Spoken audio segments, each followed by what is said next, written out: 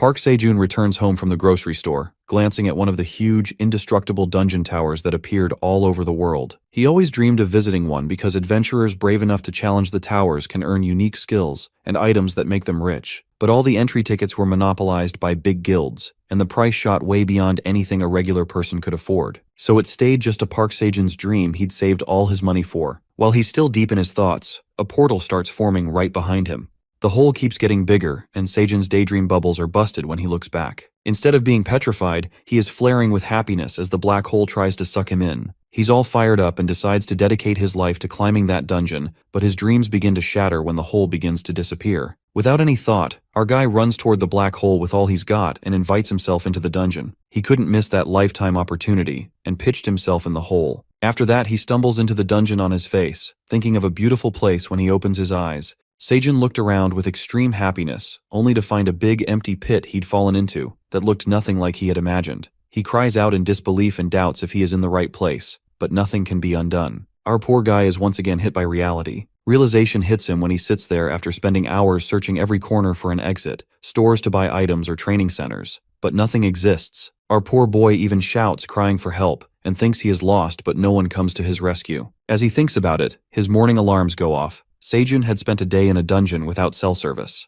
Yet, his stomach starts growling, and he looks over the veggies he had bought earlier. The bag had 1 bottle of water, 27 cherry tomatoes, 7 sweet potatoes, 10 green onions, and an apple. After eating an apple, which seemed a delight for breakfast, and a raw sweet potato that tasted extremely sweet and crunchy, our boy fills his stomach with what he calls a decent meal. After the meal, he lays down with literally nothing to do in the dungeon. He thinks to himself that he cannot stay here for longer. He has to find a way before he runs out of food and starves to death. Sejun even thinks of turning into a dry mummy if he doesn't get rescued on time. But the bad thoughts couldn't overpower his optimistic energy, and he starts to think of ways to survive in the dungeon by any means. As he thinks of the dungeon as a land of miracles, he glances at the apple seed he had eaten. He picks up the apple seed, picks out green onion roots, some tomatoes and sweet potatoes, plants them inside the soil, and pours water on them. This fella seems proud of himself and is extremely motivated that he can survive until these plants bear the fruit. He excitedly looks over the planted vegetables that will be his mode of survival in the future. Suddenly, he hears a loud noise coming from the dungeon, and Sejun gets startled, thinking it might be monsters. To his surprise, he witnesses a blue moon as the light shines over him. As the shrieking gets louder and scary, our guy seems to struggle as his body starts to feel weaker. Petrified by the situation, he suddenly catches a glimpse of a black dragon gliding in the sky as the solar eclipse occurs. He peeks at the black dragon and thinks how beautiful he is. But before he can believe his eyes, our boy suddenly collapses and falls to the ground. After a while, Sejun's phone alarm starts buzzing and he finally wakes up. He grabs his phone and is flabbergasted when he finds out that he was passed out for 2 whole days. Feeling shocked, he gets up and finds himself in pain with an intensely sore back, and his body feels a lot weaker and exhausted. As he sits by the big plant, he notices something.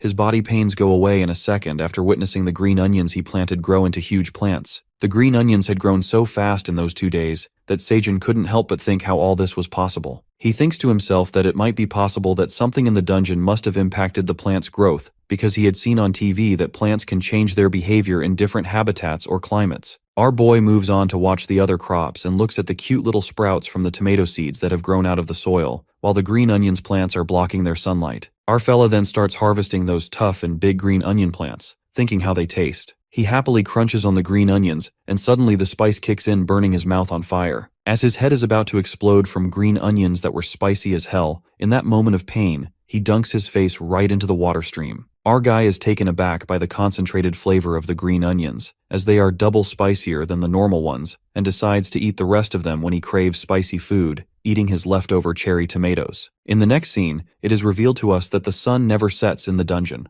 Each floor of the dungeon experiences a solar eclipse, and this phenomenon is known as a blue moon. However, it only occurs on the 10th floor and above, which makes Sejun believe that he is not on the first floor as he did witness a blue moon. While chewing on his raw sweet potato, he also thinks of that black dragon that appeared in the sky during the blue moon, assuming that he was not imagining things. This takes us back to 10 years ago when the Black Tower came into existence. Through the years, many guilds have come into form. One of them is Phoenix, which is the largest guild that recently cleared and moved up to the 37th floor. In contrast, the other guilds are extremely cautious regarding the information on the 31st to 37th floor, considering it highly confidential. However, the information about the sub-13th floors is loaded on the internet for marketing, which reveals that floors 2 through 10 are swarming with skeletons, 11 through 20 have goblins, 21 through 30 are charged with ogres, and the 31st floor is rumored to have spiders. While different kinds of monsters occupy all the floors, no one has ever mentioned a dragon, which leads Sejun to speculate that he might have been mistaken and wonders what floor he is on. He looks up at the sky and thinks maybe he's stuck on the floor that even top warriors can't reach. His moment of contemplation is suddenly interrupted when something drips on his face. Thinking that it might be raining, a little creature emerges from the dungeon. It turns out that a cute little bunny is peeking at him, leaps towards him. The drooling bunny hovers over his head, rushing towards the green onion plants. Sejun assumes that he is not an average bunny, and trims off a green onion plant, giving it to the adorable bunny to eat. As the bunny eats the plant, our boy looks over his green onion plants that have grown bigger, feeling the need to trim them twice a day. While he eats his veggies, the cute bunny starts sounding like it is communicating with someone. It looks like another bunny had joined Sejun to eat his farm crops. The bunny jumps into the cave like a ninja, wearing a classy hat and a tiny apron, carrying a watering can. It seems like an adorable team of farmers has come to assist him. Our boy looks in utter astonishment and realizes that they are a couple. I mean, our poor boy who is all alone in a dungeon is joined by a bunny couple. Sounds like bunnies have a stroke of better luck at love than our poor boy. The sun is flashing brightly over the cave, and the plants keep thriving every day. The cute bunny couple begin working on the fields as they chop the outgrown green onions, water the plants, and seem to enjoy working together as they sing along. Meanwhile, our lonely guy sits back and watches the view of the bunny couple working together with love and harmony, thinking they look good together. Lost in the thought, he figures something out, and it turns out that the bunny couple wants to live with him in the cave. Baffled, he reconsiders his decision and hesitates to keep the bunnies along with him. However, the bunnies are hell-bent on staying as they try to convince him, and they come up with a super clever trick. With their eyes fixated on Sejun, they start staring at him with their big, sparkly eyes and adorable fur face that no one could resist. Our soft-hearted fella couldn't handle the quirky cuteness that struck his heart, and eventually, he agreed to their request. But he settles on to implore something in return and does not let them stay with him for free. He asks them to help with farming, as the bunnies are already watering the plants and cutting the green onions. Farming seems to be their profession, and so the bunnies gladly accept the offer. The sheer happiness gets a little frantic when the bunnies leap towards Sejun, conferring him with the most adorable hug, melting his heart. This unprepared attack of the cuddles with soft fur was the ultimate plan of the bunny couple to trick Sejun. He gets the feeling that he'd been used and fallen into the trap of sweet bunny cuddles, but inside he is bursting with joy. Later, the bunny duo returns to the grind, while Sejun catches sight of the equipment bunnies are using. He realizes that bunnies are using magical items in farming. The hubby bunny is using a sprinkler that never runs out of water, while the wifey bunny is wearing an apron with a magic pocket, noticing that it provides farming equipment like scissors and shovel when needed. Our boy gets jealous as he cannot even buy or utilize these magical items, but he wishes to have them. In the meantime, the bunny couple finishes up their farming work, and Sejun inspects the work done by them. Looking at the field, the sweet potatoes had not sprouted yet, while the cherry tomato leaves had been growing fast, making him wonder if it was all because of the bunnies and their magic items. As things seem to be done, the bunny couple looks desperately with those adorable puppy eyes towards Sejun, asking if they are allowed to stay with him. Our fella excitedly announces that they have passed the test, and the bunnies' excitement gets over the roof as they celebrate cheerfully. Soon after they end their celebration, the bunnies rush to the cave wall and start digging the soil. While the wifey bunny makes a beautiful flower wreath for their tiny door, the hubby bunny seems to build a small, beautiful home for themselves. Looking at the tiny home, Sejun compliments the hubby for his incredible speed as he built the house in the blink of an eye. The wifey then sneaks up on her husband and taps his shoulder, giving a tempting smirk. After all, the couple needs some alone time. The wifey bunny drags her husband into the tiny house, and our boy Sejun nervously wishes him luck. Deep down, the poor fella feels jealous of the bunny couple, sobbing inside. But he manages to make himself feel better by the thought that he's not alone anymore. He's exhilarated to let the bunnies join him in the cave to help him with farming, and there's something enjoyable, so at least he won't get bored to death. He calmly lays onto trimmed green onion plants that seem plushy. As he is about to get all comfy, smokes begin coming out from the plants. Sejun jumps abruptly and loses his nerves when he feels his back getting too hot and has caught fire. Our boy flings himself onto the ground, spinning like a rolling pin to put out the fire, going through that whirlwind, and a moment later something grabs his attention. Our boy notices that dried green onions have scorched on fire, reckoning how it might be possible. He then peeks at the plastic bottle in sight that reflects the sunlight directly into the dried plants. As an idea sparks inside his genius head, Sejun suddenly transforms as if he's shooting a survival tutorial video. He starts acting like he's stuck in the middle of a forest, trying to light the fire for survival. Being dramatic, he starts narrating that living Black Tower is tough, but he fails to give up. He confidently flaunts his water bottle and dried green onions, continuing the tutorial. Like a pro scientist, our boy utilizes the plastic bottle as a lens to focus sunlight onto dried leaves to ignite a fire. It looks like our very own Seijun survival tutorial on how to start a fire is going to break the internet, but before that could happen, he's again punched by reality. Our boy holds the bottle with extreme determination, concentrating the sunlight onto the dried green onion leaves, but it looks like his tutorial backfires miserably, as it doesn't seem to work, leaving him in agony. Seijun gives it all to produce the fire, but it only forms smoke all day, and after several tries, he feels extremely unambitious. Sighing relentlessly, our boy sits there like an old hat as if he had lost everything.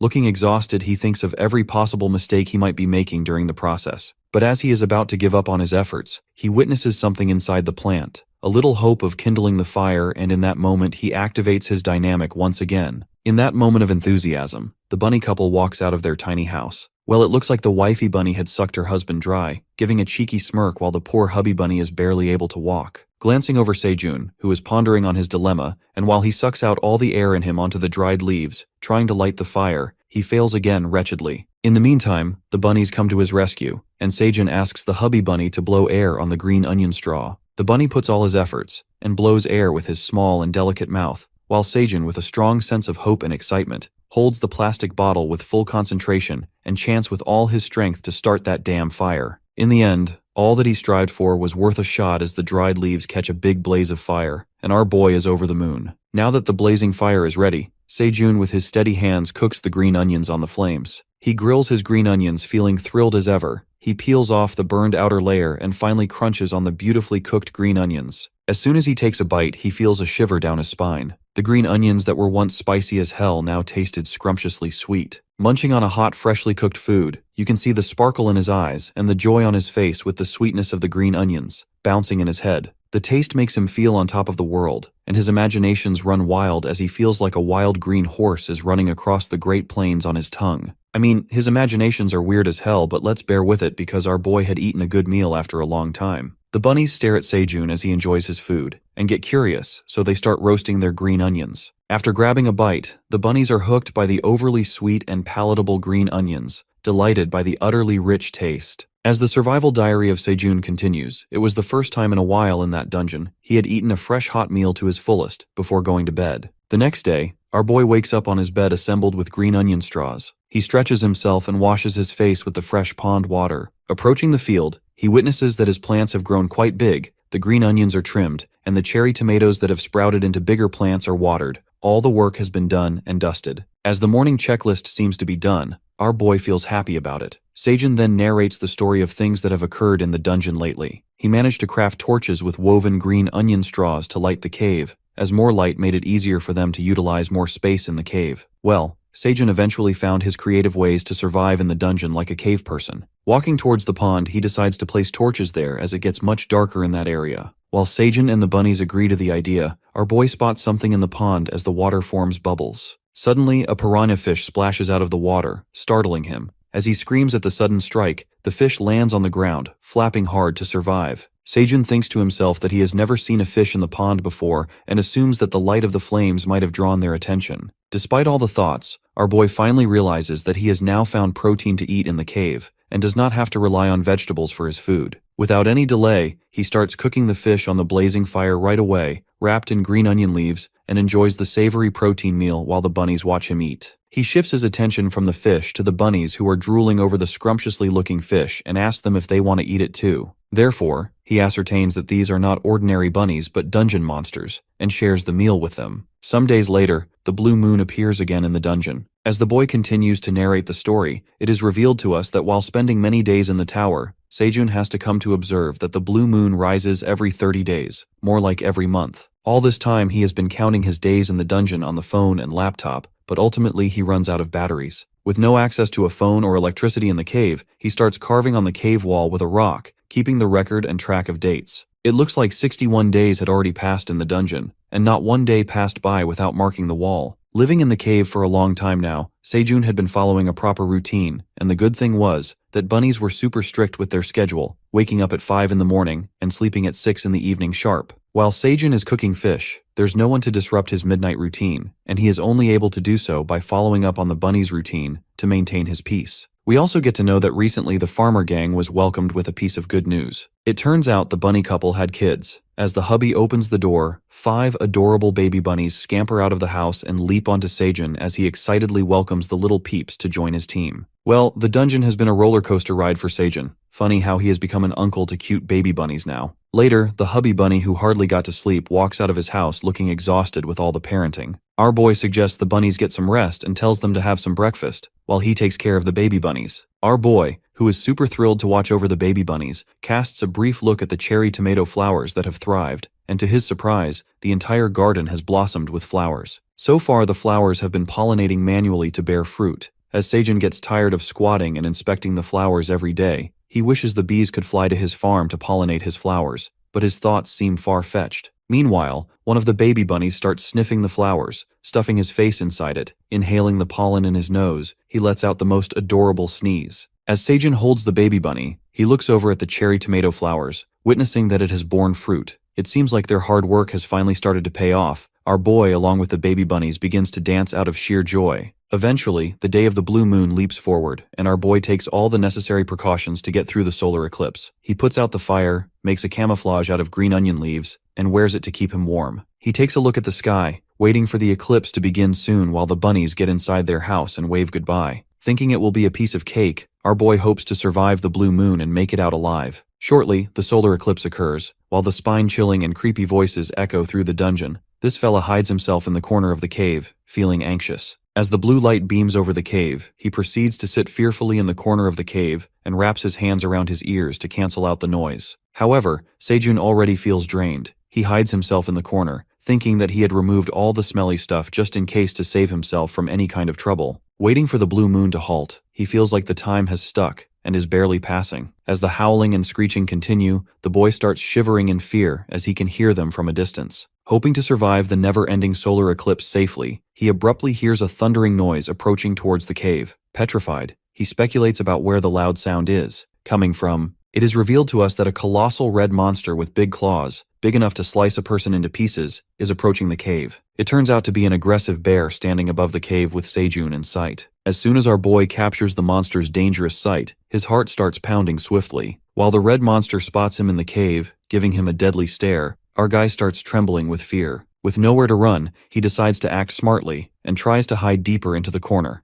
Before the bear could notice him, Seijun valiantly scoots over with his furtive and steady steps. As everything seems to be going pretty smoothly, he grabs his bag, but all of a sudden everything in his bag comes crashing down on the ground. His laptop, cherry tomatoes, and water bottle come falling on the floor, and it looks like our boy is doomed. With nowhere to run, Seijun stares in terror. As he looks at the top of the cave, our boy witnesses the bear trying to leap into the cave. Our boy starts screaming as loud with his mouth wide open as the monster comes crashing into the cave, leaping towards him with its big fangs. Well, it looks like the red bear has found himself a fresh meal. Later, Seijun is found blacked out on the floor, and the bunnies gather around him, waking him up. Lying unconsciously, our boy gets slapped by the wifey bunny, who wakes him with a mighty whack on his face, startling him. As he wakes up screaming like a maniac, his mind immediately flips to the moment when he almost gets killed by the bear. It seems like Seijun passed out for quite a long time because every part of his body hurts badly. Recalling the moment when the monster shows up at the cave leaping towards him nearly getting killed, he starts to get the chills. As the thought sends chills down his spine as he shivers with fear, the bunnies light up the fire while Seijun warms himself up and covers himself with a blanket made out of green onion straws. He then gets accompanied by the bunny couple who cuddle with him, getting all comfy and warm.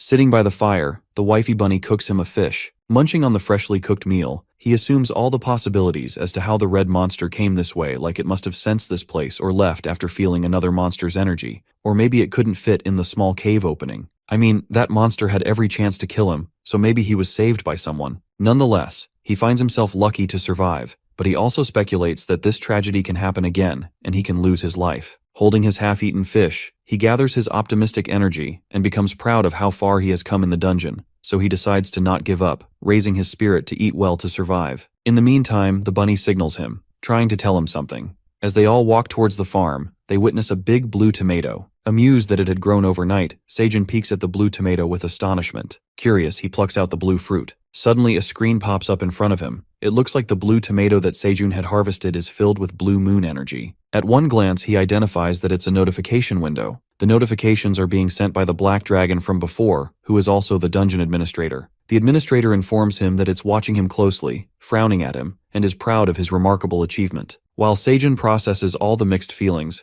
the dungeon admin reveals a dark truth unknown to him. The administrator says that our guy is an uninvited guest in the dungeon, which means he was never awakened, and it was a mistake that he got sucked into the tower. Listening to this, his world turns upside down, and he is crushed by the thought that his access to the dungeon is a mistake. Come to think of it, our boy dives right into the black hole as he is crazy about raiding dungeons, so it's not exactly the admin's fault. As he seems to get done with this bullshit, our boy gets furious as he had been working his ass off on the farm for the past 30 days. Blowing up with fury, Seijun demands to send him back home if his access to the dungeon is a mistake. After a moment, a notification comes up again, and the dragon blackmails to kill him to remove the evidence of the mistake the admin had committed. Yelling through the screen, our boy makes it clear that he cannot remove him after his thriving progress on the farm. Getting too worked up, our fellow reconsiders his tone of voice and calms his nerves down. In a bit, another notification comes up, and this time it's not about killing. The dungeon dragon finally sends something good his way as he determines to awaken him. Everything around him gets magical. Seijun is staggered by the news that he's officially being awakened, which itself is a great win for him. However, it doesn't stop here when the administrators assign him an occupation. He stares at the screen with his big shiny eyes, hoping that he will be assigned to be a wizard since he's so smart.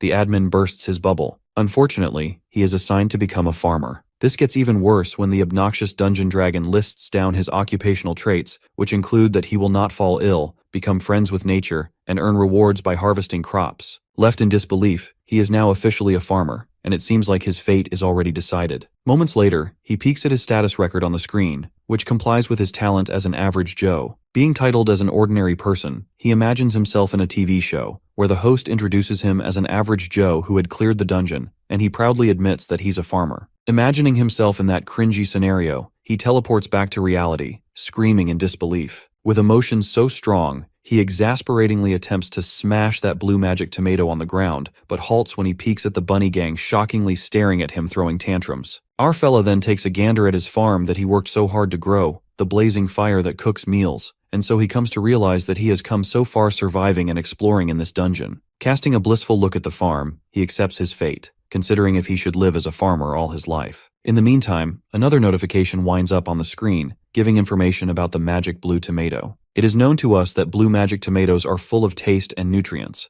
They increase magic by 0.05 points permanently when consumed, grown by Seijun Park. Our fella then comes to affirm that these blue magic tomatoes are items, and they are going to boost his stats gradually. Seijun seems to be proud of himself and the farm he worked so hard to grow, and shows his gratitude to the bunnies, as they've helped much in growing the plants. While he celebrates his joyous moments, the dungeon dragon sneakily peeks at our jolly fella through the screen, and it looks like it's planning to do something evil. As all of this happens, another notification befalls, and it seems to be a new quest for Seijun. His quest is to offer the magic tomato to the administrator. By doing so, he will be rewarded with one occupational skill, but the consequence for declining the quest is death. It looks like the administrator wants to get rid of Seijun for good and hide the mistake it has committed. Our boy reads the quest and freaks out after reading the consequences, which strike terror into him, and he begins to wonder if it's really a life-death situation. As the new quest comes up, our fella gets low-key terrified, thinking that the admin is trying to threaten him. The admin brings pressure to bear on Seijun, as he gets swayed by the shocking threat of declining the quest. Surrendering himself, he bows down in respect and serves the magic cherry tomatoes to the screen. The tomatoes teleport through the screen, and our boy finally completes his quest. Sighing with relief, he nearly forgets about the reward and taps to open it, eagerly waiting for the well-deserved reward.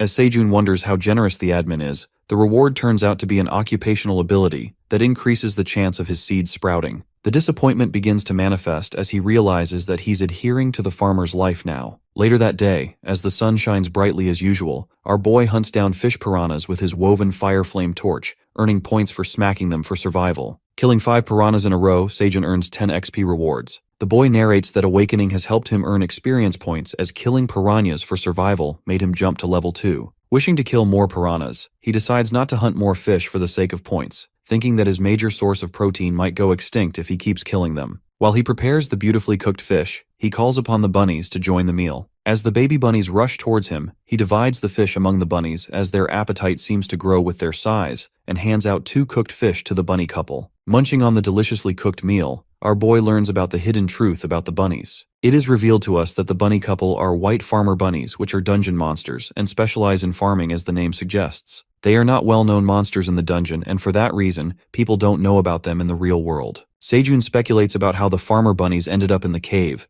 assuming they would have lost their farm, and thinks about how they can return home. The language barrier between him and the bunnies makes him ponder and wish to communicate with them. Wrapping things up, our boy announces that it's a big day at the farm today while the farmer bunnies get pumped up. Upon arriving at the farm, they notice beautiful cherry tomatoes have finally ripened and they are left in awe. The fully ripened cherry tomatoes have blossomed on the farm, the moment Sejun and the farmer bunnies were waiting for. While bunnies are springing with happiness, our boy gets overwhelmed as tears of joy stream down his face, believing that he finally achieved the fruits of his hard work and sweat because now they get to harvest the fruit they've grown. Recalling the blue magic tomato harvest, Sejun carefully approaches the red tomatoes as his hands start to shake while the bunny's eyes fixate on him. With his heart pounding fast, he plucks out the red cherry tomato, a perfectly ripened fruit that he had harvested. It turns out that these red cherry magic tomatoes are items that he had grown on his farm, and Sejun will earn rewards for every ripe tomato he harvests. It is known to us that the magic cherry tomatoes are full of nutrients and taste, and consuming this tomato dissolves 10 grams of body fat, increasing magic energy by 0.01 point for 10 minutes. These tomatoes can be consumed up to 10 at the same time as they each dissolve 10 grams of fat and give you energy. Grabbing that magic fruit, our boy is surprised when he finds out that the cherry tomatoes can increase magic energy. Sejun continues to harvest the ripened magic cherry tomatoes and keeps earning the rewards. Meanwhile, he harvests the red cherry tomatoes and stumbles on an unripened tomato. As he plucks out an unripened tomato, he doesn't get any rewards or any additional points, realizing that it's not an item but just an ordinary tomato. Hence, he carefully harvests the items to earn rewards. After a long day of harvesting cherry tomatoes as his everyday job,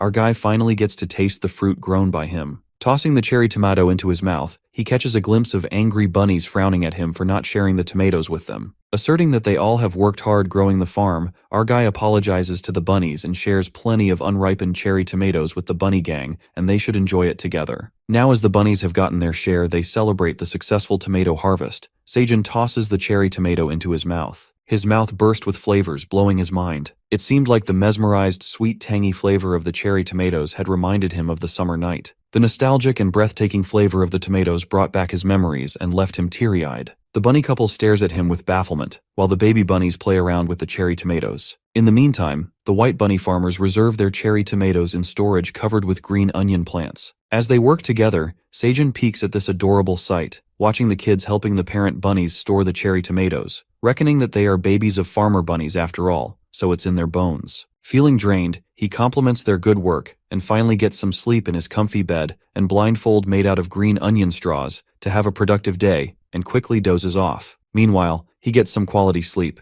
and a new quest befalls. Tossing and turning, our guy doesn't let anyone disturb his sleep. Suddenly, the screen buzzes and produces a loud noise, scaring the hell out of Sejun. Destroying his peaceful sleep, he furiously finishes off his quest, which is to offer 100 magic cherry tomatoes to the dungeon administrator. The admin gets happy as our guy flings the tomatoes through the screen and the quest gets completed. Thinking of the reward as a forced lottery draw, he wishes to gain a useful ability for once. As soon as he opens the reward, it turns out to be an ability as a harvest optimizer, which can optimize slightly unripe or overripe fruits. He turns up to be disappointed by this ability, but later realizes that it's super useful. Because of this ability, he is able to earn more points by turning unripe or overripe fruits into ripe fruits in optimal conditions. With this ability, his work got more efficient, as he didn't have to wait for the tomatoes to be ripened. Deciding to take another break, another quest shows up at the notification window as the admin requests 200 harvested magic cherry tomatoes with no rewards. Unwillingly, Sejun completes the quest to compensate for the great ability given by the dungeon dragon. But this was just the beginning. The tower manager kept getting greedy, abusing his power as he increased the amount of cherry tomatoes from 200 to 250, and eventually asked for 300 cherry tomatoes. Our guy tackles the situation with patience and continues to complete the quests for the sake of rewards. However, when this new quest comes up, our fella finally loses his cool when the dungeon dragon asks him to offer 500 harvested magic cherry tomatoes with no rewards for completing the quest. Making his blood boil, our guy bursts out in anger when he reads out the new quest, and this time he vehemently says no to completing this quest. Well, it clearly looks like the tower manager is a punk, abusing his power as a dungeon admin, and is trying to raise our main character as a slave. But Sejun has finally spoken for himself and put the obnoxious dragon in its place. As the admin is flustered by this bold move, our boy feels like he's being used, as he does all the hard work and gets barely anything in return. It seems like a dungeon dragon is addicted to cherry tomatoes. It was the first time that Sejun had declined the admin's order, and he added this in his survival diary. Making the admin's jaw drop, our guy lashes out at the admin, as he had taken hundreds of cherry tomatoes earlier, saying that he also needs those cherry tomatoes for himself and the bunnies to feed themselves. Upon hearing his reason, the admin says to deal with their own problems and does not back off with the quest of 500 cherry tomatoes. Smirking, our boy clenches his fist, and listening to his bullshit, he replies that he had been working his butt off on the farm to harvest these cherry tomatoes. Adding fuel to the fire, the admin disrespects all of his hard work, saying that all he has to do is sow seeds. The admin further demands he to stop making a big deal out of it and complete the quest. These rude remarks made by the dragon make our boy even more mad, and he again turns down to accept the quest. Fearlessly, he ignores all the notifications by the admin and proceeds to continue with his work. The administrator starts manipulating Sejun, asking him if he is certain about declining the quest, adding that the admin might end up killing him. In the meantime, Sejun and the bunnies cut off green onions, cooking their fish, and the bunnies brought up the cherry tomatoes for their meal. As the admin relentlessly keeps blackmailing our boy, Sejun fills with rage and makes himself clear that he won't share the fruit that he had grown with hard work with anyone who doesn't acknowledge his work, and titles it as just throwing seeds. Stating his work is easy, the over-the-top tower manager demands him to follow the order as it holds the power as a dungeon administrator. Sticking with his decision, our boy proudly refuses again and tries to reason with the admin. He discloses the reason for declining this quest to be the admin who doesn't acknowledge his hard work on the farm that he was dragged into with hardly any rewards for the exploitation. Feeling dreadful, our guy finally speaks the truth, asserting that it might be a dungeon admin with power,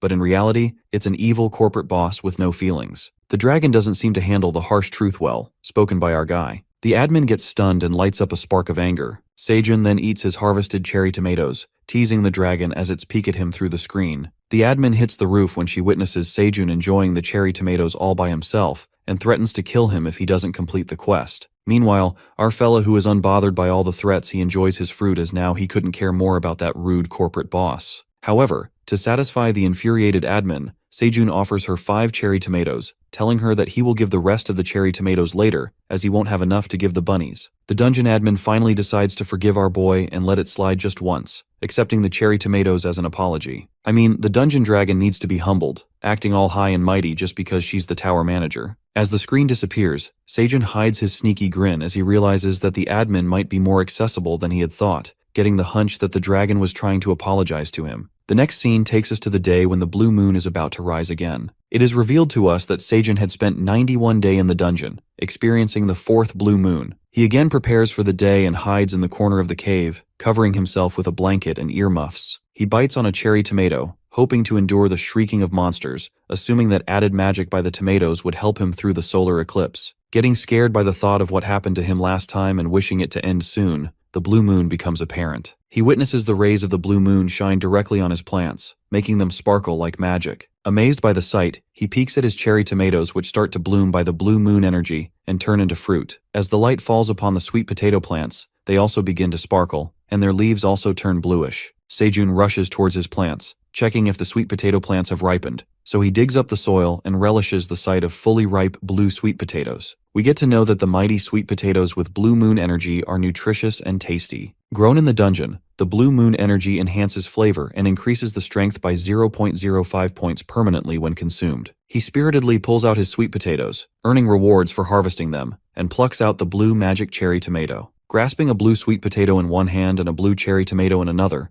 Sejun lights up with joy, feeling as if he has conquered the world. But his happiness doesn't last long when he receives a new quest. Knowing how stubborn the admin is, the quest asks to offer a mighty sweet potato and a magic cherry tomato to the admin with no rewards, and threatens to kill him if he declines. I mean, the admin is crossing all the limits, misusing her authority to satisfy her cravings. Receiving 2 quests at the same time, our guy chooses not to risk his life and completes the quest, offering a basket full of cherry tomatoes. This makes the admin happy as he is now following the orders. However, the admin starts blabbing and complaining as the cherry tomatoes are not the required amount, warning him that he must offer them next time. Frustrated, he promises to give the rest of the cherry tomatoes some other time and requests for more time. After that, Sejun tosses the blue cherry tomato into his mouth and falls in love with the sweet, tangy flavor of the fruit, which again makes him reminisce about the summer night with fireworks. Our boy can't seem to wait and starts steaming the sweet potato, and with no foils available, he wraps it up with super helpful green onion leaves. Impatient to eat the sweet potato, Seijun eagerly waits for the delicious meal to be cooked. The blue moon also comes to an end, and the bunny gang comes out of their house, staring at him with confusion. He delightfully welcomes the bunnies to join him and eat the sweet potato loaded with blue moon energy. The bunnies are mesmerized by the sight of a perfectly cooked sweet potato that's steaming hot, but the daddy bunny refuses to eat it. The bunny, acting like a true man, tells Seijun to eat the sweet potato all by himself because they have only one. Crying out of happiness,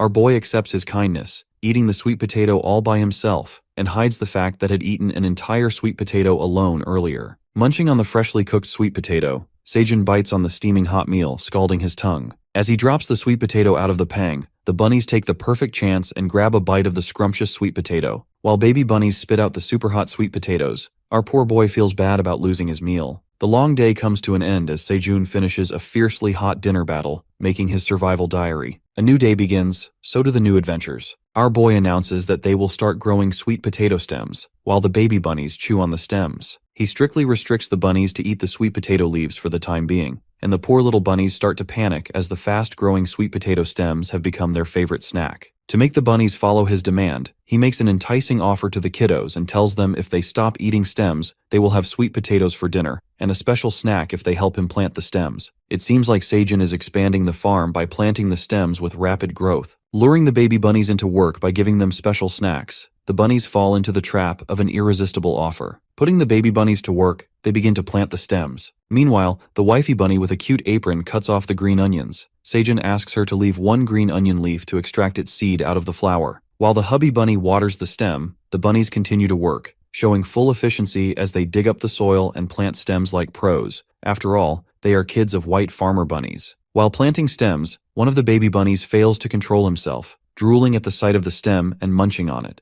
As he takes a bite, the poor baby bunny gets whacked by the daddy bunny for breaking the rules. Seijun acknowledges the daddy bunny as a great father for keeping his kids in check. On the other hand, our boy harvests the magic cherry tomatoes on the woven basket and receives rewards, reaching level 8 with increasing occupational level. Then, he eventually stops harvesting after getting the rewards and begins to make snacks for himself and the bunnies as promised. In contrast, the admin stealthily peeks at our guy as he makes cherry tomato sticks, wondering what he will make this time. As Seijun turns back, he snags the admin sneaking up on him from behind his back. Preparing the special snack, he calls upon the bunnies to join him for the meal. The bunnies excitedly scamper towards him, and our talented fella presents the special barbecued cherry tomato bone skewers. The skewers are made of clean piranha bones, and the barbecue adds flavor, making the fruit taste sweeter and tender. The bunnies are overjoyed as they grab a bite of that scrumptious snack, and Seijun declares these special skewers as on-the-go snacks. Stuffing themselves with the flavorful snack, our boy proceeds to harvest the sweet potatoes. Harvesting 15 sweet potatoes, he realizes that it's growing by 5 times. The items are mighty sweet potatoes, full of nutrients and flavor. When consumed, they dissolve 10 grams of body fat and increase strength by 0.1 point for 10 minutes. However, when consumed by a non-awakened person, they dissolve 10 grams of body fat and help digestive activities. Gazing at the other stems that haven't grown yet, he sows them himself and learns something important as he gets a reward notification. Our boy finds out that in order to get rewards, he needs to plant everything on his own to boost familiarity. He frantically orders the bunnies to stop planting the stems, saying that he will do it by himself. We are taken to the next scene, where we see the dungeon dragon in her cozy home, roasting the cherry tomato skewers on the huge fire roaring in the hearth. As she chews the strangely delicious tomato skewers, and figures out that it's bitter on the outside, and sweet on the inside, while she peeks at Seijun through her magic crystal ball. The dungeon admin gets furious as she catches a glimpse of happy Seijun, who is enjoying the sweet potato with fellow bunnies without her. It is revealed to us that the name of the dungeon administrator is Aileen Pratani, the Great Black Dragon. While the farmer gang chews on the sweet potato, our boy receives an extra quest which is sent by Aileen out of spite. The quest asks for a roasted sweet potato from the admin right away, who threatens to kill him, as she will not tolerate any more delays. With only one roasted sweet potato left, Seijun acts smart and asks for a reward in return. Aileen reconsiders the quest and sends in the reviewed offer, asking for 1 sweet potato and rewarding 2 occupational abilities in return. Our boy seems satisfied and clears up the quest for which he gets access to the seed store. After receiving the reward, Seijun activates the seed store's ability to purchase products at the store once every 30 days. Our guy is surprised as he figures that now he can buy stuff in the dungeon from the seed store. Complaining why the admin didn't give such a great ability soon, he activates the seed store ability. Unfortunately, There's no transaction history with the seed store. With no dungeon money, he panics about how he can make transactions. To solve this problem, Aileen comes to his rescue and gets generous, giving him a newbie offer that his seed store will provide with 1 dungeon coin that has been deposited into his seed bank account. Seijun is pleased by the great reward of getting to witness the dungeon currency for the first time, and recalls that a dungeon coin used to cost 1 million in the real world. With his newbie level, he can only buy 1 type of seed, making it difficult for him to choose from the seed store. Glancing at all the seeds which seem out of range, he is left with the only choice, which is carrots. Listening to this, the bunnies stare at him with big sparkly eyes, as if they're craving for carrots. The bunnies get all exhilarated, and Seijun starts chanting along with them. Suddenly, the daddy bunny strikes a powerful kick on Seijun's face. Getting startled by the bunny's kick, he quickly purchases 1,000 carrot seeds, earning 1 seed store point. The carrot seeds emerge in a fancy red pouch, and the bunnies get happy with the carrot seeds. After that, they plant the carrot seeds. Getting to buy carrot seeds for the first time from a dungeon coin, he adds this in his survival diary. Later, we witness a bee spying on them from under the leaves.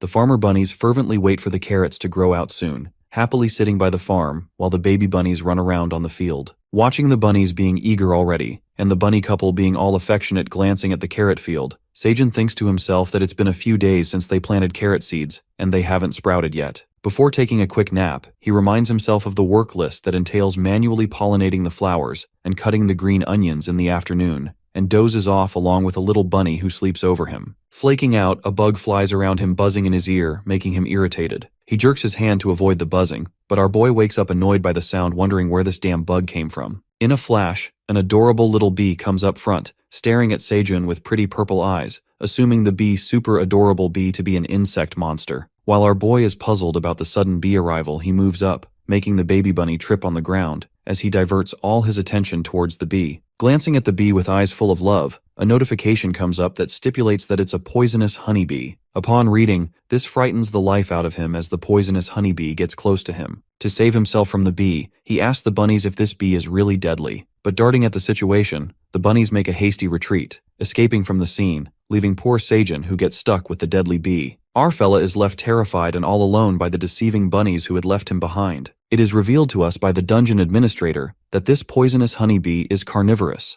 as they hunt animals with their venomous stingers and eat the flesh. The admin further warns them to stay away from the deadly bee stinger. Scared stiff, our guy feels threatened by the honeybee, knowing that it eats flesh. He instantly gets away from that poisonous insect monster, jerking it away. I mean, it's a deadly honeybee with a venomous stinger that can frighten anybody to death. Abruptly, the poisonous honeybee becomes mad with her eyes turning red. Our boy cries for help, pleading with the bee not to kill him, and trips on the ground. Stumbling onto the flower field with nowhere to escape, he grasps a flower and scaredly approaches his hand towards the bee. The bee calms down, inspects the flower, and starts sniffing it. Finally, the honeybee sucks the flower nectar, and now the deadly monster seems to be delighted while our boy speculates if the bee is really carnivorous because it had consumed the nectar. In a minute, he figures out that the honeybee has carried pollination. This distracts the terror of the poisonous honeybee, who now seems harmless. Our fella summons the bee and directs it towards the fields of flowers to pollinate them. This way, the bee carries out pollination, filling its stomach while some of the Seijun's workload is lifted from his shoulder. The tantalizing rush starts to flow as the honeybee heads towards the flowers, and our guy is more than satisfied now, as does not have to pollinate the tomato flowers manually, which hurts his back. In the meantime, the bunny gang comes back, peeking at Seijun as they hide behind the rock. Greeting the bunnies, he taunts them for leaving him alone, calling them selfish. Still angry with the bunny gang, the honeybee returns after pollinating the flowers. Thinking that the bee has now filled its stomach, the monster bee comes closer to Seijun, making its bed on his shirt and sleeps on him. Finding it cute, he hopes not to get stung by the poison, not making any movements while the bee rests on him, and the bunnies surround him, glancing at her with fascination. He welcomes the honeybee as a new family member in his survival diary. The next day, we see the farm has blossomed with ripened red cherry tomatoes. It seems like Seijun has spent 120 days in the dungeon, marking the wall without forgetting a day. A peaceful day shines over the farm. The bunny takes care of the plants as they water the seeds, while our boy harvests the freshly ripened cherry tomatoes. Annoyed by the baby bunnies disturbing his work momentum, Uncle Seijun sends them off to play somewhere else. As he catches a glimpse of baby bunnies playing together, the proud uncle smiles at them as it reminds him of his good time as a kid. Later, the honeybee joins them, settling on Seijun's shoulder. The boy then narrates that the poisonous honeybee has been traveling back and forth to the dungeon for a few weeks. She arrives in the morning to do all the hard-working honey-sucking work and returns to the forest by evening, guessing that it goes back to her beehive. We also get to know that the honeybee started producing its own honey a few days ago, which is intriguing. Later, lunchtime begins, and our boy gathers the bunnies to join him for the meal. The bunnies eat their cooked fish, while Seijun grabs his roasted green onion as the bee drips honey on it. These are known as honey green onions, freshly green onions topped off with a layer of honey from the honeybee, which enhances the sweet and savory flavors. While Hen gets dazzled by the hypnotizing taste, the bunnies are left in awe by the taste of the honey green onions. Our boy feels relieved as the bee now seems harmless, and with honeybees being super useful for pollinating and providing honey, they have expanded the farm rapidly. Seijun can't seem to get over the delicious honey green onions, thinking that he can immerse himself in honey like a bear in a few months. The administrator sneakingly peeks at him and cheers him on. In the meantime, Seijun marks the wall and notices that the blue moon is approaching. He feels nervous thinking about the previous incidents that occurred during the solar eclipse, wishing that it passes safely. As the blue moon day rises, Seijun takes some red cherry tomatoes out of the storage into a woven basket. While thinking that the honeybee hasn't shown up yet, he assumes that she might be getting ready for the blue moon, and gives the bunnies a heads up to return to their home. However, as our guy picks up the tomato basket, he notices something strange. Noticing the farmer bunnies and the baby bunnies frantically clamped together in a tight hug, acting strange. Staring at them with confusion, the bunny couple ran towards their home in the blink of an eye, leaving the baby bunnies behind. As the blue moon is about to begin, Seijun is muddled by the sudden situation watching the baby bunnies be left outside by their parents. Promptly, the blue moon rises as the light falls on him. Our boy turns back to look at the baby bunnies and observes something horrible. He watches the baby bunnies turning into monsters as the blue moonlight falls upon them, making them wild. Witnessing the horrible situation that has taken place, suddenly a bright light flashes onto his face. It seems like something is happening to the bunnies. Assuming that it's over, it turns out that the babies have grown up and have transformed into white farmer bunnies with the help of blue moon energy. Our guy sums it up that now the bunnies have grown up as their coats have changed similar to their parents, and this fifth blue moon of the bunnies was their adulting ritual. It appears that there are 4 white grown-up bunnies and 1 black-coated grown-up bunny. Perplexed by the sudden incident, faint-hearted Uncle Seijun starts sobbing, reckoning that something happened to them. While the grown-up farmer bunnies appease him, our boy moves in for a big cuddle, smooching off the bunnies who can hardly escape. He takes sweet revenge for scaring him, and the grown-ups start running away from his cuddles filled with love. Eventually, the blue moon comes to an end, and the farmer bunnies come out of their home, watching Uncle Seijun and the grown-up bunnies sitting back by the fire. Our boy contemplates the wholesome moment as the grown-up bunnies reunite with their parents, clinging together in a hug, and thinks of throwing a party for newly young farmer bunnies. However, one of the young white farmer bunnies moves his hand, and an item appears in his hand. It seems like all of the 4 white farmer bunnies summoned their items, including a white sickle farmer, a white wagon farmer, a white sprinkling can farmer, and a white shovel farmer. Getting their items, the parents cheer them on as now all of them have transformed into farmers like them. Summoning their items, Seijun concedes that when the bunnies grow up to be white farmer bunnies, they each get to own an item, thinking that he will never be able to borrow an item. While a white farmer bunny tosses the black bunny out of the wagon, the guy is still lost in thought. As soon as he asks the black bunny why he didn't get any items, a big wooden hammer appears in his hand, and our boy realizes that he's not a farmer, but a black warrior bunny as his name appears. Later, all the white farmer bunnies begin working on the farm, with 2 of them trimming off the green onions, 2 of them watering the field, 1 of them carrying the freshly harvested tomatoes into the wagon, and 1 of them digging up soil with the shovel. The wagon farmer bunnies bring the cherry tomatoes in the wheelbarrow to Seijun, where he places the tomatoes in the storage made out of rocks and covered with green onion leaves. Tears of joy start streaming off Uncle Seijun's eyes as he beholds the sight of his grown-up bunnies helping their parents, getting proud of them. Meanwhile, our boy swings around his attention to the black warrior bunny. He finds him chilling and eating cherry tomatoes, and asks if he ever works at all. He wonders what a warrior bunny does, and assumes their job is to fight for the living. But in the dungeon, there are no monsters that could put their farm in danger, asserting that the big wooden hammer isn't useful in farming. The black warrior bunny makes his way to the pond and points at it. Our guy concludes that the warrior bunny can hunt the fish in the pond, and that would be helpful for them, putting one more thing off his plate. To test the bunny's power, Seijun stands near the pond holding the fire flame torch to lure in the fishes, and the warrior bunny stands guard with his hammer. As the fish splashes out of the pond, the warrior bunny strikes a blow with his hammer with full strength, turning the poor fish into grits, like a fish juice. Our guy is left stunned by the powerful blow made by the warrior bunny. Disappointed, they all eat soggy gritfish for dinner while the white farmer Blues gives him an annoyed glare, making him feel guilty. But Uncle Seijun tries to lighten up the mood, giving hope to the black bunny that practice will make him good at hunting fish. After some time, the bunnies familiarize themselves with their appointed roles as Seijun helps them through it all. 125th day in the dungeon comes along, and the seed store reopens after 30 days. Delighted, our boy wonders what seeds he should buy this time, But this excitement is short-lived when he witnesses that the prices of the seeds have increased more than before. The 3 seed choices appear in front of him, and with only 0.09 dungeon coins, he could only afford the waxy corn seeds. He is concerned about future purchasing, as it seems like a problem because he won't be able to buy anything if the prices keep getting higher, and also there's no way for him to earn dungeon coins. It is revealed to us that the hunters or people who are taken into the dungeon have 3 ways to earn dungeon coins. The first one is the way to earn rewards by clearing up dungeon floors, which gets them large amounts of rewards, but only once per floor. Clearing floor rewards do not take up a larger proportion of hunter revenue, which takes us to the second way, that is to earn rewards by killing monsters and selling their bodies to peddlers or at the first floor store of the dungeon. The second way takes up the largest part of hunters' revenue because it enables repetitive sales. The last way, which is the third way, is to earn rewards by completing quests, and the rewards vary according to the quests. Unluckily, Seijin cannot earn dungeon coin with any of the ways because he is not allowed to clear up the floors or leave the dungeon, and the only option he is left with is exploitative quests given by the dungeon dragon. He frantically calls upon the admin and asks him for dungeon coins in return for completing quests. The notifications come up and it turns out the admin is unaware of the dungeon currency, but promises Seijin to give the coins when she grows up. He gives it a thought and speculates that the dragon doesn't know about the dungeon coins, asking about her age and how many years she needs to grow up, to which Aileen the Black Dragon answers that it's a secret. But the dragon estimates the age, which is around 300 years, making our poor protagonist freak out. He strongly objects because to earn his coins he will have to pass the dungeon coins to generations of his great-great-grandchildren,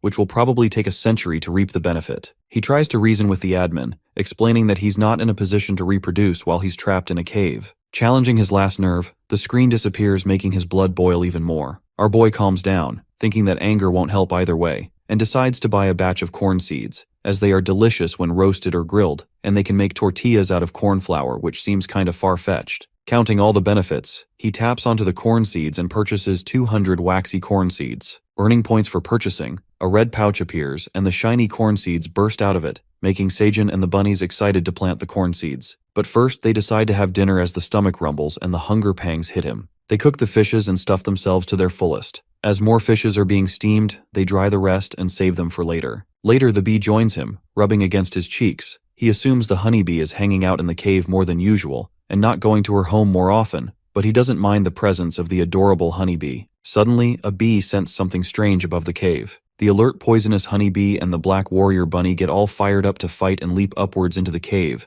guessing that it's a dungeon monster. But it turns out to be Little Paws, stretching out from above the cave, pleading to stop attacking him, as he is not here to steal their food. It turns out to be a cat who has found its way into the cave, and the bunnies start to shake in fear. Seijin asks the cat what brings him here, and the cat, wearing a cute green cape with its paws aimed toward the ground, jumps into the cave, entering like a classic superhero. The cat introduces himself as Teo, who is a peddler, and greets his customer Seijin Park. Meeting the peddler cat, Seijin adds this moment into his survival diary, remembering that he has heard about running into peddlers while climbing the towers, but never heard about a peddler cat before. Analyzing Teo's soft, chubby cheeks, sparkly wide eyes, and squishy paws that nobody can avoid playing with, our guy gets smitten by the cute cat. It turns out that Seijin is a cat person. Trying to act cool in front of the cat and hiding his affection, he asks Teo about what he wants. To this, Teo answers that he has gotten to know that Seijun has become a new member of the seed store. The cat bows down and proposes a deal with him. The cat takes some stuff out of his bag, but shortly after that his stomach starts growling. Teo apologizes for his unprofessional act in front of his customer, asserting that hasn't eaten anything in days. Listening to this, a sneaky grin shrouds Seijun's face, and he offers the cat some grilled fish. Glancing at the freshly grilled fish, Teo's eyes get bigger than ever. It looks like he has never seen a fish before and can't wait to grab a bite of the scrumptious meal. Drooling over the grilled fish, Teo refuses to eat the fish, saying that he can't take his customer's food. But it looks like Seijun has something in mind as he doesn't back off, and urges the cat to take the fish, tempting him by carrying the grilled fish close to his face. He lures the food near Teo, telling him to smell the wonderfully succulent fish cooked to perfection, imploring him how he can resist the strong fishy aroma of being a cat. Teo stares at the fish with desperate eyes, testing his patience. He fails to hold back and grabs the grilled fish, drooling at the mouth. The irresistible act of Seijun makes the cat eat the fish, and he keeps grilling it for him, being compassionate about Teo's appetite. As Teo eats 5 grilled fish cooked by our guy, the cat lays on the ground, stuffing his stomach to the fullest. The cat is more than grateful for the delicious meal and appreciates his hospitality, unsure of how else to repay him. Exchanging the kind words, Sejun proposes a deal to Teo, asking for 0.5 dungeon coins. The cat gets confused, but our guy clears the air as he asks him to pay for what he has eaten. Thinking that the meal was for free, the sly cave person tells Teo that there's no such thing as a free lunch, and reminds the cute cat that he's here for a deal. Sejun traps the poor cat in his plan and asks Teo if he was just going to leave after eating his customer's food, while the warrior bunny stands behind him holding a hammer. Poor cat pays him the amount he asked for, and our guy gets excited as he has just earned dungeon coins. It looks like Teo the peddler cat has gotten scammed by our main character. Teo regrets his decision and ponders that he came to make money from his customer, but ended up giving his money away. Looks like his business took a fall before it even started. Determined, he refuses to be a pushover again and decides to sell something to Sejun, taking his items out of the bag. Teo presents the brand new items he had bought from another dungeon floor, which include a container, mini fan, and a pocket hand warmer selling for 5 dungeon coins each. Sejun thinks and speculates that these items are similar to those of the outside world. The cat goes on and explains their magic features, saying that the container is a magic preservation that also maintains the temperature of hot, or asserting that these items are trash. Hearing the disrespectful remarks about his items, Teo gets furious as his valuable items are titled as trash when they should be appreciated. On this, Sejun discloses that he had come from the outside world, confessing that none of these are magic items but are ordinary real-world gadgets, explaining the real science behind the items and how they actually work. The cat fights back, denying the stark reality about his items exposed by Sejun. He also reveals that a goblin named Skaram told him that these are magic items. While the cat continues to tell his sob story, the mini fan goes out of battery. As Teo tries to make the fan move, he fails miserably, and our boy speaks out that this person named Skaram tricked him into buying these useless items by telling mendacious features about them. Listening to this, Teo is on the verge of a breakdown as he remembers how friendly the goblin was, and he easily got fooled by him. Distraught, the cat is left in disbelief after getting deceived by the goblin, punching on the ground with his little paws, and breaks down in tears, calling himself a useless cat who easily gets persuaded and conned. Thinking that Teo sounds like a real cat, our boy asks the cat to share his tragic story. Teo then unfolds his tale of woe, revealing that he's from the 75th floor, which is one of the neutral zones in the dungeon. He falls in love with Maril, who is the most beautiful catwoman in his village, Granier. Mustering up the courage, he finally decides to express his love for her, proposing to Maril with a bouquet full of fish. He asks her to be his girlfriend, as Meryl, a pretty gray cat, appears in a beautiful blue dress. As she breathes the unpleasant smell of the fishes, she flings the bouquet with her sharp claws, and the small fishes scatter all over the ground, ruining Teo's gift.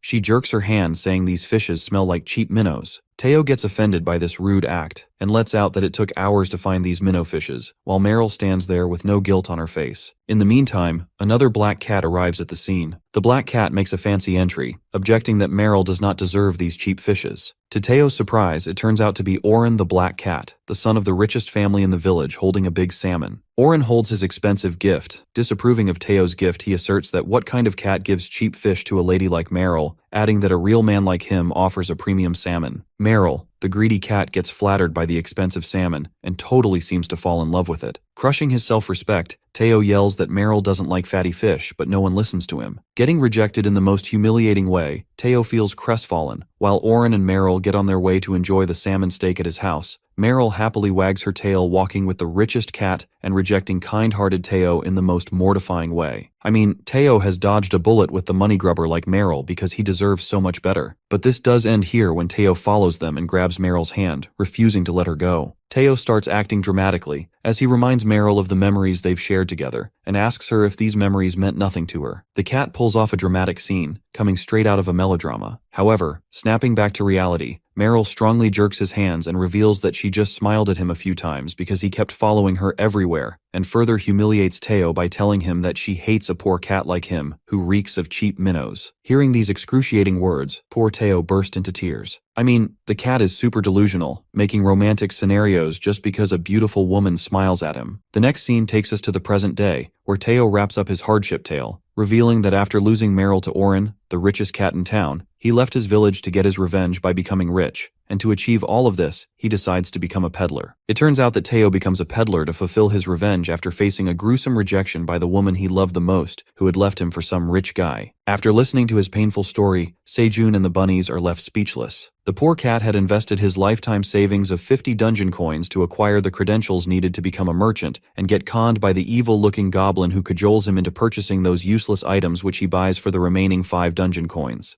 Teo explains his scam story and about that evil goblin. It all begins in a bar where a black female bunny in appealing clothes is serving drinks. The goblin sets a trap by tricking him into sharing a secret, unraveling that the items the goblin has the cat can resell them at a higher price on the upper floors of the dungeon as people on the top floor collect these things for fun. Hysterical, Teo interrogates him about why he is selling these items for a low price, on which he lets out that he likes Teo and he is helping him out as a junior merchant. As Teo gives it thought, the goblin manipulates him, saying that he will sell these items to the other merchants. Therefore, Teo falls into his trap and gets a bonus from Skaram the Goblin, which is the map that shows the new seed store member, and after that, the goblin leaves the bar. Just like that, Teo gets strapped for cash, and because of that, he has to skip meals to come all the way here, in hopes of selling these items only to hear these items are trash, losing a customer. The poor cat is devastated by the things that happen to him. Upon hearing this, Sejun thinks to himself that Teo is the most gullible cat he's ever met who has gotten scammed by everyone, and promptly an idea sparks in his mind. It looks like our boy has gotten smart after spending a rough life in the dungeon. Our guy finally figures out the way to earn dungeon coins and encourages Teo by offering him a grilled fish. Panicked, Teo asks if he would make him pay for the meal, but this time Sejun makes sure that they're for free, and so are the earlier ones. The cat looks at him with eyes filled with love, feeling relieved. However, he asks for a favor in return that is to work with him, and Teo listens to him carefully. It looks like Sejun has found himself a servant as well as a partner, saving this moment in his survival diary. Confused, Teo asks him if he wants to work with a useless rookie peddler like him, but Sejun, who cannot let this deal slip out of his hands, persuades Teo to sign the deal and help him sell his items, flattering him by calling Teo a business savvy. But the cat is not uplifted by his words and thinks of himself as a useless cat. But Sejun comforts him, making him believe that committing mistakes is okay, and they also lead him to meet his business partner. Encouraging the cat by calling him a business ingenious, our guy almost convinces Teo to be his partner. As the peddler's thought lingers in uncertainty, Sejun calls the bunnies as they set up deck chairs and an umbrella canopy made out of green onion leaves, making it look like a beach without water, while the white farmer bunnies adorn themselves with flowers. Sejun slurps the drink served by the bunnies, relaxing on the deck chair while the bunnies act as his servants, blowing air by the green onion leaves, and the Teo sits there in utter confusion. After that, he proceeds to talk to Teo, letting it out they cannot trick people into buying the items he'd bought from Skaram,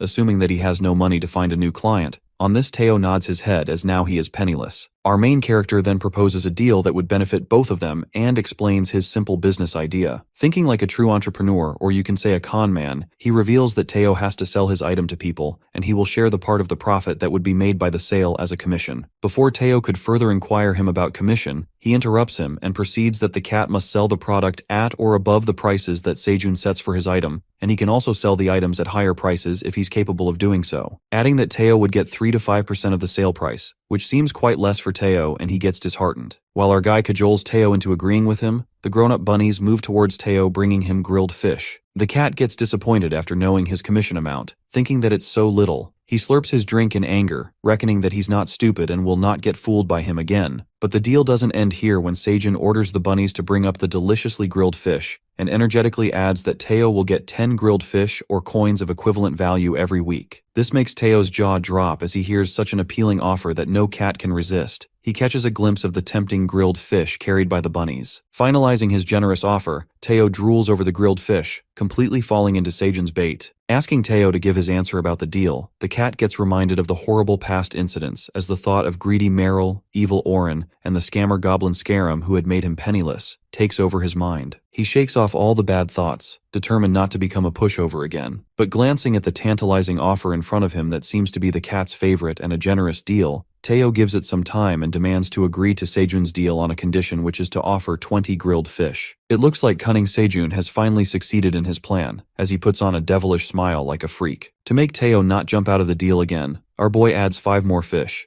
making it 25 fishes in total as his compensation. The cat is filled with admiration as he peeks at the irresistible grilled fish. To add a cherry on top, Sejun offers Teo to have as much grilled fish as he wants while he stays in the cave, making him burst with happiness. As Teo with an adorable cat face stands in awe with his eyes filled with love looking at the cooked fish, our guy asks for a piece of paper. Getting his hands on a paper and a feather pen, Sejun decides to make a contract. While both parties sign the contract, Teo instantly regrets his decision, presuming that he signed the contract on a whim, as all attention is captivated by the sight of grilled fishes. The paper contract glides in the air, transforming into an official permanent agreement by the dungeon admin, with proper purpose and terms written by Seijun, demonstrated on the notification window. Our ingenious guy reveals that contracts are important in the dungeon that can't be revoked, and that's why it is hard to delete or edit them. He then celebrates his first ever contract with Teo, while the cat is still in disbelief, reconsidering the decision. Reading the contract, Teo raises a question about Clause 4, asking what the term Miowish means, and takes a guess that our fella could be referring to his Grainier dialect. While the self-conscious Teo wags his tail, our boy informs him that he will find out when the time comes. Hoping for a good partnership, and uncertain of how long this contract will last, the cat reminds Seijun of the first clause, stating that the contract will be terminated if Teo fails to make any sales or sell his items. Patting the fluffy cat, our boy puts his trust in Teo and praises him by telling him that he is counting on the savvy cat,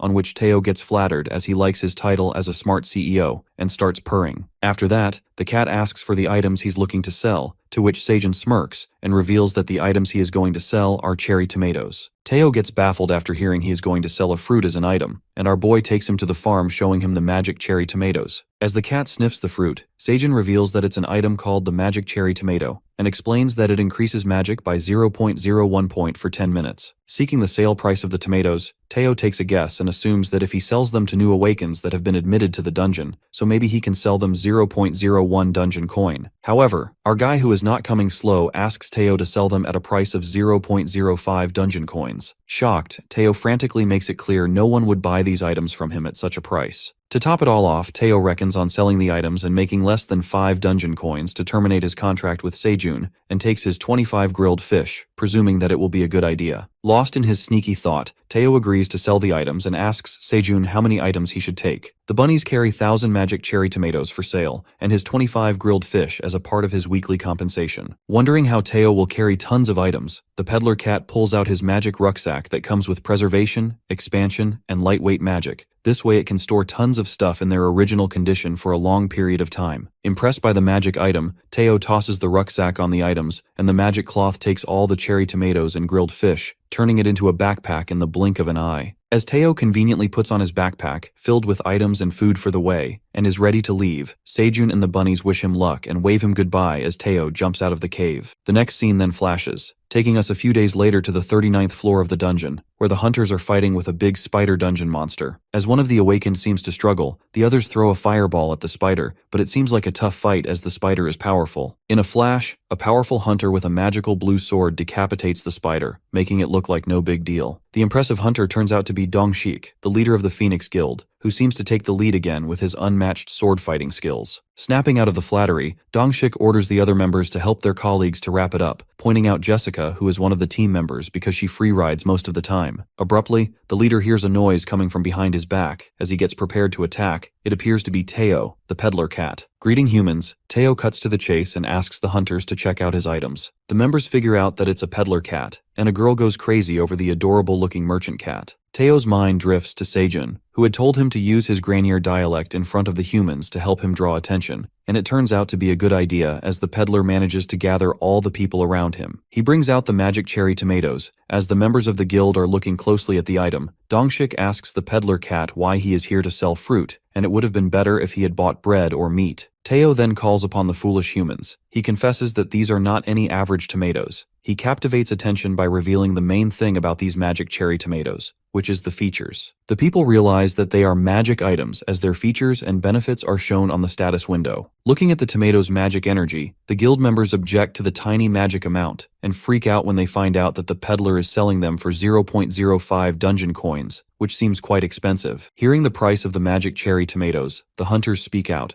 They would rather spend their money on equipment than on these ordinary tomatoes. As the people start losing interest in Teo's magic item, one of the girl members reads out the full description of the item, getting surprised when she finds out that these magic tomatoes can dissolve 10 grams of body fat, piquing the interest of fitness enthusiasts. Knowing that these tomatoes can lose weight just by consuming them, they divert their attention towards the peddler. However, the hunters get even crazier when they get to know that applying up to 10 of these cherry tomatoes affects at once. The demand for Teo's item drastically increases. A feud begins between the guild members as they compete for the red cherry tomatoes. One of the hunters asks for hundreds of tomatoes at once, and the demands keep rising as more people join to buy this magic item. Eventually, Teo sells out all of the magic items he had bought with him, looking in astonishment. The scene then takes us to the cave where we see Seijun is harvesting the cherry tomatoes, and wonders if things are going well with Teo, assuming that he should have met the hunters by now. As our boy picks out a freshly grown cherry tomato, he lets out that people might think these cherry tomatoes can only boost magic, but they are a one-of-a-kind weight loss product that instantly reduces 10 grams of body fat and gives energy with no side effects at all. He eats his delicious cherry tomatoes and takes a guess that they will be a hit among the people, having full faith in human obsession with weight loss and body fat. Later, we get to know that Teo has sold out all the items and has earned 50 dungeon coins on his first mission. At the cave, Seijun witnesses that the carrot seeds have finally sprouted up to 70%. It is revealed to us that 700 out of 1,000 carrot seeds had sprouted, growing into small plants. 732 out of 1,200 odd magic cherry tomatoes had sprouted, and the germination rate of the corn seeds and sweet potato also fluttered around 60 to 70%. It looks like Seijun Farm is thriving with newly sprouted plants. Wishing that the seeds could germinate more, he speculates the reason for the slow germination of the seeds could either be low farming level or less fertile cave soil, and gets determined to boost the productivity of the flowers. Our boy now feels the need to harvest as much as possible, because now they ultimately have found a way to earn dungeon coins through Teo. Suddenly, they hear a noise coming from the pond, and it turns out that the Black Warrior Bunny has honed his skills as he flaunts his breathtaking hunting skills by striking his hammer and smashing multiple fishes at once. It looks like our Warrior Bunny has become the best fisherman in the cave. Uncle Seijun is impressed by his amazing hunting skills, calling him a veteran hunter, and after a while, the Black Bunny starts to glow as he levels up. Seijun congratulates him by patting him, and asserts that he had seen the white farmer bunnies glow during farming before, but not him, reckoning that now the Black Bunny has become a real grown hunter. Flattered, the Warrior Bunny shows off his muscles, and the white farmer bunnies clap for him, cheering him on. Soon after, Seijun pulls out something from his bag, and it seems to be one of the items that Teo had brought with him, and takes a coffee break. As he opens up the flask, he seems to be on cloud 9 after seeing coffee packets inside the container. Thinking that nobody even bothered to open the container, neither did Teo or the guy who sold him those items. Seijun delightedly holds the container and reckons if Teo had sold him this coffee container, he would have spent all of his money on the coffee sticks. Nonetheless, he thanks Teo for leaving the container behind and makes instant coffee with no other choice in the dungeon, thinking that he can't even make hot coffee without a kettle, let alone a glass of iced Americano. But he feels grateful for the instant coffee that seemed like a luxury to him at that moment. While preparing the coffee, the honey bee drips honey into the coffee bottle to add a touch of sweetness, and Seijun appreciates her for that. The coffee drink is called Honey Americano, made with ground coffee melted in cold cave water, and a thick drop of honey from the poisonous honey bee to strike the perfect balance between bitter and sweet. As he takes a sip of that Honey Americano, he rejoices at the perfect coffee taste that is enough to cope with the fatigue and food coma. While our boy is lost in the amazing flavor of that cold coffee, he asks the bunnies to taste it. The Black Bunny comes forward to take a sip of the coffee. As soon as he gulps it, he spits out right away as the coffee tastes gross to him. In the meantime, the honeybee arrives along with her beehive, and Seijun notices her. It looks like the poisonous honeybee has moved her beehive into the cave, and our boy is overjoyed by this news, and lets out that he used to be sad when the bee returned home in the evening. He welcomes the beehive to the family, deciding to celebrate this moment, but his plans are ruined as a new quest comes up. The quest is to offer 10 harvested cherry tomatoes to the admin, with the consequence of declining to hurt the admin's feelings. Smirking, our boy had been putting off quests because of the dead threats, and reckoned that the dungeon dragon must have realized something while watching his deal with Teo. He thinks it over, and realizes the tower manager has stopped demanding big offers, not threatening to kill him anymore, and feels sympathetic for the admin as now he seems to control her. Seijun clears up the quest, and the admin appreciates his kindness for 10 cherry tomatoes. I mean, the tower manager has gotten compassionate after Seijun has found his way to earn dungeon coins. Looking at the manager being kind, our boy finds it cute and says that he likes it.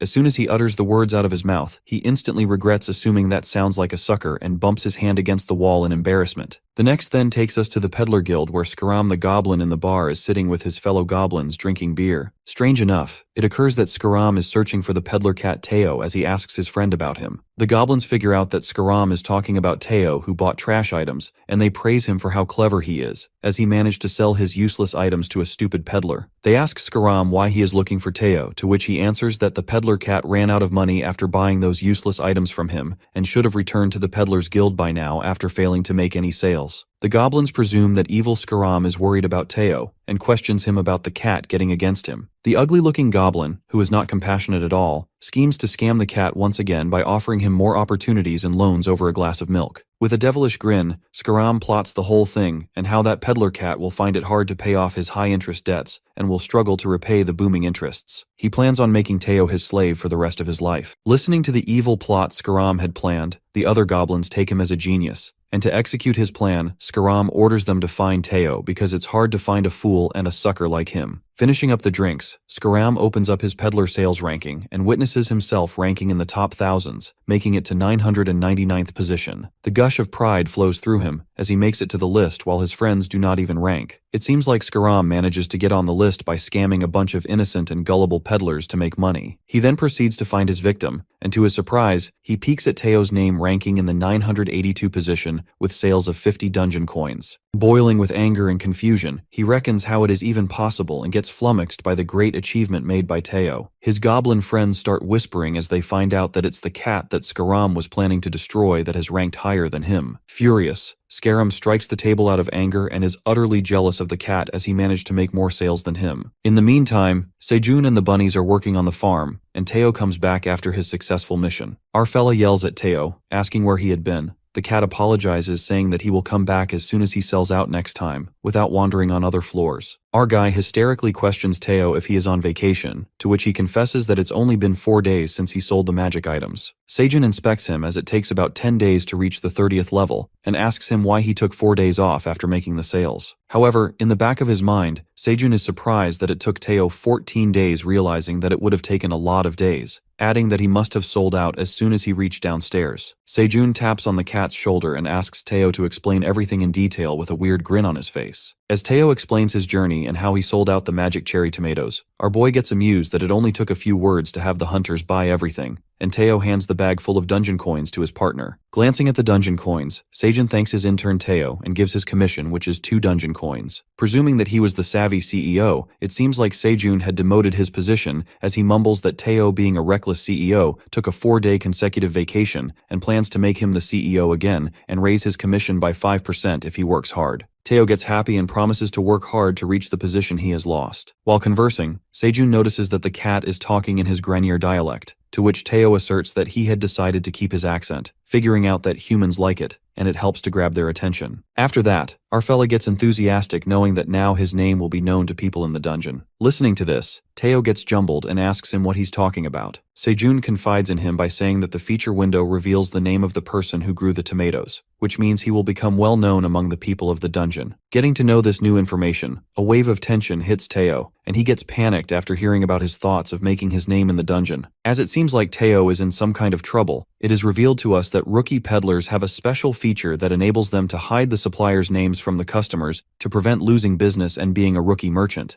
It was mandatory was Teo to not disclose where the produce has come from. Similarly, while selling Sejun's magic cherry tomatoes, his name was blurred in the feature window, depicting that his name was hidden. The people who had bought his items couldn't get to know his name because of that feature. Choosing whether he should hide this piece of information from Sejun, he makes up his mind and decides to keep it a secret, manifesting that his partner would get angry after knowing the stark reality, and he can be demoted to become an intern again, or in the worst case, get fired. Struggling to hide the truth, anxious Teo implores for more cherry tomatoes and leaves for his next mission. But our boy insists on taking a few days off, as he also has to get paid for the week too. But Teo hastily grabs the cherry tomatoes from the wheelbarrow and tosses them into the rucksack. Teo thinks of ways to undo the option that hides the grower name, and ascertains that there's only one way to do it, which is to reach 1,000 dungeon coins and upgrade to the intermediate peddler level. Sejun appreciates his hard work. While the Black Bunny suspiciously watches Teo, he leaves the cave to sell the items. Later, Dongshik, the leader of the Phoenix Guild, is conversing with his members. As they are talking, Dongshik receives a notification on his smartphone, which is sent by his daughter, who expresses love for her father, telling him that her friends are jealous about the weight loss cherry tomatoes and requests him to bring more of them. Tears of joy streams down the father's face. As the members ask him if he feels all right, he slurps his coffee and confesses that his cranky daughter, who is always stressed about weight loss, had told him that she loves him. Dongshik proceeds that he only bought 20 of those magic tomatoes to let other members take the rest, regretting that he would have bought more of them if he knew that his daughter likes them too much. One of the members inquires him about the tomatoes, asking if he bought these from a peddler, and lets out that it's tragic how girls and women are obsessed with weight loss. Upon hearing, another member shows a living proof as he reveals that his crush became his girlfriend after he gifted those magic tomatoes to her, showing off the picture with his girlfriend in everyone's faces. Then one of the members notifies that he still has a few of those magic tomatoes. The other members freaks out, asking him to sell them the rest of the cherry tomatoes he'd left, but one of them demands to buy those magic items, saying that he would pay more, 1,001 each. I mean, people are going crazy over those tomatoes, and it looks like men have found their way to get a girlfriend in the easiest way. After that, Dongshik announces to summon all the members of the guild as they have to head towards the 38th floor of the dungeon, but the members object, recalling him that the leader called upon them a few days ago. In the meantime, Jessica, who is also one of the guild's members, along with two girls, arrives at the scene in their slim-fit clothes. Trying to hide the fact that she is here to prepare for the tomato purchase, she agrees to go with Dongshik for the so-called dungeon exploration. As Dongshik and the girls move along their way, he reckons that he will make sure to buy those magic tomatoes and be his daughter's hero. It seems like their hidden purpose is to buy those cherry tomatoes. The next scene takes us to the dungeon, where Teo is concerned by the thought of earning 1,000 dungeon coins, which seems far-fetched. Thinking that he can fit 1,500 tomatoes at once, he calculates that if he travels back and forth 10 times to sell these items, he can earn that desired amount. But Teo stops stressing about making money and looks around for the place he had sold his items last time, reckoning that the hunters gathered at the same place. Abruptly, the hunters spot the peddler cat, becoming more than happy to see Teo. As the cat questions them if these hunters were looking for him,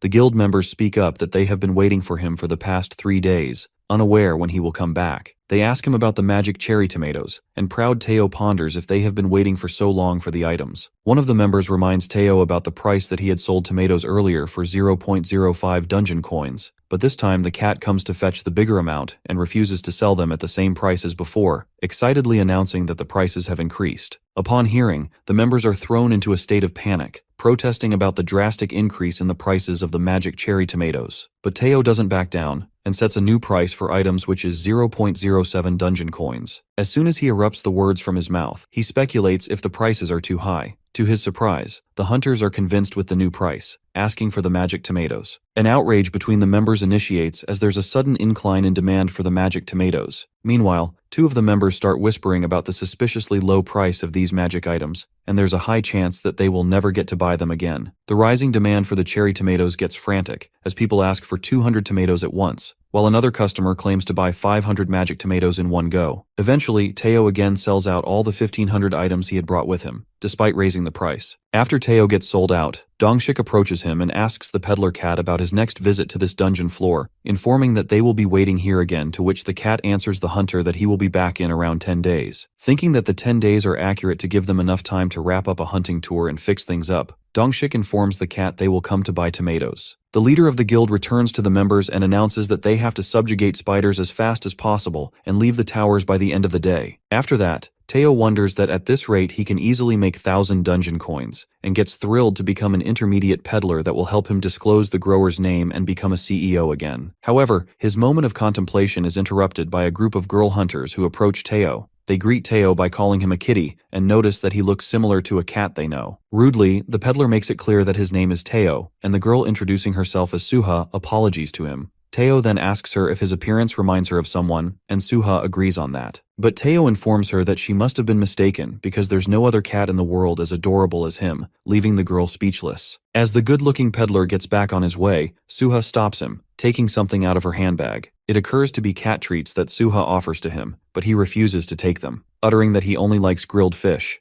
But his decision changes in a second when Suha squeezes some of the liquid into Teo's mouth, and he's mesmerized. He gets hooked by the flavor, expressing that he has never tasted such a thing with rich flavors, the fishy, savory taste, and a texture that just melts in the mouth. Getting addicted to this new cat treat, he asks Suha to give more of them, but this time she requests something in return. She asks the cat to take a selfie with her, and he can get all the treats with different flavors. He agrees to take a selfie with Suha to get his hands on those delicious sticks as soon as possible. She takes a selfie with the adorable peddler cat, and gets his treats as promised. Teo then gets back on the way, munching on the treat. One of the guild members is shocked at Suha as she didn't expect her to bring treats to the tower. While Suha looks at her picture with Teo, she wishes to see him again and is certain to come back to meet him again. The next scene flashes us to the cave where the sun is always bright, and we see Black Bunny's bottom in the view as he swims in the pond water. The Black Bunny is on a swimming boot camp as he tries to swim hard in the water, while the grown-up white bunnies watch this exciting swimming show as Uncle Seijin gives Warrior Bunny some lessons, instructing him to straighten his arms, keep the green onion board in front of him, and growing his confidence by complimenting him. While teaching him how to swim, Seijin makes sure that he blocks the fish hole temporarily as he gets reminded of the incident that had happened with the Black Warrior Bunny that still frightens him. As our boy compliments the Black Bunny for his great improvements from last time, we get to know that earlier the Black Bunny carelessly dives into the pond not knowing how to swim, and Seijin catches the sight of the bunny floating on the water. He becomes panic-stricken while the whole bunny family gets traumatized witnessing the Black Bunny lying unconscious on the surface of the water as the piranhas make their way to chew him up as a fresh treat. Reminding this incident how the Black Bunny almost scared the hell out of him, the Warrior Bunny gets more confident in swimming, and so do the grown-up white farmer bunnies. As one of them settles on a waterboard holding a shovel as a pedal, and one of them calmly basks in the sun, enjoying the coolness of the pond water. After playing in the water, Seijun craves something sweet and pulls out a honey bottle from his bag. Peeking at the bottle, which now seems empty, he assumes that he must have finished the honey he collected last time. He stares up at the beehive and reckons that poisonous honeybees have been confined in that hive since she moved here, worrying if she is okay. Glancing at the beehive, Seijun and the Black Bunny notices something around it, and to their surprise it's a bunch of little honeybees swarming around the hive. It is revealed to us that they are baby poisonous honeybees. Alarmed by the sudden situation, our guy thinks of his little honeybee, clueless at what is happening in the cave. Nonetheless, he decides to greet the bees and takes a housewarming gift from his cherry tomato farm, picking up a flower to welcome them. Approaching the hive, our guy nervously welcomes the baby honeybees, calling upon his honeybee. However, the baby poisonous honeybee gets furious and starts buzzing loudly, chasing Seijun and the bunnies. Freaked out, our guy is flustered and thinks what is happening. He implores the baby bees to stop attacking them, shouting that they are not enemies. As the angry bees fly towards the bunnies to attack them, the Black Warrior Bunny with his hammer gets ready to strike at them, but gets halted by Seijun, who instructs him not to engage with them. The angry bees get out of control, nearly attacking Seijun and the bunnies when suddenly, a big beautiful honeybee appears out of the beehive, leaving everyone bewildered. Flustered, our boy encounters the honeybee, who is now a queen poisonous honeybee. As she comes closer along with the baby bees that surround her, Seijun and the Black Bunny are left in awe as they can't seem to believe their eyes. It is revealed to us that the poisonous honeybee is a carnivorous insect monster, hunting its prey with the venomous stinger. Meanwhile, Aileen the tower manager is reading out the dungeon administration book. She realizes that this manual book in the library does not mention such a thing about the bees. Believing that no one's in danger, she still keeps an eye on Seijun and the others who've encountered the queen bee from her the crystal magic ball and plans on discussing this matter with her dad later. In the cave, the queen poisonous honeybee and Seijun along with the bunnies confront each other, and our guy is baffled, staring at the big and beautiful queen bee, asking her if she's the same cute little honeybee from before. With their mouth wide open, our boy flatters the queen honeybee, saying that she looks different. It is narrated that the poisonous honeybee had been eating honey in Seijun's cave, which caused changes in her body. As the bee continues to suck the honey from the flowers, she begins to release intense pheromones, putting on fat each day. When the bee had begun to be cautious of her, she figured out the reason. It comes about that she was capable of reproduction, and so she decides to leave the beehive in the forest and builds her beehive in Seijun's cave where she felt the safest. After days of suffering from intense pain and with her changes in body state, the bee transforms into a queen poisonous honeybee. Believing that it's the poisonous queen honeybee, our guy congratulates her on becoming a queen bee. Despite thinking that it's an awkward time, he proceeds to give her the housewarming gift. Feeling overwhelmed, the queen bee hugs Seijun out of sheer joy. Clamping into a tight hug, the baby bees join her and cling onto our boy, pouring himself into the cuddles of cute honeybees. The friendly baby honeybees become playful with the bunnies as they now seem to be together. After a few days, our fella who seems deep asleep, but his moment of solace is short-lived when the bunny gang shakes him to the core, waking him up in a hurry. Blabbering, our boy hopes to get some sound sleep before the blue moon rises again. The bunnies walk him to the farm, and our dude who is half asleep gets dragged by them as they try to show him something. To his surprise, he notices a carrot with a blue moon energy had grown before time.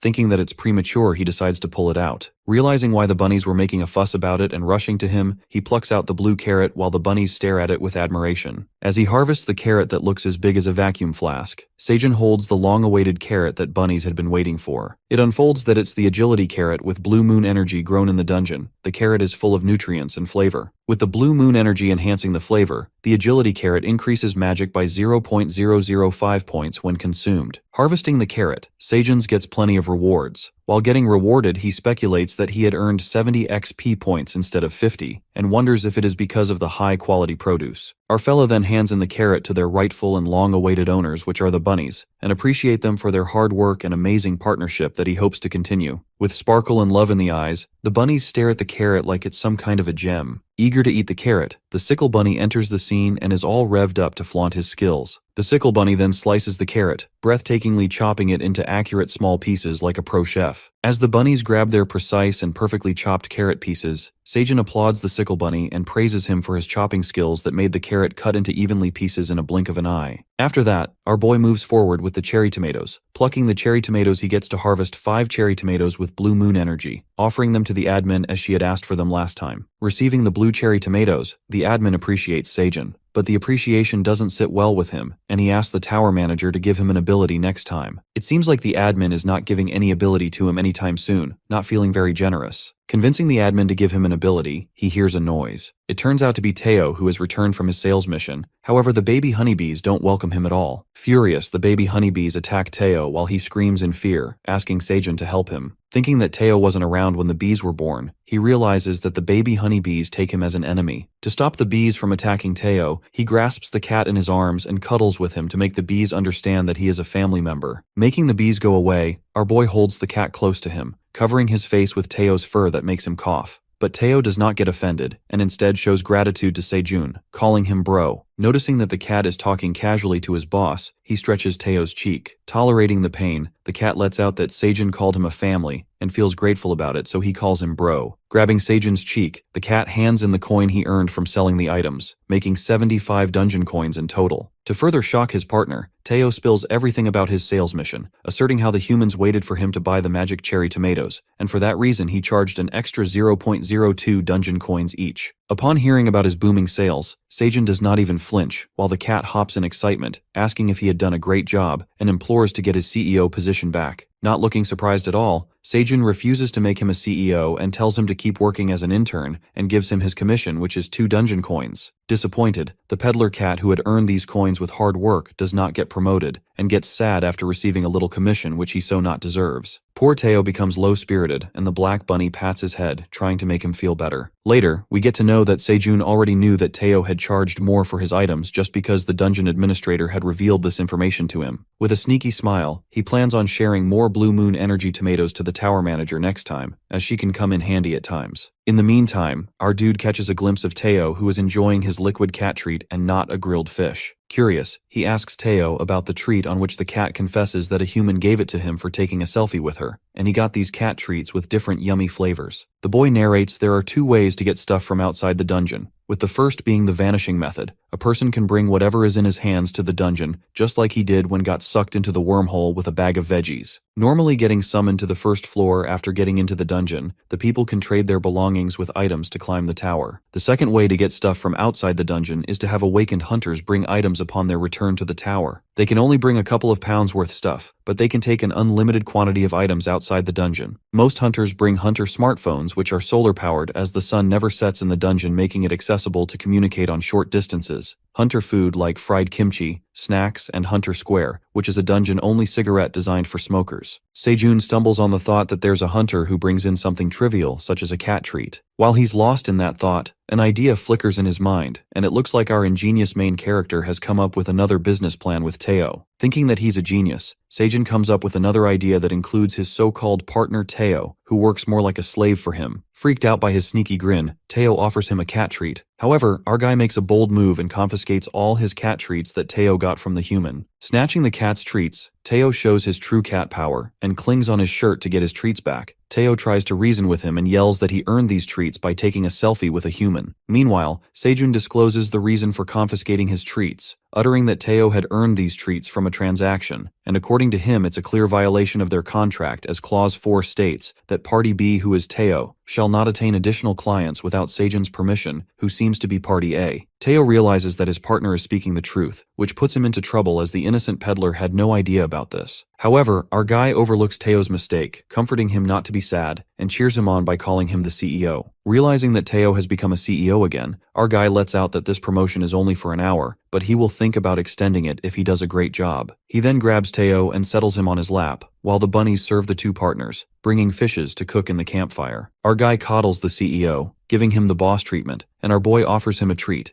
making him all comfy in his lap as they sit by the campfire. Getting the exceedingly nice treatment he deserves, Teo seems to be over the moon, assuming that is what the power of a CEO feels like as Sejun squeezes the treat into his mouth. Feeling on top of the world, Teo ponders that it's the best thing ever that happened to him. While the cat gets coddled up, he wishes to have some grilled fish, to which Sejun starts grilling the fish right away. As it all happens, Sejun questions him about how he made it to the 38th floor without fighting the monsters, to which the cat answers that he owns a peddler certificate. Wondering about a peddler certificate, Teo flaunts his badge to him. He then explains that in order to get a peddler certificate, one must pay a high membership fee to keep his status. The higher the level, the higher the fee gets, and they get to enjoy more benefits. Moreover, the peddler certificate holders are permitted protection and many services from the association, adding that one of them is that the peddlers are free from monster attacks, to which our guy asks him about bringing hunters here, but Teo refuses and tells him that it's not possible. Covertly, the cat then unfolds that peddlers use a pathway which only they are allowed to use, and in order to use that pathway, a peddler certificate is mandatory, further revealing that this pathway is the only way to get here from the 38th floor in 5 days. Curious, Sejun inquires about which floor is he on, and Teo, knowing the mystery secret, exposes that they are on the 99th floor of the tower. It seems like Teo knew it all along about which floor the cave occurred to be. After knowing the hidden truth, he hysterically loses his cool, sitting like he's going through a guilt trip. While Teo asks what's the matter with him,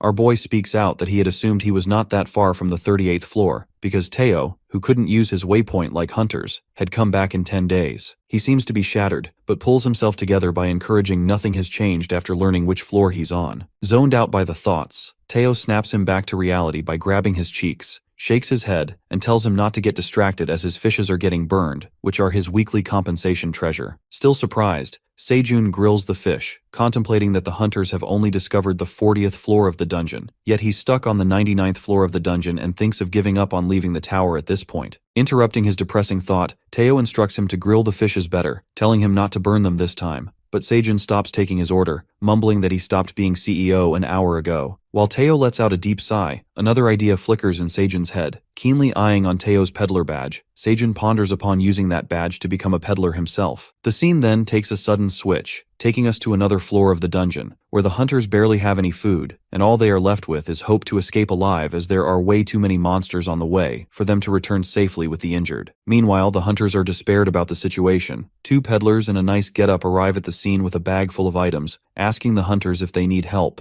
The two of them turn out to be famous peddlers in the dungeon, named Sejun Park and his friend Teo, the yellow cat, as the hunters recognize them right away, believing that these two really find lost hunters in the tower. With a bag of food items such as sweet potatoes, cherry tomatoes, and green onions, they sell the items to the hunters as they earn plenty of dungeon coins. However, this whole scenario turns out to be Sejun's pretentious thought, and it seems like the poor guy doesn't even know that his name as a grower cannot be revealed to the hunters or any other person who buys his items. Sejun clenches his fist, getting all fired up by his far-fetched thoughts, and calls upon Teo to ask him if he can become a peddler too. But the fire of hope in Sejun's belly gets subdues when Teo bombards him with another secret that people who belong from outside the dungeon can never become peddlers, but those born in the dungeon like Teo himself can become peddlers, giving scornful laugh at him for not knowing this information. Poor guy lets his guard down again, melting into a breakdown. To tease him, Teo tells him not to be jealous of him because he can never become a peddler. Suddenly, Sejun starts shaking as the anger inside him boils up. He grabs his hair in frustration and begins shouting like a madman, cursing the dungeon for doing that to him. While bunnies are working on the farm, they hear him screaming frantically as he goes through an emotional breakdown. His scream echoes in the dungeon, as the admin, who seems to enjoy her tomato skewers, stops for a second, speculating if she had heard a noise. Finally, he stops being an anxious wreck and calms his nerves down while all the bunnies and bees unearthly stare at him, and poor Teo, who creeps out from his frantic voice, jumps over Black Bunny's head. Our fella, who has been through a lot, gives it a deep thought and reckons nothing will change as he chose this path for himself for raiding into the tower. Uninvited and lashing out won't help him correct his mistakes. He accepts his fate and decides to spend his rest of life in the dungeon. The next scene flashes to the office where a man sitting in his chair inquires about the magic cherry tomatoes in his plate that are getting popular among the hunters, to which a woman sitting on the sofa agrees to him. She asserts that her brother is a member of a Phoenix Guild member and bought these tomatoes from a peddler he ran into in the dungeon. It is revealed that the man in the office is Michael McLaren, who is a vice president of Gagel, which is a food company. On the other hand, the woman named Jenny is the CEO of Ister Pharmaceutical Company. Jenny cuts to the chase and reminds him that he can see the item's status window while she cannot, on which he opens the status window in front of him, concluding that these are magic cherry tomatoes. President McLaren asks her where is getting all this and what she wants to do with these random tomatoes. Telling that his foresight has gotten better, she confirms that Gagel may no longer claim 39% of the world food market at this rate. Testing his patience, Michael threatens her as she seems to get on his rough side, but everything becomes apparent when the CEO flicks her fingers and a screen appears in front of them, demonstrating all the features and the benefits of those magic cherry tomatoes. The vice president peeks at the screen with astonishment as Jenny further proceeds and lets out that the president failed to extract the nutrients from the dungeon soil, and with a quick research she yielded a great data output. Furious, Michael McLaren utters what is the point of showing this to him, when she could easily control the market.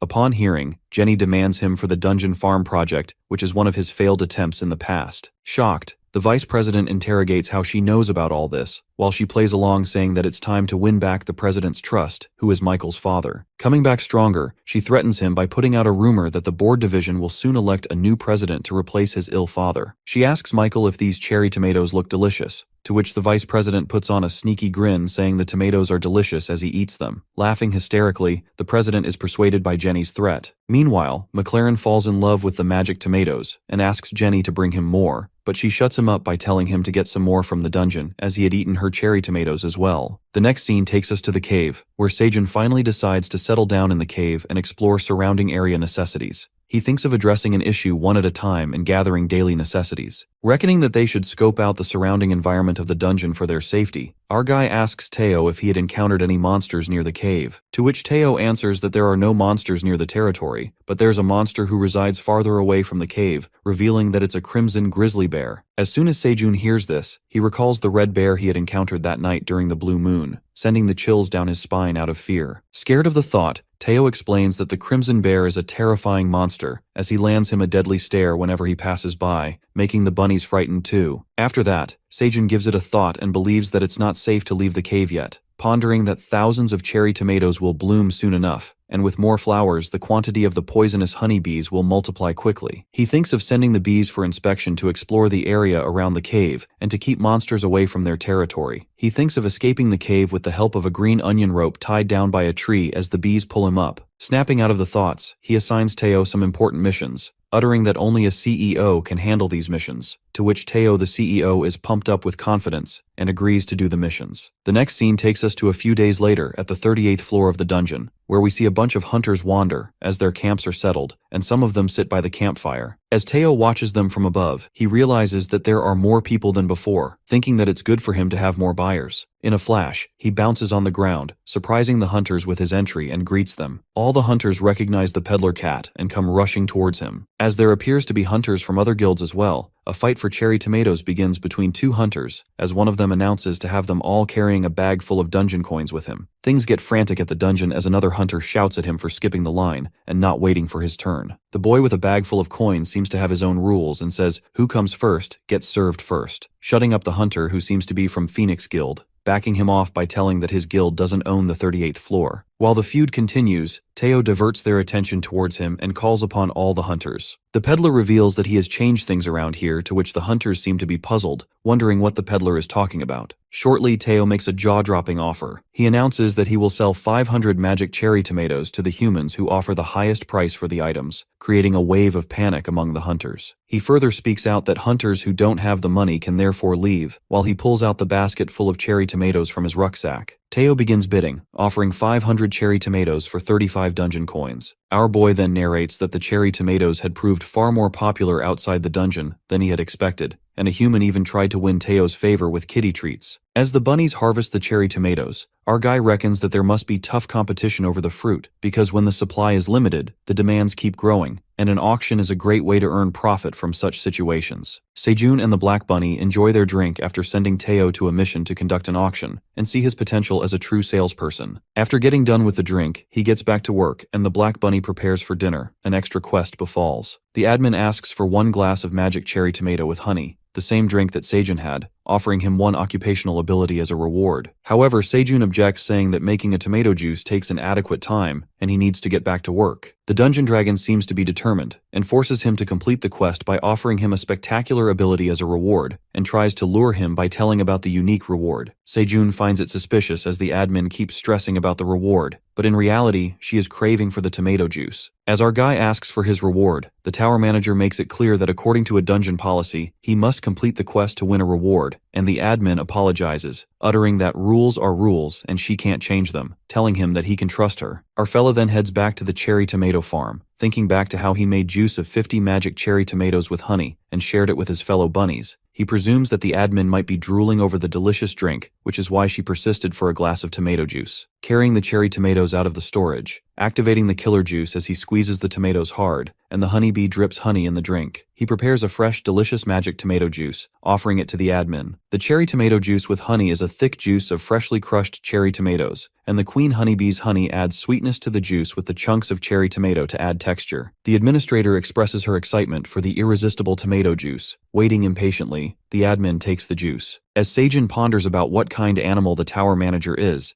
Aileen sips on the delicious tomato juice, swooning over the sweet and tangy flavor and gushes at how delicious the taste is. Our guy is relieved as she loves the taste. Then he opens the reward and earns a special occupational ability, which is beekeeping. Surprised, Sejun gasps and reads the status window to know more about the ability. As all the points fall in his favor, it takes away his worry as he thought the bees might not stay with him when he leaves the cave. The admin indirectly helps him, and Sejun shows gratitude to the admin for her generous gift. The black dragon peeks at him through the magic ball, leaving her flattered. Aileen seems to ask to get her another cherry tomato juice with honey, but gets interrupted by Sejun's questions as he asks the admin if she's a pig with wings. Pissing her off by such mean remarks, Aileen gives him a dead glare through the magic ball, getting mad at him by calling him stupid and idiot, and she tells her to get lost. Poor Sejun, who has no idea why she's angry at him. He's left puzzled while the admin furiously signs off. The next scene takes us back to the 38th floor of the dungeon, where the peddler cat announces an auction of 1,500 cherry tomatoes, flustering the hunters. Meanwhile, Dongshik, standing at the back, gets panicked, reckoning that if he doesn't win those cherry tomatoes, his daughter will be disappointed in him, and quickly raises his hand, offering 41 dungeon coins for the 500 cherry tomatoes. Determined, Dongshik implores one of his team members to secure the tomatoes at any cost, and they will figure out the money between them later. However, this cutthroat competition doesn't end here when a hunter who seems to be from another guild offers 45 dungeon coins, and the people keep bidding higher and higher, raising the prices to 60 dungeon coins. Worried, Dongshik asks his team member to collect more money, but she also doesn't have much money with her, as she decided to buy some of the tomatoes as a gift. Meanwhile, the auction continues when a man in a suit shows up at the scene, leaving everyone speechless as he offers 100 dungeon coins for 500 magic tomatoes without flinching. It appears to be the Vice President Michael McLaren, who had come all the way to buy those cherry tomatoes. It seems like Teo had got his highest bid price as he asks everyone else to come forward and bid higher, but eventually no one could offer more than they had, so Teo closes the deal at 100 dungeon coins. Abruptly, the attention diverts from tomatoes to the man in the suit as the hunters start gossiping about him, conceding that it's Michael McLaren, also known as the Prince of Hunters, while Dongshik peeks at him, wondering what he's doing here. While all this happens, Dongshik catches a glimpse of Chris, and asks why he is here when he was not assigned on duty for this subjugation. Greeting Dongshik, Chris reveals that her sister had asked to take her to the peddler cat. Knowing that Chris's sister is a CEO of a big company, Dongshik wonders how the word about the cherry tomatoes had spread so quickly, and makes up his mind to win this time as there are 2 auctions left. The second round auction begins, and Teo delightfully holds the cherry tomatoes basket.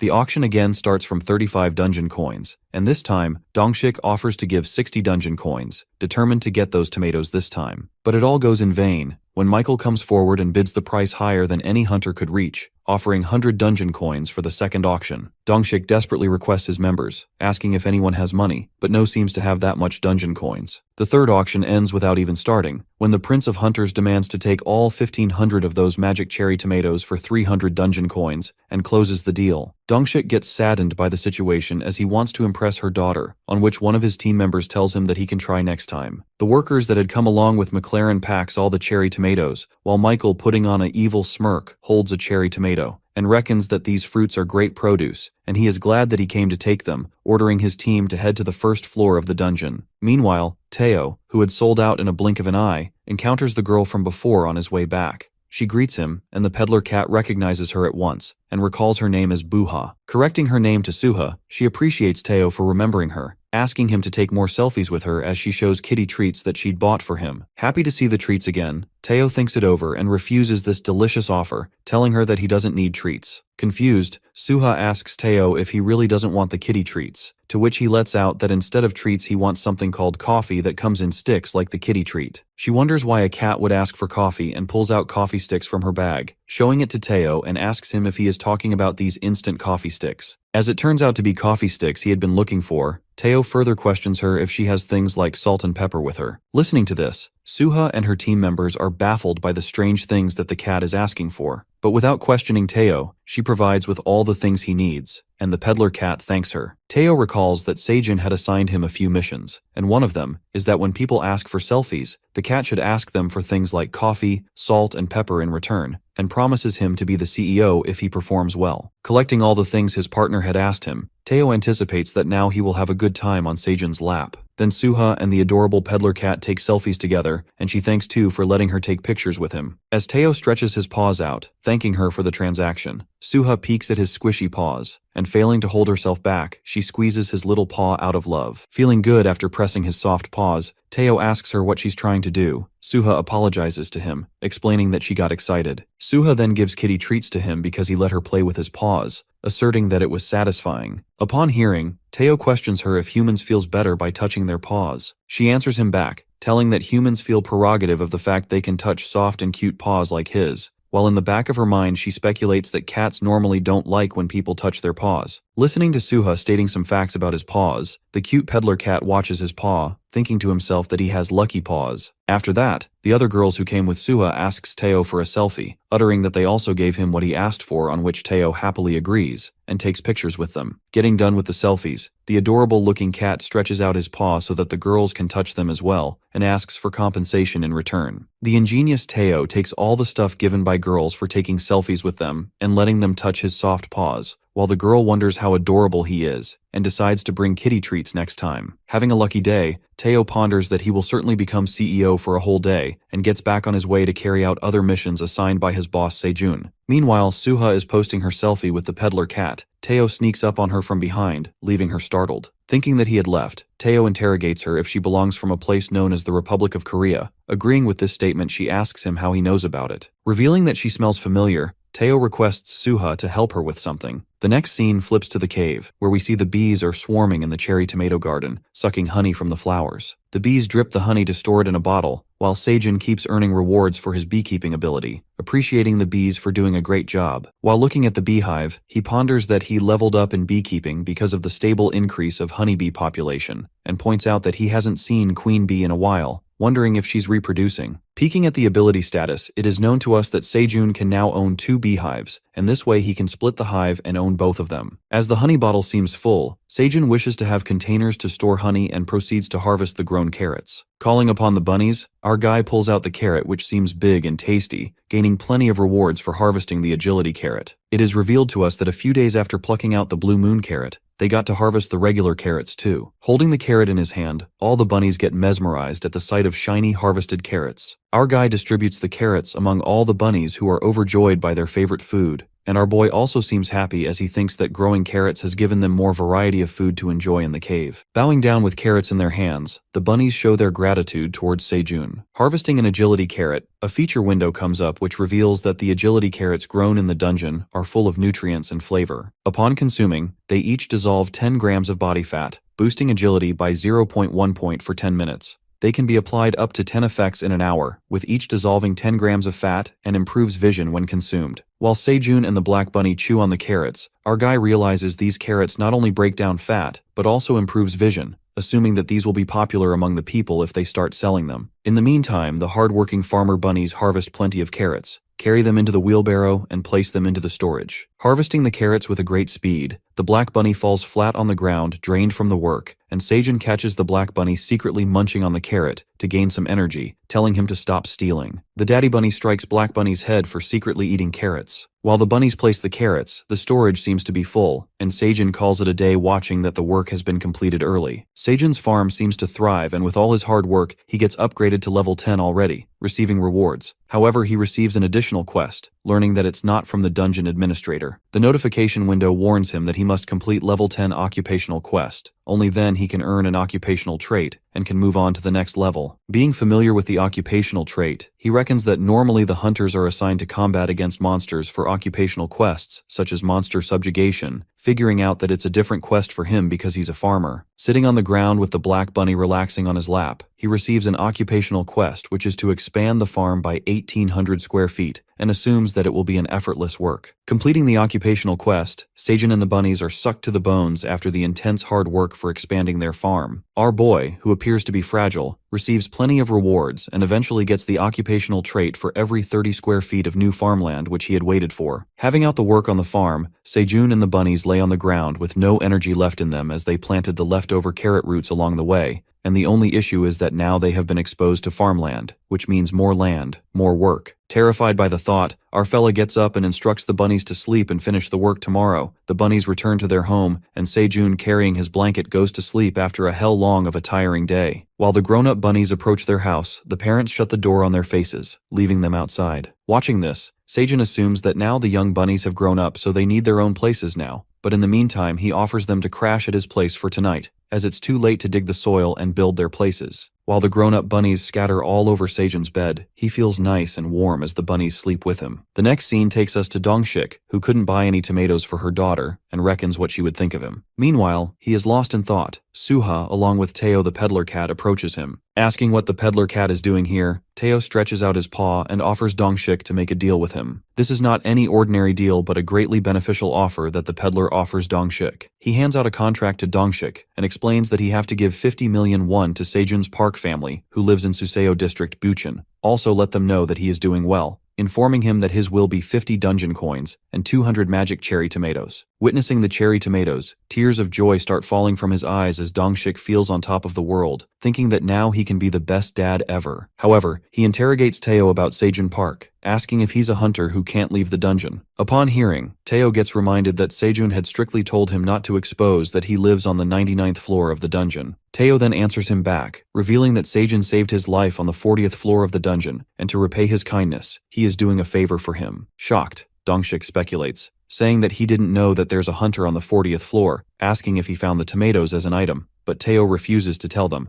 uttering that Sejun Park is a good man with many secrets. Meanwhile, Dongshik is lost in the thought that hardly anyone could reach that floor even with the best members of his guild. He wonders that he had never heard about such a good hunter officially, assuming that he's a solo hunter without any guild association. He thinks of him as an exceptionally talented hunter, and peeks at it as a rare opportunity to establish a network with him and recruit him as a member of his guild. Then he can also get the tomatoes, which are getting harder to come by. Contemplating about all these things, he agrees on the deal, and as soon as he puts his signature on it, it becomes an official contract between them. Dongshik informs the peddler cat that he will get the updates as this deal is valid outside the dungeon as well, and tells him that he will see Teo again in 10 days. Enthusiastic, he proceeds to tell Teo to inform Sejun that Dongshik the Phoenix Guild leader can do it, and his family is now in safe hands. The next scene takes us to the cave where the bunnies are busy building their new home, as their parents have kicked them out. After building an incredible home for themselves, Uncle Sejun compliments the sickle and shovel bunnies for their amazing work, and adores the green onion roof above their house and durable mud walls. Thinking that it's been days since the bunnies left their parents, our guy also notices that the bunnies have also built a lounge. Wishing that he could have a lounge for himself, he pats the bunnies for their hard work, and decides to have a housewarming party to celebrate this occasion. Now the young bunnies have moved into their new homes, while the parent bunnies are enjoying their simple life. Later, Sejun and the bunny gang throw a housewarming party and enjoy their tomato drinks. He appreciates the black bunny for providing them with quality fish, filling in his carrot cup with with the juice. Holding the carrot cup, our fella praises the bunny's creativity for making carrot cups, which is a little small for his size, but they can also eat the cup, which is the fun part. Munching on his carrot, Seijin catches the sight of the couple bunny who are getting all lovey-dovey, giving them a shady look. He reckons that it's strange how they kicked their kids out. Alerting the bunnies that they might welcome their new siblings soon, the notification window comes up in front of them, informing him about the seed store opening. Thrilled, Seijin gets excited about it as he almost forgets while being swamped with all the farming work. He opens the seed store, and 3 types of seeds appear in front of him, including strawberry seeds, potato seeds, and lettuce seeds. Getting exhilarated to see the lettuce seeds that would be great with pork barbecue, he skips the lettuce because of the lack of meat, and moves on to his 2 other options. To get more carbs, he decides to buy the potato seeds, getting plenty of rewards for purchasing from the seed store. Waiting for the potato seeds to arrive soon,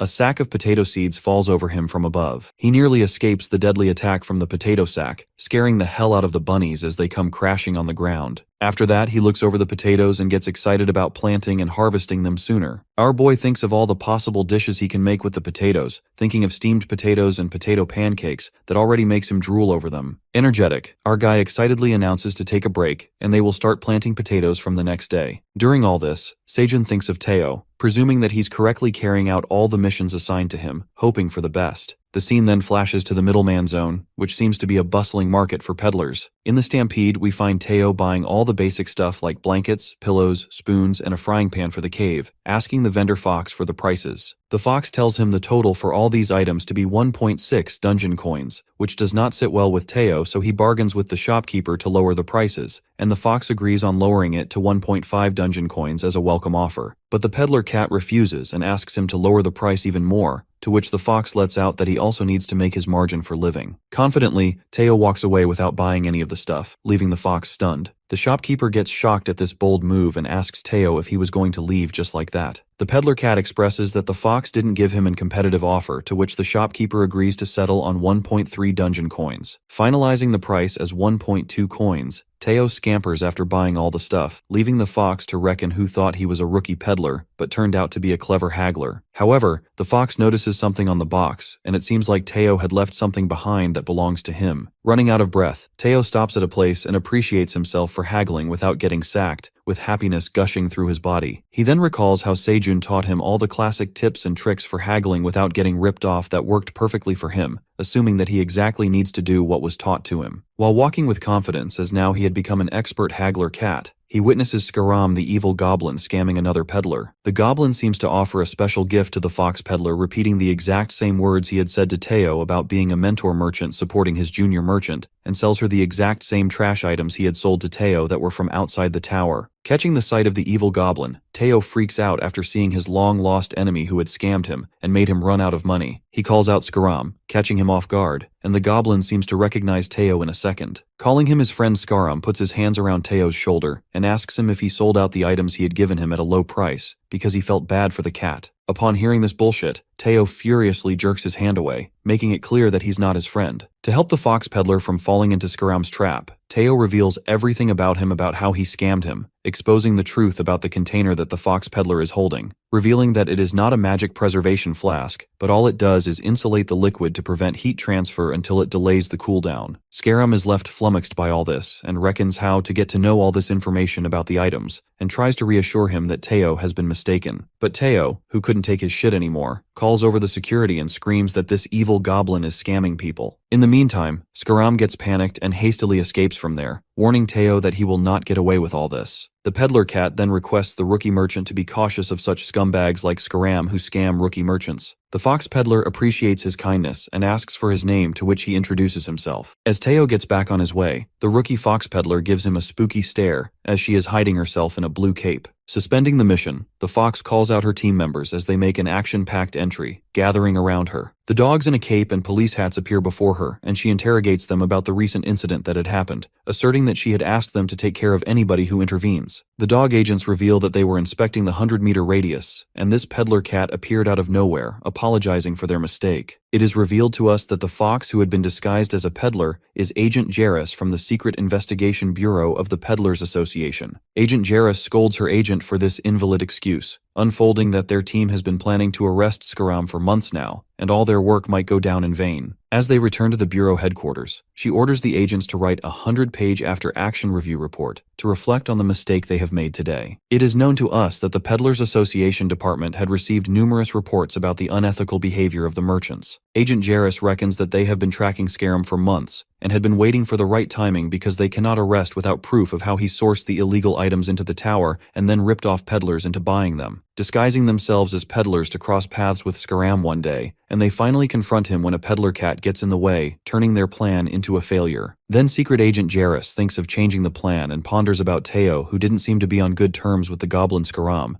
and so she orders the agents to find out more about this peddler cat. Meanwhile, Teo, who is getting back to the cave happily munching on his grilled fish, thinking of himself as a Superman who had saved a peddler from getting scammed. The next scene flashes to the cave, where Seijun and the bunnies begin to plant the potatoes. Holding the potato in his hand, Uncle Seijun teaches the sickle bunny to slice up the potatoes into wedges, while the sickle bunny perfectly slices the potatoes in accurate shape. He proceeds to give instructions to the bunny before planting potatoes. They need to soak the soil with water and place the wedges face down. It seems like Seijun had found a way to produce double the potatoes by cutting each into 4 pieces and planting them, believing that he will not get much money, but it's a nice gig for 1 XP point per square feet of potato field, while he gets rewarded for planting the potatoes. Later, our guy decides to harvest sweet potatoes as he recalls the last time they ate sweet potatoes was when young bunnies were babies, so it will be nice to have sweet potatoes after quite a while, and the bunnies hop in excitement. Before harvesting the sweet potatoes, our guy commands the bunnies to do some work on the sweet potato field. He instructs them to strip all the sweet potato vines before harvesting them, concluding that they can't waste the vines which could give them free sweet potatoes. Exhausted, the young farmer bunnies do not feel like working as Seijun assigns them with this burdensome task. They are joined by the Black Warrior Bunny, who confides in the farmer bunnies and reminds them of the incident that occurred as they planted the sweet potato stems when they were babies, and Seijun did not get rewarded for imposing his part of the work on the bunnies. While the sneaky bunnies secretly make fun of their boss, Seijun grasps the secretive talks of the bunnies, as they know that planting the stems would be his work anyway. However, he gets cocky and decides not to spoil the fun of planting the sweet potato stems for bunnies, adding that farming is all about timing. The poor bunnies are then assigned to plant the stems, and they start working on the sweet potato field, keeping their shoulders to the wheel. While the sickle bunny and the mommy bunny cut off vines, the wagon bunny carries all the stems in his wagon, the Black Warrior Bunny helps them collect the stems, and the other farmer bunnies work on planting the sweet potato. Working tirelessly on the field, they create 45 square feet of a sweet potato field, and the farmer gang views the sight of their hard work proudly. After that, Seijun receives all the rewards and has leveled up, thinking that he will get full XP for making the farmland. Promptly, the bunnies begin to dance in joy, shaking their booties, and twirling around Seijun's while they sing along, bouncing in happiness. Confused, Seijun gets startled by the sudden dancing play, and the admin tells him that the bunnies are cheering him with a dance, wishing for a plentiful sweet potato harvest, and the dungeon admin herself joins the bunnies, chanting for roasting sweet potatoes. As the bunnies continue to cheer him on, our boy harvests the sweet potatoes. Digging up the soil, something shiny flashes through the hole, and a blinding ray of light beams through the soil. Harvesting that shiny sweet potato, it turns out to be a solar sweet potato as the status window pops up front. The solar sweet potatoes are sun-drenched at the highest point of the tower, and these sweet potatoes are full of solar energy. They each reduce hundreds of grams of body fat and make the body immune to colds for 20 hours when consumed. It is revealed that Seijun had made an accomplishment by breeding a new crop variety in the dungeon, and is jolted by this amazing news. The next scene takes us to the real world, where Dongshik comes out of his car with a box in his hand, assuming that it must be where Seijun's family resides. Later in the cave, Seijun and the bunnies stare at the solar sweet potato with astonishment. Freaking out, our guy receives plentiful rewards for harvesting the solar sweet potato, and for breeding a new crop in the dungeon. The admin acknowledges his ownership over the sales of the new crop variety, and concludes that no one will be allowed to grow these solar sweet potatoes without Seijun's permission. Exhilarated by the incredible deal, his work on the farm gets acknowledged by the admin, and he contemplates that he's the only person in the dungeon to breed the solar sweet potato variety, and concludes that others can only harvest and sell these, but they can't grow this solar sweet potato. After that, Seijun plants the solar sweet potato again under the soil. Wondering how the new variety tastes, he decides to grow it first and comes back to harvesting the sweet potato. Harvesting the regular sweet potatoes, the wagon bunny carries the sweet potato in the wheelbarrow, as the black bunny assists him in gathering all the harvested sweet potatoes. Completing all the work on the farm, they start preparing for lunch with grilling fish and steaming the sweet potatoes at the campfire. As the sweet potato gets fully steamed, Seijun cuts through the tantalizing steamed sweet potato and distributes it among the bunnies. The bunnies delightfully munch on the sweet potatoes cooked to perfection, fascinated by the scrumptious sweet potato. While the wifey bunny pats the hubby bunny as he burns his tongue with steaming hot sweet potato, the admin notifies Seijun that she's drooling over the delicious snack and is waiting for her turn. In appreciation for letting the bunnies eat first, Seijun offers a basket of 10 sweet potatoes to the admin, making the admin jump out of happiness. Our guy peeks at the leftover sweet potatoes and calls upon the sickle bunny to help with something. Meanwhile, Aileen the tower manager fills her stomach to the fullest by eating the scrumptiously steamed sweet potatoes and thinks of asking Seijun for more if there are some leftovers as she watches him through the magic ball. It seems like our boy is trying to make sweet potato snacks as he puts them on the green onions to dry for tomorrow. Needing one more sweet potato to complete the batch, the sickle bunny impressively slices up the last sweet potato into the shape of fries, and Seijun compliments him for cutting the pieces so evenly. Wanting to ask for more sweet potatoes that are now cut into pieces, the admin gets frustrated at him for wasting the delicious sweet potato, but our fella makes it clear that he's not throwing them away, but drying the tiny pieces to make something mouth-watering later. Curious, the admin asks Seijun about what he will make out of these sweet potato sticks, and it looks like he is making dried sweet potato snacks, asking if the manager has tried it before. The scene then switches back to the real world, where Dongshik rings the bell of Seijun's apartment. As his family opens the gate, they are astounded to see a gentleman standing in front of their house as he asks if the house belongs to Seijun Park's family. Reaching the right address, his family escorts him inside the house. Asserting that they haven't hosted guests in a while, Seijun's mother offers him some fruits and juice, and Dongshik appreciates their hospitality. Assuming that he's here to ask about Seijun, his family reveals that their son has gone missing for quite a while. Upon hearing this, he officially introduces himself as Dongshik Kim, the team leader of the Phoenix's Guild Team 5, handing out his business card. Abruptly, Seijun's brother freaks out witnessing that he's truly from the Phoenix Guild when he reads out his card. The parents are shocked by his frantic reaction, asking him what's the matter, on which the boy discovers that Phoenix is one of the top guilds in Korea, and he leads the Team 5, concluding that he's a top hunter. Listening to this jaw-dropping news, his parents are overwhelmed by such a well-known guest, serving him the premium melon. Flattered, Dongshik implores them to take a seat. After all this happens, his parents figure out that Dongshik is a hunter and start interrogating him about Seijun's whereabouts. To clear the air, Dongshik hands out an envelope towards them, telling them that Seijun had asked to give it to his parents. Assuming that their son had written a letter before his death, the parents start crying, uttering that children are not supposed to go before their parents. However, Dongshik confirms to them that he's alive. Realizing that it's not a letter, his parents open the envelope and it turns out to be 50 million won. Dongshik informs them that their son is doing well and apologizes for not contacting his parents before entering the tower, and he asks him to hand the check to his parents. It looks like Seijun is such a considerate son, getting trapped on the highest floor of the dungeon, but he managed to care for his family, making his family relieved that he's still alive. Overjoyed, his dad, thinking how smart Seijun is, gets proud of his son after he does such a great thing. Concerned, his mother speculates if Seijun is doing well in the tower, asking Dongshik why he couldn't visit himself. The leader explains that hunters cannot leave the tower because of quests, and it happens frequently to hunters. He further assures her not to worry about her son. Dongshik then greets his brother Sedol and interrogates him about his parents mentioning that Seijun had gone missing, and asks if any of his family knew about him entering the tower. But Sedol refuses and lets out that they could not get in touch with him for the past 5 months. After that, they even contacted the Korea Awakened Association, and they informed Seijun's family that he was not on their list. Sedol asks him if people use nicknames to enter the dungeon, to which Dongshik agrees that some people do, and assures him that it could be a minor error, adding that he will ask the association about it after returning to the guild. While his family ecstatically peeks at the cashier's check, Dongshik reckons that Seijun entered the tower without registering his name in the association. Assuming that he jumped straight to the 40th floor as a solo player, he surmises that the tower came into existence 10 years ago, and no hunter has made it to the 40th floor in such a short period, presuming that he's a once-in-a-lifetime genius hunter. I mean, our main character is becoming famous gradually without him knowing. Soon he might be on TV as a mysterious once-in-a-lifetime prodigy. Later, Sedol asks him if the guilds offer training, but his dad strikes a blow on his head, telling him that he should help his brother who is working hard in the tower. Assuming that he might have the talent for being a hunter, Dongshik warns him that it's a dangerous job that requires risking his own life, and concludes that he wouldn't suggest having more than one hunter from the same family, because there will be chances of the tragic incident occurring more than once. In the meantime, as Dongshik leaves their house, while Seijun's parents insist he eat something, he informs them that he came straight to their home from the tower and has to see his family. Departing, he sits in his car, takes a sigh of relief after completing the contract quest, and drives to his next destination as he talks to his daughter on the phone, excited to meet her and surprise her with the cherry tomatoes.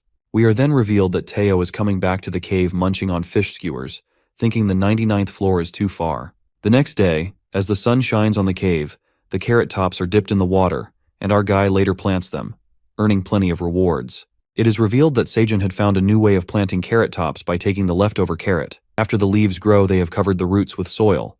As the roots don't grow back once eaten, he collects the seeds from the flowers. Our boy looks at the flowers with admiration, reckoning that it's rewarding to see his hard work lead to incredible results. Meanwhile, the administrator sends him a message, waiting for the dried sweet potato snacks to be ready. Standing up, he heads over to see his snacks with the bunnies clinging onto his shoulder. Checking the dried sweet potatoes that look nice and dry, our boy takes a dried sweet potato snack and grabs a bite. Chewing on the snack, Seijun and the bunnies are left mesmerized, and their eyes sparkle with fascination at the savory flavor of the dried snack that strikes an impeccable balance between moisture and sugar with the dry surface. Seijun couldn't stop himself from eating more of those snacks as the addictive soft and chewy sweet potato sticks are irresistible. It is revealed that these dried sweet potatoes are grilled under intense sunlight for 24 hours, which leads to the dry surface locking in the sweetness and moisture, and the chewy texture with sweet, savory flavor is hard to resist. He then decides to dry more of the sweet potatoes, preparing their go-to snack as the bunnies munch on a delicious snack. In the meantime, a notification is sent by the tower manager, indicating that Seijun has forgotten something. Loading the dried sweet potato snack in a bucket, the admin keeps annoying him, getting impatient to try the snacks. Feeling bad for sharing all his items in a green onion bowl, he gets a creative idea to pack the snacks and offer them to the admin. Recalling that he used to pack boxes as a part-timer, Seijun packs the sweet potato in a plastic bag with a strip, making it into a cute gift wrap, and offers it to the admin. To make the admin feel more special and make this new snack a memorable moment for the dungeon dragon, he offers them in a plastic bag that will keep them moist longer. However, it seems like the admin only wanted the sweet potatoes and nothing extra with them. She barely notices the gift wrap and disappears after taking her snacks. Poor Seijun, who had spent his time making a gift wrap, didn't expect an expressionless reaction from the admin, and felt disappointed. The scene shifts to the tower manager, who is extremely hooked by the adorable sweet potato gift, thinking how she can eat such a sweet gift. It seems like her reaction was more than expected, as she was filled with admiration after receiving the heartfelt gift sent by Seijun to make her feel special. In the cave, Uncle Seijun along with all the young bunnies are having the time of their lives as they chew on the delicious dried sweet potato snack, speculating that they might end up finishing all the 40 sweet potatoes as the day comes to an end. Enjoying their snack, the queen bee joins them and gives Seijun a cornflower pollen ball in his hand. Getting unmindful of the corn seeds, he then heads towards the field where he had planted all the corn seeds, witnessing that they have grown into big corn stalks. He takes a guess about the queen honeybee collecting the corn pollen because the corn doesn't produce honey, while the baby bees inspect the cornflower field. Our boy then decides to try that pollen ball the honeybee had handed him, mentioning that people eat them as health supplements, and tosses the ball into his mouth. Seijun is delighted by the mixed flavor of the corn ball that nearly tastes like cotton candy, giving a slightly bitter and rich sweet flavor, and seems to love the corn ball while thanking the queen bee. Watching his cheerful reaction, the queen honeybee calls upon the baby bees who are working on the cornfield. The baby bees start dropping plenty of the collected cornball pollens into Seijun's hand. In the meantime, Teo seems to get back from his long journey, leaping into the cave. Unpleasantly surprised by the sight of the queen bee, Teo gets scared by the bee and starts growling at her. Seijun makes him sure that she's on their side, and Teo sniffs the queen bee to make himself convinced. However, the poor cat starts sneezing and cleans his nose with Seijun's shirt, muttering that he hates pollen. Feeling disgusted by Teo as cleans his nose with his shirt, he gets worried about getting his shirt dirty, the only one he owns. Interrogating him about the mission, Teo delightfully mentions that he has completed every single mission he had assigned to him, and also sold out on the items.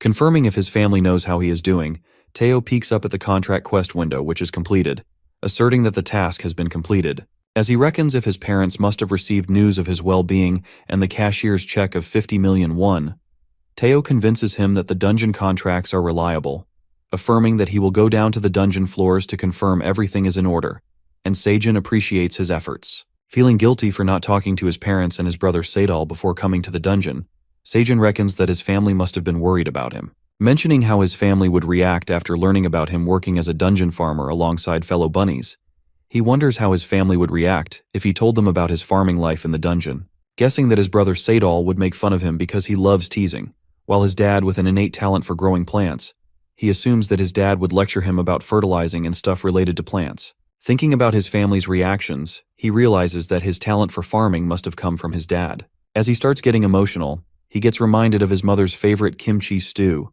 concluding that he misses his family as he stares up at the cloudy sky from the cave.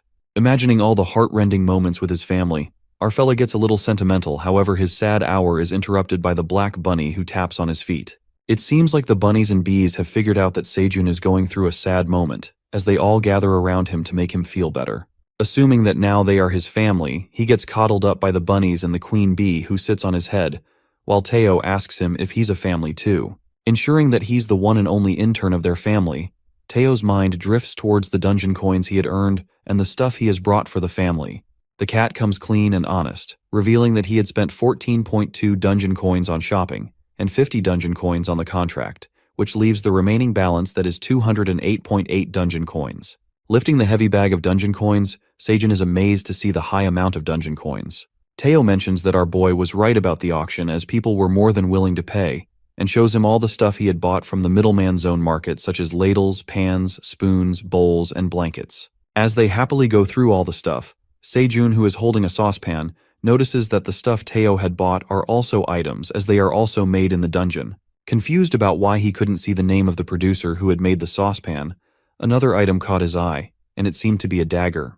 Our boy gets hooked and falls in love with the dagger as it is the first proper weapon he had seen in the dungeon. As Teo gives a colorful paper toy to the young bunny, our guy asks him about the dagger and where he bought it, on which the cat reveals that he bought the dagger from the blacksmith's workshop, who had a clearance sale, so he picked it up because he liked it.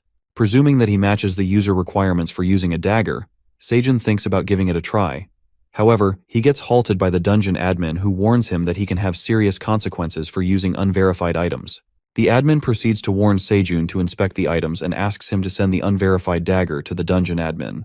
But it looks like the tower manager is just trying to fulfill her cravings as she sends a new quest to him, asking him to send her dried sweet potatoes to the dungeon dragon as a gift, with the reward being an inspected dagger and a serious declining outcome, which is failing to retrieve the dagger. Hiding her true intentions, the admin denies the fact that she is doing all this for the dried sweet potatoes, and Sejun eventually learns about her true intentions as she drools over the sweet potatoes. Mentioning that the admin took some sweet potatoes earlier as well, he agrees upon the quest for the only reason to not use an unverified item that could get him in trouble. Analyzing, the admin strongly inspects the dagger, and it turns out that the dagger is not a harmful item to use.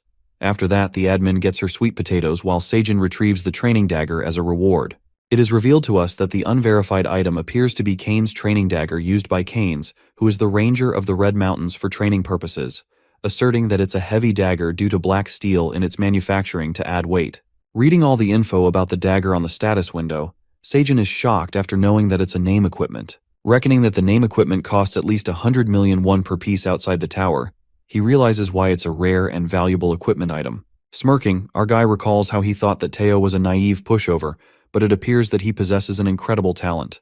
The next scene takes us outside the cave, where the crimson grizzly bear, the monster Teo talked about earlier who lives far from their cave, is sniffing something, and it appears to be a cute red-crimson cub. Later, Teo enjoys his kitty treats to the fullest, while Sejun, acting like a pro hunter, holds the dagger, slashing awe-striking blows at the green onion plants, cutting them in a blink of an eye. As he slices the plants flawlessly with the dagger, the bunnies start applauding him and cheers him on. While Teo asks him if he likes the dagger, Sejun says that he is impressed with Teo for bringing him such a great item. Infuriated, the cat reminds Sejun that he had promised him to make the CEO for an hour. While Sejun pats his head and compliments him, he starts calling him Teo the CEO. Teo decides to forgive him, but tells him to be careful next time and clasps his paw on Sejun's hand. Touching his squishy paw, our guy thought about taking Teo as a pushover, but as he holds his paws he realizes that Teo's paws are a golden charm and adores him for how cute he is. Teo annoyingly asks him to stop playing with his hands, but Sejun, who seems to be obsessed, keeps pressing his cute little squishy paws, calling them cute. Can't resist his love for cats, our guy makes the cat sit in his lap, coddling him up as he offers a treat to the grumpy CEO. Glancing at his paw, sneaky Teo puts on a cunning grin and presumes that Sejun is also a human after all. Finding that his paws can make humans obsessed, the peddler cat plans to rule over all the humans by tricking them with his squishy paws, concluding that his paws are truly a lucky charm. As Teo gets cocky, he implores for more treats, ordering Sejun around and tells him that they don't have all day. This sudden change in his attitude leaves our boy to reckon that he doesn't like his arrogant tone at all, and puts him off his lap. Asserting that the time is up, he makes Teo a regular intern again, dismissing him from his position as a CEO. Angry Teo gets frantic and reminds him that it's too early. Wanting to be CEO again, he protests to give him an extension, but our fella boldly refuses. Furious, Teo immediately comes up with another killer tactic to become a CEO again, while he searches for something in his bag. He calls upon Seijun, aiming to hit his weak point, which turns out to be the stuff he had gathered from the girl hunters for taking selfies with them. Pulling out all the stuff from his bag, wide-eyed Seijun gets utterly smitten when he witnesses all the spices and condiments in sight. While he peeks at them with pleasure, Teo tells him about how he fetched all the spices after taking plenty of selfies with people. Yearning for these spices, Seijun, who seems desperate, pours out salts in his hand and licks it only to be mesmerized by its flavor. Smelling all the spices, he lets out that he missed all these flavors that vanished from his life after he entered the dungeon. As he feels happier than ever, and it seems like Teo smoothly activates his killer tactic, taking advantage of the moment, he requests Seijun to make him the CEO for the next 2 hours. Overjoyed, Seijun picks up the cat in his hands, making him twirl. Out of sheer happiness, he decides to make Teo the CEO for the next 24 hours, while the bunnies inspect all the spices lying on the ground. Later, with all the spices in his reach, a flavorful smoke diffuses across the cave, and it occurs that Seijun is sprinkling spices on his freshly cooked fish. With a flavorful skewer of fish and green onion in hand, the mouth-watering aroma of the food mixed with spices disperses across the cave, waking up the young bunnies from their sleep. All the bunnies appear to be out of their houses. Seijun welcomes them to join him for breakfast, to treat them with his special treat as the skewers get grilled by the campfire. Thrilled, the bunnies catch sight of the tantalizing food, and Seijun mentions to them how he seasoned some with fish with salt and some with pepper to choose which flavor he wants to eat, distributing the snacks among the bunnies. It seems like the white bunnies find the flavor of the pepper too strong as they make disgusted faces, but the black bunny enjoys his snack. Meanwhile, Seijun peeks over at the CEO, who seems to be asleep, and wakes him up for breakfast with a grilled fish in his hand. Waking up to the sight of delicious breakfast, Seijun asks him to choose between salt and pepper seasoning. Offended, Teo makes it clear not to add something weird to the fish. Getting cranky, Seijun then gives him the simple grilled fish which he likes the best, while the cat mumbles that he doesn't appreciate the flavorful seasonings with grilled fish. In the meantime, Seijun and the bunnies get back to work on the cherry tomato field, where he harvests the cherry tomatoes with the dagger and earns plenty of rewards, increasing his familiarity level with harvesting. Presuming that the canine's dagger features not only apply to combats but all skills involved in using this dagger, it turns out that it increases the skill 5% faster, as his skills also increase faster. Impatient to boost his familiarity with the help of the dagger, he becomes super motivated to work hard on the farm, ordering Teo, the CEO, to take these cherry tomatoes. The CEO argues why he should be doing all his and puts the cherry tomatoes in his bag. Seijun, calling himself a president, tells him that he cannot get his hands dirty, making Teo flinch as he qualifies himself as a president. Teo asks him if a president is more senior than a CEO, to which Seijun orders him to get back to work. In that moment, he thinks of an idea after hearing this, saying that he will work hard. With an evil grin, Teo dreams of becoming a president and taking control of Seijun's lap and petting. The peddler cat then hops on his way after filling his rucksack with the cherry tomatoes. As the peddler is about to leave, Seijun reminds him to buy stuff from the shopping district and make sure to stop by the blacksmith's workshop to pick up items on clearance, adding that he can't put Teo's exceptional talent to waste. After listening to his last-minute errands, Teo jumps out of the cave, waving him goodbye. Seijun decides to take a break soon after harvesting the cherry tomatoes, and continues to harvest them with the dagger that helps him increase his skills faster, and he gets rewarded. Cutting off a bunch of 6 cherry tomatoes, our guy receives 90 XP points. It is revealed that the magic cherry tomatoes harvested by the dagger dissolve 20 grams of body fat and increase magic by 0.2 magic points for 10 minutes, also boosting energy levels when consumed. He realizes that it's a level D crop, and the benefits of fat dissolving, magic boosting effects, and the expiration have all doubled, which seems to be a great privilege for him. While the bunnies work in the cherry tomatoes field, our boy believes that all of the cherry tomatoes seem to be level D produce, which leaves him to wonder if they bear level D fruit after he upgraded to be a level D farmer. Harvesting the level D produce of cherry tomatoes, he contemplates that they could have sold out these new cherry tomatoes produce if Teo wouldn't have left early, and realizes that they will now get to eat better tomatoes as he decides to eat the tomatoes as a snack and takes a nap along with the bunnies. As Teo walks through his way, he gets a hunch about forgetting something, leaving him worried. The next scene then takes us to Aileen the Black Dragon with her big shadow, as she approaches a sculpture, which appears to be her model. It is known to us that it's an ice sculpture of the black dragon Aileen designed by Kaiser Pratani with ice shards from the blue penguin kingdom, which seems to shine like it is made from diamonds. However, Aileen smashes a breathtaking sculpture apart, shattering it into pieces, and replaces the sculpture with those dried sweet potato snacks gifted to her by Sejun. It looks like her storage room possesses magic preservation permanently, so she decides to save the sweet potato snacks in that place, mentioning that it's a gift from her human, Sejun. After that, Aileen gets curious and peeks at Sejun to view his recent activities through her crystal ball, and witnesses him taking a nap with the bunnies. Reckoning that there might be danger around him, she calls herself a great black dragon, planning to monitor the cave surroundings to keep her farmers safe. Meanwhile, our boy who is sleeping peacefully with the bunnies gets disturbed by the admin who tells him to get up immediately, warning him not to take a nap, which indicates danger. At that moment, Sejun and the bunnies catch a glimpse of someone standing above the cave, who is spying on them from above. Panicked, Sejun frantically utters that it's a monster, while the admin orders the baby crimson grizzly bear to get away as it looks at the fruits on Sejun's farm. Suddenly, the baby bear steps on an unsettled rock, stumbling right into the cave. Our guy quickly makes a move and rushes towards the baby bear to save him, and the baby bear lands safely crashing right into Sejun's arms. Thinking that it's a dog, our fellow realizes that a crimson grizzly cub has just fallen into their cave. While holding the baby bear in his hands, our guy reckons that it's the cub of the blue moon monster, but the baby bear seems so cute and tiny compared to the scary parent. The admin scolds him for catching the crimson grizzly cub, but our fella couldn't help but save the poor thing who fell into the cave. Assuming that his mother must be looking for him, the dungeon administrator pressures Sejun to make the baby bear leave and make the crimson cub leave immediately. Our guy tries to reason with her, saying that the baby bear is too small to leave the cave by himself and plans to wait until his mother comes. While the baby bear makes his way into the farm towards the bunnies, the admin warns Sejun that crimson grizzly bears are huge eaters and that the cub might eat all the food on his farm. Peeking at how tiny the baby bear is, Sejun denies the admin, believing that she's being dramatic. The crimson grizzly cub approaches the young bunny, and the black bunny pats him on the head, and they become friends. Meanwhile, the queen honey comes out of her beehive along with the baby bees and catches a glimpse of the red baby bear. The angry baby bees detect a stranger in the cave who is the baby bear and scares off the cub with their buzzing attack, making him run towards Sejun. Our guy stops the baby bees from attacking the bear, making them certain that it's not an enemy, and the cub falls into Sejun's lap out of fear. Muttering that it must have shocked them by the sudden bee attack, he reckons that the baby bear approached the queen bee because she smelled sweet. Sejun then calls upon the queen honeybee, who doesn't seem too happy with the bear, knowing what he wants. The queen bee starts pouring out honey, dropping it into the cub's hand. Believing that the bear must have been drawn by the sweet smell of honey, the crimson grizzly cub is delighted by the delicious honey and craves more as it clings to Sejun, asking for more. But it seems like the dungeon admin is not enjoying any of this as she sends quests to our guy, ordering him to kick the bear out of the cave and offering him one reward. Intimidated, the admin gets furious at the crimson grizzly cub, scaring it away, but Sejun fights her back and tells her to stop being angry at the little kiddo.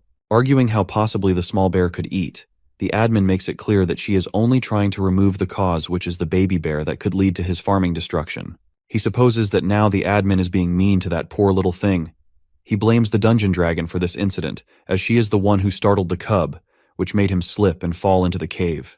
The manager admits her mistake, but she demands Sejun to listen to her and make this cub leave right this instant.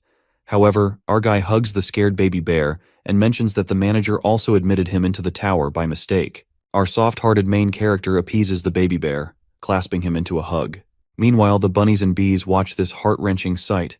The admin also looks at him through the magic ball and gives up, telling Sejun to do whatever he wants. Thinking why the admin would be jealous of the cub when it barely eats anything, the administrator finally leaves. Deciding to let the baby bear go when the time comes, our guy informs the kiddo about the scary admin being gone, and the cub finally falls asleep.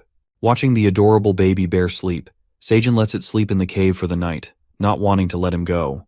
The other day, as Sejun is taking a nap, the crimson grizzly cub is not in its place, which smells like trouble. As the sleepy black bunny comes out of his house, his eyes are wide open and let out a loud scream, waking Sejun up as lets out what's the matter. Wondering where the cub went, he walks over to the bunnies who are boiling with anger.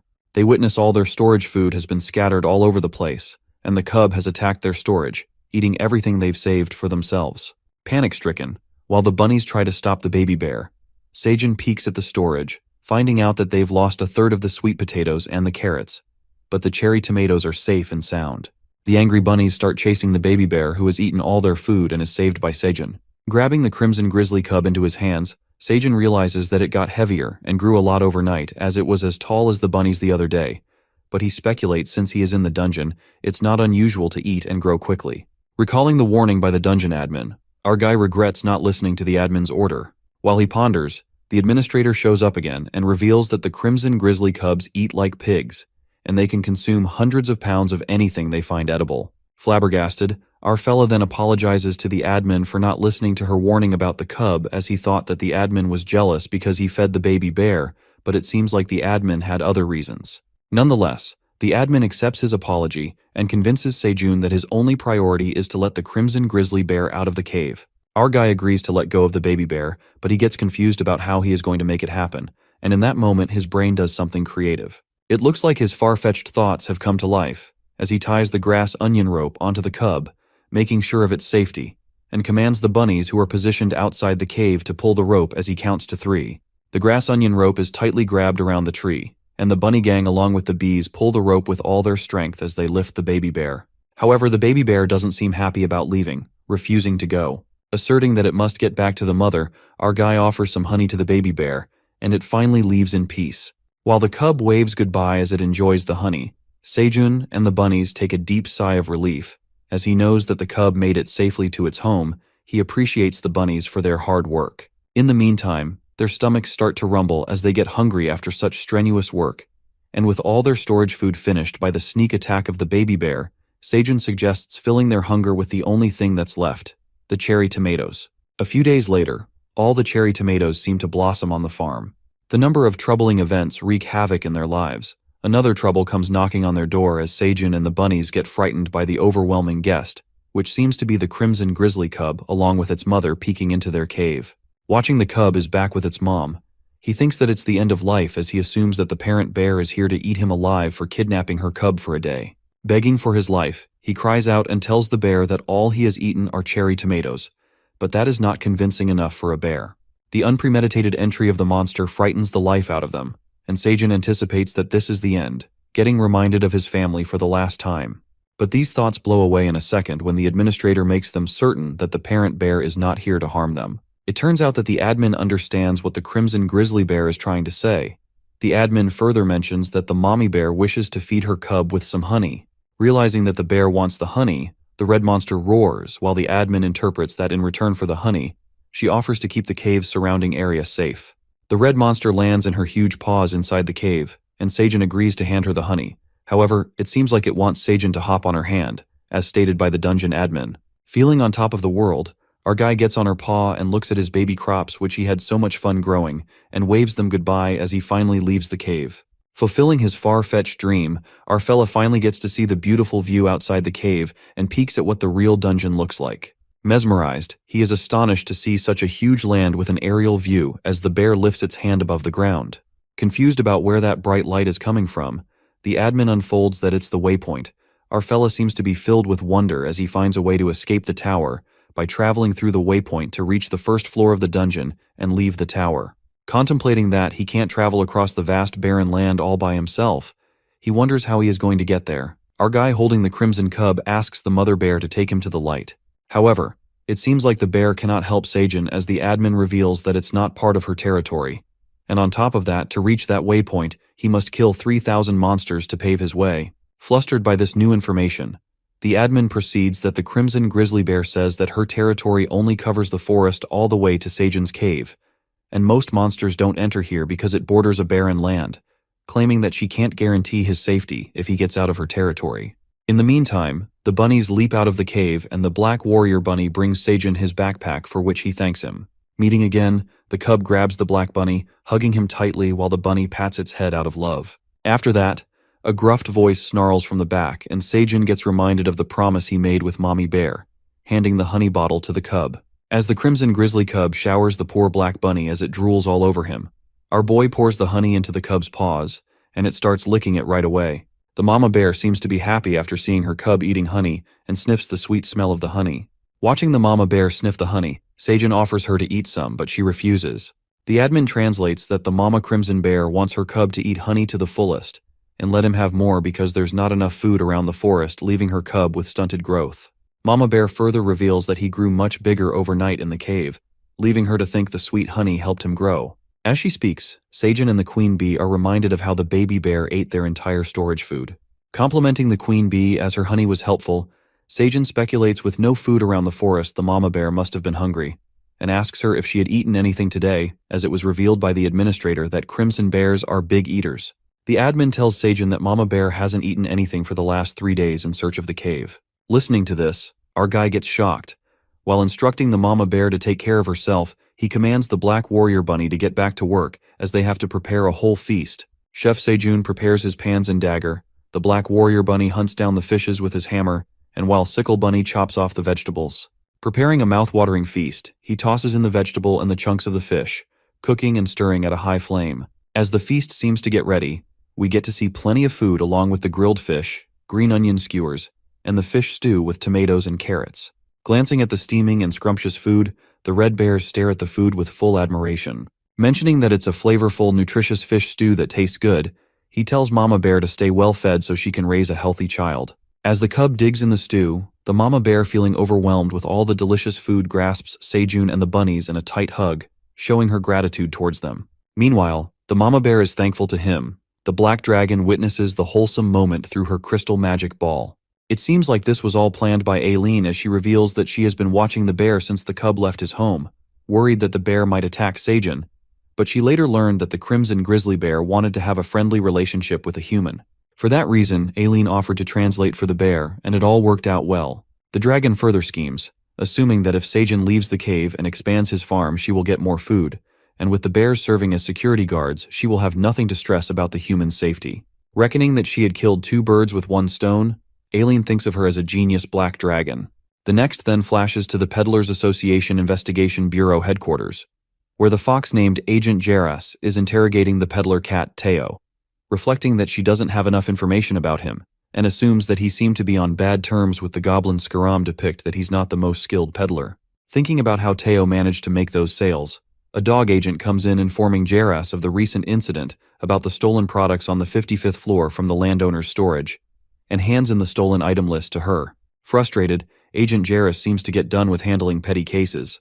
However, another agent arrives at the scene, informing her about a peddler cat who arrived on the 75th floor through the peddler pathway, suspecting that it's Teo. Agent Jaras instantly gets up, takes her blue cape, and heads out to find Teo, expecting that she will certainly hunt him down this time. The next morning, Mama Bear and the cub again show up at the cave. Greeted by Sejun and the bunnies, he asks the bear to help lift him. Our boy narrates that it's been 3 days into the deal with the Mama Bear. She drops off her cub with them and goes about her way to guard the area. Moreover, they've been preparing to move out of the cave as they settle in a new place.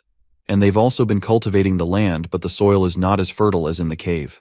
While Mama Bear sets out to patrol the area, Sejun provides her with food wrapped in green onion leaves to eat while she monitors the area. Analyzing the soil that is too dry and there are way too many little rocks, it seems like the dungeon soil is not suitable for farming. Ruminating about the soil, Sejun witnesses the baby bear playing in the soil as he brushes against the soil, removing the rocks from the way, as the bunnies keep collecting it in the wheelbarrow. Making the job easier for them, our boy rewards the red baby bear with a sweet potato. As the bunnies gather all the rocks, Sejun notices that the cub will be tall as him in a few days, and ponders if they would have lived in the cave, it would have been horrible. After that, our guy begins planting the root vegetables. Given the land is very arid, he plants the sweet potato first, receiving multiple rewards for planting the sweet potato root. But it looks like all the roots they had planted are eaten by the baby bear as he digs up the soil and steals all of them. Sejun scolds him for eating everything they've planted, making him clear that it's not a treasure hunt game, planning to redo the cultivation. While the baby bears whimpers, the bunnies continue to scold him, and Sejun decides to teach the meaning of planting something. The next scene takes us to the 38th floor of the dungeon, where the famous Teo the peddler announces an auction of 1,800 cherry tomatoes in batches of 300. As the hunters begin bidding for prices, he sells the cherry tomatoes for lower than the last time, hoping that there will be more naive people who take his tomatoes for high prices. Soon after that, Dongshik approaches the cat, and Teo asks him about the completion of the contract that they had signed earlier. Dongshik proceeds to tell the cat to inform Sejun that he has nothing to worry about, as the leader of the Phoenix Guild has reassured his family. Teo asks him about not entering the bid this time, to which Dongshik answers that he needs something other than tomatoes this time. As Teo ruminates what it could be, The leader asks him to take a selfie with him, mentioning that her daughter loves cats. Requesting compensation, Dongshik hands him a bag of chili pepper flakes, adding that the Koreans can't live without this spice, and Teo decides to give it a try. As Dongshik tries to stop him from licking the chili, poor Teo leaps in the air after the spice hits his tongue.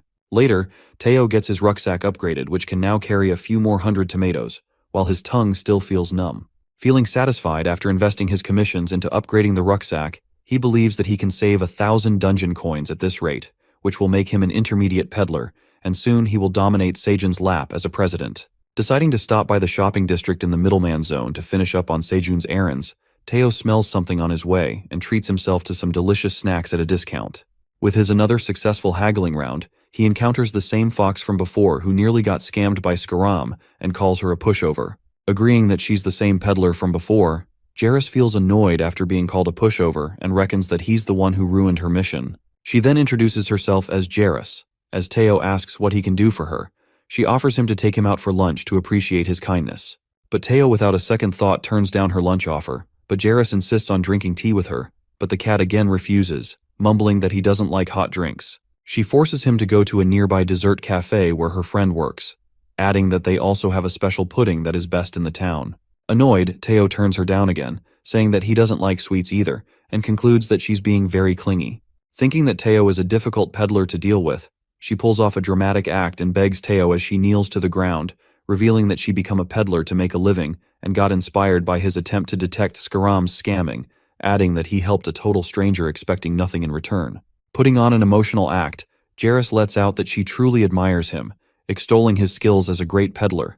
She wishes him to gain some knowledge about business from Teo. Flattered by her words, he gets convinced by her determination and decides to go with her to the cafe, agreeing to share some business secrets with her. The clever agent succeeds in her plan of putting an act and supposes that no one can resist flattery and begging as she finally persuades the peddler cat. When the agent asks Teo where he is headed, he mentions that he is on his way to the blacksmith to get something. Thinking that he's trying to buy weapons, the cat makes her certain that she will find out when they get there. Heading to the blacksmith's shop, they wander across the market, glancing at all the stuff. Jairus informs Teo about the blacksmith's workshop with quality items, but Teo heads to the shop he wants to, and tells her that he doesn't care about those. Finally, they enter a shop with a 50% off clearance sale. Assuming that it's a clearance warehouse, Agent Jairus speculates that it's the place where people sell random unverified scrap items, confused about Teo's secret that he's trying to teach her. Approaching the shop owner, who's reading a newspaper, Teo confirms the sale that reads everything is 20 dungeon coins. The shopkeeper agrees and tells him most of the stuff is unverified with unknown value, and offers Teo to pick whatever he likes. But the peddler cat objects. Banging his hands on the table, he asks for a discount. Watching this, Jairus is left confused after knowing what secret he wants to share. She presumes that Teo is asking for a discount when the items are already on discount, thinking that's shameless. However, she witnesses him haggling for the prices. As he keeps bargaining with the shopkeeper, they finally settle on 13 dungeon coins as Teo promises to be a regular customer at his shop. Flaunting his haggling skills to Jairus, who compliments him on his face, but in the back of her mind she thinks that it is dreadful. Wondering what kind of weapon he would buy, Teo picks on a hat. Shocked, Jairus lets out that it's just a straw hat and looks like a useless item. The shopkeeper gives her a deadly stare, asking if she has a problem with his store, while Teo calls out for her rude behavior, to which she instantly apologizes. Taking the straw hat as he seems to like it, Teo gets reminded of Sejun, who told him to choose whatever he wants. Departing from the clearance warehouse, Teo, after sharing his secret with her, pats on her shoulder, wishing her luck with the peddling career, and waves her goodbye. Assuming that she would look suspicious if she followed Teo, Jairus decides to call it a day. However, something interesting catches her eye. She catches a glimpse of Teo's straw hat that looks similar to the item she saw in her office among the items that had gotten stolen from the landowner's storage on the 55th store of the dungeon, and sets out for her job.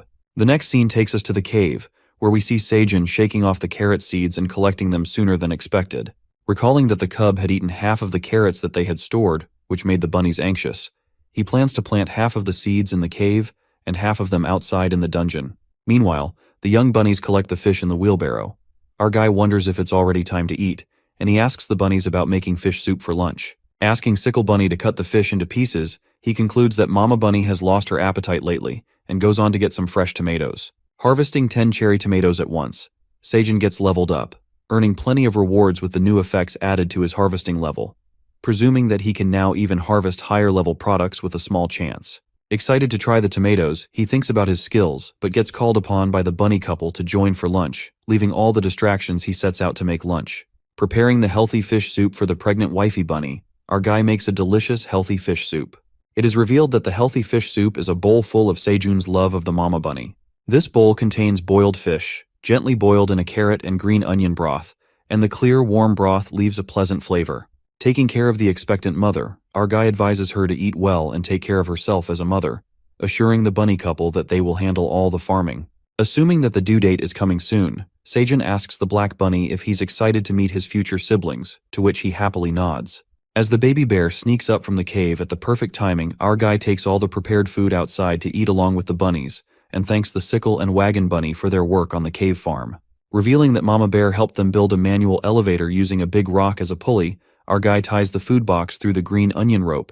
He wraps himself with the rope while the baby bear pulls the rope using the rock as a pulley. Narrating that their day starts with breakfast, as the cub pulls them out of the cave with the pulley, he is still astonished by the massive rock that Mama Bear delivered, and it made their escape route from the cave easier. Our guy then appreciates the baby bear for his hard work, and it seems like the cub had grown taller and stronger as he ruminates that he pulled him out faster than the other day, supposing it because of the amazing breakfast he had brought with himself. After that, Sejun offers roasted sweet potatoes to the cub, and his eyes are filled with admiration. Our guy speaks out that he had saved some sweet potatoes for him after dinner, which pissed off the admin. The baby bear tosses the whole roasted sweet potato into his mouth.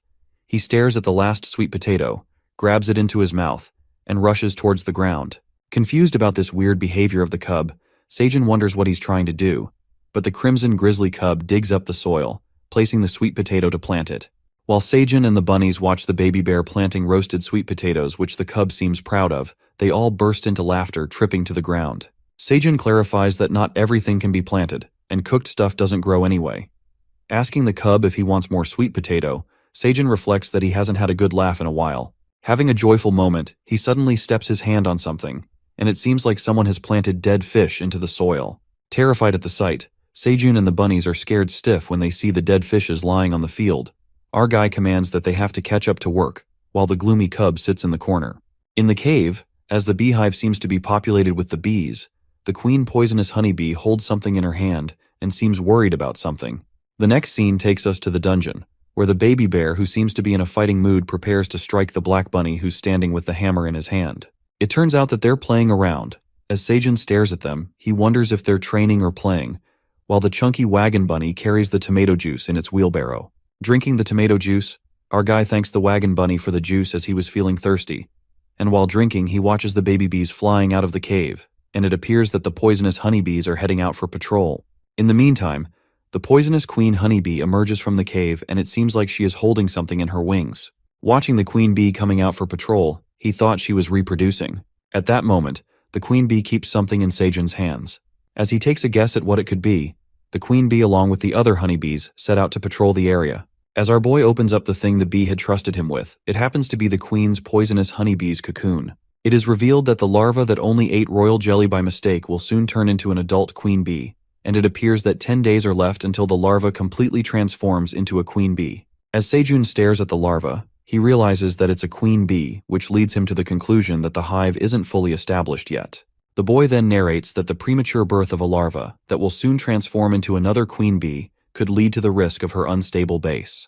Knowing the reason that the bee has to save her hive, our guy determines why the queen bee had given up on her baby cocoon. Holding the cocoon, our guy then decides to keep it safe and eagerly waits for it to turn into a queen, as he feels delighted to meet her soon. Later, Teo, who seems thrilled to be back at the cave, dances his way through the cave. Upon reaching, he witnesses something terrible. He catches sight of the red baby bear, who is positioned right above the cave holding Sejun's backpack in its mouth. Frightened, Teo freaks out and assumes that the bear has killed Sejun. He sadly clasps onto the ground and recalls that he felt something strange as he left the 38th floor. Breaking down into tears, the poor cat had rushed to the cave as fast as possible, only to get the news of Sejun getting killed by the bear, and got furious as he couldn't even use up his remaining CEO hours. Leaping towards the baby bear with his sharp claws as Teo decides to take revenge from the red monster for his lost lap, our fella appears from behind and welcomes Teo back as he returns to the cave. Startled, Teo calms his nerves down. Bouncing back to the ground, the cat rushes towards Sejun in anger, surprising him with an unpremeditated cat attack. Worried, Teo asks him if he's alive and analyzes his lap, wondering how he made it out of the cave. As our poor guy holds onto a green onion rope on the verge of falling, the cat clings to his leg. Curious about all the things that had occurred while he was gone, Teo grabs his cheeks and asks him to spill everything about that crimson grizzly bear. Sejun then proceeds to explain the strange turns of unexpected events that had happened over time. Starting with the crimson grizzly bear, he asserts that this cub accidentally fell into the cave, concluding that now his mom is helping them to keep the cave, and in return, he agrees to give honey to the baby bear. Teo takes a sigh of relief, mumbling that he thought that Sejun was eaten alive by the baby bear, to which our guy understands the situation, given his huge size. Supposing that it's hard to speak the whole name of the baby bear every time, our guy decides to call him by his name. He requests Teo for a favor to ask the baby bear what his name is, to which he reveals that the cub doesn't know his name because he is just a little kid. Given that, Sejun plans to give a temporary name to the baby bear, and a good idea sparks in his mind. He decides to come up with the weirdest name and names the cub Be because he keeps crying. Listening to this creepy name, Teo and the bunnies stare at him with utter confusion, and Teo breaks the silence, letting out that he's not creative at all. But it seems like Sejun likes the idea, as he scratches and tickles the baby bear calling him Be, and he seems to love it as well. Jealous at the sight of Sejun playing with Be, Teo yells out and forces him to peek at the stuff, adding that he has completed all the missions and sold out on the magic cherry tomatoes. Asking Sejun about the amount of time he would give to Teo to be CEO, our boy utters that he would give him 38 CEO hours, adding unused hours from the last time. Delighted, Teo feels like the happiest cat and is determined to use all his CEO hours this time. Relaxing on the president's Sejun lap as he pours the treat into his mouth, the baby bear takes a mouthful of Teo's treat. Enraged, the cat gets out of control as he vehemently shouts at the poor baby bear for licking on his treat and snatching his CEO hours on Sejun's lap. He calms Teo down, but the baby bear bursts into tears, roaring out of sadness. Suddenly the forest starts rumbling and something comes running towards them with great speed. It turns out the mama bear had arrived at the scene after hearing her baby cry, coming crashing on the ground, producing a thundering sound. The loud roar scares the hell out of them, as the mama bear lands on the ground to save her baby, assuming that it's in danger. The furious mama bear gives them a deadly stare, as she seems to go stark raving mad after hearing her baby cry, roaring in her thundering voice. Poor Teo trembles with fear as he watches the angry bear standing in front of him, which frightens the life out of him. He introduces himself as a peddler, and tries to make the mama bear clarify there was a minor misunderstanding between him and her son. Hopping mad, the mama crimson grizzly bear opens her mouth wide open with sharp teeth and lets out a piercing shriek. The sudden terrible shriek shakes everyone up, leading to cover their ears because of the deafening roar. Teo, sobbing his heart out of fear, promises the mama bear to be nice to her son, while Sejun clears up the situation by making her sure that nothing happened to her son. Convinced, mama bear stomps back to the forest to continue patrolling, and our guy takes a sigh of relief as he thought that mama bear would have killed Teo for sure. Petrified by the situation, tears keep streaming down Teo's face. The cat thanks Sejun for speaking on his behalf and clearing up the situation with mama bear. Sejun enfolds the weeping cat into his lap and apologizes to Teo for not telling him sooner about the bear thingy, while all the young bunnies gather around to make Teo feel better. The young bunnies comfort Teo by grooming him, and it lightens up his mood after feeling ticklish by their licking. The bunnies then start grooming Sejun too, and they all succeed to cheer up his mood. Watching Sejun, Teo, and the bunnies snuggling up to each other, Bae moves forward feeling guilty, and starts licking Teo as well. Teo apologizes to the baby bear and decides to be good friends, gently warning the bear not to steal much of his kitty treats. After a long day, all of them start yawning. Sejun along with the bunnies doze off with the giant baby bear as their pillow. Meanwhile, the bunny couple sneak up on them as they drown in sleep. The hubby bunny pulls the straw hat out of Teo's bag and puts it on Sejun's face to block the light. The next flashes to a different place than a dungeon, but it seems to be located inside the tower. This place seems to be surrounded by black dragons as they encircle a man who's trying to open the portal with all his powers. Striving to open the portal, the man named Kaiser Pratani fails to open it. As another young man named Anton Pratani enters the scene, telling him to calm down, Kaiser shouts at him and asserts how he can stay calm when he can't reach Aileen. It seems like they are family members of the Black Dragon Aileen Pratani. Kaiser reveals that it's been more than a decade since Aileen had her last seizure, and they did everything in their power to find the medicine only to witness that the portal is broken. He further proceeds with a broken portal and no response from the tower's emergency that has no other way to go to the other side and meet Aileen, adding that they are stuck inside the portal unaware of the things happening on the other side. Upon hearing this, Anton speaks up to him, letting out that if his Black Tower emergency system hasn't been activated, this leads them to believe that Aileen had not experienced any episodes, concluding that they still have time to go back. While the Black Dragons are also concerned about Aileen as she is also a member of the Pratani family, Anton, who also worries about her, utters that they're here because they care about her. It is revealed to us that there's a place in the tower, an administrator's space in the middle of the mana, which is connected with the tower, where the Black Dragons alternatively watch the tower and improve their strengths. However, Anton unravels that they had renounced the privilege of staying in the administrator's space for Aileen's sake, adding that they have gone through every harmful way to find treatments for healing her body to emancipate her from the dragon heart, and that is why they are here in the portal. Asserting that all the dragons feel the same about her, Kaiser tells him not to act cold, as no dragon would judge him for showing emotions. It appears to be that Kaiser is Anton's father, and Aileen is Anton's daughter. Listening to his father, he speaks out how he can stay calm as Aileen is her daughter, but he trusts her and assumes that she is responding well to the seizures. Kaiser then commands the Black Dragons to stand by until the towers open as they stand near the portal. Aileen's father presumes that they've already missed her expected episode date, leading them to think that her dragon heart must have seen positive changes. Wishing that it's true, Kaiser worries about her granddaughter, hoping she is doing well. The next scene takes to Aileen, who seems to enjoy her cherry tomatoes, tossing them into her mouth. Being all comfy in her room, she reads a book with a bucket full of cherry tomatoes settled near her. Wondering if the tomatoes have upgraded to level D, because now they have more flavor. She mumbles that before she used to eat several tomatoes to taste the flavor, but now she just needs to eat a few of them. Suddenly, Aileen's heart skips a beat for a second, which shakes her up. Holding her heart, she is left stunned after witnessing that her dragon heart, which never beats on its own for 100 years, has pounded. Assuming that her heart had pulsed and absorbed mana for a brief second, Aileen surmises that she should have had a seizure already, which makes her think that the red cherry tomatoes must have prevented the seizure as they acquire a unique ability.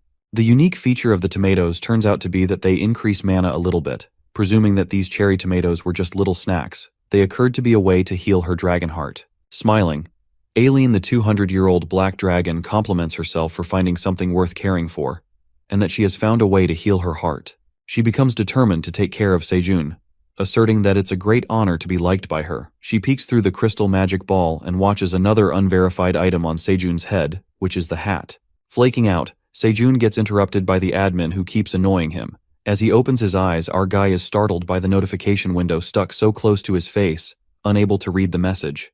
The admin reminds him of the risk of using an unverified item. Our guy asks her about the unverified item she is talking about, which turns out to be the straw hat he is wearing. The daddy bunny points to Sejun that he picked it out from Teo's rucksack, ruminating that Teo has bought an item. Our guy wakes Teo up, but it seems like the cat doesn't want to leave the comfort of Sejun's lap. Laying Teo down on the baby bear, the admin mentions that it's a farmer straw hat, while Sejun reads all the descriptions he gets to know the great features of the hat helpful for farming, and implores the admin to tell him about the item's requirement.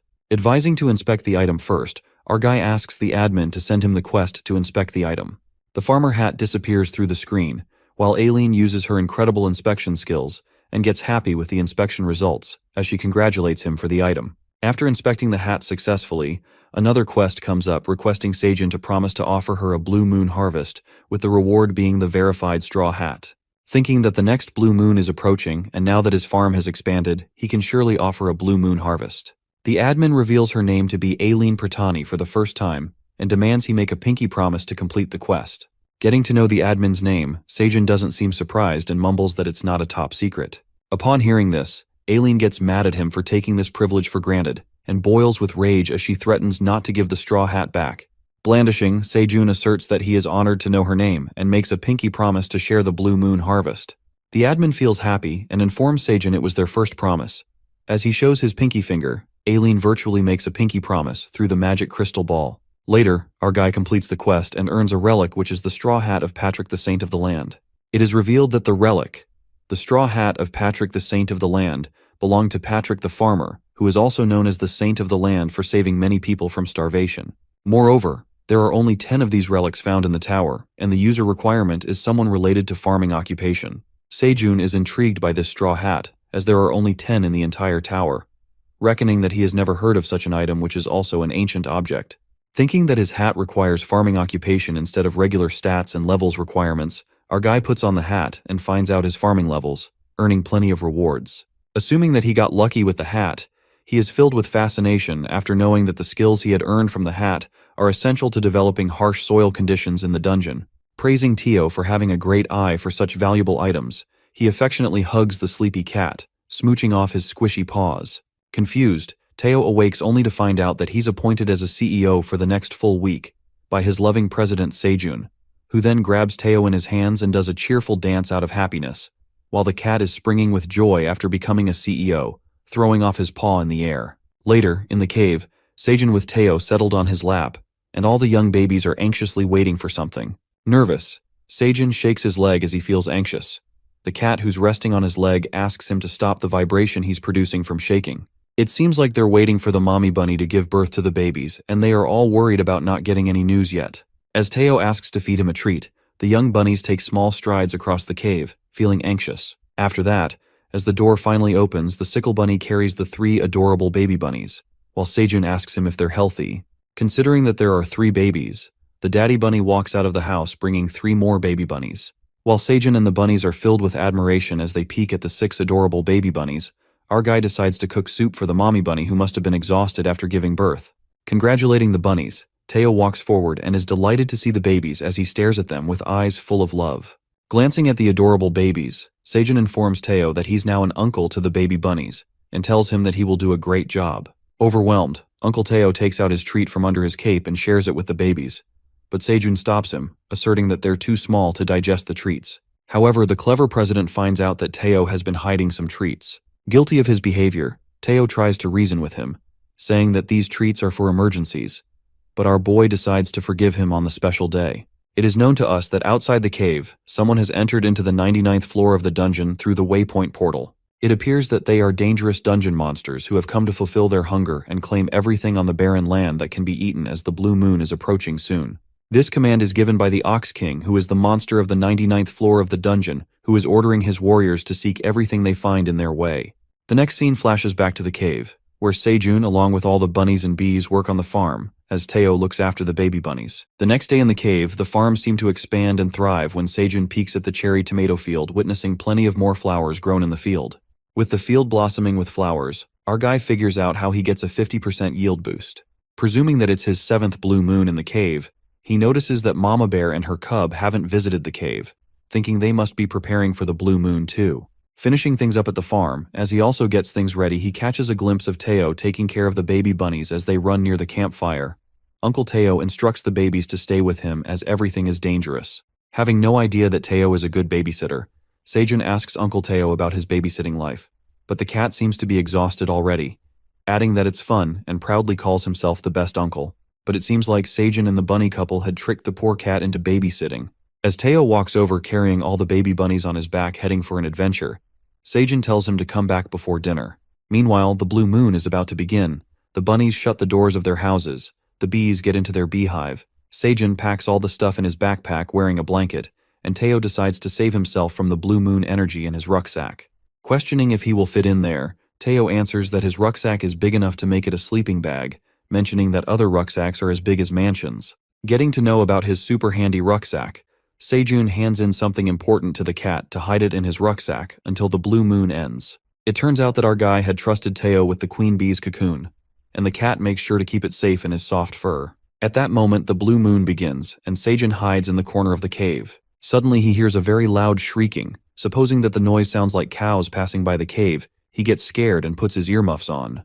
While the blue moon rises, he looks over at his farm and realizes that there are plenty of tomatoes with blue moon energy this time, and gets even more delighted when he watches over the cornfield that also seems to get the blue moon energy, and prepares himself for a plentiful blue moon harvest. Soon, the blue moon ends and Teo inspects outside the cave and informs Sejun about the clear situation of the dungeon. As Sejun lifts himself by the pulley, the cat speaks out that it would be better to come out of the cave when the bears are around, mentioning that it's still dangerous out there. Realizing that monsters passed by the cave during the blue moon, Sejun mutters that he needs to check the field and will come back after taking a glance, as he also has to harvest the blue moon crop. However, Teo couldn't stop himself from joining the president. As they made their way to the fields, they witnessed big monster footprints on the land, which had destroyed their sweet potato field. Reckoning that the monster must be powerful for how deep the soil they dig, our guy figures something out and rapidly climbs on the big rock. Reaching up, he hastily kneels to check something with the soil, grabbing the soil in his hands.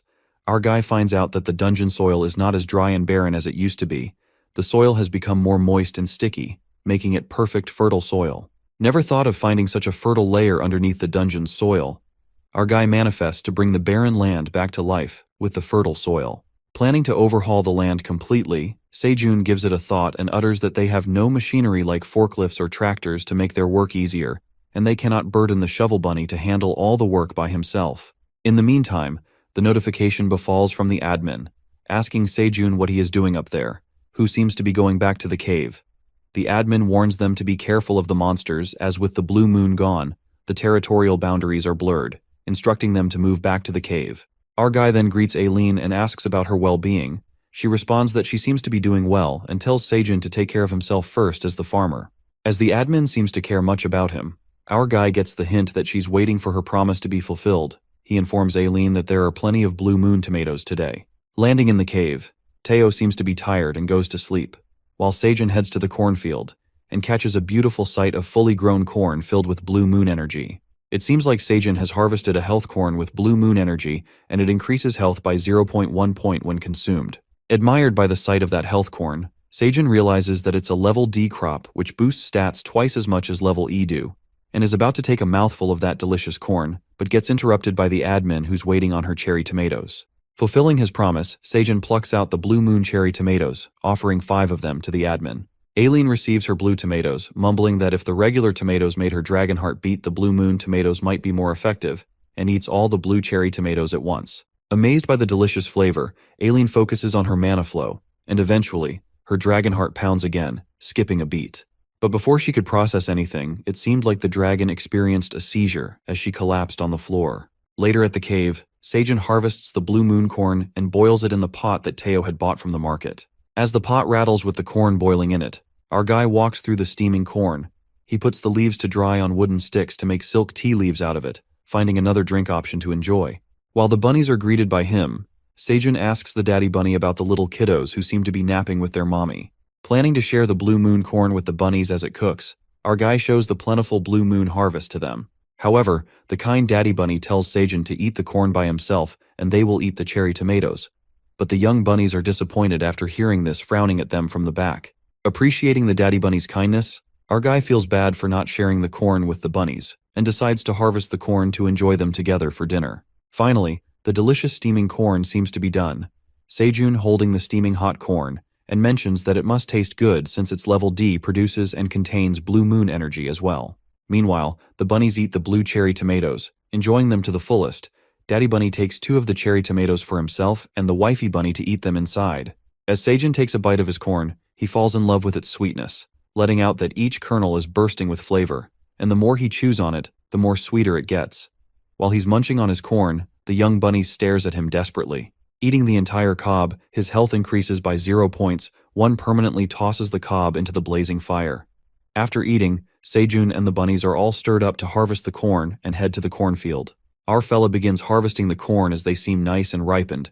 He plucks out the corn and reads the status window of the health corn, asserting that each corn dissolves 20 grams of body fat and increases health by 0.2 points when consumed. However, when eaten by a non-awakened, each dissolves 20 grams of fat and improves skin elasticity. Reading the benefits, he ruminates that his mom would like this health corn as it improves skin elasticity.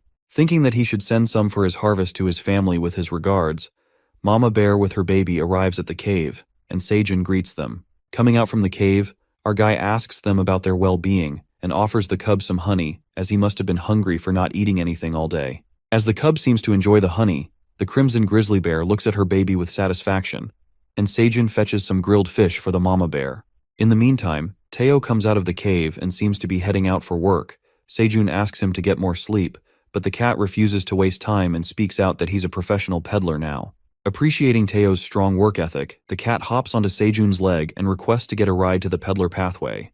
The baby bear clenches Teo's cape by his teeth while the cat hangs from his mouth like a clock string. The mama bear and the cub drop off Teo to the pathway, and Sejun plans to repair the field. The next scene takes us to the Ox King, the monster of the 99th floors, who seems frustrated and furious with the warriors as they collect nothing but clay which is not edible. Not finding a single thing in the dungeon, one of the warriors lets out that the land is barren and there's nothing left to eat. adding that they haven't seen green leaves in their territory for ages. The Ox King speculates that they used to have so much to eat, but now all they are left is clay, and gets disappointed. The Ox King ponders about this situation, unraveling that this land used to be a fertile green plain. It is revealed to us that the monsters of the Black Towers are the most powerful warriors defending the 99th floor waypoint. Adding the oxen must make up for the energy loss caused by intense exercise during the blue moon, or else they have to suffer from muscle loss. For that reason, the Ox King commanded the warriors to disperse across the territory and feed on the grass closer to the blue moon. However, his warriors known as the Minotaurs were colossal monsters and needed an immense food supply, and their massive grass consumption resulted in an outrun of the available supply, which eventually turned the greenery into barren land. Coming back to the present day, the Ox King manifests that the young Minotaurs don't seem to have good muscle development, for which the need to eat quality grass is mandatory, as they need to stay powerful and maintain their pride as warriors. As the king calls for warrior 1103, he supposes that he must have got lost in the territory, but at that moment the Minotaur arrives and bows before the captain, explaining that after the blue moon he had traveled so far and lost his energy. Happy to see him back, the king is left wide-eyed when he smells something coming from that Minotaur. As the captain furiously grabs him, he watches a root hanging on his horn, which smells sweet. The next scene is about the dragon who collapsed on the floor earlier and finally opens her eyes as her head hurts. She gives it a thought and mentions that she would have gotten better after eating those tomatoes, but instead, she passed out. Suddenly, Aileen gets to the level with the chandelier and asserts why it is hung so low and notices that her magic crystal ball seems too far from her. She realizes that she has grown taller. Wondering how she grew big, her mind drifts to the blue cherry tomatoes, guessing that blue magic cherry tomatoes must contain more magic than regular tomatoes, and she ate 5 of them altogether, which stirred up quite a reaction. Thinking that blue tomatoes must have caused chain reactions in her dragon heart and resumed her stunted growth, she comes to ponder that it was a temporary effect because her dragon heart had stopped beating again. Distraught, Aileen figures out that she cannot be treated instantly, but she still has a ray of hope to treat and heal her dragon heart. Cherishing her sweet little farmer Sajin, something catches her eye as she watches something through her crystal magic ball. It seems like her farmer and bunnies are enjoying delicious food together without her. Unable to see through the ball because of her giant size, she looks for her dad's big crystal, rushing to find it, and she gets stuck in the door. Squeezed by the tight door, poor Aileen gets herself jammed in the door and begins screaming as she craves food and snacks. Later in the cave, Bay greets everyone from above the cave, while it seems like the cave is bustling as the bunnies harvest the corn. While the couple bunny rips off corn leaves as they pile up behind them, the sickle and the black bunnies put the corn into the stick, and the wagon bunny carries all the corn, while the baby bunnies play around them. As the corn is being cooked at the campfire, Sajin thanks the wagon bunny for bringing the corn to him. Wrapping up as our guy completes steaming the last batch of corn, he finally removes the lid of the pan, revealing perfectly steamed corn. The admin, who seems to have found the bigger crystal ball, shows her interest in trying out the freshly steamed corn. Pouring out the corn on the green onion platter, Aileen sends a new quest asking him to share 1 cob of corn with the hungry admin. It seems like our sweet guy already thought of sharing the corn with her, and lets her know that he's grilling corn and will offer her one of that too. While the admin feels happy and waits for corn, the young bunnies carry the grilled corn to put them in the corn platter. Thrilled by the sight of scrumptious steamed and grilled corn, Sajin puts the seasonings on the grilled corn Teo had bought last time, thinking that it would have tasted better with butter. Chef Sejun grills the corn like a pro, coated in sugar, then sprinkles grated Parmesan cheese on top as he reckons who would have thought of bringing cheese to the dungeon, and not forgetting the most essential red chili pepper which he finds out sneaking into Teo's bag after finding the straw hat. Contemplating how Teo could not tell him about the red chili, which is such a treasure, he thinks of taking his job as a CEO, but manages to forgive him. Sprinkling the final ingredient, the grilled corn on the cob is ready to serve, seasoned with sugar, Parmesan cheese, and red chili pepper obtained from Teo's business, adding the flavors that are addictive. Grabbing that heavenly bite of the seasoned grilled corn, our guy thinks that watching those cooking videos all day has paid off. After that, he offers a bowl of corn to Aileen, for which she greatly appreciates her human farmer. Asking the bunnies if they like the corn, he witnesses the parent bunny struggle to eat as they are feeding the baby bunnies.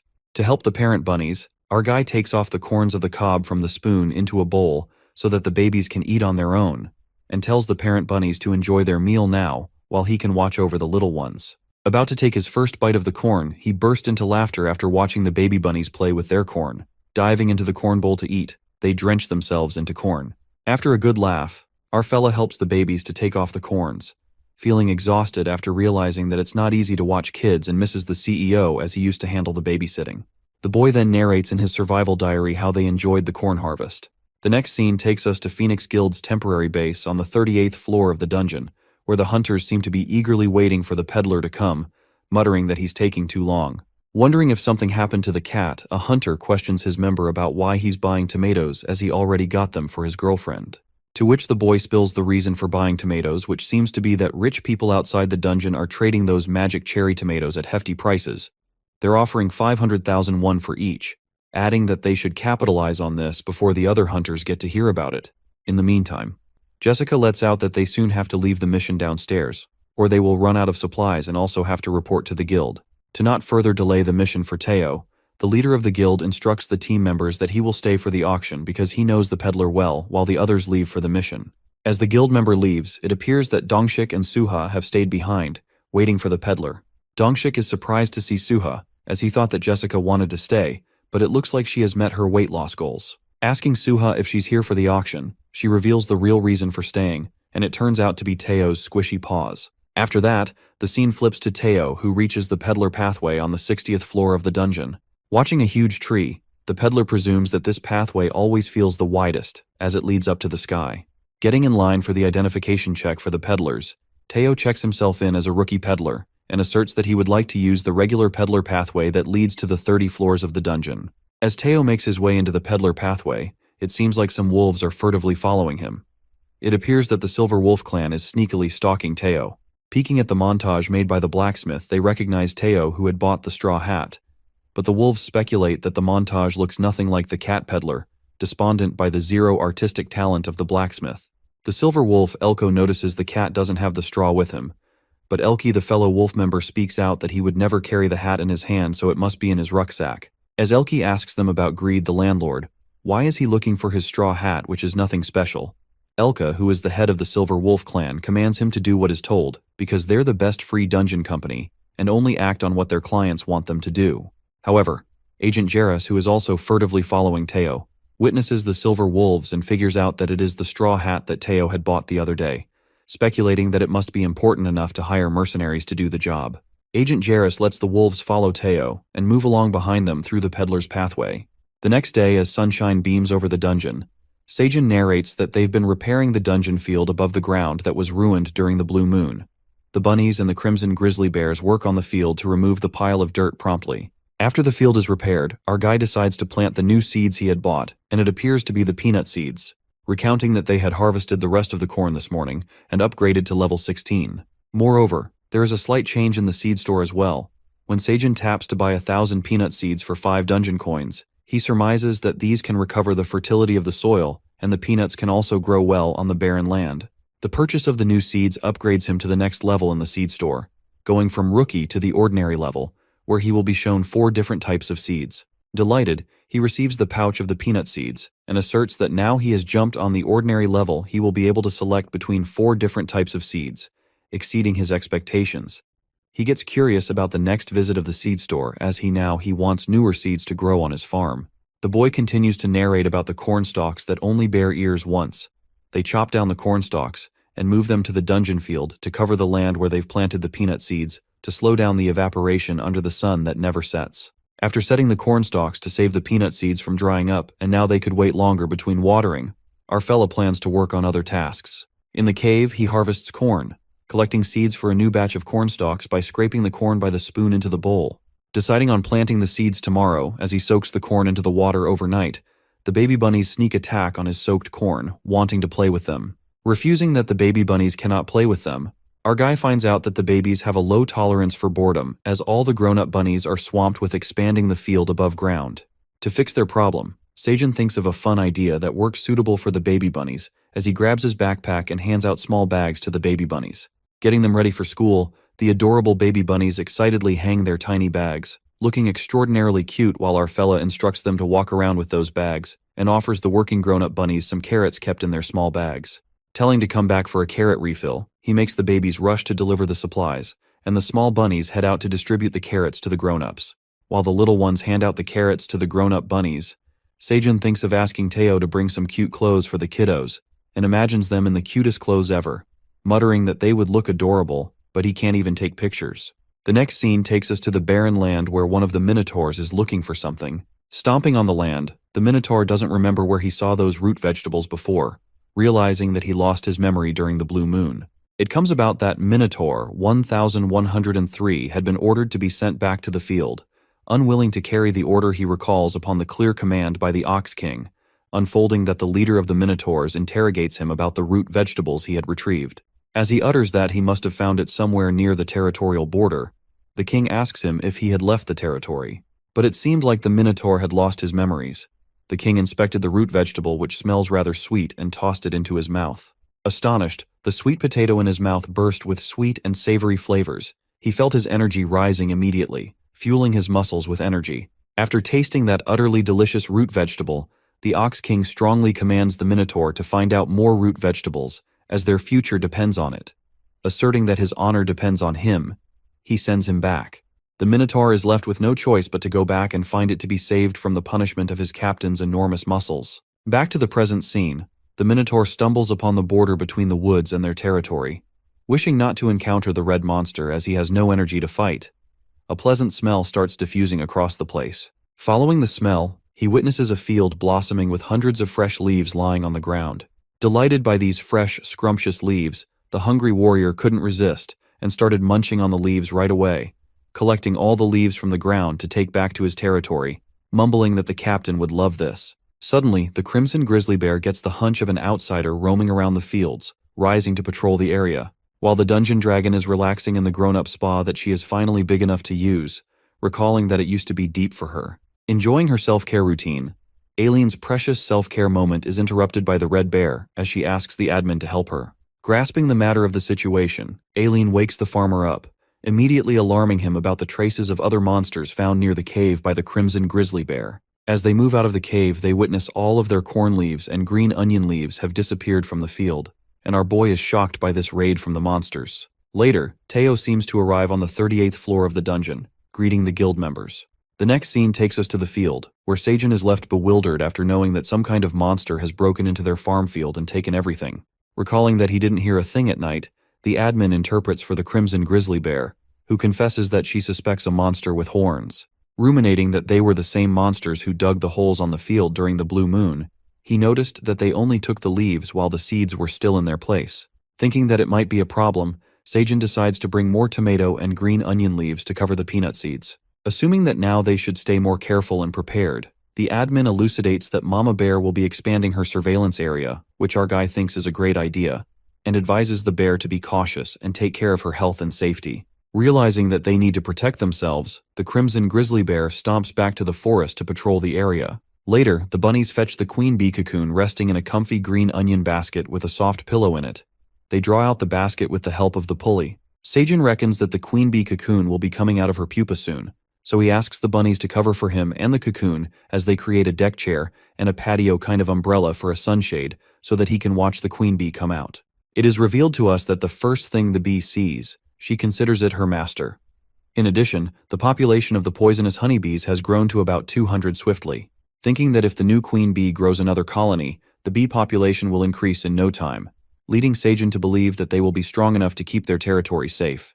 Looking forward to meeting the queen bee, he begins to feel sleepy as his mouth opens into a big yawn, and he dozes off while thinking if he should give a sweet potato flower or a tomato flower to the queen bee when he meets her. Nodding off, the cocoon kept beside him starts to make movements, as the big bright light beams from inside the cocoon as it hatches, and the newborn queen honeybee comes into existence. It appears that she is Queen's poisonous honeybee junior. She peeks around, begins flapping her wings, and sits on Seijin as he flakes out. The first thing she peeks at is our fella Seijun, and the queen honeybee registers him as her master. Delighted by the flowers our guy grasps in his hand, she seems to be fond of the yellow tomato flower. While she holds the flower, the queen poisonous honeybee, who is the mother of the junior queen bee, encounters her. Meeting each other, they fly around together out of happiness. As it seems like they're up to something, the queen poisonous honeybee junior flies towards our guy and rubs against his cheek. Seems like she's saying him goodbye and glides away. As soon as our guy wakes up, he is bombarded with notifications. As the admin briefs him about the hatching of the cocoon, the newborn queen bee junior has registered him as her master, and he has increased his familiarity level with beekeeping ability. Surprised, he starts looking around for the newborn queen bee, but it occurs that she's gone. The next scene takes us to the monsters of the 99th floor. The Minotaur who had come back after breaking into Seijun's farm stealing all the leaves. He hands the captain the leaves. The Minotaur reveals that he found the leaves abandoned on the ground near the border, assuming that it's a different kind of leaves from the last time and has never seen before. Captain Ox asserts that these leaves are not enough to share with everyone. It seems like the Minotaur had consumed all the leaves on his way, but the Ox King doesn't get furious with him, knowing the fact that they are tempted to eat a lot. Sniffing the leaves, the king decides to eat the leaves and is wonderstruck by the delicious flavor of the leaves, and he's full of energy now after consuming it. Overjoyed, he pats the Minotaur for finding those leaves, presuming that now they make their tribal land prosper again with an ample supply of the leaves. Processing the situation, Captain Ox thinks about the strange thing happening in the forest territory. He ponders how anyone could leave those leaves behind, adding if the 90th floor is undergoing some changes. Wishing that he could visit the area himself and gather as many leaves as he can. But the captain cannot leave the waypoint without knowing how much yield to expect. But he seems to have an idea and commands the same Minotaur who brought the leaves to find the exact source of the leaves, instructing him to inspect every single possibility. The caption proceeds that if someone left the leaves behind, it leads them to believe that someone grew them somewhere, and if someone abandoned the leaves on purpose, he orders the Minotaur to find out who it was. But before he can start the big mission, the Minotaur makes a request to take a quick nap as he seems to get into a food coma because of the big meal he had after a long time. Dreaming of taking a nap, the captain tells him to go right this instant, taking out his huge axe to scare him off, and the poor Minotaur quickly heads out to the forest. The next flip to the cat peddler as he arrives at the 38th floor and meets the hunters who have been waiting for him for so long. After revealing that he had stuff to take care of, the cat announces about the special cherry tomatoes he has brought this time. As the hunter mumbles that his tomatoes are always special, Teo unfolds that this time they are level D produced cherry tomatoes. Believing that the peddler is spitting the truth, the hunters are amazed by the level D tomatoes because they dissolve 20 grams of body fat and increase magic by 0.02 points, adding that they do not even expire until 60 days. Knowing all these benefits, one of the hunters reckons the incredible profit margin on these level D tomatoes if he sells them outside the dungeon. In the meantime, Teo lets out that he will be auctioning 2,000 cherry tomatoes in 4 batches. As the auction begins, the hunters begin bidding for higher prices, and eventually, the cat sells out, and the cherry tomatoes are sold at great prices. After this auction, Teo's profit finally rises to 1,000 dungeon coins, feeling on top of the world as he thoughts of becoming an intermediate peddler, which was his dream all along, and he will finally be able to disclose the producer's name, laughing hysterically as he imagines that he no longer has to serve Seijun. Celebrating his moment of joy, Suha approaches him, asking him to take selfies with her. Assuming that it's time to proceed with his next project as an intermediate peddler, and commands everyone to make a line to touch his paws and gives him rewards. Keeping his hopes too high, he takes a glance at the ground which seems to be empty, with only Suha standing to take a picture with him. Asking her why the ground is empty, Suha tells him that everyone went downstairs because it took him so long to come back, and Teo figures out why the auction felt quieter than before. Poor Teo hurts his pride as he decides to capitalize on being a CEO, and shatters down thinking his paws aren't a lucky charm anymore. Even the kitty treats don't lighten up his mood when Suha offers them to him. Later, some of the girls approach and point towards him, and recognize that he's the peddler cat. The girls ask Teo if he's the peddler cat who takes selfies with people, revealing that she saw him on Hunstagram, which seems to be the picture that Suha took with him, requesting Teo to take selfies with them. This uprising in the peddler's demand makes Teo's eyes sparkle with sheer happiness. As he smells money, the mastermind peddler stretches out his paws and tells them to pay to take pictures. Later, Suha shows Teo her Instagram account titled Phoenix Guild Hunter, booming with thousands of followers, and is filled with pictures of the wandering cat merchant Teo. Astounded, the cat figures out that the girls who were waiting here to take pictures with him had seen Suha's uploaded pictures on her social media. As Teo witnesses the account brimmed with his pictures, Suha thinks that Teo might be mad at her for posting her pictures without his permission.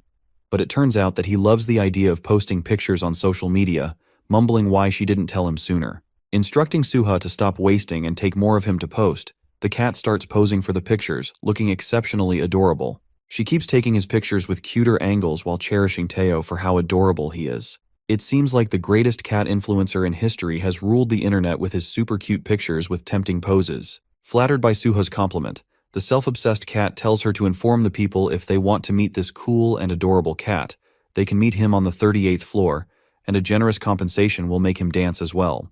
It looks like the clever peddler got a full package for cat lovers, tricking them with his squishy paws and adorable face. Exhausted from all the posing and pictures, Teo makes his way back to the cave and starts grooming himself to look neater in the pictures for the next time. Imagining his paycheck growing and dreaming of aiming for the president's position, someone messes up his perfectly neat hair. Wondering who it is, Teo confronts the terrifying silver wolves hindering his way. Horrified by the sneak attack of the wolves, chills are sent down his spine as the helpless cat is surrounded by big scary silver wolves with no escape route. Trembling with fear, one of the wolves frightens the hell out of him with his big claws encircling Teo and interrogates the cat, asking if he's the same peddler cat who bought a straw hat from the blacksmith workshop in the Middleman Zone. Scared to the core, the poor cat seems to be too terrified to even speak. The wolf roars at him with a thundering voice, wanting the answer to his questions, and asks him about the straw hat and what he did with it.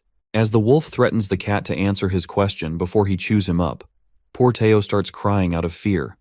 As the wolf is about to attack the cat with its claw, something comes crashing to the ground. Suddenly the smoke starts appearing from that thing. It appears to be a stink bomb that distracts the wolves from the cat. Diverting their attention, Agent Jarrus comes to Teo's rescue as she also had been following him, grabs his hand, and scampers off into the forest. Dashing away, the leader of the wolves commands his members to chase after them, but it seems like their mission gets flopped as the wolves struggle with the stink bomb, blowing away their noses with its pungent smell. Meanwhile, Agent Jarrus and Teo escape from the wolves, panting heavily. Finally losing the wolves, the peddler cat shows gratitude to her for saving his life as he nearly got killed, to which Jarrus mumbles that he also saved her life, so she just returned the favor. Appreciating her kindness, he pats her shoulders and insists on paying back her favor, asking if she likes grilled fish. Upon hearing that, Agent Jarrus infers that it's the perfect opportunity. She implores Teo to accompany him to learn more lessons from him like last time, and the cat happily agrees to her. As they head to the Middleman Zone, Jarrus takes him through a shortcut she knows, but the cat informs her that he needs to stop by the Peddlers Guild and request a promotion to the intermediate level. Shocked, Jarrus suspects him about promoting to the intermediate level, spilling that he's just been a peddler for a few months. Interrogating her for how she knows about him being a peddler for a few months, Agent Jarrus gets this close to exposing her identity as a secret agent. She ponders about not letting Teo find out about her being a secret agent for the Peddler Association Investigation Bureau. Grasping the situation, Teo seems to know everything about it. As the agent starts sweating out of anxiety, he lets out that Skaram must have told her about him. Triggered by the suspense, Jarrus immediately agrees with him and tells him that Skaram voluntarily passed her all the information regarding him, without her even asking. As Teo goes on cursing Skaram for being a bad gossiper, Jarrus takes a sigh of relief, as she nearly dodges a bullet with him. Curious, the secret agent inquires about how he managed to make 1,000 dungeon coins in such a short period. Tricking him into answering the question, she puts on an act, speaking out that a humble peddler like her cannot even imagine accomplishing this much, asking Teo what kind of special product he sells.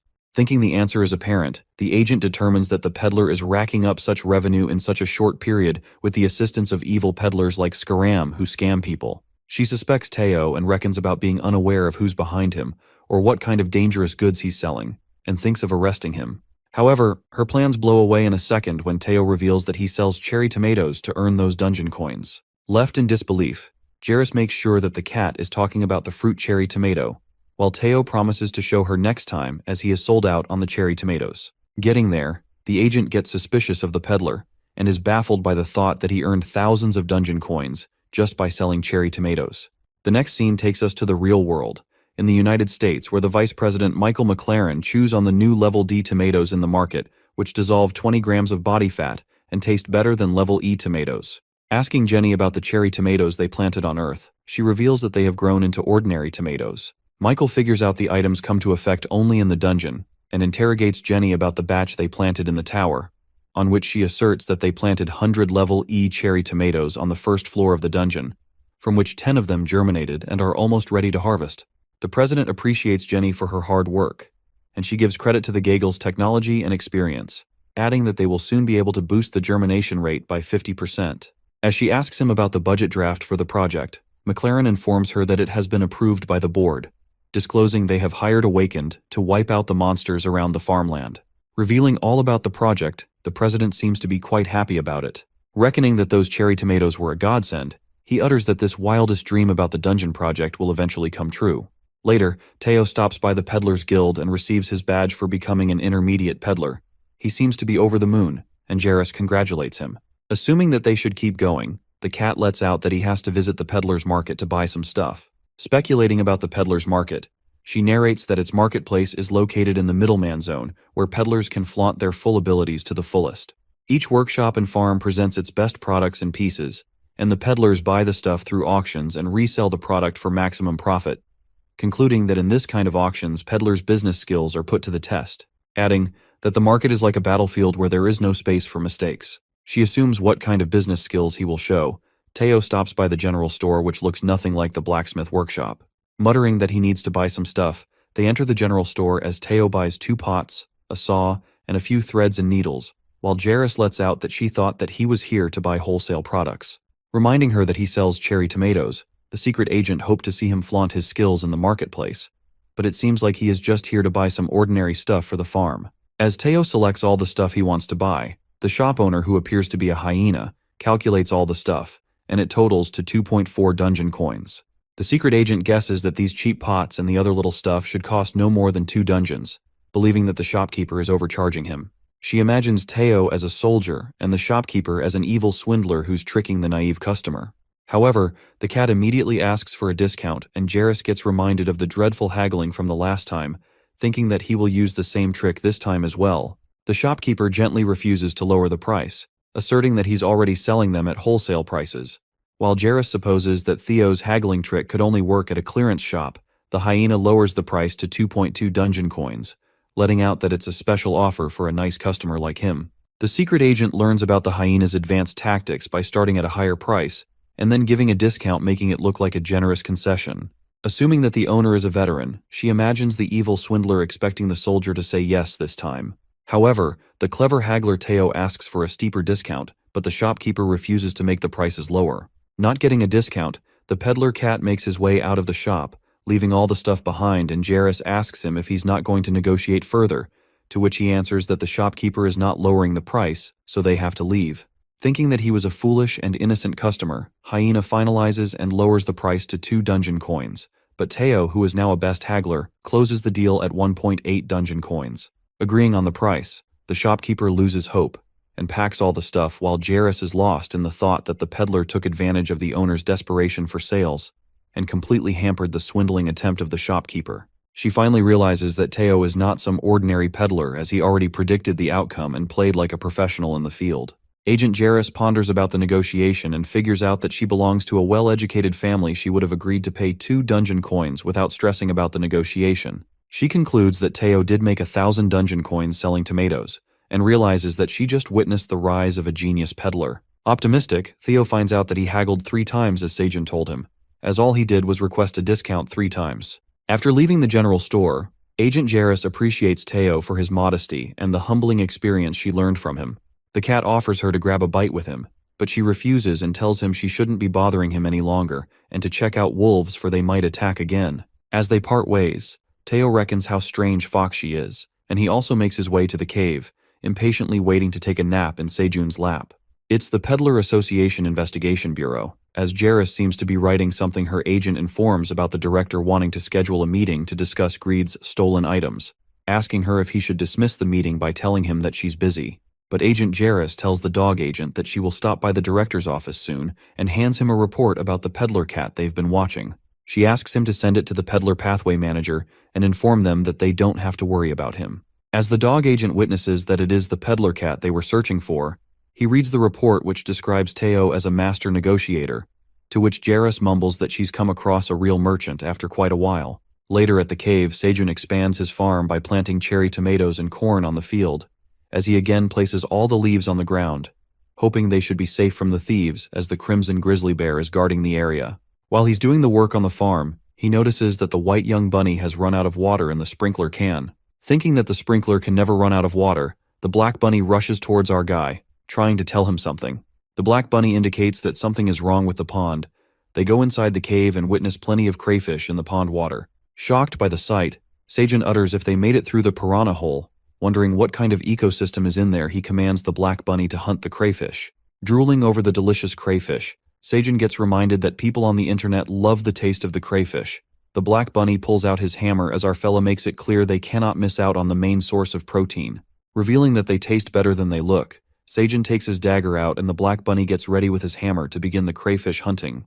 As the crayfish hunting begins, our guy stands inside the ponds killing the crayfish with his dagger, while the black bunny smashes them all at once with his iconic hammer. Killing as many crayfish as they can, they are then collected by the bunnies who carry them in the wheelbarrow. While the sickle bunny tries hard to cut through the shell of the crayfish, Sejun lets out that their shell is very hard, so it needs to be boiled first. They wrap the crayfish into green onions and leave them to cook in the campfire. As the delicious smell of the crayfish shell starts to take over the cave, our guy checks the crayfish.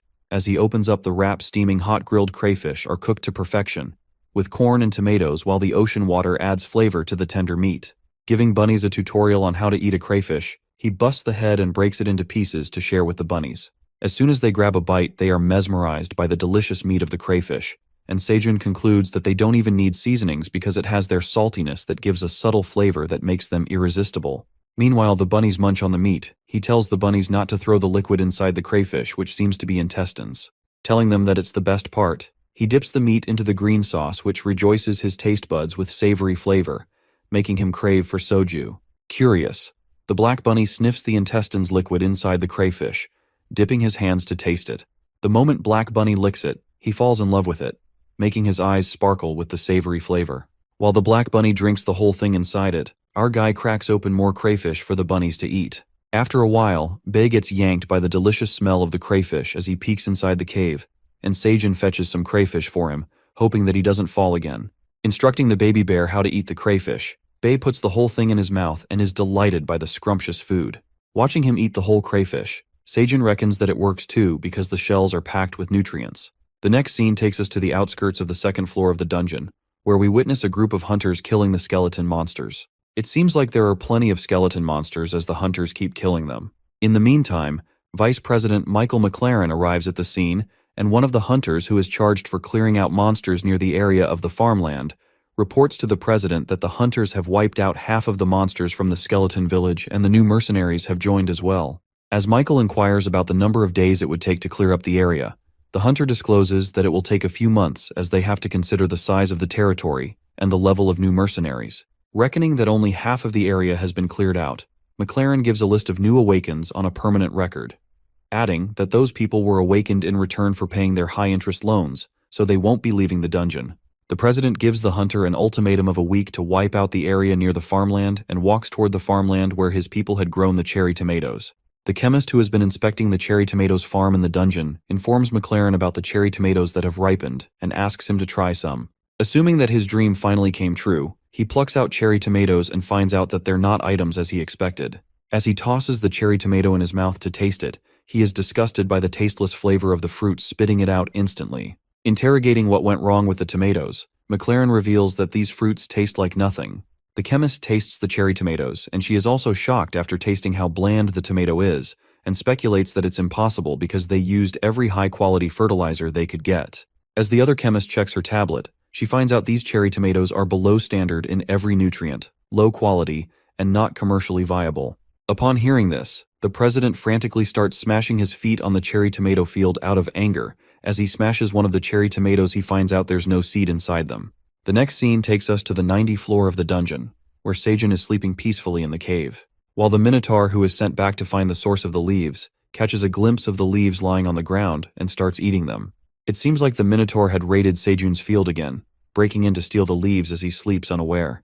The next scene switches to President McLaren, who is baffled by the cherry tomatoes with no seeds in them, asserting that they cannot grow crops without seeds and not even modify them. Figuring out how it may happen, he narrates the story of himself 10 years before the towers appeared, and he luckily entered the tower by vanishing.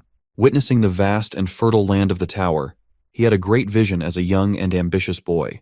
As the land of the dungeon acquired rich soil and endless sunlight, he thought of growing crops there, manifesting to dominate the global food market. To make it happen, he left the tower after clearing up a few levels and convinced his father. As everything seemed to be going his way, the dungeon farming project began as they had all the things needed, including seed and fertilizers. However, a problem arose when he saw that no one of the seeds germinated. Knowing that his father's company had invested a massive amount of money in hundreds of different seeds and optimized the tower's environment, it turns out that scientists had discovered that Awakened lost their reproductive abilities after entering the tower, revealing that it's a temporary side effect to make their body adjust to the magic. Adding that most Awakens recovered their reproductive abilities once they reached level 10. But the news gets even more shocking when he gets to know that infertility affects the plants as well, and there's no possible way to boost seed levels from the outside. Knowing that the tower sells crops and food like in the real world, he discovers a way to find plants native to the tower. Unfortunately, he finds no luck with the peddlers who refuse to sell him the seeds, letting out that a greedy landlord greed on the 55th floor controls the sales. Clearing the 10th level at that time, he had lost everything he dreamed of. He lost all the money and made fools out of himself in front of his father and the board of directors. This obstacle in his dungeon farm project led to a massive failure. After narrating his sobbing story, McLaren does not give up on his project and commands his people to bring the hunters to the 38th floor. Holding a bag full of dungeon coins, he makes it clear that he wants them to find the peddler cat and bring all the cat's level D magic cherry tomatoes, no matter how much he has to spend. Grasping a cherry tomato, McLaren gives it a thought and reckons if they could not grow level E tomatoes, level D tomatoes might grow well, and a higher level might yield different results. Squeezing the tomato as it drips on his hands, he seems determined to take control of the cherry tomatoes with an evil grin on his face. Later, Teo returns to the cave and witnesses some of the leaves lying on the ground. As he picks it up, he realizes that they are Seijun's green onion leaves. Picking up the leaves that are lying along the way, the cat bumps into a minotaur who is chewing on the green onion leaves. The minotaur asks him if he's a peddler, but Teo, who is concerned about Seijun's leaves, interrogates him about where he found those leaves. The minotaur asserts that he picked up the leaves that were left on the ground, on which the cat freaks out and quarrels with him that Seijun never abandons his leaves, he is rather particular about them, explaining to the cow that he makes bowls and ropes out of the leaves, and even wipes his butt with them. While Teo accuses the minotaur of stealing Seijun's precious leaves, the minotaur gets furious as he hurts his pride as a warrior and gets mad at Teo for accusing him of stealing someone else's leaves when he's a warrior. The minotaur rages with anger when he's insulted by the peddler, but terrified Teo stands his ground and tells the warrior that he's lying. To clear up the confusion, the cat decides to ask Seijun to settle this once and for all, and the minotaur agrees. As Teo leads the way, the minotaur presumes that the guy Seijun certainly got rid of the leaves, asking why anyone would lay such delicious leaves on the ground. The cat hysterically wakes up Seijun and informs him that he has caught the thief who ate his leaves. Surprised, Seijun leaps out of the cave through the rope and witnesses a huge cow which scares the hell out of him. Telling him to teach the minotaur a lesson, as Teo exposes the minotaur for stealing Seijun's leaves, our guy notices the leaves he had laid on the fields are gone. The minotaur tries to explain to himself that he just picked up fallen leaves on the ground, and asks Seijun why he would abandon them if he was using them. Our fellow recognizes that the black minotaur is the same monster that the crimson grizzly bear told him about, and he was the one who destroyed the field during the blue moon and stole the corn leaves he covered his field with. It seems like Teo had caught the minotaur stealing his green onion leaves again. The minotaur justifies himself by telling them that he's a warrior of honor who would never take what he didn't earn. But Teo seems quite pissed off and makes it clear that the leaves are not trash and that the ox is a thief. While all this happens, Seijun presumes that the monster is an ox that can dig or plow, and clarifies to the minotaur that those leaves lying on the ground were not trash, but serving an important purpose, which was to prevent moisture in the soil from evaporating. The ox feels ashamed for stealing the leaves, explaining that he didn't know, but our fella does let it slide easily when he requests the minotaur for 100 dungeon coins for destroying his farmland and stealing his leaves. It seems like Seijun has yet to trick the ox into working with him, ready to make him a slave or maybe a partner. As our fellow requests a hefty payment, the minotaur is shocked to hear such a big price just for eating leaves, as he never thought that leaves would be so expensive. Realizing that stealing is no fun, Seijun asks for payment. However, as Teo climbs up the huge minotaur and inspects him, finding out that he has no money. Perfectly played, our guy makes a deal with the minotaur, offering him to pay back his labor. While both Teo and the cox are confused, our boy makes him understand that he has to travel here every day and work for him at the farm, adding that each day he works will be worth 1 dungeon coin, which means that the minotaur will soon be able to pay back his debt in the next 100 days. Asking if he has to pay back by working, our fella mutters that he will provide lunch as well, and the minotaur can have as many green onions as he likes. Thrilled by the offer, the ox agrees to the deal immediately, telling him that he will do anything if he feeds him. As Teo watches Seijun settling down on a great deal with the minotaur, he is amazed by President Seijun's new lesson, which also seems to be some kind of haggling, and how he asks the minotaur to pay back with labor if he doesn't have money. It seems like Theo is inspired by President Seijun's cunning idea. After they wave the cox goodbye, the clever guy praises the peddler cat for his great work in finding the thief and helping him get a worker for the field. As the cat asks for his reward, Mr. President makes him CEO for another month. Dissatisfied, Teo clings to his legs and asks for a generous reward while he ruins Seijun's pants. The next day, the crayfish hunt begins once again, as the pro hunter Seijun and the black warrior bunny flaunt their incredible fishing skills. The black bunny makes a fierce attack, striking the crayfish with his hammer and great strength. Assuming that the hunting should be enough for Bei and his mom, the young bunnies carry the killed crayfish and pile them up. While our guy compliments the warrior bunny for honing skills every day, the black bunny starts shining, and it seems like his item has changed into a different and exceptional kind of hammer. As everyone applauds him for his terrific reward, Seijun mutters that it's not a usual promotion, but a second awakening, and the black bunny stands with pride, feeling proud of his achievements. Watching the incredible strength of the warrior bunny, our boy gives him full charge of crayfish hunting. In the meantime, the mama bear appears above the cave, and as Seijun comes out of the cave, he witnesses something over the big pulley rock. The baby bear points towards the beehive that is hung by the big rock. As our guy peeks at the beehive, wondering how long it has been up there, a bee flies out from the beehive. Recognizing that it's the junior queen poisonous honeybee who hatched last time, they clasp into a cute little greeting hug. Speculating where she had been this whole time, as he was worried about her, Seijun didn't even get to see her hatched, and she even registered him as her owner.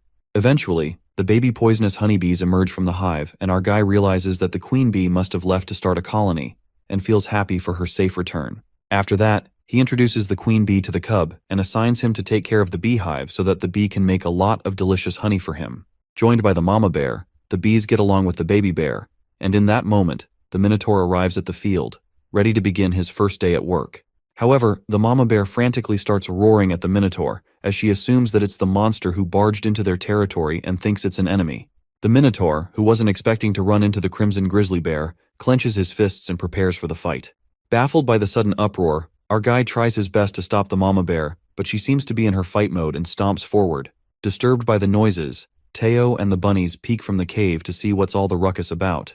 Seijun carries Teo on his shoulder and asks him for his help to stop the fight, or the minotaur and the bear will get hurt if they start the fight. Yelling to make the fight stop, our guy tries to make the bear understand that the minotaur is here to work, and he's not the enemy. Teo interprets the mama bear, who warns them to go inside the cave, and she is not backing out without a fight as she can't tolerate the minotaur trespassing on her territory. As Seijun tries to halt the minotaur from attacking, the ox refuses to leave the battlefield, as it is a disgrace for a warrior. Meanwhile, this uproar gets more chaotic when Teo keeps yelling at Bei, who keeps asking for his kitty treats, and our guy feels helpless by the situation. At that moment, long-lost admin Aileen appears and asks for a snack to fulfill her cravings, but she gets strongly refused by her farmer, who informs her about the fight that is about to begin between the minotaur and the bear. Upon listening, the admin immediately asks for an explanation for what the minotaur is doing here, and instructs Seijun to make them go back because she is hungry. Seijun yells at the selfish admin, telling her that he has tried to stop the fight but no one is listening. The situation in the field causes mayhem when Seijun, who seems to have enough of his fuss, screams his heart out as he speaks that if they don't stop fighting right now, none of them will get to eat today. Uttering these words in his mouth, all the animals are shocked by the jaw-dropping announcement made by Seijun. The bunnies are left astonished and Teo is traumatized. Furious, our guy commands the minotaur and the crimson grizzly bear to settle down, and it seems like Aileen has been taking Seijun's commands seriously, as well as she also sits down. He proceeds to scold them that if the two of them start a fight here, it will destroy the crops, and it could hurt others around them. Planning to clear up the misunderstanding over a shared meal, our guy calls upon the bunnies to get ready for lunch.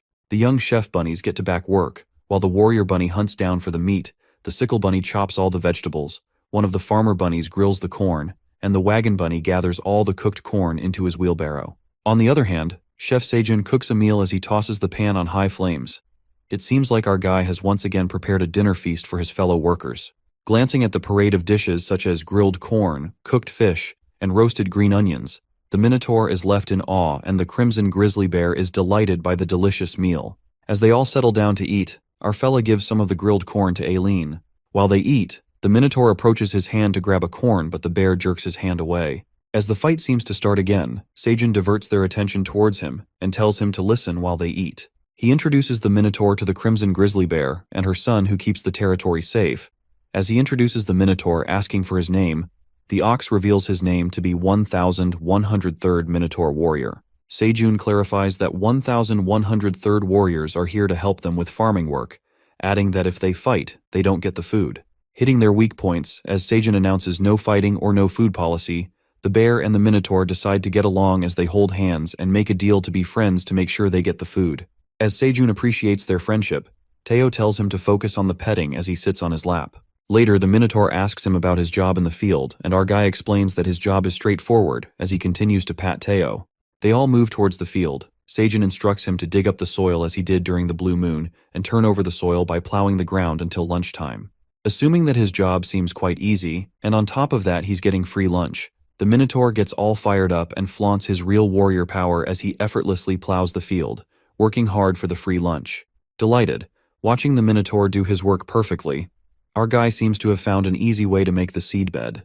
While the bunnies carry the green onion plants in the wheelbarrow, Seijin instructs them to start planting the green onions, letting out that it's a hassle to run back and forth to the cave and bring the leaves. Feeling the need for a larger yield, our guy presumes that multiplying green onions is easy. All needs to be done is cut off the stems of the grown green onions and leave the roots in the soil. By the time 2 stems grow out of the base, grow the roots and plant them back.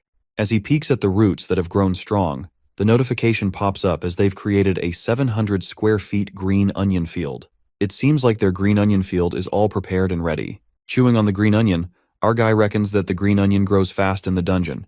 Each time a new stem grows, it needs to propagate them, and the field will multiply in no time. While all the things are going smoothly, Seijun figures out there is one concern, and that is the bunnies assigned to watering the plants are facing a problem. Their sprinkler cans have limited capacity, which limits the water supply to the crops, which will eventually lead to a problem of lack of water for the crops. Shortly, the daddy farmer bunny begins to shine, and it seems like it has transformed into a golden sprinkler can. Surprised, our guy asserts that it's the second awakening similar to the black bunny's awakening. He congratulates the farmer bunny and is delighted by the perfect timing of the sprinkler can. He asks the farmer bunny about his capacity, and gets to know that the capacity of the sprinkler has doubled.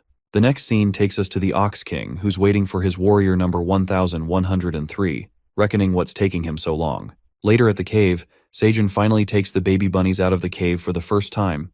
Opening the bag pack to let the babies out, he introduces them to Bei. Sniffing the kiddos, Bei seems to love the baby bunnies as he starts licking them, and the babies love the soft fur as they climb on him. Seijun asks the big brother Bei if he can take care of the little ones. Jealous Teo watches them with a frowning face and lets out that he's the best uncle.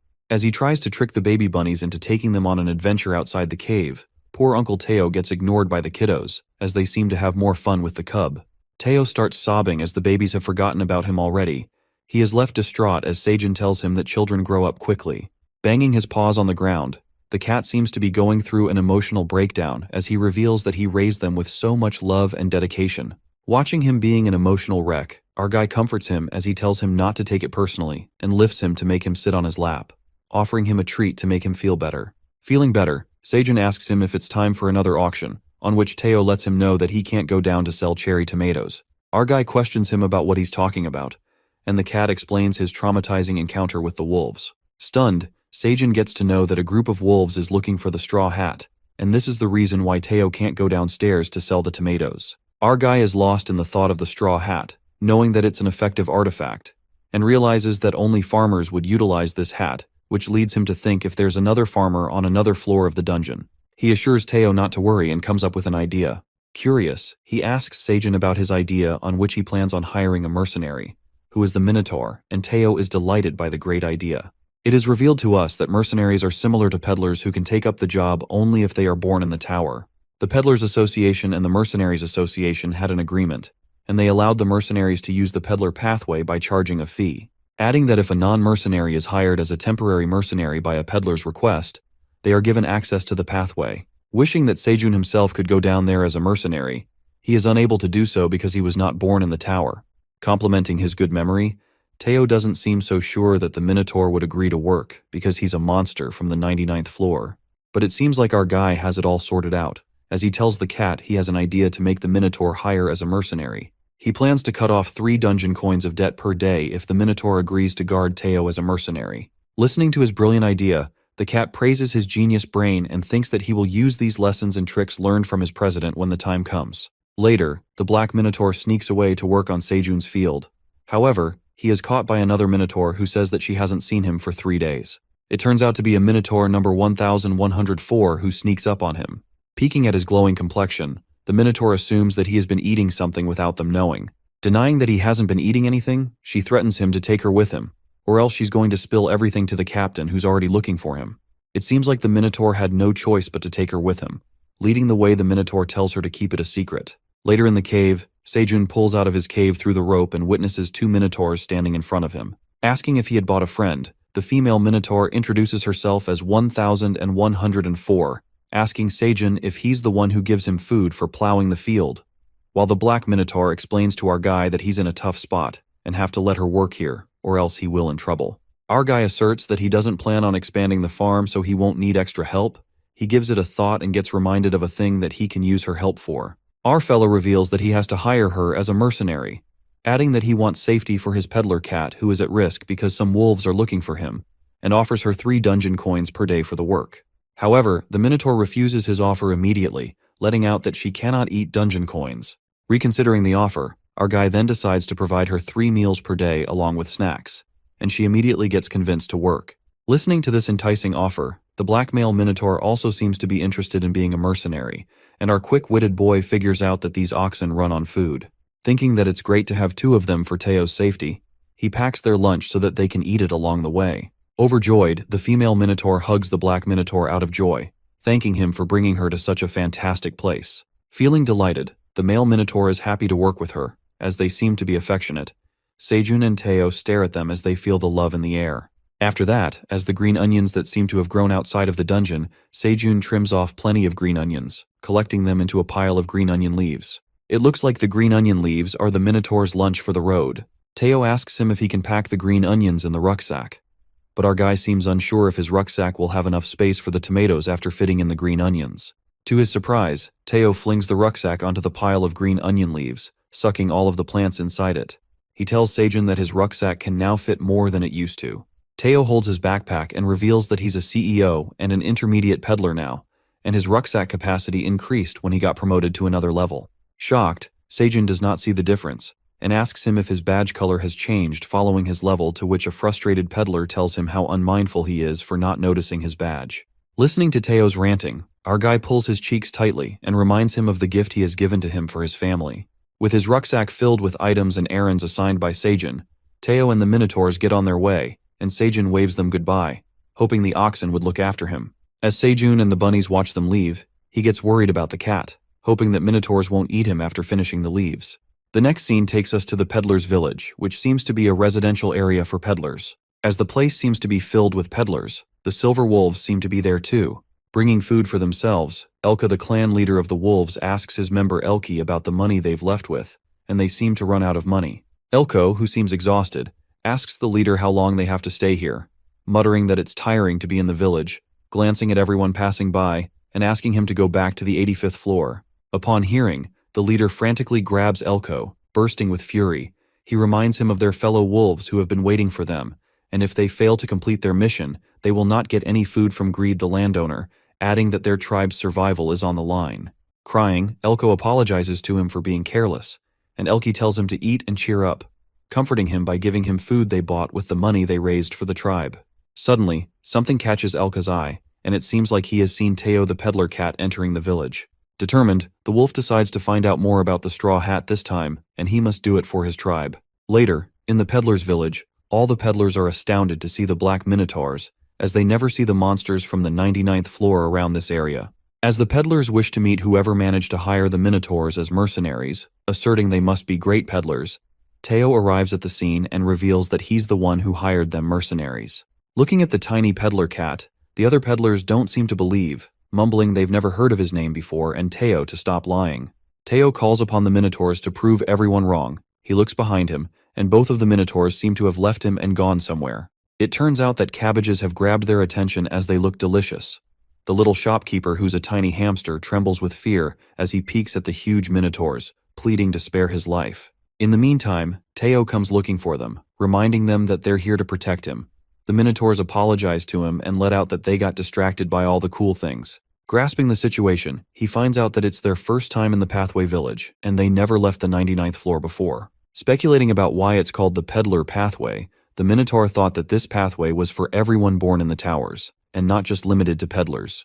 Upon hearing, the cat realizes these oxen have been secluded on the 99th floor of the dungeon, and decides to walk them through the basic info as the intermediate peddler has quite the knowledge about the pathway.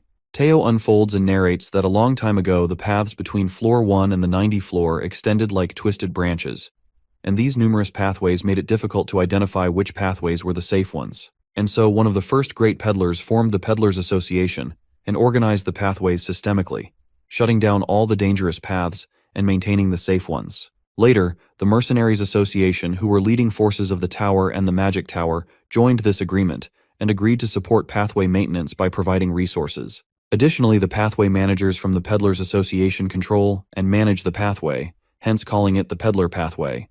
Getting to know the fascinating story behind the pathway, the Minotaurs are amazed and praised Teo for his great knowledge. Feeling honored, he recalls reading all of this in one of the guidebooks for the rookie peddlers, and feels glad that he read it as he puts on a sneaky grin. Revealing that all the tower residents can use the pathway, the cat discloses about the shortcuts which are known as the paid pathways that only peddlers can use. He hops onto the Minotaur's hand and asserts that they made it down the dungeon floor through the paid pathway, because he's a peddler. Confused about the pathway thingy, Teo clarifies to them that the pathway village is located in the middle where the paid pathways are intensive, adding that to go to the 38th floor, which is their destination, they will use a shortcut that leads to the 40th floor and then transfer to the regular pathway. The Minotaur thinks that it's way too intense, but Teo assures the Minotaurs they will get used to it and take a break to have lunch. Thrilled for the food, Teo and the Minotaurs head to his favorite fish spot. As they walk, the wolves pull up an unpremeditated attack on the peddler cat, trapping Teo by his big claws. As the leader wolf seems to find the peddler cat, Teo recognizes that it's the same wolf from before. As the scary wolf asks the cat about the straw hat, the black Minotaur appears from behind and strikes a powerful blow on the wolf, which he manages to dodge. Surprised by the Minotaur, Teo informs the male Minotaur that he's the wolf who attacked him last time and has been looking for him. Assuring Teo that he will take care of the wolf, Elke and Elko, the other two wolves, leap towards the Minotaur from above, preparing to make a sneak attack. However, the female Minotaur comes forward and thrashes a forceful punch, making the wolves slam on the ground. The female Minotaur instructs her fellow warrior to look after Teo, while she will take care of the wolves. Worried, Teo asks the Minotaur if she's going to be okay on her own. He reminds him that they're the most powerful monsters on the 99th floor. These wolves are easy to handle, asserting that she's more powerful than him. Yelling, Teo commands the female Minotaur not to kill the wolves as she stomps toward them to strike another punch. The silver wolf, who seems to have been hurt, plans to escape from here, but the leader Elka seems eager as he can't give up, uttering that he might not get another chance to find the peddler cat. The wolves stand steady and prepared to attack, as the huge Minotaur appears in front of them, ready to fight. Later at the cave, Seijun, along with the young bunnies and the baby bear, seems to have fun outside the cave. All the bunnies seem to get their hair done by the sickle bunny, who has become a great hairdresser. Seijun settles down to get a trim, asserting that his long hair has been blocking his vision. As the sickle bunny holds his sickle, looking like a pro hairdresser, he slashes the hair. Trimming the hair, the sickle bunny and the baby bear witness a bald spot on his hair. Panicked, it seems like the sickle bunny has done damage to Seijun's hair. Unaware of the incident that has happened with his hair, he gets excited to see how his hair turns out. The next scene takes us to the pathway village, where the wolves leap forward, attacking the Minotaur. As she is prepared to fight them, the three of the wolves somehow manage to attack her, as they cling their teeth to the Minotaur's hand and feet. Grabbing the skin with their sharp fangs as hard they could, their teeth didn't tear through the thick skin of the Minotaur. Unaffected, the Minotaur makes it clear that they cannot tear her skin, whacking the wolves with her full strength and yanks them as they come crashing on the ground. Witnessing his members getting hurt, Elka decides to fight alone on their behalf, and as he clenches her horn and clings his teeth stronger, however, the Minotaur smashes him on the ground and is about to give him a deadly punch. Witnessing his death in front of him, Elka the leader gets reminded of his father, who reveals to him that they are pure-blood silver wolves, and when they die, their spirits become guardian angels of the tribe, adding that they are stronger than any tribe, keeping themselves alive through hunting prey, thanks to their ancestors.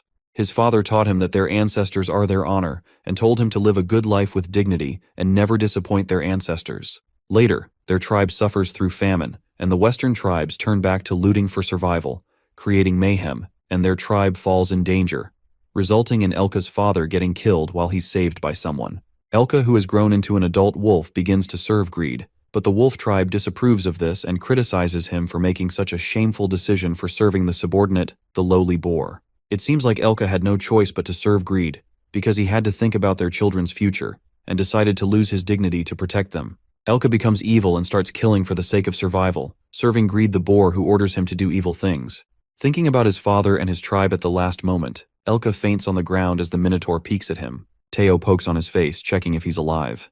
He asks the Minotaur if she's certain that the wolf has passed out. She plans on breaking the wolf's leg so that he can't follow them anymore. Assuming that he called this upon himself by following him, Teo lets out that it is too cruel to break his leg and instructs the Minotaur to take the wolves with them, and Seijun will decide what to do with them. Meanwhile, at the cave, a clean spot shines through Seijun's hair and it seems like a bald spot. As the sickle bunny is done with the haircut, Seijun touches through his hair and freaks out when finds out the bunny has left a bald spot on his head. While the queen bee peeks at the bald spot, our guy thinks of asking Teo to get him a mirror, and the sickle bunny, who seems to be extremely guilty of his act, apologizes to him. He tells the bunny to calm down and everyone makes mistakes. Our fella, who seems fine from the outside, is relieved that there are a bunch of monsters, so one cares about his bald spot, and wears the straw hat so that no one notices. The poor guy doesn't seem fine with his bald patch as he sits by the tree wearing a straw hat. In the meantime, the mama bunny appears, dragging him as he feels ashamed of himself. As he settles down, Mama Bunny pulls out her gardening scissors to give him the perfect trim. The next scene takes us to the dungeon dragon, who seems to enjoy reading and realizes that she has run out of cherry tomatoes. Asserting the food proportions are too low for her now she has grown bigger. She thinks of asking for more cherry tomatoes and gets reminded of Seijun as he thinks of her as a pig with wings. Feeling pressured about being misunderstood as a pig by him, she craves more tomatoes and calls upon her farmer. As she peeks through her magic crystal ball, Aileen witnesses something weird and sends him a notification asking if something is wrong. Getting her notification, our guy doesn't understand what she's talking about, and she elaborates that he looks different. As he removes the straw hat, he tells her about the mama bunny who gave her a haircut and asks her if he looks very different. Looking at Seijun's new look, the dragon is surprised by his haircut. He keeps looking through the notification window, asking her opinion on the haircut. It looks like Aileen loves his haircut as she starts blushing and gets smitten by his handsome new look, secretly adoring him. But to deny her true feelings, she informs Seijun that she got distracted by something, warns him to not come closer to the screen, and changes the topic to crayfish. Thinking it was about food, to begin with, our guy lets out that they need to cut crayfish, and their population has been declining, adding that there's a decline in the piranha population as well. With fewer protein sources, he reckons that his strict vegetable diet has started to make him more hungry lately, so he decides to give tomato or corn to the admin. Asking Aileen if she finished her dried sweet potatoes, she thanks them for the snack, sending him the last notification that reveals that she likes Seijun's new hair, and disappears quickly. Flattered by Aileen's compliment, which she barely gives, our guy gets back to work. Meanwhile, Aileen holding her basket of corn that Seijun offered her, her heart keeps pounding swiftly, which leads her to wonder if there is something wrong with her dragon heart. Shaking herself, it turns out that she was surprised by his sudden makeover, or maybe she was flustered by his extremely good looks. Looking at the corn, she gets reminded of Seijun, who was craving protein. She searches for a book on her shelf and pulls out a cookbook, asserting that she will make him something special this time with all her energy, and starts blushing again. Reaching the 38th floor of the dungeon, the hunters seem to be eagerly waiting for the peddler cat as they gathered around him. Surprised by the rush, he announces auctioning 3,600 cherry tomatoes in batches of 400. People are freaked out by the massive amount of the level D cherry tomatoes and begin the auctions, which seem to be going pretty smoothly. Rapidly selling out on his cherry tomatoes, as Teo is about to toss out another 2,000 cherry tomatoes, a hunter appears and offers to buy all the remaining cherry tomatoes for 1,600 dungeon coins. Asserting that no one will try to compete against Gagel, the hunter buys all the cherry tomatoes as Teo happily sells him for such a great amount of dungeon coins. Meanwhile, the other hunters start gossiping about how the real world is already falling short on the cherry tomatoes, and the huge multinational company has acquired all of them. As the hunters seem to be alarmed by the situation, Dongshik presumes that the tomatoes are now out of reach of ordinary hunters like them. However, he feels satisfied after thinking that he knows the peddler cat, and thinks of making a deal with Seijun through him again. However, his thoughts are interrupted when one of Gagel's workers reveals that tomatoes' features show the producer's name, which seems to be Seijun Park. Baffled, Dongshik rushes to see the name on the status window and figures out that Seijun is a farmer. The hunter, who was hired by Michael McLaren, immediately sends out his team member to the guild headquarters on the first floor to find out who Seijun Park is. Saying that they should bring him on their side, he instructs them to send the American hunters to Korea. Thrilled by the news, the hunter finds a way to make the vice president happy and dreams of getting a promotion. Flustered, Dongshik ponders about Seijun and losing a great talent like him, contemplating that his family will be in danger because the cherry tomatoes are more precious than jewelry among the rich in the outside world, adding that if the producer is inside the tower, they will do everything in their power to dominate the market. Zoned out in his thoughts, as Teo approaches Dongshik, he immediately grabs him and takes him to a corner, asking him about the sudden appearance of the producer's label. Teo reveals that it's because he upgraded to the intermediate peddler level, adding that they removed the manufacturer's name to protect rookie peddlers. As the cat speculates why he is asking such questions, Dongshik informs that Sejun's family is in danger, disclosing how his cherry tomatoes are cherished by the outside world, who have become obsessed with them. He proceeds to inform that Teo was safe until he kept the producer's name a secret.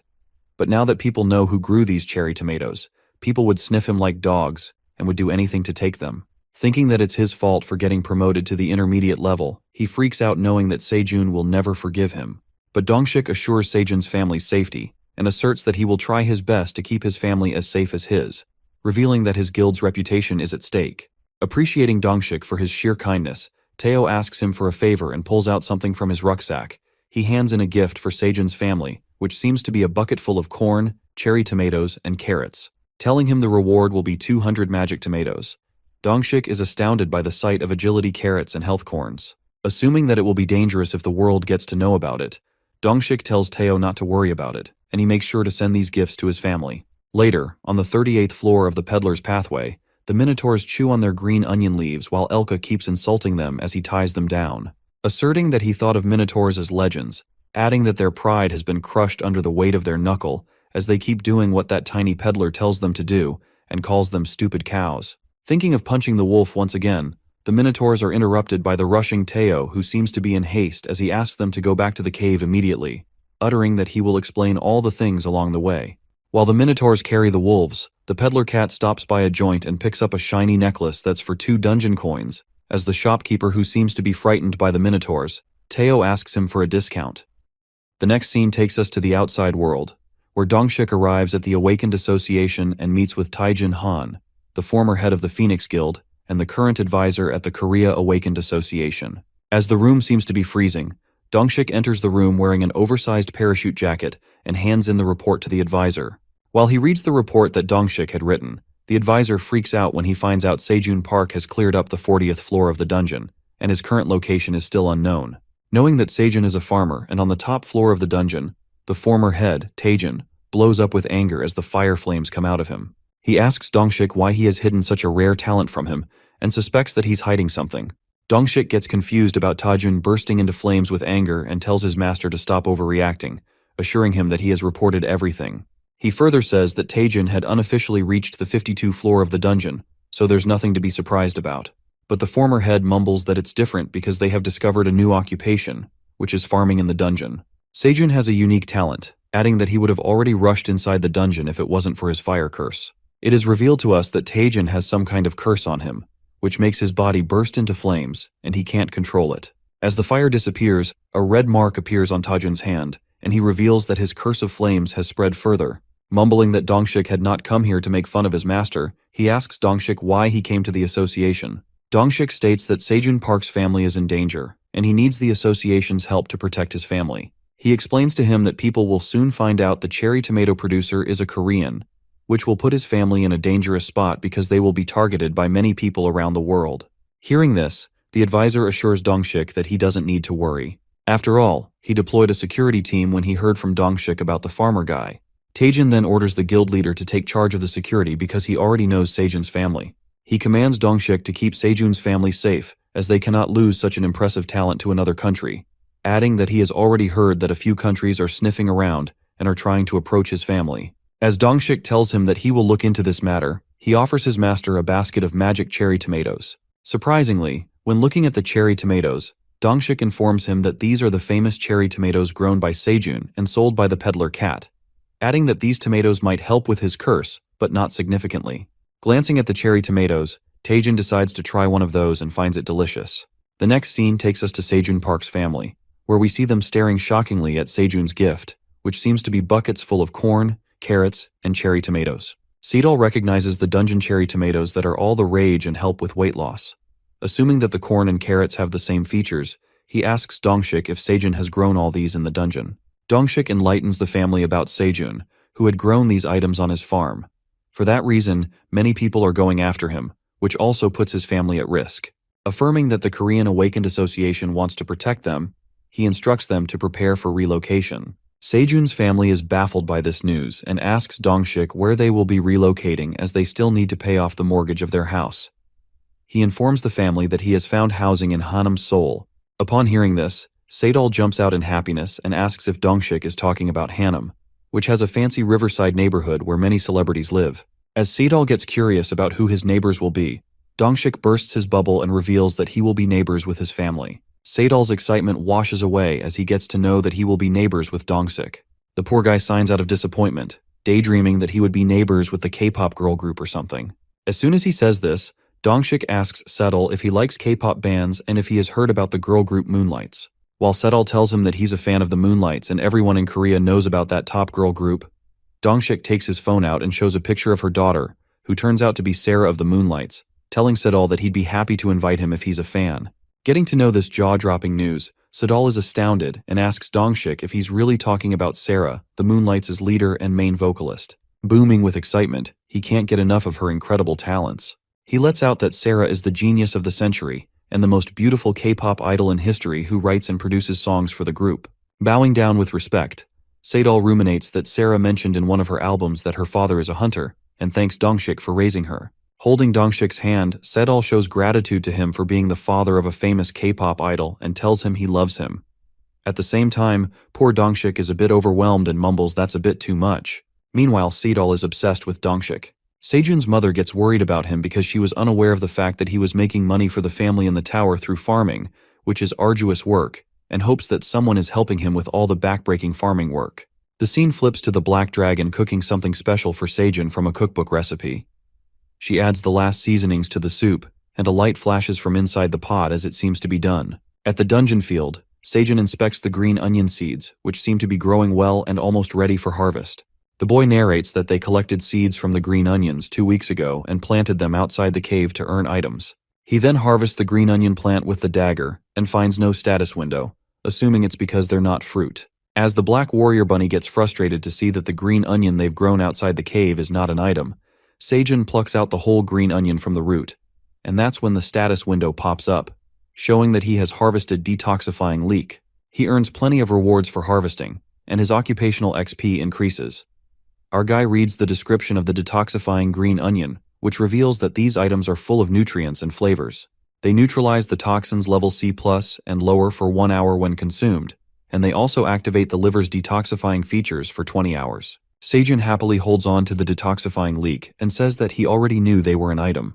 As he gets curious about how the new green onion tastes, Sejun and the Black Bunny grab a bite of the leek and conclude that it doesn't taste any different from the older green onions, not feeling that it's detoxing either. But Sejun ponders that if these green onions strengthen the liver, they will be great detoxifying products for people who drink, and thinks of growing them fast so that he can sell them.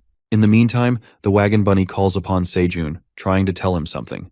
As he thinks if it's time to eat, the bunny takes him to the pond, which happens to be empty. Our boy looks inside the pond and witnesses that the piranha or crayfish population has dramatically declined. Asserting that he also tried to lure them with blood, which didn't work either, Sejun disconcertingly informs the bunnies that they have to make dinner without fish for a while. Suddenly, the notification window pops up in front of Sejun.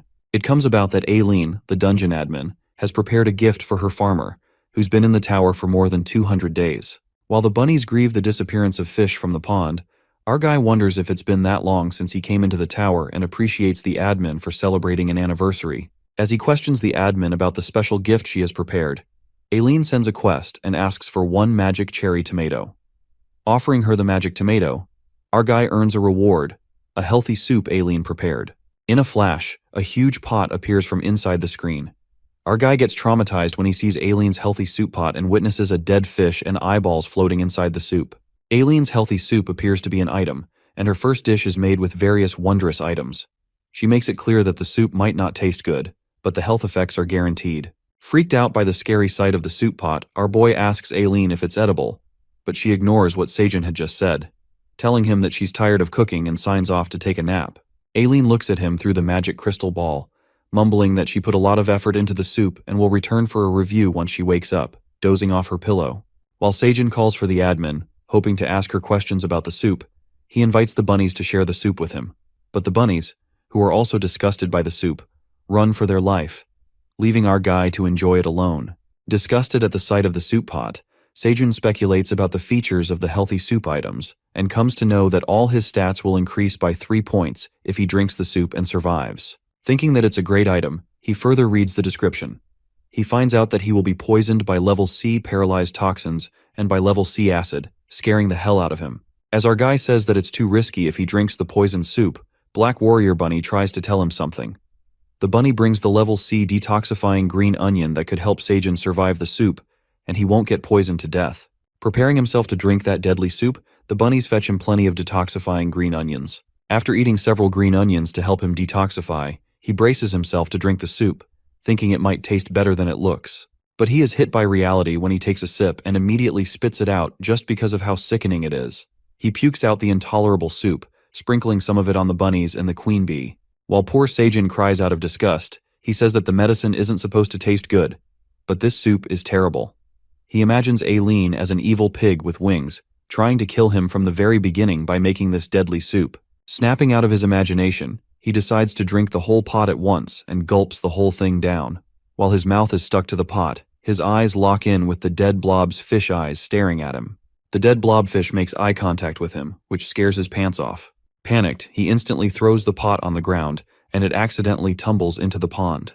As he gets startled by the dead fish, the pot dashes right into the pond, and the poisonous soup blends in with the pond water. Fortunately, he finishes the soup and is rewarded as all his stats increase by 3. He feels satisfied after finishing Aileen's soup. However, the rewards keep popping up for killing a giant electric eel and other fish in the pond. That's when he discovers the water has been poisoned, killing all the fish in the pond. Our boy apologizes to the bunnies and responds that they cannot drink the pond water for a while because it has gotten poisonous. He thinks of drinking water from the daddy bunny's sprinkler until the ponds get clean again. While all this happens, Sejun gets worried about the hole in the pond as the toxins enter through it, killing the crayfish and the piranhas. Assuming that he has never seen a giant eel before, our guy reckons that there must be a more extensive ecosystem on the other side of the hole, and they can find a way to diversify their protein source. The black bunny prepares to swim through the hole and find that extensive ecosystem, but Sejun refuses to let him go because of the poisonous water and lets out that the hole is too small for him. He can get stuck and die on the other side of the pond. Appreciating his high spirit, our boy pats the warrior bunny. He tells him that he can't jeopardize his life and decides to revive the plan when the pond water gets clean again. After that, he assures the bunnies that they've enough food stored to survive without the protein source. The next scene takes us to the waypoint of the Ox King's base, where we see Captain Ox waiting for Minotaur 3 and stressing that he has yet to return from his mission. As the captain questions about Minotaur number 4, one of the warrior Minotaurs informs him that she hasn't returned yet either, disclosing that the missing Minotaurs might have entered the Crimson Grizzly Bear or the poisonous honeybee's territory while searching for the leaves, and assumes that they must have mistakenly ended up where the monsters are, who devour every part of the prey and leave no traces. This worries the captain as he grasps the situation and commands Minotaur 1 to gather everyone from Oxen 2 through 102 at the waypoint, instructing them to cover for him. The Ox King rises from his throne and decides to look out for the Minotaurs himself as he anticipates that something's not right on the other side of the territory. The scene then shifts to the dungeon field, where we see a massive pile of trimmed green onions. As Sejun peeks at the large stack of green onions, he supposes it will be enough to feed 10 Minotaurs. Meanwhile, the baby bear hops on the pile of green onions, which feels like a soft, plushy bed. Sejun, who watches Bae relax on the soft green onions, tells him to take some for bedtime with his mother. Soon after that, our guy receives a notification that shows that he has activated a new ability known as the Plentiful Harvest. With 2,500 square feet of the green onion field, the yield will increase by 50% for 1 week. Looking at the new field of green onions, our guy reckons that the green onions are already growing at a fast pace, and now with this ability, they will be able to grow remarkably. He presumes that they now have to trim the green onions thrice a day because of the incredibly fast growth. With his stat levels soaring because of Aileen's soup, he can easily trim the green onions along with Sickle Bunny, who seems to be flaunting his chopping skills. In the meantime, Aileen appears and sends a notification to ask Sejun if he has finished his soup. Our guy then thanks the admin for the soup and assures her that he feels stronger after drinking it. But this doesn't end here when the admin asks about the taste, which puts Sejun in a tough spot as he is reminded of the terrible taste. Still, he manages to dodge the question, saying he doesn't remember. Aileen suspects that he doesn't like the soup's taste and gets sad, but our boy assures her that he liked it, and that is how he was able to drink the whole thing. He adds some colorful remarks about soup, expressing that it was so unreal that it almost killed him. Upon hearing this, The admin decides to make another soup pot for him since he liked it so much. Panicked, Seijun immediately stops her and tries to convince her not to cook it again. Not wanting to drink that soup again, he persuades her that she doesn't have to go through all the trouble for him and reminds her how exhausted she got after cooking. Halfway there to convince her, our guy assures Aileen that she doesn't have to go out to cook for him as he prefers talking to her like this, adding that he will handle cooking because he likes it when she enjoys it. With a pleasant smile, our guy tries his best to persuade her not to cook. In the back of his mind, he wishes that she would agree to his, sounding desperate. Aileen is smitten by Seijun's smooth talk, saying that he's such a great dungeon farmer. She starts to blush, breaking a pillar of her house as she expresses her admiration. Eventually, as she agrees, our guy succeeds in cajoling the admin not to cook. Seijun finally lets out a sigh of relief while Aileen asks him what he's cooking for dinner. Suddenly the ground starts shaking as the bunnies and the crimson grizzly cubs stumble on the floor. It seems like something dangerous is coming their way. As our guy tries to process the situation, he witnesses a colossal black minotaur trampling his fields, holding an axe, leaping towards them. It occurs that Captain Ox has found his way to Seijun's field. While our guy screams as the minotaur approaches, Captain Ox prepares to attack them. The mama crimson bear, who is also in the field alongside Seijun, begins to roar as she detects the enemy coming towards them. As the crimson bear's thundering roar reverberates through the field, Seijun and the bunnies shut their ears to cancel the deafening noise. Terrified, our guy notices that this minotaur looks different from the ones he's encountered. To clarify the situation, the tower manager reveals that this minotaur is the boss of the 99th floor, known as the Ox King, adding that he defends the waypoint in his territory and cannot leave it. Our guy reckons that the boss is the waypoint defender who can move down the tower and recalls that King Ox was the monster enemy that the crimson grizzly bear was talking about. Unaware of why the boss came here to the field, the admin also seems to know nothing about him and tells Seijun that she will try to approach him. Aileen takes out her grandpa's guidebook and reads that, according to the principal, the boss of the 99th floor must stay in the waypoint territory. She fails to use the dungeon admin rights as she tries to summon the Ox King through her magic crystal ball. Unable to perform administrator rights, she fails to approach the boss. It seems like her magic crystal ball is not responding to her status window request. Assuming that the administrator's rights are unlimited, Aileen gasps shockingly and informs Seijun that she can't communicate with Ox King. A strike of terror rushes through our boy when he gets to know that there's no way to stop the monster who is just about to attack them, and the white farmer bunnies cling to Seijun out of fear. As the Ox King keeps speeding towards them, the mama crimson grizzly bear steps forward and prepares herself for the fight. But Seijun screams at the mama bear and attempts to stop her, saying she cannot stop the boss of the 99th floor on her own. In the meantime, the minotaur stomps toward them as he grasps his axe to strike at Seijun and the animals, and death flashes before their eyes. At that moment, when the minotaur leaps towards them, our guy holds onto the baby bear and shouts that they will die while the bunnies shut their eyes, scared witless. Aileen screamed through her magic crystal ball as she had no choice but to witness the horrifying events happening in front of her. However, the colossal minotaur comes crashing to the ground, but strange enough, he does not hurt anybody. It comes about that the hungry Captain Ox was frenzied when he saw the green onion leaves on the field. The boss, who scares the hell out of the farmer gang, starts chewing on the green onion leaves, and Seijun concludes that it's just a humongous cow that loves green onions. As they all watch the ox with utter confusion, the captain of the 99th floor gathers all the leaves and returns to his territory, trampling over the green onion field.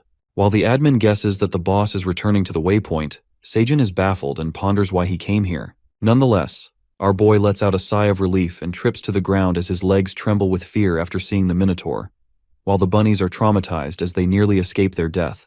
Despite all this, our guy thanks the mama bear for defending them and looks at the green onion field the minotaur destroyed. Seijun and the bunnies are disgruntled when they collect the remains of their green onion field and are startled by King Ox's massive destruction. Meanwhile, Aileen feels happy after knowing that her farmer is safe, and she joins their moment of grief as the green onion field has been destroyed. But Seijun assures that it will be all right, uttering that he's happy about the captain's sudden arrival and visiting the field himself. He adds that he should have visited Ox King with the green onion leaves sooner. While Aileen is clueless about what he's talking about, he continues to contemplate that minotaurs are warriors who value honor, and the king will respect his principles more than anyone.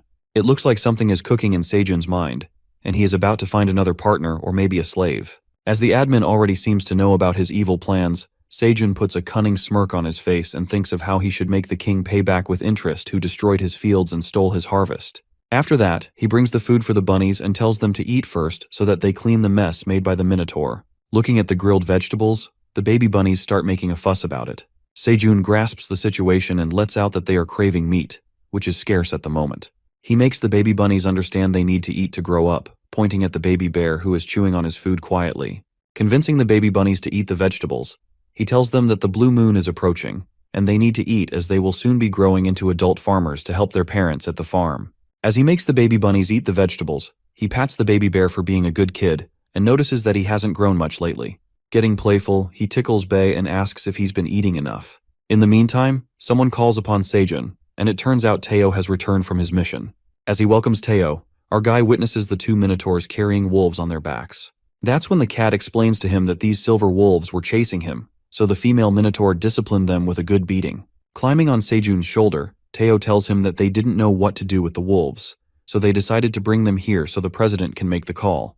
Planning to interrogate the silver wolves to find out why they were targeting Teo, Sejun finds the wolves asleep. That's when the female minotaur reveals that she smacked their heads because they kept blabbering. While Sejun asks her when they will wake up, Teo peeks at the destructive field and asks what happened there. Our guy informs the two minotaurs that their captain stopped by the field. Upon hearing this, the minotaurs freak out and think that they are doomed. But before they decide to discuss the details, Sejun tells them to eat first, as they must have been hungry after a long trip. While both of the minotaurs excitedly leave for the food, Teo, who is about to spill something confidential to Sejun, gets interrupted by the silver wolf. The silver wolf attacks them from behind, but the baby bear arrives at the scene and attacks the wolf. As the wolf dodges the hit, our boy realizes his straw hat is gone. The other two wolves, who seem to have passed out, join the wolf leader, Elka, who thanks Sejun for the hat. It seems like the wolf has finally gotten his hands on the straw hat. He informs our guy that he will take care of it, while our guy is shocked by the sneak attack and panics about his straw hat. Sejun, who is unhappy with his straw hat gone and can no longer hide his bald spot, lets out that the wolves were faking the feint to steal the straw hat. With their mission being accomplished, the wolves are about to escape from the field when they are halted by a colossal and terrifying crimson grizzly bear. The furious crimson bear frightens the hell out of the wolves as she approaches them with her big claws and a thundering roar. The petrified wolves immediately surrender themselves to the bear, tossing the straw hat on the ground. After retrieving the straw, our guy feels elated after putting the straw hat back on, while the minotaurs regret not breaking the wolf's legs earlier. Watching the minotaurs and the bears seething with anger, Sejun decides to tackle the situation, but the baby bear suggests eating all the wolves and gives them a deadly stare. Our boy rejects Bae's idea, offering him some honey instead, and thanks the junior queen bee for giving some honey to the baby bear, as he seems to crave some. He strides towards the angry monsters and tells them to calm down. Observing the colossal monsters following the boy's commands, Elka, the silver wolf, wonders why these powerful beasts would listen to this man. One of the wolves informs Elka that they're addressing the man as Sejun, thinking that it's a form of address unique to the 99th floor. As soon as he listens to this, a wave of shock hits Elka when he realizes that the man might be the Great Black Dragon, which is why all the monsters are following his orders. Contemplating that the Great Black Dragon is real, Elka speculates that they address the dragon as Sejun on the 99th floor. The wolf gets utterly confused about how that Great Black Dragon who rules the whole tower looks so fragile. Looking at Sejun, the silver wolf, who thinks of him as a black dragon, ruminates that the dragon must be testing him to let their guards down. In the meantime, our guy walks toward the wolves and interrogates them about why they're chasing Teo and the straw hat. Thinking that he's the black dragon, Elka and the other wolves bow down respectfully and apologize to him. The wolves justify themselves, uttering that they didn't know they were facing the Great Black Dragon and plead to forgive them as they couldn't recognize the peddler cat as his servant. Baffled by the wolves' claim, Sejun is left speechless, but Aileen, the real Black Dragon, watches the whole thing through her crystal ball and springs with excitement.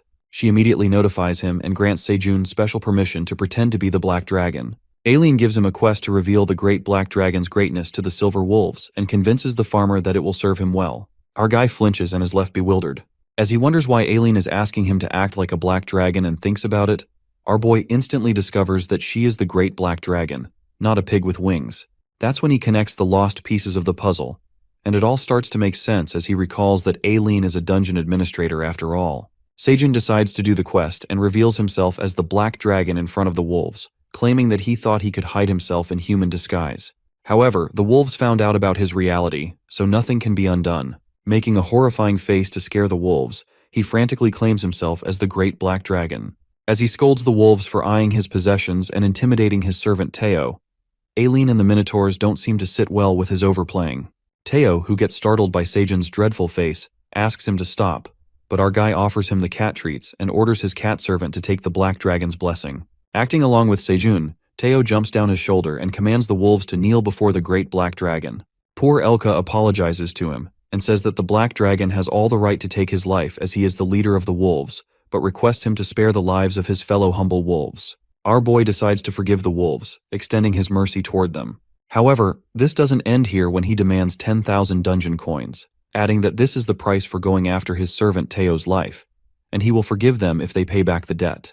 While the wolves are flummoxed by the many dungeon coins they have to pay, Teo is left in awe and puffed up as he didn't know his life was worth so much. Our boy affirms to Teo that he's the CEO responsible for their product distribution, asking him to take out the contract. Meanwhile, Elka reveals that they don't have that much to pay back. The peddler cat tosses the contract paper out of his rucksack and says that if they don't have the money, they have to pay back with labor. As the wolf doesn't understand what the peddler cat is trying to say, Teo clarifies that they have to pay back the debt by working with them. Upon hearing this, Elko and Elki, the other wolf members, remind their leader of their with greed. After giving it a thought, Elka respectfully refuses to sign the contract with the Black Dragon. While the admin gets offended by the wolf's decline of the great Black Dragon's proposal, our boy walks toward the chief leader of the wolves and asks him why he is refusing his proposal. That's when Elka discloses his contract with greed and tells Sejun that his tribe lives on the 85th floor of the dungeon, where they have been suffering from a prolonged drought. He adds that stronger wolves like him became mercenaries, and they barely got food to feed themselves while working for Greed, the landlord. He reveals that Greed's request for this time was to bring back the stolen straw hat, but their mission failed when he discovered that his straw hat belonged to the great Black Dragon. Elka asserts they no longer have a food supply, and if they agree to work with him downstairs, their children will starve. The wolf then willingly pleads with Sejun to let them pay the price for their lives. After asking the wolf's leader's name, Sejun asks him if he knows what they do on the field. As the wolf answers that he cultivates the farm, Elka gets the hint of what he is trying to tell him. Upon hearing this, our boy decides to add another clause in the contract, which says everyone in Elka's tribe will contribute to pay off the debt, and in return, he will provide him with enough food for his entire tribe.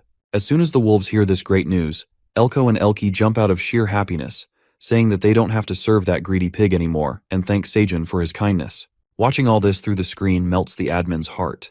She smiles and sends the notification about the quest being completed, adding that she's delighted that the Black Dragon has been praised. Later, Elka signs the contract, and Sejun informs him that Teo will be their supervisor and that they will report to him. The cat happily flaunts that he's a boss now. Teo then takes the wolves to meet their fellow cow workers, the Minotaurs, uttering that they will learn a lot from them. The wolves apologize for their earlier behavior and look forward to working with the Minotaurs. Our guy then ponders about Greed, the landlord, who seems to be another high-profile figure in the tower, presuming that he can be a threat down the road, and plans on sending the wolves with Teo the next time he travels downstairs, so that this way, the Minotaurs could focus more on the farm work. But his moment of contemplation is interrupted by hungry Teo, who asks him for fish to share some with the wolves. Sejun, who hadn't told the cat about the lack of their protein source, reveals everything to him. Upon hearing this, Teo starts making a fuss about it and accuses Sejun that he's a fraud. As our guy and the Black Warrior Bunny sit by the pond, he asks Teo to stop throwing tantrums and gives him hope that they're trying to figure things out. While Teo makes it clear that he won't work until he eats, our boy puts his hand in the pond water to check if the poison has diluted and apprises the Black Bunny to prepare himself to explore the other side of the pond. The Black Warrior Bunny strikes a blow with his hammer, making the rocks fall to pieces as the sediments splash in the water. Sejun compliments the bunny for his great work and lets out that the hole has gotten much more extensive, giving enough space for the bunny to pass through. As the Black Bunny swims through the hole, he immediately snaps back as it's too dark for him to see anything. Sejun warns that the bunny won't be safe to swim in the dark, even with a broader passage, and asks Teo if he happens to have anything that could help the Black Bunny light up his path. Teo, who seems to be playing with the baby bunnies, mumbles that his rucksack has a lot of random stuff and can try to find a light for the bunny. As he tosses out all the stuff inside his rucksack, it all appears to be knickknacks and useless stuff. However, something grabs Sejun's eye as he picks up a scratched gemstone necklace that has fallen from Teo's rucksack. Soon after that, our boy immediately asks the admin to inspect the necklace, just as she did with the straw hat. The admin answers back, saying that he is in good hands and revealing that this item is exactly what he wants. While Sejun offers her a basket full of cherry tomatoes and completes the quest, he earns a reward, the necklace. As the necklace appears in his hands, Our guy notices that its appearance has changed completely after the inspection. The item inspected by the admin turns out to be an amber necklace with light magic engraving. Our guy gets ecstatic after learning that the necklace lights up their surroundings, which could help the bunny light up the dark pond so that he can see better. After that, the cat asks Sejun if the product is of any help and pleads for extra CEO hours. To his surprise, our boy flatters Teo for his great work and squeezes his squishy paws, calling him Golden Paws. He then permanently appoints Teo as his farm's CEO and head of distribution. Unable to believe his words, the cat feels as happy as ever as Sejun grabs him in his arms. To add the cherry on top, our boy decides to make Teo the president for one day to celebrate his permanent position. Bursting with happiness, our cat does a little cheerful dance. Now that Teo's president for a day, he instructs the Black Warrior Bunny to use the necklace and bring the pile of fish, while the Black Bunny energetically agrees to him and gets determined to secure their protein. Later, as Sejun wears the glimmery necklace, the status window appears that says the higher the user's magic level, the brighter the light will be. He then gives the necklace to the Black Warrior Bunny to check his magic powers. As soon as the Warrior Bunny wears the necklace, a blinding ray of light emerges from it, making our poor guy jealous for having less magical powers than a bunny. While the Black Bunny proudly flaunts his magical powers as the necklace shines brighter, our guy clarifies that he will have no problem seeing in the water and instructs him to take a detoxifying leak just in case. For further safety, our guy ties a rope to the Black Bunny and informs him to pull on the rope twice if he is unable to breathe or gets in danger so that he can pull him out immediately. Prepared to make a dive, Sejun reminds him that he could also use the dagger as it will be hard to use his hammer inside the water. Finally, the Warrior Bunny hops into the pond with everything he needs and swims through the hole. As he swims across the hole, the bunny spots another big hole on the other side. He enters through that spot and witnesses a whole ecosystem on the frontier. Fascinated by the sight, he swims further and peeks at all the kinds of fishes that pass by him. However, the Black Bunny notices that all the fish are dead and is reminded that it's because of the poisonous soup mixed with the pond water. He pulls out his dagger and slashes through a giant eelfish.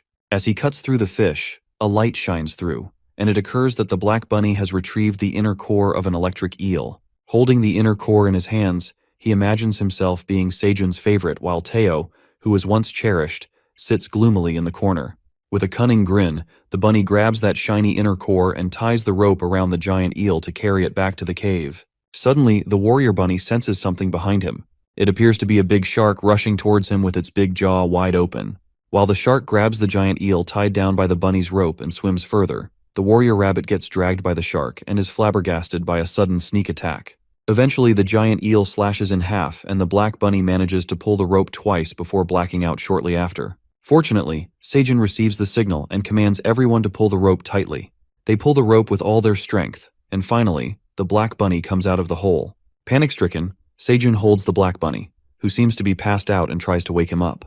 Watching the Black Bunny lay unconscious, our boy freaks out as he tries to wake him up and grabs him in his hands. Worried, Sejun takes quick action and asks the Queen Honeybee to hold on to his hat for a minute.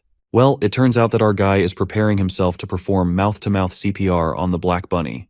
He makes a pout and approaches the Black Bunny for CPR. Suddenly, the Warrior Bunny splashes a mouthful of water on Sejun's face. When the Warrior Bunny comes back to life, our poor guy accidentally tastes the water that goes right into his mouth. Disgusted, he spits out the water and checks on the Black Bunny, who seems mad at him about the mouth CPR. Yelling at our guy, Sejun defends himself, saying that he should be complaining instead for nearly losing his first kiss to save the bunny's life. The parent farmer bunnies gather around the Black Bunny to see if he's okay. While Aileen blushes at Sejun, who seems to be without his straw hat, our guy takes his hat back from the honeybee and puts it back on, responding infuriatingly that he's happy about the bunny not getting hurt. As he complains about the salty water splashing into his mouth, the admin asserts that the Black Bunny went to the Sea of Dimensions. The dungeon administrator further reveals the Sea of Dimensions, which lies between each floor of the tower. Every floor is provided with safe passages that separate the way from the dangerous marine monsters. However, some areas have channels that lead to the Sea of Dimensions. She adds that the sea is home to many marine monsters, and some of these monsters are a delight to eat. After learning about the Sea of Dimensions, our guy understands why crayfish, a marine species, found their way into a freshwater pond. He asks the Black Bunny if he found something worth catching in the sea, and that's when the Black Warrior Bunny tosses something out of his bag, and it seems to be the inner core of the giant eel. As Sejun inspects the inner core with astonishment, the Warrior Bunny pulls the rope he was tied to, and a giant electric eel splashes out of the pond and lands on the ground. While Sejun gets exhilarated to see that the bunny has managed to retrieve a giant eel's head, At that very moment, loads of piranhas and crayfish come flooding into their pond. Happiness gushes through them as they witness the heavenly sight of fish and accomplish their goal of bringing back their protein source. When our guy figures out that the giant eel's fatty head must have lured all the fish behind it, he twirls along with the black bunny out of joy, appreciating him for his great work. To celebrate this moment, our guy announces a grand barbecue party. At the field, the bunnies, minotaurs, and wolves enjoy their food outside the cave. Later, Teo explains everything to Sejun that he had heard on the 38th floor about his family being in danger, and proceeds to inform him that Dongshik has offered to protect his family. Concerned about his family, Sejun couldn't help but wonder if his tomatoes were that popular out there, as our boy seemed to be unaware of this. He gets worried about his family, as he never thought they would be in danger. To ensure his family's safety, our guy assigns Teo to ask Dongshik how his family is being protected the next time he travels down the tower. He then thinks of repaying Dongshik for his kindness, and Teo tells him that he also likes the cherry tomatoes. Sejun becomes happy to hear that, saying he would send Dongshik some other crops too. While Teo climbs on his lap and asks for a treat, the cat notices something and responds that the crystal ball the black bunny gave him earlier is moving. It turns out to be the giant eel's inner core. Our guy grabs the inner core and tells Teo he can acquire a skill if he eats it. Meanwhile, Teo sniffs the inner core, which smells delicious to him. Sejun guesses that it must be an electric skill. Thinking it might be static energy, the cat moves away from the orange core, stating that it would make his hair stiff and messy. However, Sejun seems to like the skills of the inner core for the reason that he has only acquired farming skills since he entered the tower and wants to try a different kind of skill. Our guy feels like he's on some kind of adventure, but Teo bursts his bubble and lets out that he has just left the cave. Curious, Teo asks him why he isn't acquiring the skill by eating the inner core as soon as possible. Well, unfortunately, our boy cannot eat the inner core just yet, as he confesses that he doesn't have enough magic powers. We are shown that Sejun's magic level is 8.05, while the user requirements ask for level 10 or higher. Upon hearing his sob story, Teo bursts into laughter and makes fun of the president, who seems to be short on magic. Watching the cat making fun of him, Sejun gets pissed off and makes a mocking remark about Teo's magical power. Our guy gets cocky and taunts Teo because he's speaking as if he has more magical powers than him. He then asks the cat about his level of magic power.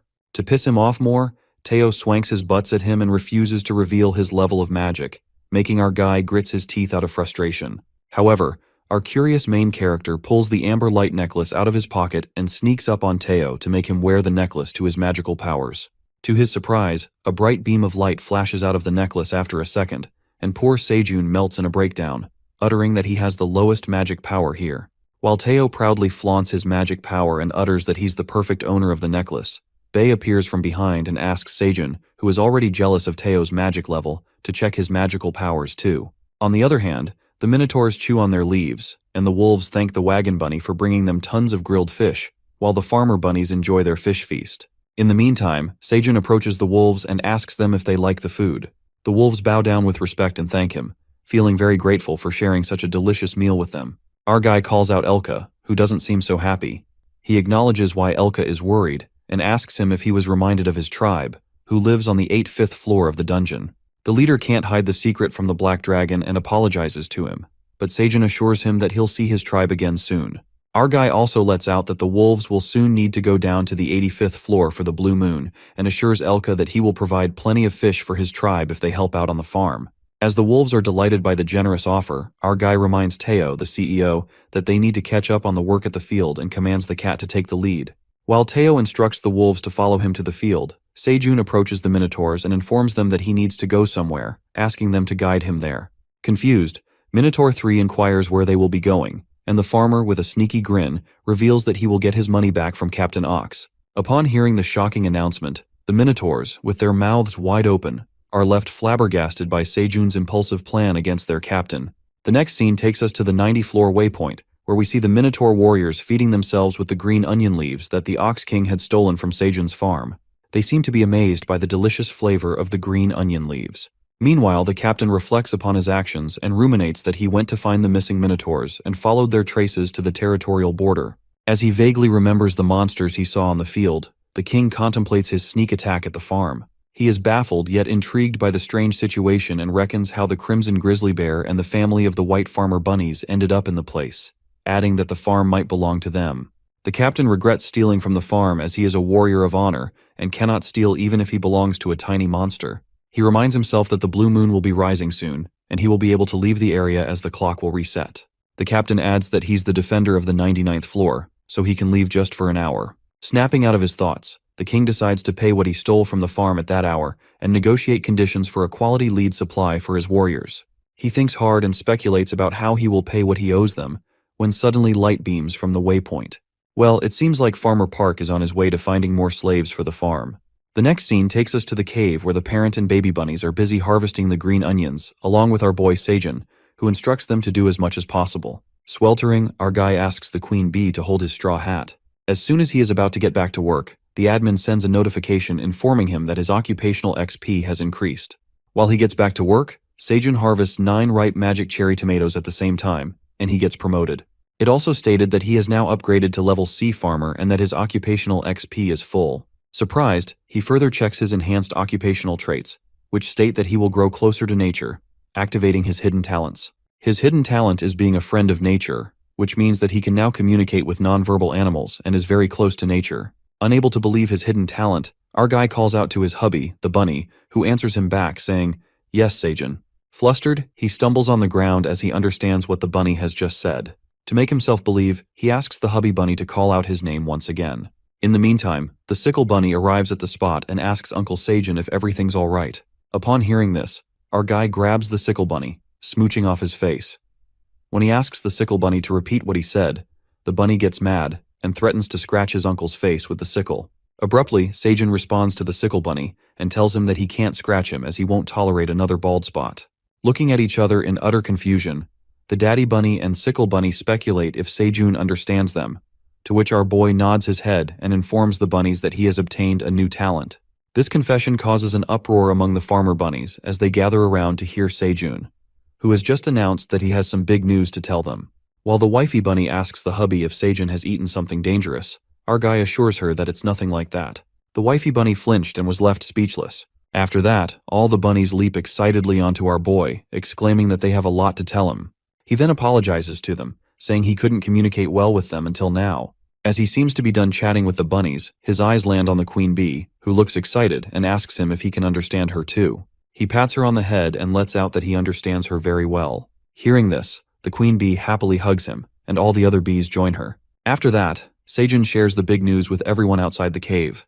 While he puts on the straw hat that Daddy Bunny gives him, a notification comes up. It notifies him that the straw hat of Patrick, which he is wearing, has also leveled up. Realizing that the hat's abilities were upgraded because he got promoted to another level, our guy acquired another skill known as the Growth Promotion skill, which will boost the growth of 10 products for 1 week without side effects for 10 days. Acquiring this incredible skill, Seijun becomes as happy as ever, and an idea flickers in his mind to put this new skill to the best use. Afterward, our guy plants the solar sweet potato stems into the soil at the field. He pats the soil, activates his growth promotion skills, and is notified that solar sweet potato growth will be accelerated for 1 week. Pondering that he was finding the perfect time to plant the solar sweet potatoes outside the cave, he gets concerned about growing the sweet potatoes in the middle of the green onions due to space limitations. All of a sudden, the newly planted solar sweet potatoes begin to stretch and flinch, which worries Seijun and leads him to assume that they are growing faster than the growth promotion allows. However, it occurs that the green onion field harvest energy is brimming over to the sweet potato stems, and the yield will increase by 50% until the harvest ends. Our guy gets lucky,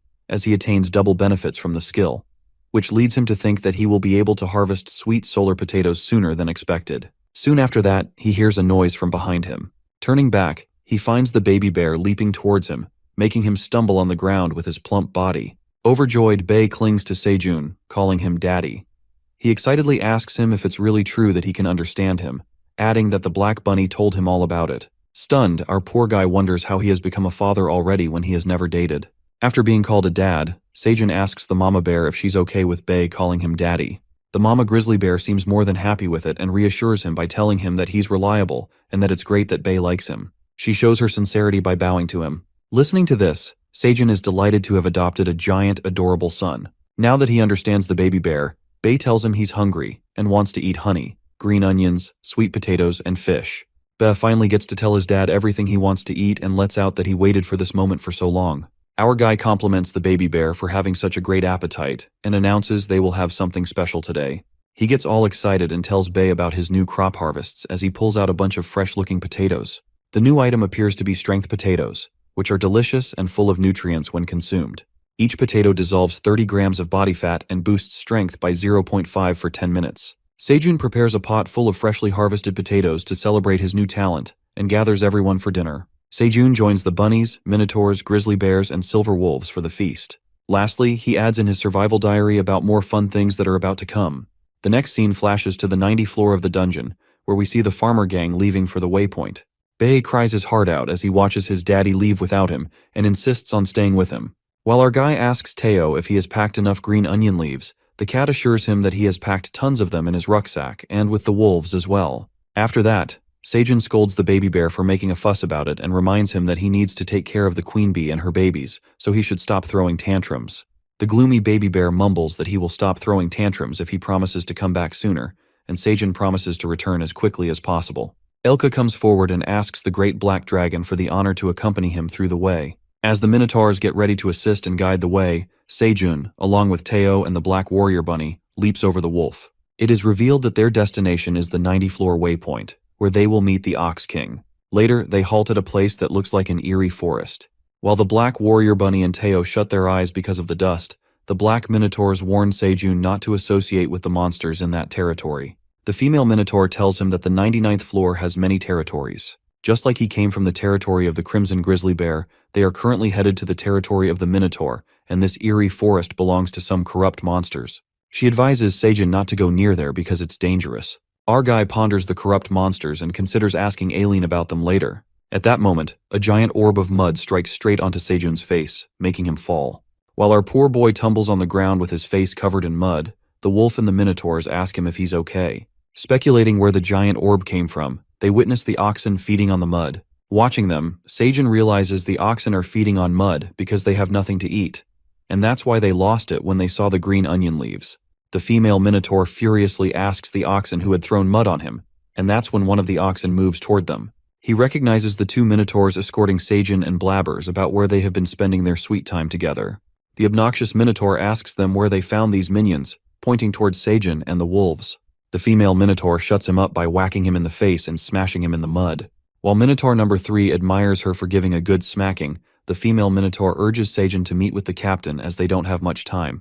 In the meantime, one of the Minotaur warriors informs the captain that Minotaur 3 and Minotaur 4 have returned along with some strange creatures. At that moment, the two Minotaurs and Sejun arrive at the scene and inform the Ox King that they have returned with some guests from the Crimson Grizzly Bear territory. While the other Minotaur warriors give them deadly stares, Captain Ox feels glad he doesn't have to make the trip himself and welcomes the white farmer bunnies. However, when he looks at Sejun, who is walking towards him, the captain notices that he's not a farmer bunny. The farmer introduces himself as Park Sejun, and the cat on his shoulder introduces himself as Teo, the peddler. After getting to know their names, the king asserts that he has never heard of such a tribe, and thanks him for making the long trip to the waypoint. He thanks Sejun for the green onion leaves and assumes that, with his weak strength, he must be struggling on the 99th floor. Believing that he works for the Crimson Grizzly Bear, the Ox King apprises that he will be happy to rescue him from injustice, adding that he feels delighted to help out the weak monsters. Upon hearing this, our boy confidently clarifies to Captain Ox that he must have been mistaken. Sejun clarifies that he doesn't work for the Crimson Grizzly Bear. Instead, the bear and her cub help him on the farm. Our guy proceeds with his second reason for visiting the captain, revealing that he's here to demand payment for the crops that the king stole from his farm 3 days ago. Knowing that the Minotaur gets frantic when someone accuses them of stealing, King Ox bursts with anger as he gets up from his throne and begins to rumble. Boiling with anger, the ox frantically utters that Sejun is calling the most powerful monster of the 99th a thief and accuses him of stealing. However, our guy is not intimidated by the angry captain and makes a classy comeback when he reminds him that Minotaurs are warriors of honor. Instead of getting mortified for what he has done, he is being angry to get it over with. After being humbled by Farmer Park, the king gently informs Sejun that he must have misunderstood. As this happens, the whispers initiate among the Minotaurs who think they've eaten stolen leaves. To clear up the air, King Ox explains himself. He concedes that as a captain, he had a limited range of travel as a defender of the waypoint, so the ox had to rush back to his territory as he was running out of time. The king agrees to pay Sejun and asks him what he wishes for. Thinking that it could be a rare item he could wish for, our guy makes an unusual request. He demands that he pay by letting him use the waypoint. Uncertain if the king would agree to such a request, Sejun asks the captain to allow him to use the waypoint to pay back his debt. But to his surprise, The Minotaur King approves of his demand and decides to do whatever the farmer wishes. To save his honor, the captain calls upon Seijun to fulfill his wish. Delighted, he climbs the rock to stride toward the waypoint and contemplates about finally getting to leave the tower. Astonished to see the glowing waypoint, our guy approaches his hand to touch it. Finally touching the crystal rock, he retrieves the waypoints from other floors. However, his world gets upside down when he reads the notification, revealing that he's unable to move floors because he has not saved any waypoints outside of the 99th floor. The Ox King grasps the problem immediately, and lets out that the waypoint is not working because Seijun was not born in the tower. He continues to explain that those who come from outside the tower must register the waypoints from each floor. Only then are they qualified to travel between the floors. The captain asserts that this rule is more like a conditional invitation to the tower for non-natives. He adds that his only registered waypoint is from this floor, which makes our guy unqualified to travel between the other floors. As soon as he hears the harsh truth, on the verge of a breakdown, our boy clenches his fist and loses all hope of getting out of the tower. Feeling devastated, Seijun sits and stares at the waypoint with desperate eyes while Teo tries to comfort him. Eventually, Seijun responds that he knew he couldn't move downstairs when he found out it was the 99th floor. But when he confirmed that he could not get out of the tower, his courage and hope, which he once coveted, were shattered. The Ox King feels bad for Seijun and claims that he had permitted him to use the waypoint, which he accepted, so he is no longer indebted to him. As the captain continues his talk, Seijun says he will propose a deal. Surprised, the captain flinches and gets infuriated about him proposing a deal to a warrior. Our guy commands Teo to open his rucksack. As he stretches out his rucksack, a mound of leaves begins to fall like a cascade. The downpour of the green onion leaves creates mayhem amongst the Minotaur as they witness the delicious leaves in front of their eyes. Baffled, the king asks Farmer Park about this pile of leaves, on which our guy announces that it's a kind gesture from their neighbors, more like a handshake of friendship. Seijun further elucidates his deal with the captain and reveals that he's expanding his farmland and needs a lot of help. He entices the deal by adding that the Minotaurs could eat greens like these for every single meal if they have a larger field. That said, he flaps a wink to the captain and asks him if he's ready for the deal. The scene then flips to the crimson grizzly cub eagerly waiting for his daddy. He sits there in sadness while the queen bee hovers over his head. After a while, he notices someone emerging through the smoke. Seijun, riding on the silver wolf, appears to have returned from the waypoint. The baby bear rushes towards him out of happiness, and Seijun hugs him, asking how he has been. The baby bear tells him that he has been a good boy and didn't cry while he was gone, adding that he didn't take long and returned early as promised. Meanwhile, Daddy Bunny asks Seijun about his visit to the waypoint, and our guy informs him that it went well. He grabs everyone's attention and introduces the farmer gang to the new workers, the Minotaurs, who are impatiently waiting to work in the field. Seijun explains that the Minotaurs will help them mend the field, and the Ox King has agreed to let them use the barren field however they want. While the Minotaurs seem to be excited to use their muscles, Bay looks at the masculine Minotaurs with admiration. The new Minotaur lets out that they have heard about the baby bear from number 3, saying that Bay is a bigger guy than he imagined. Elated, the baby bear tells the new workers that he's best friends with Minotaur 3, adding that he showed him around the field. Bay instructs the new Minotaurs to follow him so he can show them around too. Looking at the baby bear, our guy thinks he is such a good boy. Seijun informs the farmer bunnies to prepare the food for the working oxen, while Teo, who's dozing off on Elka's back, asks for his treats. The next scene takes us to the 99th floor waypoint, where the Minotaurs are playing rock, paper, scissors to choose their turns to work for the other day on the field. They seem exhilarated to work on the farm, as one of the Minotaurs asks if they have decided on the 10 workers, and urges them to be prepared to set out for work tomorrow. While the Ox King peeks at the Minotaurs, who are as optimistic as ever, he asserts that he has never seen them so energetic in a while. One of the Minotaurs standing beside the captain asks him if their territory will be covered in green grass instead of mud, if they keep cultivating the field. The king affirms the Minotaur by saying yes, and lets out that the 99th floor will soon get into action. Later, at the Crimson Grizzly's bear territory, the poisonous honeybees pour the honey into the bottles, which already seem full. Seijun says that the bottles Teo had bought are already filled, and offers the honey bottles to the baby bear. He instructs him not to finish it too quickly, and Bay feels delighted after getting his honey. Pleased with the amount of honey produced by the honeybees, Seijun thought that the bees might produce less honey because of the blue moon preparation. Concluding the reason, he asks the queen bee if she has grown her colony larger, and she joyfully nods her head. When the crimson grizzly bear asks the mama bear if she's headed deep into the forest, the mama bear responds that the blue moon will be rising soon, so she needs to go. Seijun decides to give her plenty of food for their way, and a few more bottles of honey for the baby bear too. Later, the wolf leader informs Seijun addressing him as the Black Dragon, that they will head downstairs on the 85th floor for the Blue Moon preparation. Our guy assures Elka not to stress out, as he has prepared food for them as well. He explains that the Black Bunny has been working hard to fetch tons of fish from the Sea of Dimensions.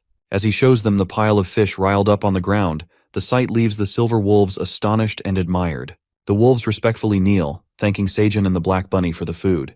While our boy gets concerned about how they are going to carry a large amount of food, the wolves pull out their rucksacks, uttering that their rucksack doesn't have as much capacity as Teo's, but they can still fit plenty. Tossing all the food inside their rucksacks, the wolves and the crimson grizzly bears go on their way to prepare for the Blue Moon, saying goodbye to Seijin. As he waves them goodbye, our guy also plans to prepare for the Blue Moon.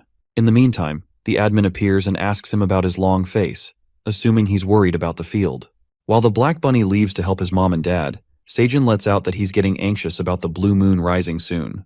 But Aileen assures him not to worry about it. She compliments herself by saying she took charge of defeating the monsters in the last Blue Moon, telling him to believe in her. It is revealed to us that the monsters become violent when exposed to the Blue Moon's light.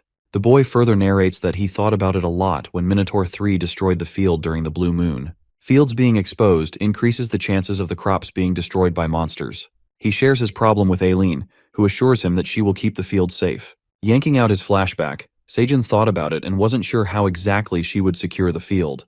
But then he remembers who Aileen truly is, admitting that she's the great black dragon he saw in the first Blue Moon. Delighted, Seijin says that he counts on her, and Aileen, the great black dragon, assures her farmer that he can plant as many crops as he wishes. Just after that, Aileen considers returning to work and prepares for the Blue Moon. She opens the door and climbs the stairs, reaching a magical place. It appears to be the tower's manager section on the 99th floor of the dungeon. Aileen comes out and takes some fresh air. Soon after that, she steps up to the place that somewhat looks like a magic operating machine. The next day, as the Blue Moon is just about to begin at the cave, Seijin lights up the fire. He sees Teo kissing off the baby bunnies as he can't believe they will soon grow up, and he lets out tears of joy because he feels proud of them. Seijun thanks the cat for being a caring uncle and instructs him to return inside his rucksack before the Blue Moon rises. While the cat tells him to take good care of the kiddos, our guy hands out a queen bee's cocoon, asking Teo to hide it in his rucksack. As Teo is surprised by another queen bee's larva, our guy trusts the cocoon with him and tells him that the queen bee handed it to him this morning, adding that they keep having cocoons because of the growing size of her hive. Feeling overwhelmed by welcoming more beehives, Teo assures him that he will keep the cocoon safe in his soft fur, just like last time. Eventually, the Blue Moon rises, and the baby bunnies transform into wild monsters because of the Blue Moon's energy. Shortly, the shrieking gets louder, and our protagonist, hiding in the corner of the cave, watches the baby bunnies getting wild, saying that he is still not used to their transition. In the meantime, Seijun hears a piercing roar from above the cave and wonders if there's a monster near the fields. Thinking that he hadn't heard from Aileen yet, our guy catches a glimpse of the baby bunnies who haven't switched from their monster phase for some reason. While he reckons that the babies turned into white bunnies pretty quickly the last time, he gets terrified as the wild bunnies begin to get out of control. Suddenly, the frantic bunnies try to leap toward him. As they are about to attack him, the great black dragon appears, gliding around the Blue Moon. On the other hand, we see that the branch monster, inhabitant of the 99th floor, has come to destroy Seijun's field. As the branch monster is about to trample the field, Aileen, the great black dragon, scares him away as she soars above the field to protect it, spreading her giant wings. Aileen seems proud of her heroic action and reveals that her grandpa made the magic tool for her during the Blue Moon because she can't leave the administrator's section. The black dragon created an adult vision of herself through the system. This allows remote control, and she can go as far as the 99th floor. However, this illusion tool can only reach under the clouds and disappears when it swoops to the ground. While controlling her magic tool, she ponders about Seijun and what he will think of her looks. As her vision soars through the sky, she decides to make a few more laps until the Blue Moon ends. Meanwhile, Seijun speculates that the monsters grew hushed after Aileen appeared, and a bright light flashed behind him. It turns out that the baby bunnies have finally transitioned into grown-up farmer bunnies. He immediately grabs the grown-up bunnies and squeezes them tightly. Tears of joy start pouring out of his eyes as he thinks something might have gone wrong with them during the Blue Moon. As Seijun hugs the bunnies, our guy peeks at the plentiful Blue Moon crops in the field and decides to harvest them. After an extended harvest, he prepares a pot of steamed Blue Moon sweet potatoes. While Seijun pours out the beautifully cooked sweet potatoes, he reveals that they've harvested 13 cherry tomatoes, 3 potatoes, and 7 sweet potatoes with Blue Moon energy. Some are solar energy sweet potatoes, and some are mighty sweet potatoes. He then offers Aileen the bowl of Blue Moon crops and advises her to cool down the cooked sweet potatoes as they are steaming hot. The admin thanks Sejun for the food and says he can also count on her for the future Blue Moon. Accepting the crops through the screen, Aileen seems to be having a comfy time after the tiring work. She feels good when she sees the Blue Moon crops and tosses a sweet potato into her mouth, which she thinks can cure her dragon heart. She eats the sweet potatoes and focuses on her mana flow. That's when her dragon heart starts beating, and unlike last time, she feels the stable magic current. Happy to see her dragon heart getting better gradually, she gets to know about the honey-dipped sweet potatoes, a forgotten dish of the tower that has been restored. Aileen witnesses her human farmer enjoying the honey-dipped sweet potatoes without her. She gets jealous as she eats the boring regular ones, while Sejun seems to enjoy the better version of the sweet potatoes. But then she stumbles upon the notification, which shows that the admin can reward whoever has restored the forgotten dish with special occupational skills. She taps to see the unique occupational ability, and is delighted to see the skill that looks like the perfect occupational reward for a farmer. On the other hand, our boy prepares the sweet potatoes by dipping them into the honey. It appears that the honey-dipped sweet potatoes with Blue Moon energy are marinated in honey and increase magic by 0.3 permanently when consumed. As Sejun offers the honey-dipped sweet potato to the grown-up bunnies to eat first, one of the young bunnies hops forward and stops everyone from eating as he reminds them that their father said to let Uncle Sejun eat the Blue Moon crops first because he's weaker. Upon hearing this, our poor guy apologizes for being a weak uncle and sadly chews on his sweet potato because even the young bunnies know that he's short on magic power. While the grown-up bunnies prefer regular sweet potatoes, our boy is mesmerized by the delicious honey-dipped sweet potato and its almost addictive sweet flavor. At that moment, he receives a notification that Sejun has restored a forgotten dish in the tower. He gets confused about retrieving a forgotten dish, thinking that all he did was dip the sweet potato in honey. When the administrator gets proud of his accomplishment, she sends him a quest. The quest is to offer honey-dipped sweet potatoes to the admin with a reward of 1 occupational ability. Our guy gets confused, saying he literally just dipped a potato into the honey, but he accepts the quests because he is curious to see the occupational reward.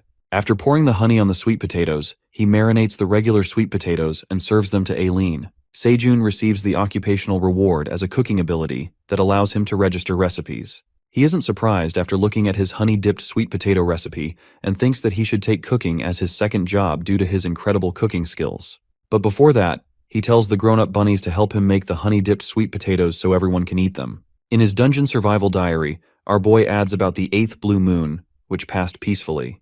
The next scene takes us to the branch monster who appeared near Sejun's field during the Blue Moon.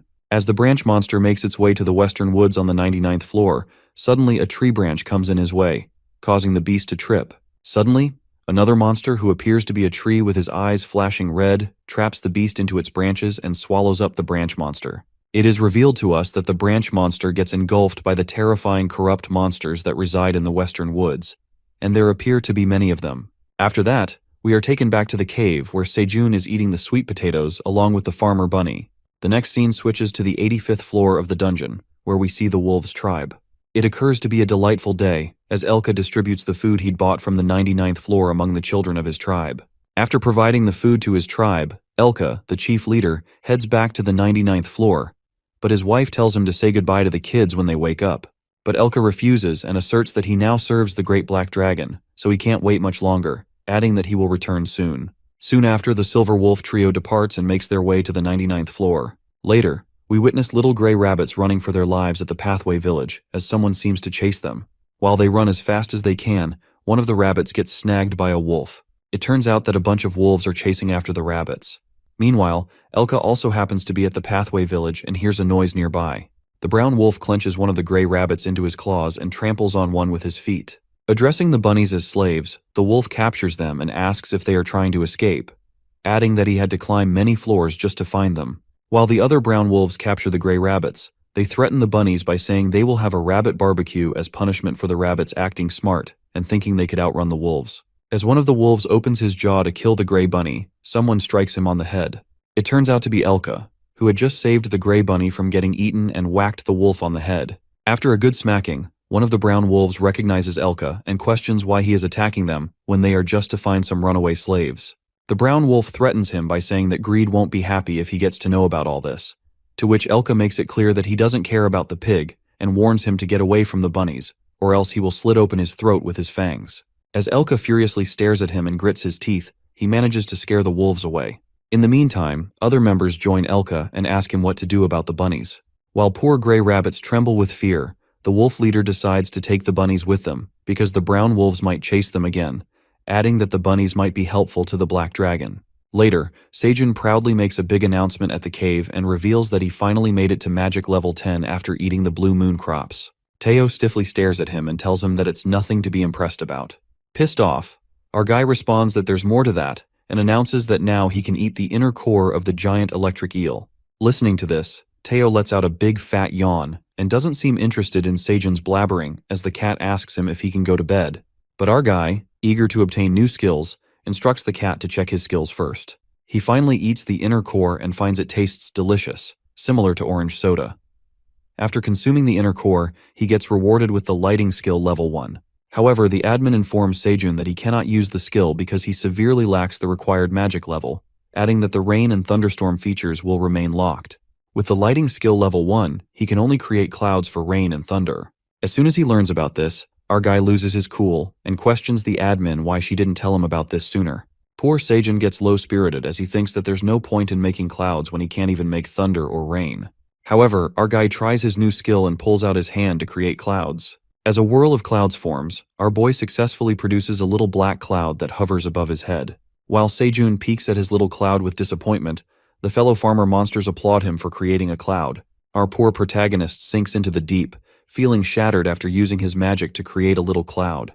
Watching him get discouraged, the grown-up bunnies get back to work, but Teo takes advantage of the moment and comforts Sejun with words, asserting that he's still the president no matter how weak he is. Teo pats his hand and tries to appease him with fake compassion and a cunning grin. Our boy, who already seems depressed, asks Teo if he's trying to make him feel better or worse. That's when Bae comes and tells him he's the best dad as he tries to make shade for them, uttering that he will make an enormous cloud soon enough. As Sejun thanks the baby bear for making him feel better and cuddles him, Teo, relaxing on Sejun's lap, mumbles that he doesn't like the sun getting into his eyes and asks him to move the cloud towards him. Annoyed by the peddler cat, who seems to be enjoying his downfall, the silver wolves arrive at the scene and greet Sejun, addressing him as the Great Black Dragon.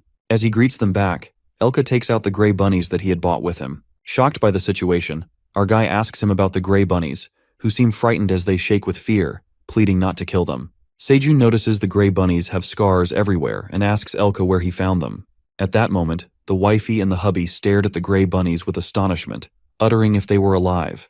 The gray bunnies seem to recognize the farmer bunny couple, and they all clamp together in a hug while Sejun and Teo look at them in confusion, assuming they might know each other. After the bunny reunion, the farmer gang shockingly stares at the gray bunnies while they stuff their faces with food in haste, as if they have been starving for days.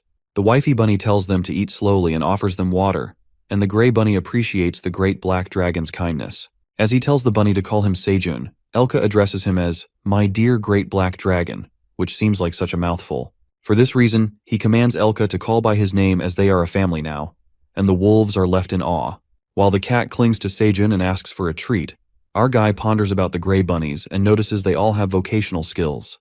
The three are the gray artist bunny, the gray architect bunny, and the gray woodworker bunny. Our guy hears the gray bunny's story about how they escaped the farm where greed exploited them, moved up the tower where they encountered the brown wolves, and started chasing them to make them runaway slaves.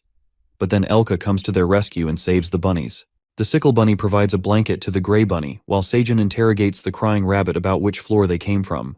The gray bunny reveals that they came from the 55th floor. Upon hearing this, Daddy Bunny abruptly leaps towards the gray bunny and asks him if they were on the 55th floor the entire time. Shaking the gray bunny like a ketchup bottle, the farmer bunny begins to bombard him with questions about the farm and what happened to the kingdom, their majesties, the princess, and the monsters. Sejun tells the hubby bunny to slow down and asks him what he's talking about. That's when the farmer bunny opens up the story about their red ribbon kingdom on the 55th floor they used to live in. The bunny narrates that their kingdom was once a land of peace and harmony decades ago, where the bunnies grew nutritious food on fertile land. They acquired beautiful architecture and culture, and sufficient self-defense helped them live in serenity. However, one day, their kingdom is attacked by shadows, or an apocalypse in an unpremeditated attack that even the warrior bunnies cannot fight back. Eventually, the kingdom falls apart and doesn't survive. Returning to the present scene, the farmer bunny continues to share his tragic story, asserting that the kingdom fell apart instantly when the unknown enemy attacked, and that's how their king, queen, and princess went missing amid all the chaos. This left the bunnies with no choice but to escape and scatter to survive the monster's attack, as they also had lost their leaders who would have protected them. The daddy bunny tells them they had to settle in the cave while searching for a new place. Upon hearing this, Seijin figures out why the bunnies moved to the 99th floor. It was strange that they settled in an environment that wasn't suitable for them, but their misfortune doesn't end here. When the farmer bunny thinks that the monsters have devoured the entire 55th floor, fortunately, some survivors are left. However, when the bunnies, including the farmer bunny family, were waiting to be killed after failing to reach the pathway, strangely, all the monsters disappeared. After that, they found themselves standing before Greed on that destroyed land, who ruled over many boars and called himself the Great Landlord, dominating the 55th floor. Greed transformed the Red Ribbon Kingdom into an industrial farm dedicated to food production and enslaved the bunnies. As the bunnies continue with their sob story, Seijin stops them for a break and feels terrible for them, as they had to endure all this. He then asks the black bunny to share his room with the gray bunnies for the time being. While the black bunny takes them to the cave, our guy speculates that Greed is the same guy who was looking for the straw hat, on which Elka agrees, and exposes that he's an influential figure because of the wealth that he accumulates from food production. The silver wolf realizes that Greed is a pathetic creature as he took advantage of the bunny's unfortunate situation, feeling ashamed of himself for working under him. While they are talking, Teo reveals that most of the food allocated throughout the tower through the Peddlers Association comes from Greed's farm. Frightened after knowing how obnoxious Greed, the landlord, is, our guy asks Elka about the chances of the pig landlord making it to the 99th floor. That's when Elka unfolds that there are fewer chances for the landlord to make it to this floor, uttering that most mercenaries are cowards and would not want to come to the 99th floor no matter how much they are paid. Finally, Seijin breathes a sigh of relief and lets out that Greed won't be able to come after the bunnies. The next scene takes us to the Greed's castle on the 55th floor, the former Red Ribbon Kingdom, where we see the boar freaking out when the brown wolves inform him of Elka's betrayal and how he took the bunny slaves they were chasing. The brown wolf reveals that Elka attacked them and shows him the injury. The high and mighty Greed asserts that Elka was never a trustworthy slave to begin with, and believes that he will be back begging for food once the tower runs out of food. The evil pig Greed then asks one of his slaves about the preparations. His subordinate then reports to him that they are sending away food peddlers to cut down on the distribution as much as possible, adding that the demonic tower and the Peddler Association are making a fuss about it, but things are under control. Happy to hear the report. The evil landlord sees it as another opportunity to take control of the tower, just like he monopolized the 55th floor. Laughing hysterically, the greedy boar reveals his corrupt plans to take the reins of the whole tower, and will not just settle on one kingdom. The scene then flips back to the cave, where Seijin stretches himself after a nice sleep and wakes Teo up, who wants to nap more. Walking towards the pond to wash his face, our guy witnesses a sink with a cup. He instantly falls in love with it, as now it will be easier for him to wash his hair and take showers. Our guy who's soaking his hair gets called by Teo, who shows him something spectacular made by the gray bunnies. It appears to be a real stove where the farmer bunnies are cooking. Looking at the actual stove, our guy gets mesmerized when he sees the low-lying table and the real wooden utensils. Teo excitedly shows his bowl, which was made by Squeeby, Squeamy, and Squeary, and has his paw print on it. When Teo asks about these weird names, the cat reveals that they are the names of the gray bunnies, and they keep building stuff for them to show their gratitude. As the gray bunny makes a sickle bunny a new blue headband, Seijin approaches them. The bunnies appreciate him for letting them stay, and add that they want to help in any way they can. Amazed by the things built by the gray bunnies, Seijun holds Squeeby's hand and asks him if he needs a job. Later, Seijun announces at the cave that Squeeby, Squeamy, and Squeary will be staying with them from now on. While all the bunnies welcome them, our guy gets excited as their farm will take another adaptation because of the new skilled members.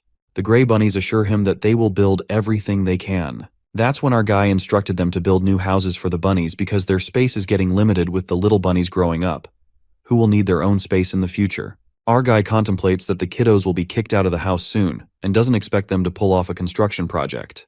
While the houses are being built for the bunnies, Teo also demands his home, but Seijun reminds him that he has a rucksack. Hearing Teo's demand, the gray bunny tells him he can build a cat tower for him, and asks Seijun if he owns a house. After that, Seijun points towards his bed of green onions, saying he sleeps here.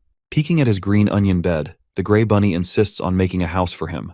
Wondering if there would be enough space to build a house for him in the cave, the gray bunny plans to make his house outside the cave because there is more construction material, like wood, and Seijun happily agrees. Our boy considers it and asserts that he spends most of the time on the field outside the cave. He adds that he has minotaurs, a crimson grizzly bear, and silver wolves around him, which makes him feel safe on the field. Sejun, who couldn't refuse the intriguing offer, asks the gray bunnies what they need to build the house. The gray bunny tells him that it would be great to have ingredients for the bricks and asks him if the 99th floor holds any fine sand or clay. Knowing where to find the clay, Sejun and the gray bunnies head to the waypoint, accompanied by Elka.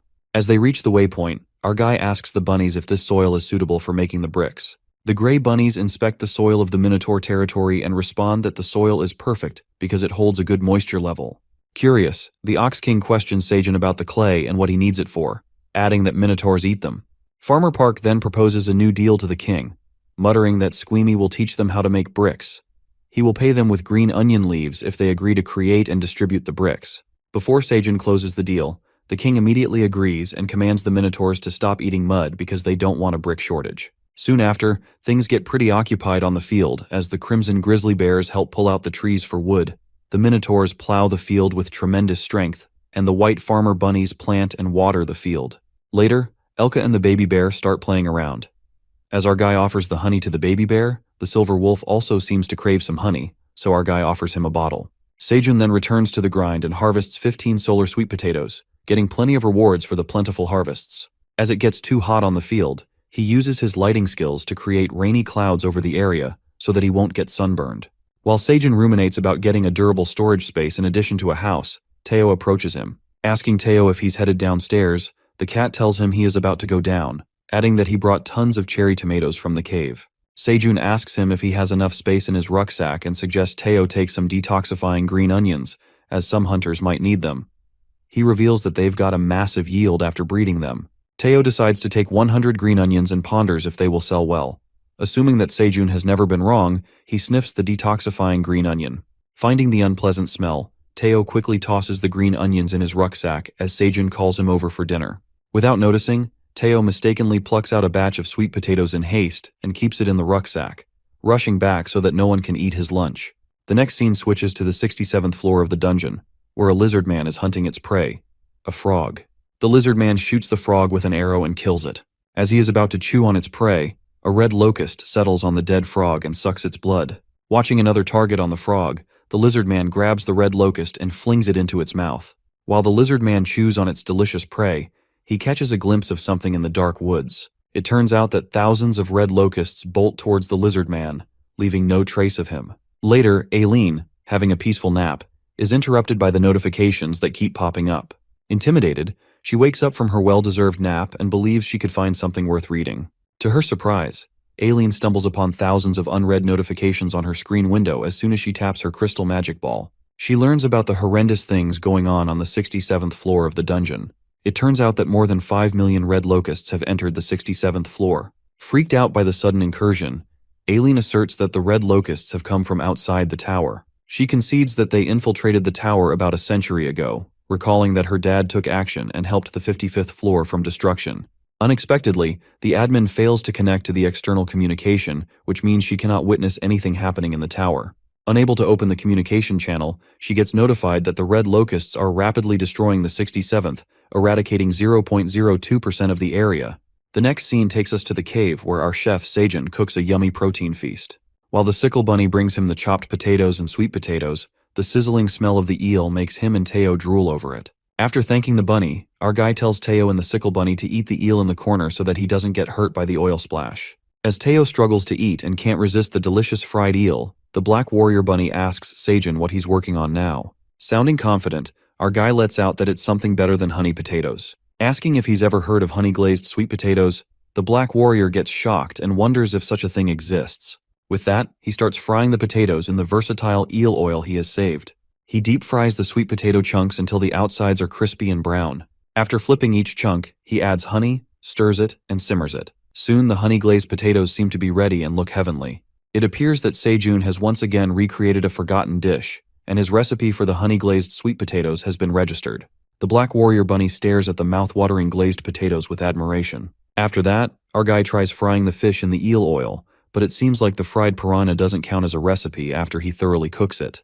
That's when he begins recipe hunting to find out what registers as a recipe, and Teo suggests he add honey to the fish. As the dinner seems ready, everyone, including the Minotaurs, Silver Wolves, Bae, Teo, and the bunnies, catches sight of the tempting-looking dinner, which includes the grilled eel, fried fish, honey-glazed potatoes, and sweet potatoes. While Teo stuffs himself to the fullest with delicious food and relaxes on Sejun's lap, our guy asks him if he will be heading downstairs now. The cat jumps out of his lap and says he must go now, commanding the wolves to head down. At that moment, the cat peeks at the leftovers and asks Sejun what they are for. Our guy tells him the leftovers are for Aileen, but for some reason she's not responding and feels concerned about her. While the cat assumes she might be sleeping, our guy gets worried and wishes it's the case. On the other hand, Aileen gets panicked and seems to be struggling as she cannot connect with Sejun due to an error. It seems that Aileen has lost control over all the dungeon activities, and now the Red Locusts have destroyed 10% of the 67th floor. Due to the destruction caused by the Red Locusts, a meeting is being held at Peddler Pathway Central Control Tower, where tower heads like Mason the Fox from the Peddlers Association, Hannibal the Tiger from the Mercenary Associations, and Iona the Hamster from the Wizards Association join the meeting. It appears that Agent Jarrus, along with her team members, are gossiping about Iona because they've seen her for the first time. After all, she rarely leaves the 7 demonic towers.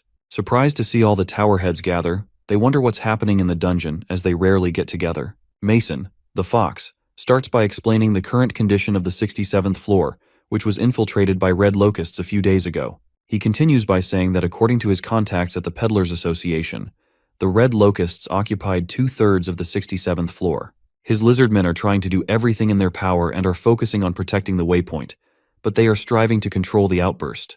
In the meantime, Mason is interrupted by Hannibal, who asks him if the Peddler Pathway is under control and the chances of Red Locusts proceeding to other floors. As his concerns about the situation rise, Mason reassures him that Red Locusts are intruders and that the pathway only allows those from the tower.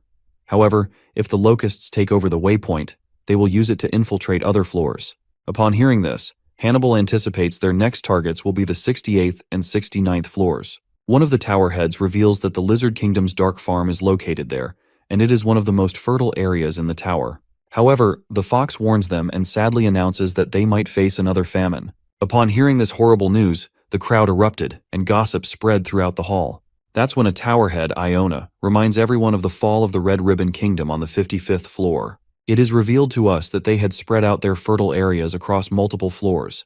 But back then, Red Ribbon Kingdom was the single largest food supplier in the tower. However, a massive invasion of red locusts led to the collapse of that kingdom. Iona, the Wizard of Destruction, accuses the pig of taking advantage of the situation and occupying the land, but the fox intervenes and reveals that Greed is a good landlord as he rebuilds the devastated kingdom's farmland. But Iona, who seems to know the truth of the evil boar's intentions, blames everything on Greed, saying that he is the one who enslaved the bunnies and took control of the food distribution channels. But Hannibal doesn't feel good after hearing the truth. He shouts at Iona as he stands up and bangs his hand on the table. While Mason tries to cool down the heated atmosphere, the other associates ask them about their protector, the Great Black Dragon, and if she has taken any action about the Red Locusts situation. While they all feel relieved that the Black Dragon will come to the rescue, Iona hops on the table and reveals that the Red Locusts have been infiltrating the tower for over 200 years. It was all thanks to the Black Dragon protection that they managed to drive out the Locusts. However, the last time the Red Locusts invaded the tower, the Black Dragon was slow to respond, and things only got under control when half of the Red Ribbon Kingdom was killed. All the farmlands on the 55th floor were devastated, resulting in food storage in the entire tower, and some areas were still recovering from the aftermath. She reminds everyone that it's been a few days since the Red Locusts appeared, and they cannot guarantee that the Great Black Dragon will step in immediately. Therefore, they must do everything in their power until the dragon arrives, or the tower will fall into chaos. To protect the tower, Iona, the president of 7 Association Towers, announces that she will send 200 war mages to fight the Red Locusts. The next scene takes us back to the 85th floor, where we see Teo, the peddler, asking Elka how long they will stay here because they are short on time. Just then, some kids approach the cat and ask him if he's the Black Dragon. Teo, who cannot let this moment slip out of his hands, introduces himself as an intermediate peddler and outshines himself as the extraordinary right hand of the Black Dragon. Gushing with pride, the kids look at him with admiration as they learn that Teo is the right hand of the Black Dragon. As the cat pulls something out of his rucksack, Teo feels something hard. When he grabs it out of the bag, it turns out to be a bunch of solar sweet potatoes. Shocked to see the sweet potatoes, Teo realizes that he's doomed and must have tossed them inside the rucksack without notice. At that moment, Elka appears and asks him if everything is okay, but the cat, who tries to act cool, assures him everything's fine. After that, they both make their way to the 38th floor, and the wolf informs Teo that he's going to run at full speed, so he should hold him tight while Teo ponders the sweet potatoes he mistakenly brought with him and decides to get rid of the evidence. On the other hand, Sejun desperately looks for the sweet solar potatoes he planted with detoxifying green onions. He realizes that Teo has made a blunder and taken the solar sweet potatoes, adding that he will teach him a lesson when he gets back. At the same time, the seed store opens, and Sejun, who has upgraded to the ordinary level, will have 4 different seed choices. He almost forgot about the seed store, and peeks at the 4 available seed choices, which include flame seeds, strawberry seeds, carrot seeds, and chili pepper seeds. Amused by the flame seeds, which are pretty expensive, our guy decides to play it safe and purchases the 3 other seeds, which he already knows taste good. He also picks the carrot seeds because bunnies need more food since their population has increased recently. As he is rewarded for purchasing from the seed store, the red seed pouches appear in his hands. Our boy seems elated, as now he has more new crops to grow on the farm, and can't wait to try the strawberries and the chili peppers that will soon grow. He then calls upon Hubby Bunny, who is working in the field, and excitedly announces that he has bought more carrot seeds for the bunnies. Sejun decides to plant them immediately with the farmer bunnies, and feels high-spirited about expanding the farm above the ground.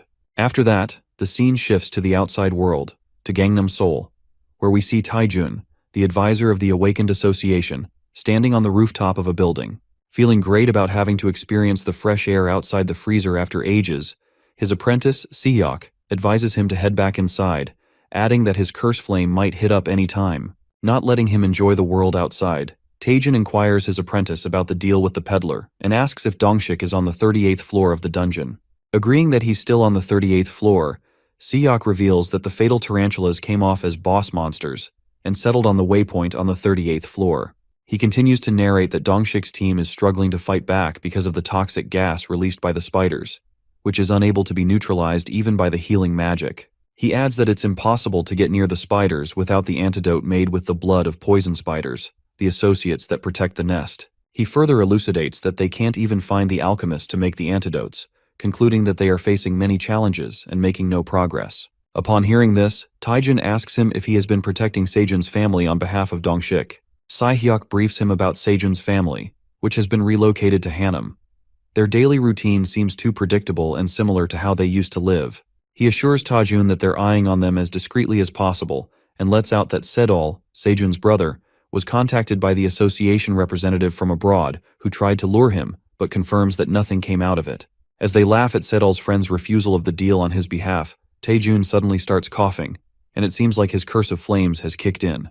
However, he immediately chews on a cherry tomato to make himself feel better. Surprised, Sehyok asks him if it's a magic cherry tomato. That's when Taejun lets out that he has made it through the curse of flames since he started eating the magic tomatoes and anticipates that they will help many people in the coming days. Clenching his fist with determination, he believes that Sejun Park is a rare talent, so they can't afford to lose him to other associations. He orders Sehyok to remind Dongshik to stop by his office as soon as he leaves the tower. While the advisor departs, Sehyok presumes that there has to be a way to undo the curse of flames and hopes that Dongshik finds a solution. The next scene takes us to the 38th floor of the dungeon, where the Phoenix Guild is fighting the monsters. Dongshik slashes the spider monster with his sword. However, he seems to struggle as the spiders keep coming out. He commands his team members to retreat when, unexpectedly, a spider monster attacks Dongshik from above, as one of the guild members calls him out and makes him aware of the attack. As Dongshik appears alarmed by the situation and has no time to dodge, someone leaps in front of him. It turns out that Suha is the one who attempts to halt the attack with her sword and strikes the monster with all her strength. However, as the spider is eliminated, Suha is poisoned by the monster and blacks out. While holding her, Dongshik instructs his team members to cast healing magic on her. Casting the healing magic on Suha to heal her, the members inform the leader that they have only managed to stop the poison from spreading, concluding that it will spread again if the magic flow stops. Concerned, Dongshik asserts that they are out of antidotes and that it's too late to go to the alchemist. In the meantime, Teo arrives at the scene. He calls upon Dongshik and reminds him that he has to be at a trading place. While Dongshik forgets about the trading day, the cat witnesses Suha lying unconscious on the ground. Freaked out, Teo rushes towards her, asking her to get up and take pictures of him. While Suha mumbles something as she is half awake, Dongshik explains to the peddler cat that the poison spider venom has poisoned her. They need to do something, or else she won't make it. The cat clings to Suha and pokes her face, pleading with her to stay with him. That's when Teo is reminded of the detoxifying green onions he had brought with him and instantly pulls them out of his rucksack. Dongshik grabs the green onion and reads the feature window that reveals that the detoxifying green onions can neutralize the level E poison spider venom. Without a thought, Dongshik gives Suha the detoxifying green onion. As soon as she grabs a bite, her eyes open wide and she appears to be fine. She thanks Teo for saving her life and tells him he's the best cat ever, enfolding him in a tight hug. But it seems like the haggler cat didn't save her life for free and demands 5 dungeon coins for the detoxifying green onion, adding that he's giving her a friend discount.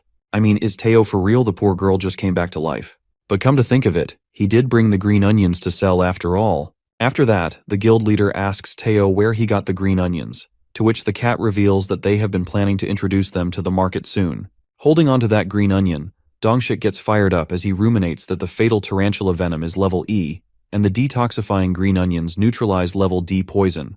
This means that they can use the new crop item to target and clear up the 38th floor. Thinking that Teo is his golden cat, he stares at him in admiration, and Teo catches him staring at him with a weird expression. Asking Teo how many green onions he has brought with him, the cat reveals that he has 100 detoxifying green onion leaves. Upon hearing this, Dongshik demands to take all of them. While he dreams of buying all the green onions, Dongshik and Teo are interrupted by the royal knights and the wizards who claim that the Phoenix Guild has been trying to propose a dirty deal with the peddler cat. Looking at the wizards who had sneaked up on them, Dongshik is left in utter bafflement.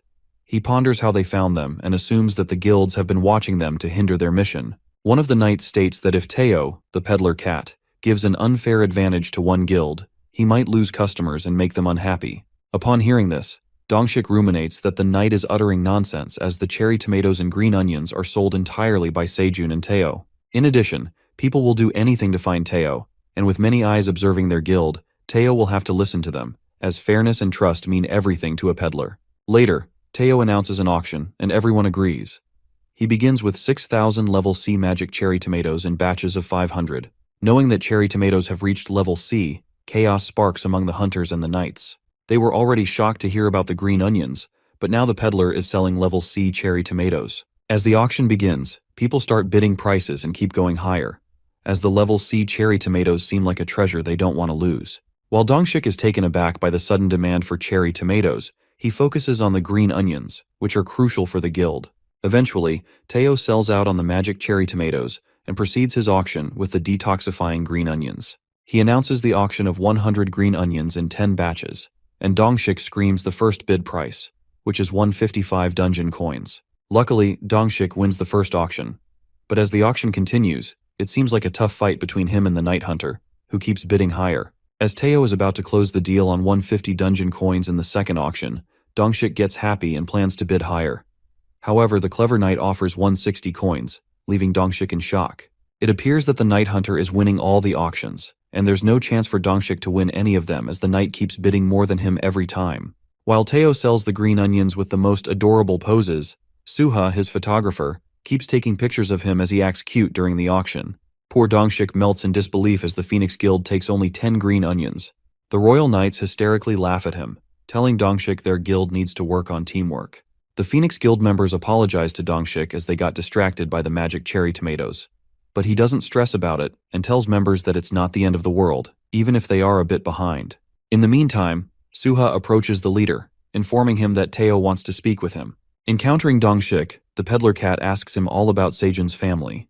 While Teo writes everything on the paper, Dongshik informs him that Sejun's family is living in Hanam and is under tight protection by the Korean Association, so he has nothing to worry about. He adds that Sejun is one of the country's valuable assets. After that, the cat is reminded of the appreciation gifts Sejun sent for keeping his family safe and tosses out a bucket full of gifts, which happen to be 200 magic cherry tomatoes and 50 detoxifying green onions. It seems like Dongshik had just hit the jackpot. He needed exactly 50 green onions and received them as a gift. The peddler further informs him that Sejun wants to sell him any crop at a discount and asks him to keep it a secret. Dongshik assures him that it was a fair transaction, ruminating that Sejun's family matters are also top secret. However, his moment of contemplation is interrupted by Teo, who offers to sell a secret item and asks him if he's interested. The next scene takes us to the field, where the Minotaurs carry and stick the bricks for Sejun's house. Our guy is astounded as he looks at his half-built house and can't believe they made so much progress in a few days. The gray architect bunny reports to him that they're working fast because of the strong Minotaurs doing all the heavy lifting. Squeeby continues to tell him that the interior of the house will take longer and that 3 gray bunnies will handle it. While our boy is busy discussing the house structure with the gray bunny inside the house, the baby bear tries to barge in through the door. Alarmed, our guy clarifies to the baby bear that he cannot enter his house. As Bae asks him for a reason, Sejun says he's too big for this house. If he tries to force himself in, the house might collapse. He convinces the baby bear that he's a good boy who doesn't want to destroy his dad's house, and instructs the baby bear to enjoy some honey as he needs to take care of the construction. After that, Bae sadly sits by the corner, saying that he also wants to go inside Dad's house. As tears stream down his face, the baby bear dreams of becoming smaller while the queen bee comforts him. Suddenly, his tears begin to sparkle, and a beam of magical light appears from his claws. Meanwhile, Sejun is busy deciding his bed material as the gray bunny makes it clear that a green onion bed would be a bad idea, and that they would make a stiff bed. At that moment, he hears someone calling him from behind, and in a flash, Sejun gets whacked in the stomach, and he crashes right into the pile of green onion leaves. While our guy tries to process what happened, the baby bear strikes a blow at him out of love. Bae reveals to his dad that he has gotten smaller as he stands over him. The crimson grizzly bear seems to have transformed into a tiny cub again. Sejun looks at him with astonishment, as Bae had gotten so little when they first met, and asks him how he managed to pull this off. It occurs that the baby bear has transformed into a crimson grizzly honey bear, as the notification says. Our boy realizes that Bae has evolved into a honey bear, just like the black warrior and hubby bunny did. As the black bunny and the baby bear are the same size now, Sejun asks the bear if he will not get bigger again. Trying hard, Bae squeezes himself and suddenly changes into a giant bear. Our guy freaks out after watching that Bae has grown a bit bigger, confused about whether he can control his size however he wants. Witnessing the baby bear change sizes, the black minotaur lets out that Bae's desire to become smaller is repressing his growth, adding that it happens in young monsters who are afraid to grow. Upon hearing this, Sejun thinks hard about what has been suppressing the baby bear's growth. As Bae becomes small again and clings to Sejun, he asks Daddy if he can go inside the house now and hold him like he holds the black bunny and Teo. Watching the baby bear yearning for love breaks Sejun's heart as he stares at him with pitiful eyes. He affectionately hugs the baby bear and realizes that he wants to be loved by Daddy. He holds Bae in his arms and takes him to show him around the house. Delighted, Sejun heads towards the house and tells Bae to find a spot for his bed. As Bae asks his daddy to take him to the cave, Sejun gets a flashback of the baby bear eating all their stored food. As the black bunny hears it, he secretly shakes his head, pointing to Sejun not to take him into the cave. The next scene takes us back to the 38th floor, where Teo offers Dongshik a special item, solar sweet potatoes. While he reads the feature window for the solar sweet potatoes, Dongshik stumbles upon something valuable. It turns out that sweet potatoes boost flame resistance. The story then turns to Taejun Han, the living legend of Korea. It is revealed that he was the first human to reach the 52nd floor of the dungeon. There, he encountered the wild boar guarding the waypoint and fought fiercely with the boar. The battle was so intense that it lasted 3 days and 3 nights. Eventually, the fight ended in a tie, and both of them had to retreat due to brutal injuries. However, Taejun was entrapped in a curse of flames after a battle that caused him to burn everything around him. The only solution for this curse was to slow it down by injecting magic or lowering his body temperature. Everyone believed that it was about time Taejun retired. However, his dreams for the tower didn't vanish. Moving back to the present, Dongshik delightedly grasps that sweet potato and contemplates that Taejun can free himself from the curse of flames with the help of solar sweet potatoes, even if it's temporary. He anticipates that Taejun can defeat the wild boar and undo the curse, asserting that the legend will return. To add the cherry on top, he also has the detoxifying green onions that can help the guild target the 38th floor. Snapping out of his thoughts, Dongshik agrees to take the sweet potatoes and thanks Teo, saying that he really needs them. But it seems like Teo had some hidden reasons to offer the sweet potatoes as he ponders that no one will find out about his mistake once Dongshik takes them, adding that he committed a perfect crime. Later, Dongshik walks outside the forest and thanks his team members for waiting for him. As they head downstairs, the guild leader puts down a basket full of green onions. The team members are utterly surprised to see the detoxifying green onions and ask Dongshik if he got them from the peddler. Saying they wouldn't want to miss the opportunity, Dongshik instructs the members to stop by the waypoint before heading down. The team members all get pumped up and make their way to the waypoint. The Phoenix Guild raid of the 38th floor begins as they fight their way through the poison venom spiders by chewing on the green onions to neutralize the poison released by the monsters. The next scene takes us to the 75th floor of the dungeon at the Middle Zone Market, where everyone seems to be staring at the silver wolves. Sejun assigned the silver wolves for Teo's safety. As they seem to be wandering around the market, Elka peeks at Teo, who appears to be in a good mood, and asks him what he's so happy about. Teo announces that it was a great business day and that he will take the wolves for lunch to celebrate. While the wolves decide on a restaurant, something grabs Teo's attention. Thinking about what's wrong with the cat, Teo mumbles that he senses something. It turns out that a glimmering ring had caught his eye. As Teo approaches his hand to grab the ring, a little hand touches against his hand. The cat immediately takes the ring away and yells at the little hamster to get out of the way. While the hamster, covered in a black cloak, wonders if the cat is an intermediate peddler, she clarifies to Teo that he doesn't need the ring. It's better if he hands it to her. But Teo grasps tightly on the ring, lets out that he picked it first, and infuriatingly tells the hamster to get out of his way, calling her a tiny little hamster. The hamster flinches to process what Teo has just said to her and gets offended. As the silver wolves reach the spot, Elka becomes panic-stricken as he witnesses the hamster, presuming that it's hamster Iona, the wizard of great destruction.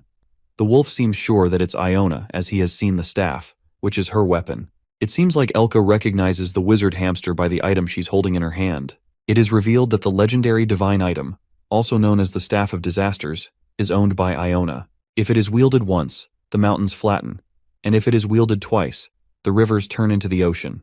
This is the power that this item holds. While Elka speculates what she's doing here, Iona tells the peddler that she could have given him a chance to turn his wrong into right, and demands his life as a form of apology. As Iona strikes her weapon, Elka leaps in front of Teo and speaks to her, uttering that the cat serves the great black dragon. Upon hearing this, Iona taps her magic stick on the ground and surprisingly asks Elka who he is, to which he introduces himself as the chief of the Silver Wolves. Feeling suspicious, Iona warns the wolf about what he has just said, adding that they could be killed for lying and pretending to work for the great black dragon. While Elka swears on his tribe and assures Iona that he's speaking the truth, Teo frantically agrees with the wolf and reveals that he works for the great black dragon. But this scene takes an unexpected turn when Iona claims that she needs proof that they work the black dragon. As Teo questions how they will prove it to her, the hamster wizard claims to take her to the great black dragon. But Teo, who came to the market to flaunt his haggling skills, questions Iona, the wizard of destruction, about whether he will take her for free. As soon as Teo utters these words out of his mouth, a terror strike runs through Elka because it seems like he will ruin her mood again. The haggler cat makes it clear that he serves the black dragon, but is also a peddler, so she needs to pay him to meet the black dragon. Seeing Teo's confidence without a hint of doubt on his face, Iona asks the peddler cat what he wants. Teo mumbles that he is picking up a few things for the black dragon. Iona agrees to pay for everything the cat wants, along with the ring that Teo picked for the dragon. While Iona thinks it's a rare opportunity to meet the dragon, the cunning peddler cat has successfully found himself a naive target to pay for his items. Later, they walk into the market, and Teo grabs 100 bottles and some other random stuff. While glancing at all the stuff, whimsy straw hats catch his eye, and as he buys them, he asks Elka if he needs anything, adding that the straw hat would look good on his son. As Elka respectfully refuses, Iona interrogates Teo about the random items he's buying and asks if the black dragon needs them. Teo, who is optimistically enjoying his shopping haul, informs her that he likes this kind of stuff and proceeds to buy a straw hat for himself. Losing her nerve, Iona clenches her fist and lets out that the cat better not be lying about the black dragon. In the meantime, Iona, who is already annoyed by the feline creature, Teo approaches her and places a hat on her head, adding that it looks great on her. Flustered by Teo's sudden move, Iona speaks out that not every wizard wears a pointed hat, ordering the cat to hasten it up and go to the checkout counter.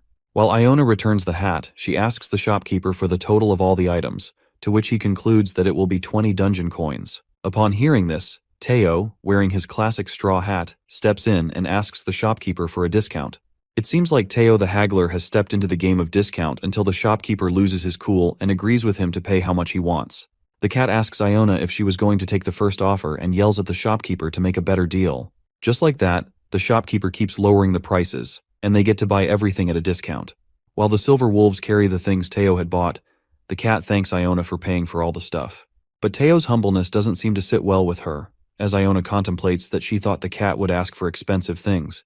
But all he bought were some random little knickknacks, and he even helped her to pay less. After that, the wizard asks Teo about the black dragon's whereabouts, and he reveals that the dragon is on the 99th floor of the dungeon. Confused, Iona raises a question out of curiosity about whether the black dragon is not in the administrator's zone connected to all the tower parts, and presumes that he is dubious. But Teo assures her and says she will understand when they reach the 99th floor. The next scene takes us to the 38th floor, where the Phoenix Guild fights the spider monsters. It is revealed to us that the Phoenix Guild had successfully raided the 38th floor, and they have now reached the waypoint. As they celebrate their win, Dongshik commands his team members to head to the 39th floor as he touches the waypoint. After that, we are taken to Gagel's Tower Farm Project headquarters. Vice President Michael learns that the Phoenix Guild has cleared the 38th floor. Shocked, Michael asks the hunter he'd hired for his work. He reports that the guild cleared up the 38th floor rapidly because of the new crops known as the detoxifying green onions. It helped them in advance, and they could get through the monsters. Upon hearing this, the vice president slams his hand on the table and rages with anger, mumbling that the guild found a new crop while he's spending all the money struggling to germinate the cherry tomatoes. While he stresses that executives can't wait any longer and that he needs to show results for his project, a girl bursts open his door and takes him to the farmland. He looks at the tomato flowers, which appear to have spikes on them, which is very peculiar. Startled by the spike flowers, the girl who had been experimenting with the cherry tomatoes reveals that their team has suspected growth hormones have caused a mutation in them. Michael instructs her to discard the mutation plants correctly, saying that these are monsters, not plants. However, when he harvests the modified flower, it turns out to be an item known as a contaminated cherry tomato, and he earns a reward for harvesting it. He is stunned after earning XP points and figures out that he will earn rewards by killing plants just like monsters. That's when the girl reveals that the mutated tomatoes interacted with the tower and turned into monsters. She adds that these monster plants survive by preying on insects and tiny monsters, not by fertilizers and water like typical plants. Believing that it will be easy to level up in the tower because of these mutated tomatoes, the girl assures him that it's a good thing, as she can analyze the results with her own eyes. But this does not end here when she tells Michael that these mutated plants reproduce independently. The contaminated cherry tomatoes appear to reproduce by the fluid that pours out of them on the soil. She concludes that it is a discovery, and if they are lucky, they can redefine the tower's order. Amused by the remarkable results, Michael considers it a great possibility and orders the workers to remove all the existing crops and replace them with contaminated cherry tomatoes. Michael has stumbled upon another plan after losing hope of growing magic cherry tomatoes. He plans to develop an XP farm, which seems like a great business idea as he clenches the flower and puts on a cunning smirk. Later, at the cave, the cocoon seems to make movements as it begins to twitch. It is revealed to us that it's the cocoon of the poisonous honeybee, the third, which they accumulated in the last blue moon. While our boy waits for the cocoon to hatch, a light flashes through the cocoon, and a newborn poisonous queen bee breathes to life and recognizes Seijun as her owner as he appears in front of her. He greets the queen's poisonous honeybee and welcomes her with a yellow tomato flower. As the queen honeybee stares at the flower with admiration, she is accompanied by the two other queen bees who help her to fly, and they all soar away. After that, Seijun relaxes on his deck chair. However, his moment of peace is destroyed when a black liquid splatters his face. Startled, his face appears covered in black, and that's when Bae walks towards his dad. It turns out that the baby bear had made a new friend at the pond, a squid who just squirted on poor Seijun's face. It appears that the squid also squirted on the farmer bunnies, who are covered in black. Our guy makes fun of them, saying they are turning into black bunnies.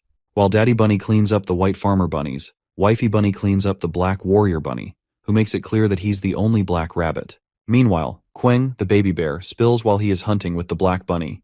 They witnessed the squid inside the pond. He adds that when he caught it, it kept shooting out black liquid. The bear continues to tell him that the bunnies didn't know what it was, but it felt slimy and weird. Peeking at the new protein source, our guy gets an idea, thinking that they haven't seen a squid before, and tells the bunnies that it's delicious, so they should try it. After chopping the squid and frying it with green onions in hot oil, our boy serves the new calamari dish. Making stir-fried, grilled, and blanched calamari increases his cooking familiarity slightly, and his recipes are registered to cook level 2. It seems like our boy missed eating the spicy calamari, which made him want a bowl of rice along with it. Meanwhile, the bunnies munch on the grilled calamari, and Queng is mesmerized by the savory blanched squid. While eating, the black bunny lets out that he had no idea such a delicious species existed, and thinks of making a longer trip to sea dimensions. Upon hearing this, Queng interrupts him and says he'll also go. Seijun asks the baby bear if he knows how to swim and decides to teach him swimming after work tonight. The next scene takes us to the pathway, where Elka and Teo, along with several others, are walking through the peddler's path. The road manager stops them and asks them to take a detour since the highway they must pass through is closed. The cat asks Elka what's happening here, and someone interrupts, saying that the red locusts attacked the 67th floor. While Teo doesn't seem to know what red locusts are, Iona, who happens to be there, tells him that they are pests that were created to devour and destroy everything. The red locusts try to infiltrate and take over the tower, their home, adding that the Allied forces of the tower are closing down roads to fight against them. Ion adds that she would have joined the Allied forces to fight the Red Locusts, but has to prioritize meeting with the dragon by using the lightning pathway. Upon hearing this, the peddler cat declares that the lightning pathway is only for advanced peddlers, and since he is an intermediate peddler, he isn't allowed there. But Iona assures him it's okay since he is with her, and pulls out a golden badge underneath her coat. Peeking at the golden peddler badge, Teo is highly impressed, and doesn't believe that Iona has one. Admired by the badge, he offers to become friends with Iona, but she refuses. The next scene takes us to the field where Sejun is trimming the large, outgrown green onion leaves. Being swamped with farm work, he finally realizes that the field has expanded to 70,000 square feet. Thinking that his field almost feels like a big forest, our guy wonders where the white farmer bunnies are, as he can hear them cutting the green onions. Just then, he finds the sickle bunny, who seems to be struggling to cut the tough green onions with his sickle, which are impossible to cut through. Sejun grabs that strange green onion and freaks out as it makes his hand bleed. While the sickle bunny asks him if he's okay, our guy notices that the green onions are hard as steel as he plucks them out. The tough leaves turn out to be strong blade green onions harvested by Sejun. He also learns that he has invented a new crop in the tower that will grant him exclusive rights to the latest crop, stating that no one can grow this crop without his permission.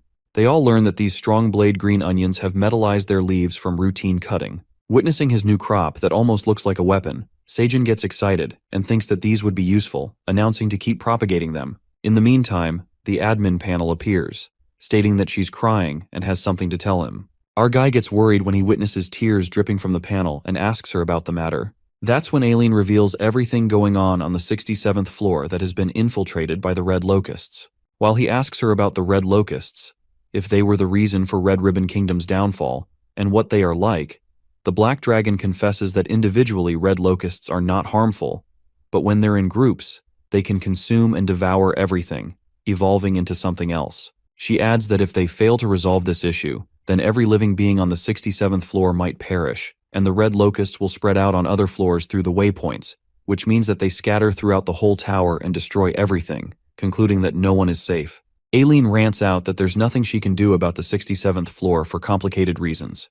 She asks for Sejun's help while feeling guilty. Upon hearing this, our boy assures her that he will do everything he can to help and that she doesn't have to feel guilty about anything. He enthusiastically calls out everyone, knowing that all of these residents are willing to help to save their home, and Aileen thanks everyone for helping her out in this matter. While Sejun considers it and realizes that he can't even travel through floors, Teo comes along with a visitor, who is a hamster. Iona expresses her pleasure upon meeting Sejun, addressing him as the Great Black Dragon. Sejun is confused and wonders what's the deal with this hamster. While Sejun is confused to see the hamster, he asks Teo what this is all about. That's when the cat lets out that he had to bring her with him, because she wouldn't believe that he worked for the Great Black Dragon. She kneels before Sejun to honor him, addressing him as the Great Black Dragon, and introduces herself as Iona, the president of the Wizards Association. At that moment, the admin sends him a notification, suspecting that Iona is looking for her because she hasn't stepped in to help fight the Red Locusts on the 67th floor. Aileen instructs Sejun to hear her out as Iona seems like a high-level monster. Following the admin's order, our guy greets the hamster and asks her for a drink as she has been traveling a long way, offering her a honey tomato energizing drink. While Teo is stunned by the tiny baby bear at the back, our guy asks Iona why she is there. As Iona is about to ask him for a favor, Sejun anticipates it's about the Red Locusts on the 67th floor. Upon hearing this, Iona is left in disbelief as the Black Dragon seems aware of the situation and questions him why he didn't get involved to help them. As our guy tries to make excuses, Teo and the baby bear interrupt him and ask for food. Watching this weird informal conversation between the Black Dragon and the animals, Iona ruminates that they are very casual with him as the baby bear calls him dad, suspecting if he really is the Black Dragon. She analyzes Sejun and assumes that besides his black hair, he doesn't seem to have any connections with the Black Dragon and looks like every other human who's been coming into the tower recently. Iona further inspects that she feels a very weak force from him. She feels faint hints of the Black Dragon, and the energy is flowing from a few parts but at extremely low levels. Feeling confused and lost in her thoughts, Iona takes a sip of the tomato drink and is freaked out to see her energy levels rising and the delicious flavor of the tomato juice. As Iona seems to like the juice, Sejun tells her that it's the magic cherry tomato juice with honey, adding that he and the bunnies grew the tomatoes themselves and mixed the poisonous honeybee's honey. Surprised, Iona requests to see the red cherry tomatoes, and the hubby bunny brings them to her. Watching the white farmer bunny, Iona asks the daddy farmer bunny if he belongs to the Red Ribbon Kingdom on the 55th floor. The bunny agrees and tells her that the black dragon took them in. While she peeks at the cherry tomatoes, she asks Sejun if he has other items on the farm. Our guy tells her about all the crop items they have grown in their field. At the moment, our guy looks at Teo, who is being kind as he shares his kitty treat with the baby bear. Meanwhile, Iona observes the things happening around her. She looks at the bunnies, the baby bear, minotaurs, silver wolves, and the cat, realizing that the dragon has been taking care of the monsters without a home while taking care of the food storage and developing new items. She figures out that the black dragon's magic felt weak because he was trying to be considerate of the monsters. She feels guilty for suspecting the black dragon, not knowing how much he has sacrificed himself for the tower. As her moment of contemplation is interrupted by Sejun, who is about to say something about the red locusts, Iona bows down and asks for forgiveness from the black dragon for not understanding his compassion for serving the tower. She adds that she will do anything for his forgiveness, even if it takes her life. Confused about what's happening, our boy shows her a crop item that appears to be a strong blade green onions. That's when our boy narrates a story he'd heard somewhere about the natives in the Arctic region who used to hunt large numbers of wolves effortlessly with just one blade. The tactic was simple. The hunters coated the blade with blood, frozen it, and buried it in the snow. The hungry wolves were lured in by the smell of blood and would start to lick the blade, and that blade was used to cut up the wolf's tongue. However, the wolf wouldn't notice it because its tongue had grown numb in the cold. That is how the wolves would bleed out and die. After telling the story, Sejun concludes that they might catch something from it, while Teo gets the chill from the terrifying tale and warns Elka not to lick blades, adding that he will share his fish with him. Upon hearing the tactic, Iona sums it up that the red locusts will attack any green onions as they wouldn't see the difference between the blade green onions and the regular ones. After tasting those green onions, they will look for more. And when they try to gobble up the blade green onions, the red locusts will be killed. She adds that red locusts have the habit of devouring wounded individuals, which slows down the group. In other words, if the red locusts get slashed by the blade green onions, they will be eaten by other red locusts. High-spirited, Iona lets out that they will be able to defend the waypoint with the help of these blade green onions, and appreciates the great black dragon, as she was unaware of him contributing to help with the food storage while making new tactics to kill the red locusts. Hearing the compliments, poor Sejun is stuck in the huge misunderstanding of being the great black dragon that he has to bear with as there's no going back. Before he hands in the green onions, Sejun decides to experiment to test his hypothesis, asserting that they just harvested their first batch of the blade green onions. Hence, they need to grow them to multiply. But Iona tells him not to worry, and reveals that she has a few red locusts with her. As our boy gets baffled, Iona creates a big circle out of sticks, and suddenly, red locusts appear within that circle. Iona tosses them out of the circle as they are trapped inside a black mass. While all of them are startled by the sight of the red locusts, Iona is happy to see them in good shape, as she had caught a few of them for experiments. She asks Sejun to use these red locusts how he wants. Our guy plants the blade of green onion and the regular green onion in the soil, instructing Iona to release them. That's when she releases the red locusts out of her magical binding, and the monsters instantly fly toward the planted green onions. The red locusts that gobble up the regular green onions appear to be alive. However, when a few of them fly towards the blade of green onions, they are slashed into pieces. It seems like all the red locusts Iona had released were killed by the blade of green onions. Feeling happy about his successful experiment, our guy receives a notification from the admin, which asserts that Sejun has made a great accomplishment in killing pests with crops. He earns an occupational trait as a reward that will help earn XP points when his crops kill pests. Reading the occupational trait, he realizes he can earn XP points if he kills the red locusts with his green onions. The next scene takes us to the Korea Awakened Association, where Taejin is happy for Dongshik as he clears up the 38th floor sooner than expected. The former head of the Phoenix Guild tells Dongshik that he had rushed to him as soon as he left the tower, assuming that he had some good news for him. Saying that his instincts never disappoint, Dongshik pulls out the solar sweet potato. He says that the team had been waiting for the return of their hero, Taejin, and asks him to come with them to the tower, offering him the solar sweet potato. Smirking, Taejin eats the sweet potato and neutralizes his curse of flames for 5 hours. The next scene takes us to the 67th floor, where the red locusts wreak havoc on the area. While lizard warriors try to kill the red locusts with their swords, they struggle to keep up with the flooding monsters that seem infinite. They encourage each other to keep killing the monsters to reach the waypoint. That's when Iona, the Wizard of Destruction, arrives at the scene and commands the lizards to get away. She produces a big fireball and strikes the red locusts to buy them some time.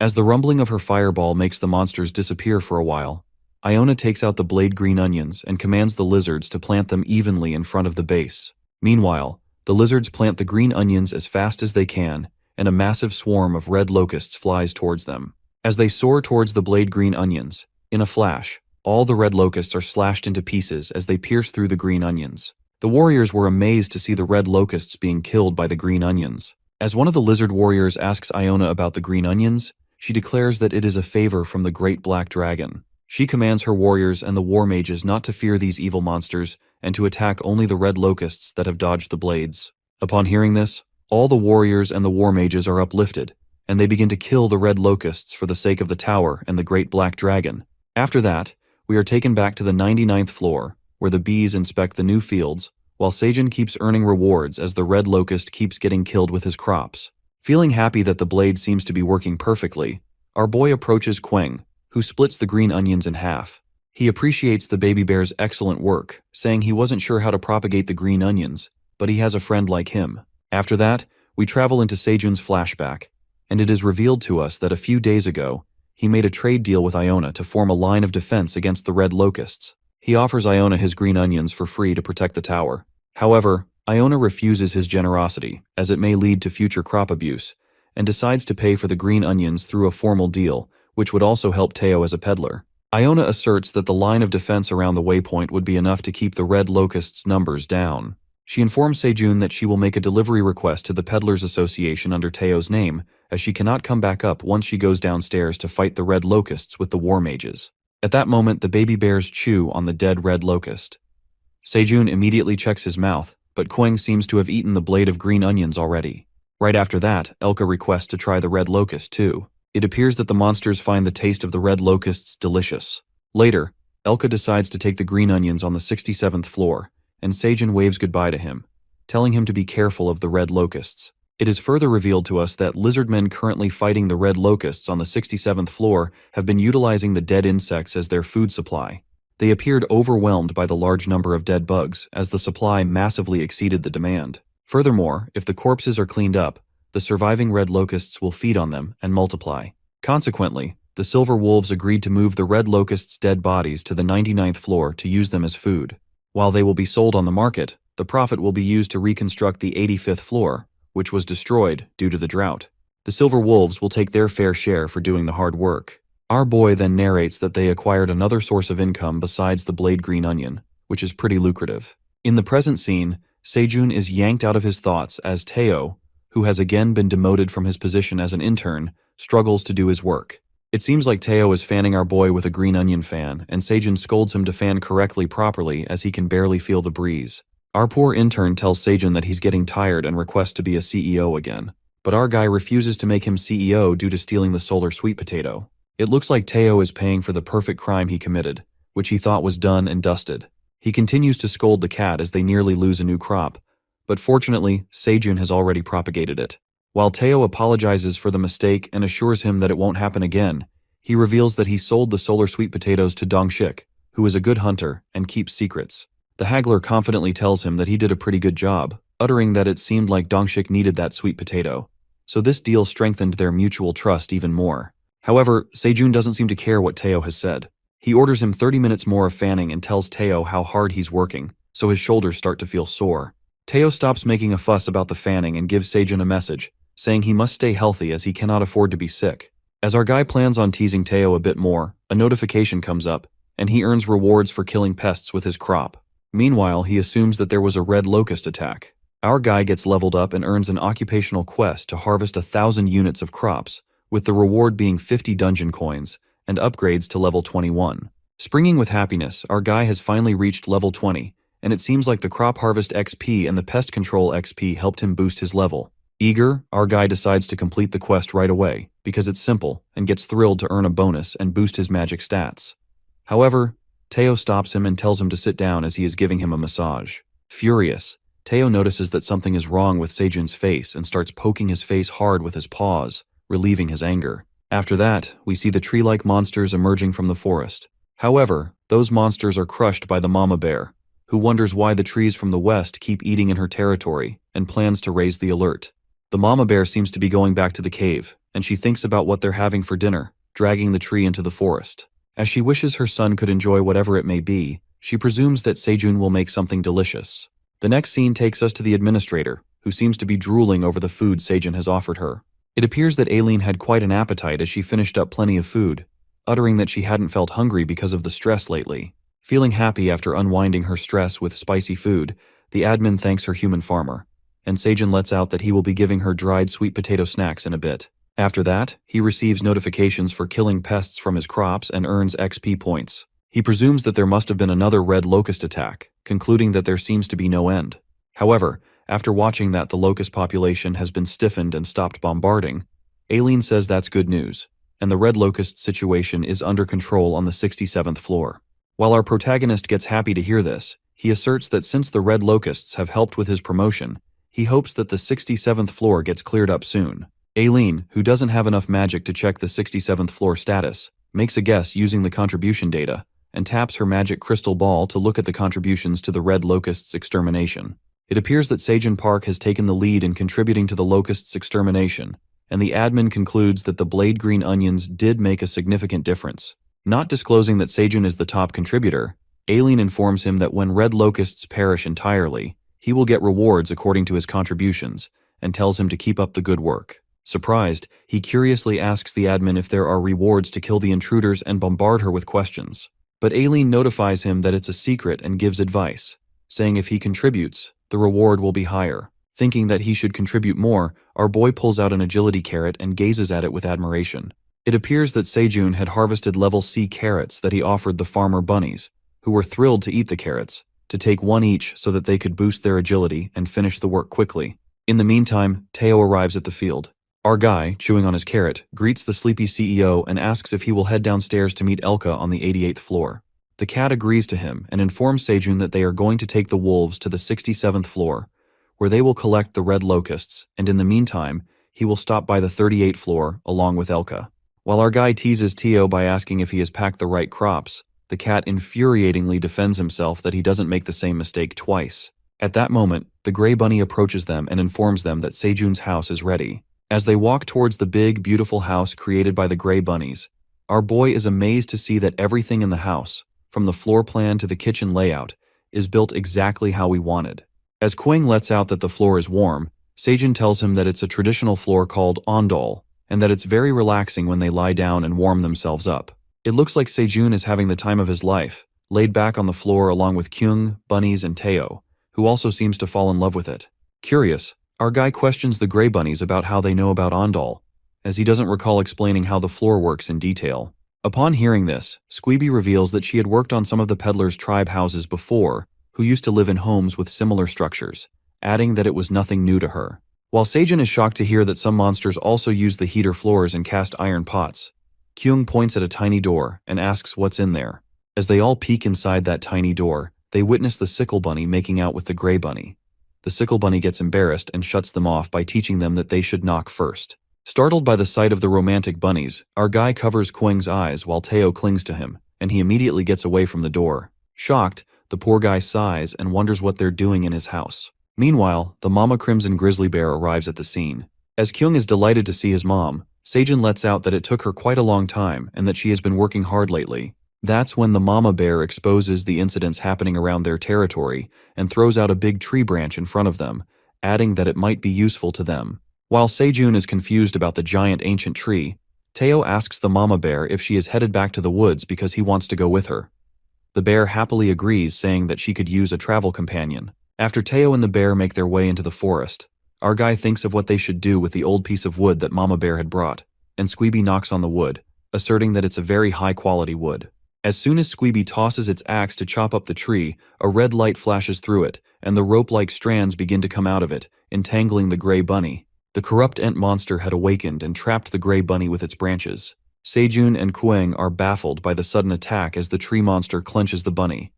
He pulls out his dagger, and the Crimson Bear leaps towards the tree monster, striking the ant with his claws. Squeeby tumbles on the ground as Kwang smashes the tree monster, but it begins to entangle him through the branches. When Kwang shows his whole strength and transforms his size into a big bear, he rips off the tree monster with his claws. As the bear tries to cut off the branches with his fangs, it does not affect the monster, and Sejun starts to panic, wondering if there's anything he can do. At that moment, the admin asks him about the corrupt Ent's sudden invasion, but Sejun seems unaware of the situation and asks Aileen how he should get rid of the monster. Aileen searches the book to find out how to kill the corrupt Ents, but as soon as the admin finds out, she notifies Sejun to kill the carnivorous fruit inside the tree. While Kyung struggles to fight the tree monster, Sejun instructs the bear to get smaller. As he turns small, our boy comes rushing towards the corrupt Ent with a dagger in his hand, and he forcefully stabs inside the tree. Stabbing the monster, the corrupt Ent abruptly starts to speak, saying they're all here. Finally, our guy manages to cut through the carnivore fruit inside the tree and kills the corrupt Ent, earning 50 XP points. But this doesn't end here when Sejun and the bear witness an army of corrupt Ents approaching them. It seems like the corrupt Ents mini-branch scout has infiltrated the 99th floor, where we see corrupted Ents and small branch scouts who are tree-like monsters scattered all over the place. Kwang, the honey bear, and Sejun, who were there, freak out after witnessing the corrupt Ents moving towards them and calling everyone who can fight. Honey Bear transforms into a giant monster and jumps on the invaders with all his power, throwing them away with his claws. Sejun grabs his dagger and starts slashing the corrupt Ents. As he contemplates where these things are coming from, the Black Warrior Bunny and Farmer Bunnies arrive at the scene.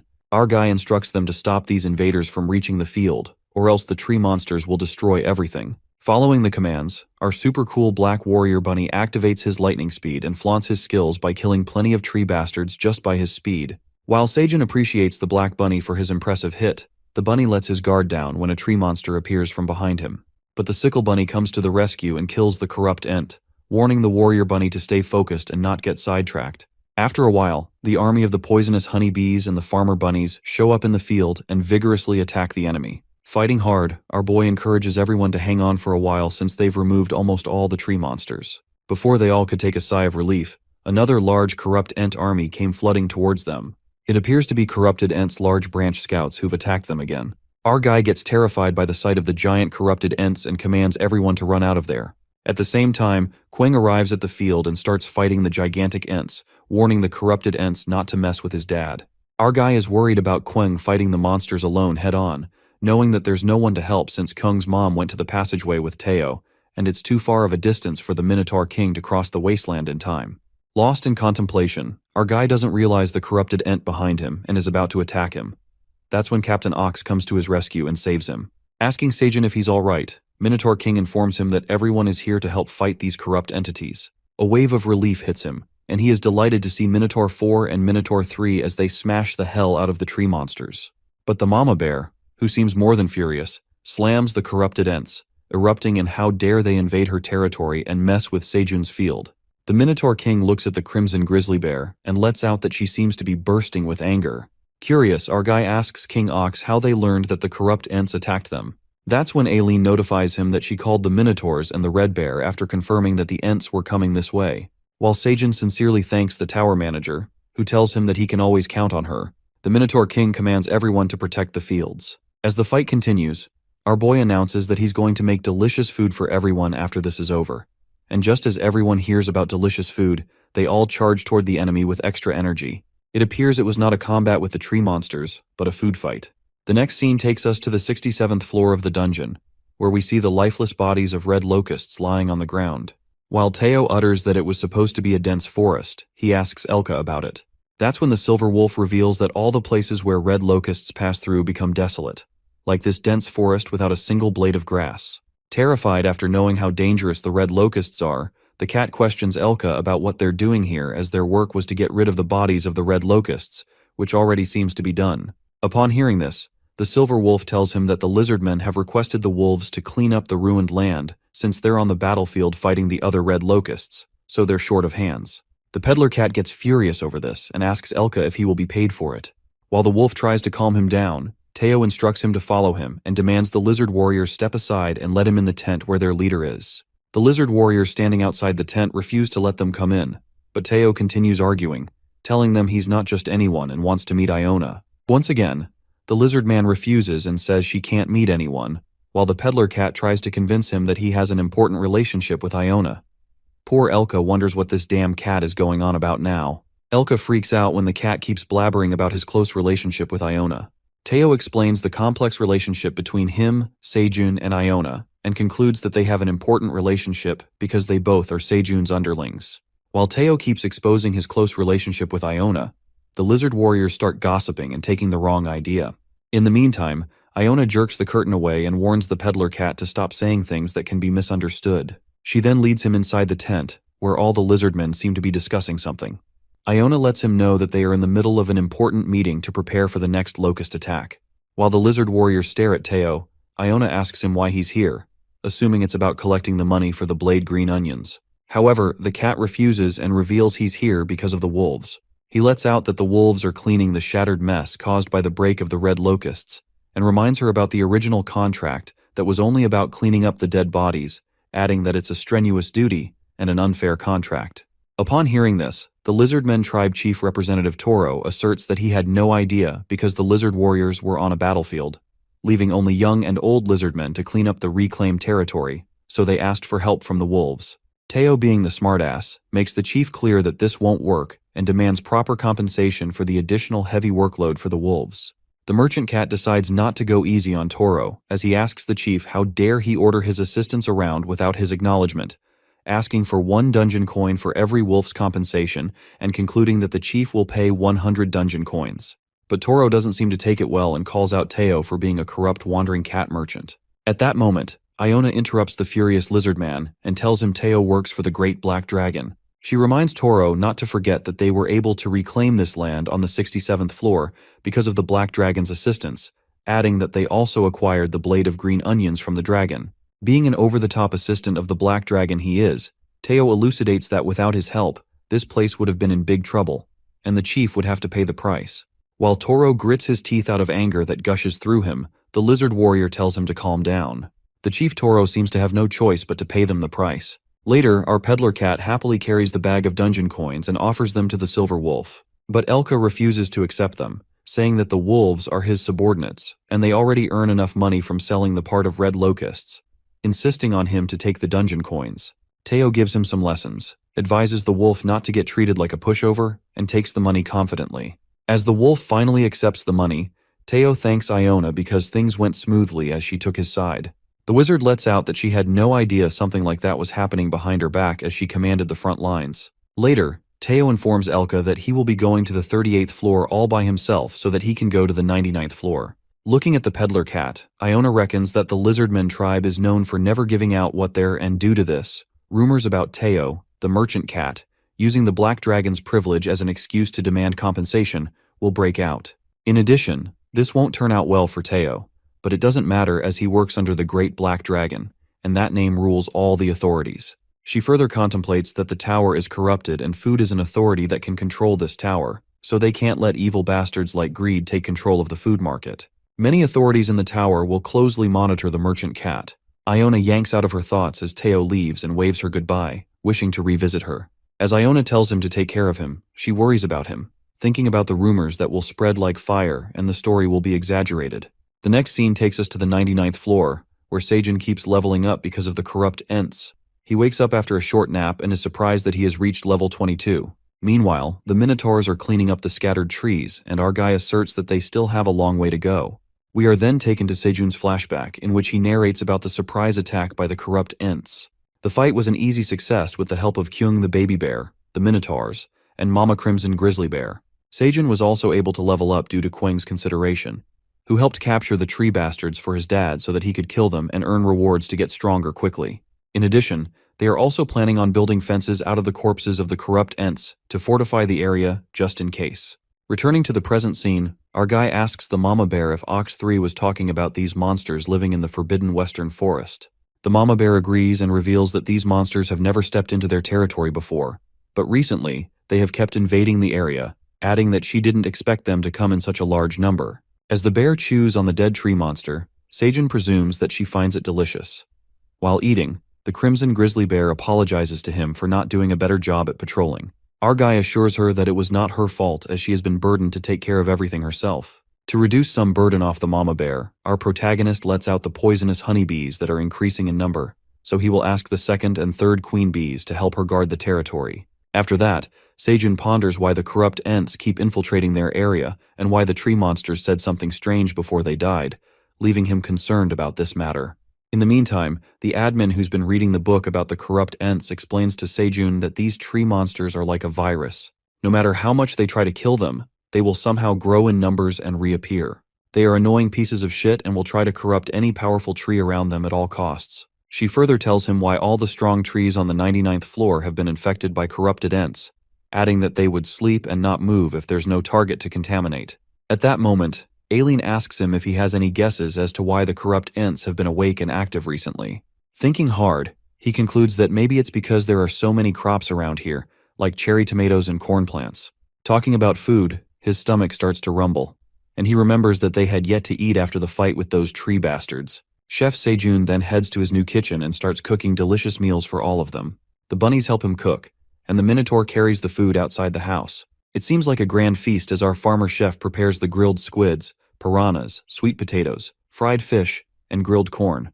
As everything seems ready, the Minotaurs chew on their green onion leaves while the sickle and the gray bunny enjoy their carrot together, sitting on the Minotaur's lap. King Ox also enjoys the food party and loves the tomato juice. While Aileen enjoys her fried fish with chopsticks and peeks at Sejun through the screen, the mama bear appears to have nothing to eat.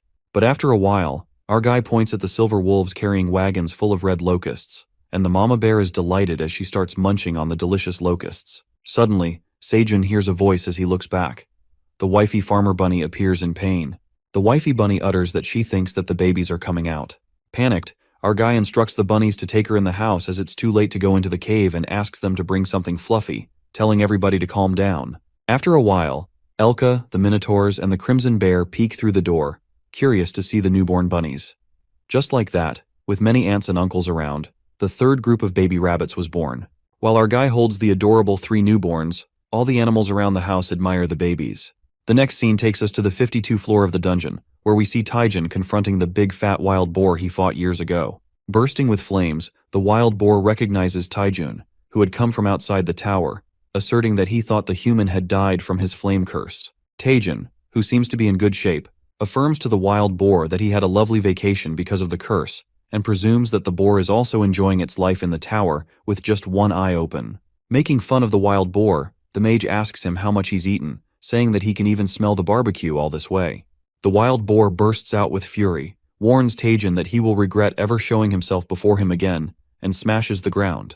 However, Taijin, who has come back stronger this time, makes it clear that these threats won't work for him anymore, because now he has the sweet sun pumpkin sweet potatoes with him. As he grabs a bite of the sweet potatoes, the flames don't seem to affect him anymore. The wild boar is left appalled to see Taijin's great power. At that moment, Taijin scampers towards him while the wild boar leaps toward him, flaring up with flames. The wild boar strikes the fireballs on Taijin, planning to make a whole roasted food with his blazing fire ability. But the mighty hunter dodges all the attacks and leaps toward the wild boar, saying that he told him these old tactics no longer work. As Taijin escapes all the fire attacks by the wild boar, the fat boar utters that he will crush him so that he can't do anything. Standing face to face with each other, Taijin reminds the wild boar of the long fight that he seems to have forgotten, revealing that he's a magician. Taijin casts something on him in a flash and strikes a powerful blow at the wild boar. Finally, the powerful mage manages to kill the wild boar, which means he has just defeated the boss of the 52 floor of the dungeon, the burning wild boar. After the wild boar is killed, the flame curse is lifted, and the land burned by the boar's curse is restored. The curse of flames that entrapped Taijin for years finally disappears as the boar dies, believing that this dungeon floor was cursed like he was. Delighted, Taijin lets out that his successful combat was only possible because of the sweet sun pumpkin potato, and thinks of how he should repay the debt. In the meantime, someone stumbles upon the 52 floor. It appears to be our cat Teo, who is wondering where the grass came from all of a sudden. Uncomfortable walking in the giant grass, Teo encounters the mage standing over the dead wild boar. Peeking at the cat, Taijin bursts out with happiness when he recognizes it's the peddler cat.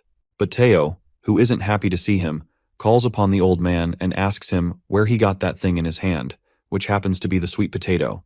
Later, Taijin explains everything to the peddler cat, and he gets to know that he's Dongshik's master. The peddler cat asserts that Dongshik is an exemplary disciple, as he brought the sweet potato for his master. Getting proud of his disciple, Taijin shows his gratitude towards the peddler cat as he got rid of his flame curse because of him. He thanks Teo for saving him and promises to never forget his kindness, saying that he's indebted to him. Without wasting a second, Teo asks him to repay his debt. As Taijin is baffled about how he would repay him, the merchant cat tells him to sign a contract with him. Surprised to hear about the contract, the mage reveals that contracts are meaningfully constraining magic in the tower and lets out that he doesn't want to be tied down to the peddler. But Teo doesn't stop insisting, saying that if wants to pay his debt, he has to become his subordinate. Determined, Taejin refuses to be his underling and offers the cat to become friends first. Taejin assures the cat that he will grant his request if they become friends, calling himself a grandpa. Convinced by the deal, Teo asks his competent old friend to follow him to the 38th floor since they are friends. The next scene takes us to where Sejun is cooking something delicious in the kitchen and asks the bunny if the dish is ready to eat as it's been boiling for almost 12 hours. As the bunny agrees to him, he seasons it with salt.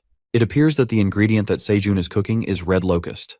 Our guy then narrates that he saw the monsters enjoying the red locust not long ago, so he tried cooking it out of curiosity for the taste. He adds that they are not visually appealing, but obtaining various proteins is essential. After that, the boiled red locust meal seems ready, and Kwang drools over it. Also, the admin notifies him that Sejun has attained the first boiled red locusts in the tower, and his cooking skill ability upgrades to level 3. Our guy assumes that no one in the tower has ever cooked the red locusts before, mumbling that he just peeled off the hard skin, cut off the meat, and boiled it. He wonders how the simply cooked red locusts would taste and proceed to take the first bite.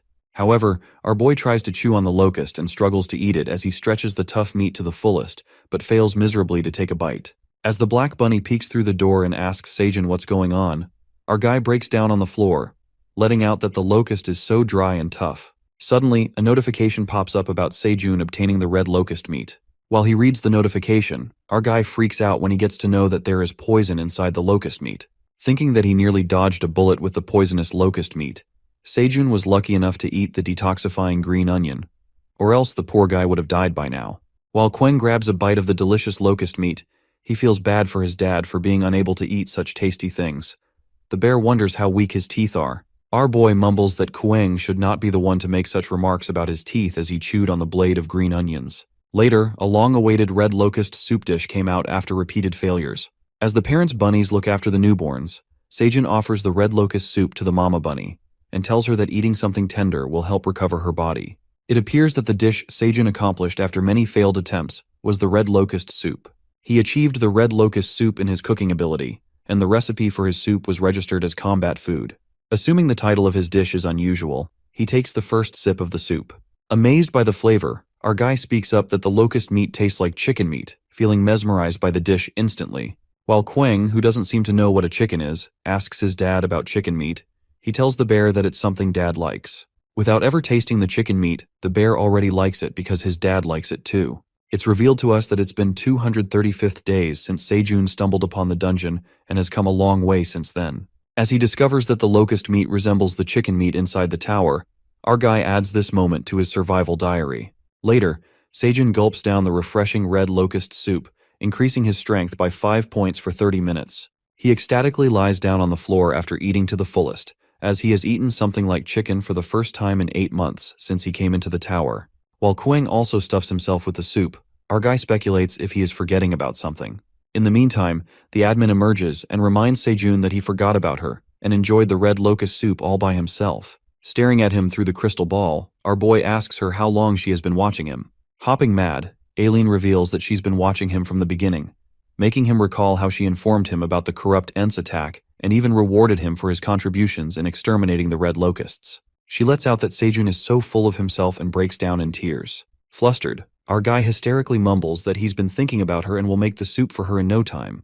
Panicked, he tries to convince her that it was a misunderstanding, asserting that he was going to make a special soup for the admin. Aileen is delighted to hear this, so Sejun informs her that he made the soup as a test. Trying to reason with her, he adds that the red locusts contain a hint of poison, so he tries detoxifying the poison while improving the taste. While the tower manager blushes at what Sejun has just said, Aileen tells him she will watch him over with her eyes wide open. Knowing that Aileen will be watching him cook the soup, stress gushes through our boy, who thinks he will be in trouble if he doesn't make it properly. Later, our guy prepares the red locust soup for Aileen in addition to the cherry tomatoes. He tastes the soup and thinks that it's ready to serve. It appears that Sejun did make a special soup for the admin.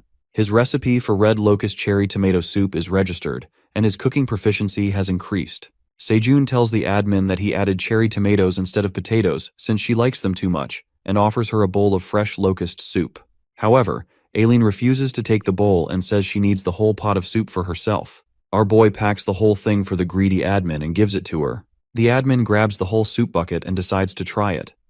As soon as she takes a sip, Aileen finds it delicious and finishes the entire bucket in one go. The admin is mesmerized by the taste, saying that it's the most delicious thing she's ever eaten. The tower manager seems to get a bit ahead of herself as she can't control her contemplation. Her dragon heart begins to pound quickly as she thinks about how Sejun added cherry tomatoes instead of potatoes just because of her, boiled the meat to make it softer, adding that he cooked it while thinking of her so how it couldn't turn out delicious. As her thoughts get even wilder, Aileen's heart beats like crazy as she tries to convince herself that it's the mana increase while she peeks at Sejun through the crystal ball. Our guy calls upon the admin, who is lost in her freaky thoughts, and asks if she likes the soup. Aileen notified him that she enjoyed the soup, and it tasted pretty good. As our guy took a sigh of relief, he cleared up the misunderstanding and said that he hadn't forgotten about her. He explains that he tasted something similar for the first time in a long time since he entered the tower, so he couldn't help but enjoy it to the fullest. He asks Aileen not to get mad at him and offers her a dried sweet potato snack to make her feel better. Listening to this, the tower manager apologizes to him for losing her temper, because she felt like Sejun was ignoring her. But our guy clears up the air and affirms to the admin that he can never neglect her, adding that he is grateful to Aileen for having a good time in the dungeon just because of her. Deeply moved by Sejun's words, she starts blushing again and holds her heart, which seems to be going out of control. The tower manager becomes generous and gives her farmer boy a new quest to reward him. The reward turns out to be enlightenment for one of his talents. Exhilarated, Sejun asks her if she's allowed to do that because an ordinary hunter would need to put an immense effort into trying to enlighten one talent. Mentioning that he rightfully deserves the reward, Aileen reveals that she is using some of his contribution from exterminating the red locusts, which she told him about earlier, along with some of her power, ensuring that he will certainly like it. After that, he completes the quest by offering her dried sweet potato snacks and earns the reward, which is one of the talents he possesses and will be enlightened. It seems like Sejun's talent for becoming a landowner has been awakened. As he reads the features, our boy gets to know that only a farmer can possess the talent, and he can select up to 30 tenant farmers. He calls out Quang and selects him as one of his tenants through his ability. While Quang notices something appears above his head, his dad orders him to bring hundreds of cherry tomatoes. Meanwhile, the bear runs as fast as a bullet to harvest the magic cherry tomatoes. Our guy figures out that he can get 1% XP points for his skills through the tenant farmers, even if the landowner doesn't use his skills directly. It appears that Sejun was having a hard time because the farm expanded so much, but now he can get XP points through the tenants, even if it's a small amount. Learning that his talent will grow as the farm grows, our guy gets enthusiastic and instructs the bunnies to return to work as they have to expand the field. While the bunnies seem to be relaxing on the house floor, the Black Warrior Bunny lets out that he's too sleepy to get to work and tells his Uncle Sejun to take a short break. But Uncle Sejun doesn't let the Black Bunny slack off and designates him as the tenant farmer number 2. Uncle Sejun yanks the poor Black Bunny to work and eagerly encourages the bunnies to move if they feel sleepy, adding that if they lay down after eating, they can turn into cows. As they all move towards the field to enjoy some farming, we witness that the corrupt Ents have once again infiltrated their territory, encroaching on the cherry tomato field, where we see Quang and Sejun preparing themselves to throw a burning wooden log towards the corrupted Ents. While Quang throws the burning log with full force, our strong boy manages to kill many of the tree bastards. The fire seems to work well on the small corrupted Ents as they burn up quickly. However, the problem occurs when large tree monsters appear, which are challenging to deal with. While our guy gets concerned about the giant corrupted Ents as they are causing massive destruction, we see the Black Warrior Bunny and the Crimson Grizzly Bear fighting as hard as they can. Just as Sejun gets distracted by watching these two fight, a tree monster appears before him, and he cuts it off with his dagger. It is revealed to us that the corrupted Ents have started to appear again, but thanks to Mama Bear's quick response, they prevented the fields from getting more destroyed. After the last invasion of the corrupted Ents, he asked Mama Bear to move to an underground cave, which turns out was a good choice. Our boy informs the Mama Bear that the area that needs patrolling has decreased dramatically due to their excellent relationship with the Minotaur King, as now his warriors seem to be patrolling that territory. He further suggests that they should set up some space near the fields to focus on guarding the western forest. He also tells her they can eat red locusts every day and asks her what she thinks. The Crimson Grizzly Bear happily agrees with Sejun and asks Quang to pack up. After that, the Mama Bear effortlessly gets rid of the rest of the corrupted Ents, uttering they were nothing special. Later, our protagonist looks at the field, which is a mess, and wonders how they will clean it up. In the meantime, the Minotaur workers arrive at the scene, and they assume that the tree bastards attacked the field again. Our guy then asks the Minotaurs to help him clean the field. Feeling sad, Sejun rants about his newly expanded fields being ruined by corrupted entities, and they cannot even work on the fields, adding that he has no time to use his new landlord's ability. While cleaning the scattered dead tree monsters, his eyes land on a corrupt tent that begins to move, and whispers something strange. Furious, Seijin kicks the tree monsters and rips them apart, wondering what these damn monsters are trying to corrupt. The next scene takes us to the 52nd floor of the dungeon, where we see Teo settled on Taijun's head and asks him where they are headed since there is no path. As the peddler cat seems to be curious about many things, he questions the capable old man if he came from outside the tower and proceeds to inform him that Dongshik has cleared up the 38th floor, so how he ended up coming to the 52nd floor of the dungeon. That's when Taijin reveals that he climbed up here through a Linjin. Upon hearing this, Teo freaks out and confirms if he's talking about the dimensional fragment fruit, Linjin. The peddler cat warns the old man not to use it recklessly because it contains bad energy and is illegal because it's from outside the tower. Thinking that he must report Taijin to the Passage Management Bureau for bringing a prohibited item into the tower, Taijin realizes that the Linjin's fruit he had often disappeared because it was tracked down by the residents after. Feeling glad that he hid the Linjin so no one could see, Taijin jerks the cloth away as he shows his hidden Linjin, which appears to be a big green plant-like snake monster. Catching the sight of the green Linjin, Teo gets shocked after witnessing a dimensional fragment fruit for the first time, which looks like a snake to him. While Teo stares at it, the hunter reveals that this Linjin has a short lifespan, so he has to use it now, or else it will wither away. But the peddler cat refuses to use the Linjin and asks Taijin if he expects him to use something illegal in the tower. To convince Teo, he tempts him by offering him 2 kitty treats. It seems like Taijin has hit the target as the cat grabs the kitty treat after some arguments, and they both jump into the dimensional fruit portal. The next scene takes us to the 38th floor of the dungeon where we can see Phoenix Guild campsite. Witnessing Taijin along with the peddler cat, Dongshik bombards his master with questions as he asks him where he met the Teo and if his curse of flame healed, adding that he managed to defeat the wild boar. Overjoyed, Taijin elucidates everything to him and reveals that he defeated the monster of the 52nd floor thanks to the sweet sun pumpkin potato, adding that he met Teo on the same floor where he killed the wild boar and became friends with him, so they came here together. Meanwhile, Dongshik inspects his face and witnesses cat marks across his face. Teo looks annoyed after traveling through the Linjin. When Dongshik realizes that Taijin has been using Linjins, he freaks out and immediately asks his master how many of them he has used because it's rare even in their country. But the master tells him to calm down and lets out that he has something else to see besides defeating the wild boar. Then Taijun turns towards the merchant cat and discloses that he roughly checked the 40th to the 52nd floor using several Linjins and asked the local residents if other hunters had come before him. But it occurs that not even a single human being from outside the tower came to their floor except him. With that being said, it brings him to his point as he interrogates Teo about Seijun Park's current whereabouts. Upon hearing this, Teo gets panic-stiffened and chills run down his spine. He realizes that he's in big trouble because he has been caught lying. The next scene takes us to the cave where we see Seijun harvesting the magic cherry tomatoes, and the admin notifies him that his job proficiency has significantly increased, adding that he has harvested a crop 1 grade higher and earned 290 XP points. Because of his harvest skills, it appears to be level B magic cherry tomatoes, which are 1 crop higher. Getting high-spirited, our guy thinks of working hard so that he can harvest all the magic cherry tomatoes that are all above grade C one day. While the bunnies inform him that the food is ready, they inform him that the last food is coming and he tells them he is coming too. Suddenly, the cherry tomato field catches his eye, and he gets a flashback of the corrupted ent that says, "It's here," and he wonders if the tree monster was talking about is in the cave. Seijun starts searching inside the cave and witnesses that his bonfire is out. Skeptical, he gives it a thought since the fire has never been out since he first succeeded in lighting it for the first time. As he looks at the ashes on the ground and puts them aside, our guy notices a sprout under them. Suddenly, he hears a voice coming from the sprout calling him master. Panicked, our guy wonders if he's hearing voices in his head. As the sprout lets out that the master finally looked this way, he freaks out when he finds out that the sprout is really talking to him. The voice continues to say that it's nice to meet the master, and that it has been waiting for this day from under the ground. It appears to be the apple seed that had grown into a sprout. Finally, she introduces herself as Flame, the apple seed that Master Seijun planted here long ago. As she emerges from behind the leaves, our guy feels so happy after hearing this, and realizes that this is the tree that the corrupted ents were looking for. Encountering her master, Flame tells Seijun that this is the happiest she's ever been since she gained consciousness.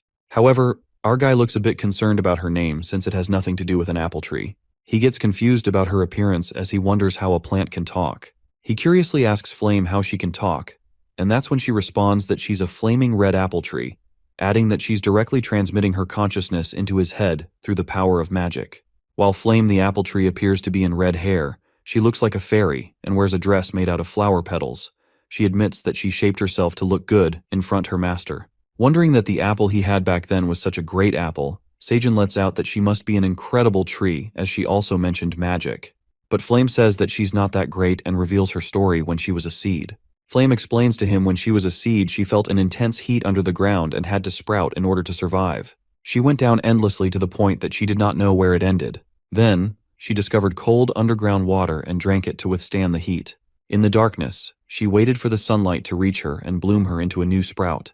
After telling her story, Flame confesses that now she has met her master Seijun, she has no regrets. Our guy mumbles that he forgot that he ever planted an apple seed and apologizes to her for setting a bonfire on top of her. But Flame assures him that it's okay because the fire made her firm, and now she can wield this type of magic. Uttering that she can now control the fire, our guy is shocked and finds it incredible that she can control fire because plants are usually vulnerable to fire.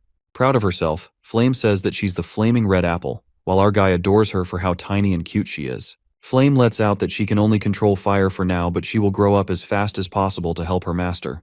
Patting her head, Seijun loves her quirky charm and calls her cute. He caresses her head and tells her that she must have gone through a lot under the ground so she doesn't have to overwork herself, adding that he just wants her to grow up without any worries. Insisting to pat her more, Flame thinks that is the best day of her apple tree life, and she's glad that she can act spoiled and receive her master's affection. She decides to hide a bit of root that goes way down in the deep from Seijun for a bit longer. Flame's root goes endlessly under the sea of dimensions, and there seems to be no end. She plans to hide that secret from her master for as long as possible. The next scene takes us to the 39th floor of the dungeon, where we see Taijin questioning the peddler cat about the whereabouts of Seijun Park. As Dongshik recalls that the cat told him how he met Seijun on the 40th floor and saved his life, helpless Teo finally confesses the truth and utters that he cannot reveal where Seijun is. Upon hearing this, Taijin asks him why and lets out that Park Seijun is gathering the entire world's attention. He proceeds to tell Teo that he doesn't know how important Seijun is to the people inside the tower, but he's an extremely important figure to them outside the tower. Taijin, the leader of the Hunter Association of the Republic of Korea, interrogates the peddler about which floor he is on and asks every possible detail about Seijun, asking why he isn't coming out of the tower. Wanting to know all this, Taijin pleads with the peddler cat to show some generosity. Finally, Teo agrees with him, but he offers to sign a contract first. The contract is to secure Seijun's current whereabouts and ensure that Taijun keeps everything they exchange a secret, concluding that he has to offer his life if he violates it. Without another thought, Taijin agrees to his demands. As Dongshik interrupts to say something to his master, Taijin also instructs him to sign the contract. Both the hunters then take the oath that they will only speak the truth to Teo and keep everything a secret. Returning to the main point, Taijin asks about Seijun's current location, to which the cat reveals that he's not on the 40th floor. Teo goes on to say that Seijun asked him to lie about his whereabouts if someone asked him. While Dongshik appears to be shocked, the peddler cat makes it clear that Seijun is in some place so far above that no humans can imagine, let alone go there, concluding that this is the reason why he cannot get down the tower. After spilling the half-truth, Teo gets on his way and waves them goodbye, but Dongshik looks baffled and asserts to his master that no matter how strong a hunter is, it is nearly impossible to go beyond a particular floor using Lingen. While Taijin agrees with him, it doesn't make sense to him that Seijun is on such a high floor of the tower and even growing crops there. Dongshik assumes that he is around the 60th floor and wonders if he's probably being held captive and isolated by the monsters. But Taijun, who seems to have grasped the truth, lets out that judging by the description of the sweet sun pumpkin potato, it says that the sweet potatoes have soaked up the sun's rays from the highest point of the tower, which leads him to believe that Seijun is on the 99th floor of the dungeon. The next scene takes us to the hometown of Teo, Granier Village, where we see Israel's residents, the wealthiest family in the town. Sitting at his desk, the father of Oren, Israel, starts by saying that he's heard the war with red locusts on the 67th floor is taking longer than expected, and a food shortage is expected, similar to the famine decades ago. But Oren, who seems busy with his girl, ignores what his father is saying. His father informs him that the tower's food shortage has nearly doubled or tripled the prices of the food imported into their village, and it's becoming a headache. As the father utters that with so little information, there's no way they will ever find out what's happening within the tower, he stops in the middle and yells at Oren to heed what he's saying. Just like spoiled rich kids, Oren recklessly tells his father that the war doesn't even matter as they are super rich. While Oren pays attention to his girlfriend, His father loses his cool and warns him that he will disown him if he does not run to the merchant district to buy food right now. Upon hearing such a scary warning, Oren gets mad at his father and curses him as he goes to the merchant district, thinking about what's so difficult about buying food. He orders the local people to follow him as he needs a potter. That's when we see Skaram, the evil goblin, hiding in the alley as he throws a wicked grin while looking at Oren. The next scene takes us to the 75th floor of the dungeon, where we see Granier's village food market. While Oren visits the merchant district to buy food, he finds out that the piece of meat that used to cost 1 dungeon coin now costs 3 dungeon coins, and the fish costs 4 dungeon coins. After witnessing this drastic rise in prices, the black cat throws a tantrum, wondering why everything is so expensive all of a sudden. The people around him inform him about the ongoing war. Some merchants on several floors have begun to buy large quantities of food, and instead of releasing the food in the market, they're holding it. It appears that Greed's plan to rule the entire kingdom has begun as he is behind the food shortage and restricting the food supply, which has caused an uprising in the food prices. Oren curses the wandering merchants and decides to take this matter in his own hands, directly heading to the farm to buy food at lower prices instead of relying on the vendors. With his plan, he tries to convince other people to go to the merchant association with him and become a wandering merchant, after which he will sponsor everyone. The black cat tricks the gullible people as he persuades them into far-fetched dreams of multiplying the money by 2 or 3 times and piling up food like a mountain to make his dad speechless. Getting ahead of himself, he seems pretty confident in his idea. He thinks that he can sweep it all away with his merchant skills, adding that they can become the legends and lifesavers of the Granier village when the great famine arrives. At that moment, the evil goblin Skaram appears in front of them. The goblin introduces himself as a wandering merchant and asks them if they want to become merchants like him. While Oren seems to be interested in his deal, Skaram lets out that he has something good and asks them if they would like to multiply their money with it. Curiosity takes the best of everyone, and that's when the evil goblin asks them if they have heard of the things outside the tower that are rare items that they can't find anywhere else. The next scene takes us to Teo, who is also in the Granier village, to buy some stuff and the things Sejun had requested. He also buys a few more boxes of nails and continues on his way. As he walks around and looks at the list, his eyes land on the weapons in the stall that captivates him. As he is about to ask for the weapon's price, Teo is interrupted by the black cat who appears to Oren and is reminded that Teo is the guy who fled from the Granier village at night. Shocked, the peddler cat peeks at Oren and asks him what brings him here. Teo catches a glimpse of the badge on Oren's coat and assumes that he has also become a wandering merchant. While the black cat proudly tells him about the lovely goblin that helped him, he insults Teo by calling him a stupid cat and asks him how much money he made with the items outside the tower. Hearing about the items from outside the tower, Teo looks at him in disbelief and asks him if he bought the items from Skaram the goblin. Our Teo, who has become a confident peddler, lets out that Oren is a jerk, but Skaram is a bastard and asks the black cat to give all the stuff he'd bought from the goblin and he will take care of it. Baffled, Oren wonders what's his deal and lets him know that he's heard everything from the goblin about him. The black cat mumbles that the goblin showed his generosity to Teo, but he lied to the Passage Management Bureau and called him a scammer to claim all his items from outside the tower. But Teo defends himself and makes it clear that it's a lie, asserting that Oren is being deceived by the goblin. The black cat keeps degrading Teo and tells him to know his place and keep it in his league. Then he highlights the moment when Teo confessed to Meryl even though he was a lowly beggar. While Teo's eyes soften upon hearing Meryl's name, and he asks Oren if she's doing well, the black cat mumbles that he doesn't know who she is. But one of the merchants from behind reveals that Oren was dumped by Meryl the day Teo left the village because she didn't like him.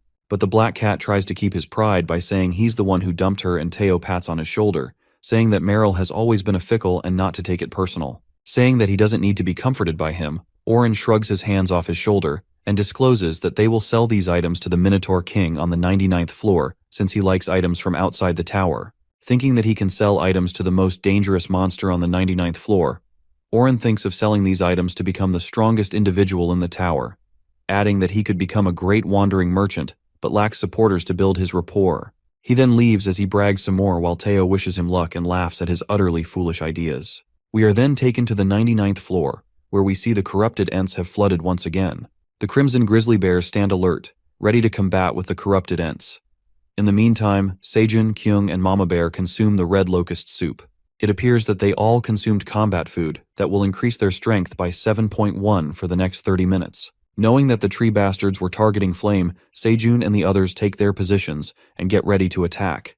While Mama Bear and Kyung slash the tree bastards with their claws, our guy attacks him with his dagger, and the black bunny shows his incredible strength as he strikes at the corrupted Ents with his hammer. Suddenly, our boy gets attacked by a giant corrupted Ent, and as soon as it is about to hit him, Teo makes a heroic entrance and strikes at the monster with his claws, tearing it into pieces. Watching the corrupted Ents infiltrating their field, Teo asks the president what's the deal with these guys. Sejun mumbles that as soon the cat climbed downstairs, these bastards barged into their territory, concluding that they are corrupted Ents. As he continues to tell Teo about the apple tree in their cave known as Flame, the cat seems to be confused by such new things. However, their conversation is interrupted by the corrupted Ent, who leaps towards them and plans to continue talking after getting rid of these pieces of shit. Teo instantly takes something out of his rucksack that he brought from his village, thinking that it might help Sejun fight.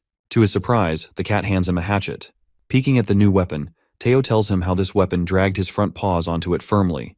While Sejun seems happy about his new item, he calls out to Aileen to inspect the new item. She immediately uses her inspection skills on the unverified item and sends him a quest to retrieve the item. It turns out that the item that Sejun has acquired is the Great Warrior Wukka's throwing hatchet. The notification about the hatchet feature appears, stating that it was made by the Great Dwarf Warrior Wukka. The hatchet has high destructive powers and flies farther when thrown, as the balance of the throwing hatchet is well established. In addition, it is a Grade A item, and its skill consists of more accessible and more efficient splitting with less force when splitting wood, with its range being 300 meters in less than 10 seconds. While he admires the hatchet, Sejun witnesses the black warrior bunny trapped in the corrupted tent's branches. Giving the hatchet a try, he throws it with full strength, and the hatchet travels through the air at high speed, spinning around, and impressively cuts off the tree branch, saving the black bunny. Watching the incredible power of the hatchet, our guy strikes it toward the tree monsters and splits them apart in one strike. Everyone there is stunned to see Sejun's breathtaking skills, and Kyung seems proud of his dad, who lets out that he's no longer a weakling who runs away. Feeling over the moon, Kwang smashes the corrupted Ents with full enthusiasm and kills many at once. While Sejun is impressed by the power of the hatchet that splits the giant tree monsters like nothing, he manages to defeat the corrupted Ent's large branch scout and acquires 500 XP points. Feeling thrilled, our guy grabs Teo and starts kissing him on his head as he tells him he's so pretty. Meanwhile, Teo struggles with the smooching attack. A giant tree monster sneaks up from above them, and we see both of them freeze for a moment as the chills send down their spines. At that moment, our guy quickly retrieves his hatchet, and with one strike, he instantly slashes the tree monster. Our boy feels pretty confident and threatens the Ents by telling them that they're all dead and that he will show them the real power of the tower farmer. Sejun and Teo both move forward to attack, striking a classic farmer attack. After a while, we see the Minotaurs almost done cleaning up the field. While Minotaur 3 informs Sejun that he's now going to plow the fields, our guy tells him to take it easy. After a long fight with the corrupted Ents, he washes his face and finally gets some rest. As he sits down on the rock, he feels his body sore as he has fought the whole night. Our boy looks at the status window and sees that he's reached level 25 and acquired 2 new talents. It appears that our guy now has 7 skills as a farmer. He praises himself as he never thought an easygoing criminal like him would have this amazing status window. While he thinks he's doing great and that he even wants to kiss himself, Aileen appears behind and lets out that she wants to kiss him too. Our guy turns around and asks Aileen what she has just said, to which the admin affirms that he must have been mistaken. The screen glitches and he hears Aileen scream, asking her if something's wrong. Then, the admin notifies him that it's nothing, and there seems to be an error in the status window. It looks like the tower manager is finally confessing her true intentions towards our protagonist. In the next scene, we see Teo encountering Flame for the first time and trying to hold her. As the cat keeps trying to hold her, Flame emits fire that scares Teo off, and he jumps back. While she furiously tells Teo not to touch her, the cat is stunned by the fire that came out of Flame's leaves and apologizes for joking around.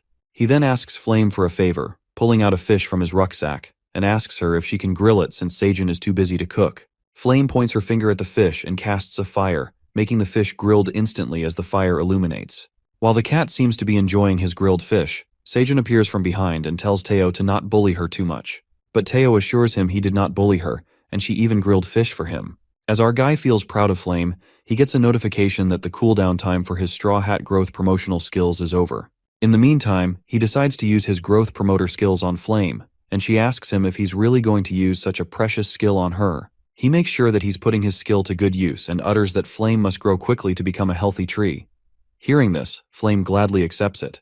Thinking of using half of the power on the apple tree, he activates his power. However, the apple tree growth potential appears enormous as it uses the growth promoter power of 10 crops. While he is shocked at the high amount of power Flame needs to grow, the tree abruptly absorbs all his growth promoter power.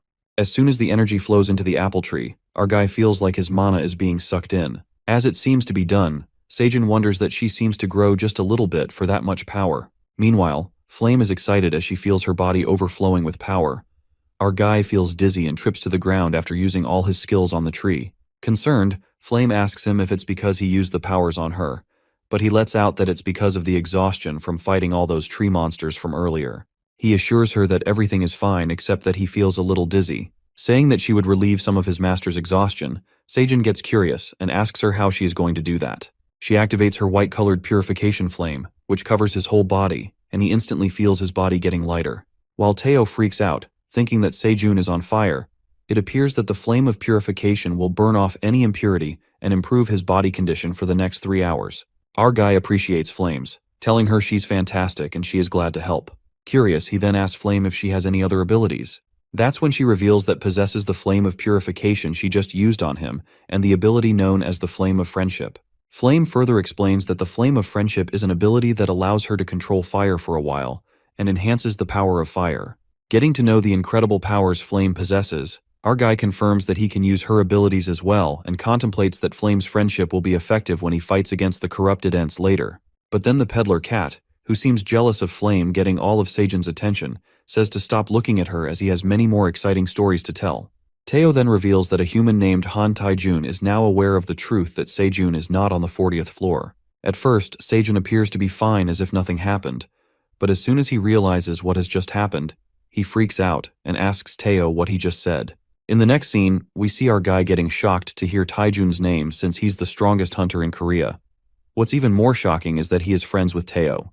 The cat then repeats that Taijun knows he is not on the 40th floor, but tells Seijun not to worry because he has signed a confidentiality contract with him so that his secret stays safe. Our guy is surprised when he discovers that Dongshik is Taejun's disciple. Seijun then thinks about his family in Korea and believes that it would be nice to be indebted to them both, and he can also continue to help them by sponsoring them with crops. Our boy then wonders how Teo could make this kind of connection by selling a bunch of sweet sun pumpkin potatoes and reckons if this is what he should expect from a wandering merchant. After that, the peddler cat asks Seijun if he remembers why he became a wandering merchant in the first place, to which he responds that a guy named Oren stole his girlfriend, so he left his village to become rich and take revenge on them. Poor Teo gets reminded of his humiliated past and gets worked up, telling Seijun everything that happened in the village about Oren becoming a wandering merchant and how he fell for Skaram's trick. He further reveals that Oren is carrying useless items from outside the tower on his way here to see the Minotaur King. While our guy finds this situation quite amusing, Teo requests him to give Oren a scolding once he arrives here. In the next scene, we see Oren and his underlings struggle as they reach the 99th floor.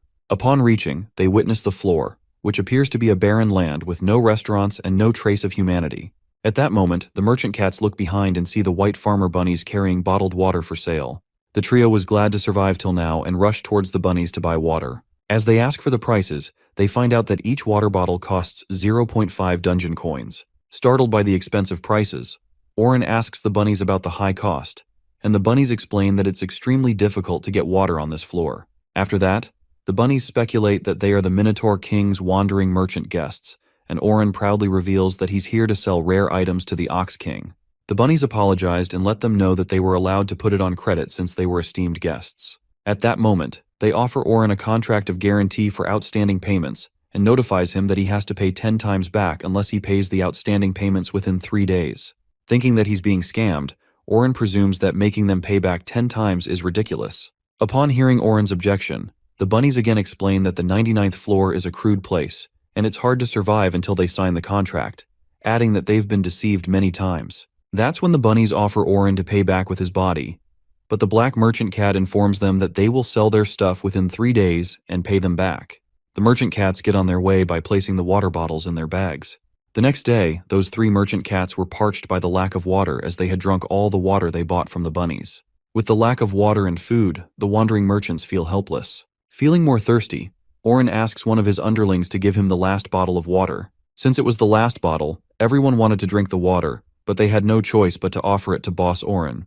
At that moment, one of his underlings points at something far away that seems like a restaurant, as the smell of grilled fish diffuses into their nostrils. They all rush towards the restaurant, the Rabbit House, the only thing they see on the 99th floor. Getting to the rabbit house, they all order the food, however their jaw drops when they find out that it costs 1 dungeon coin.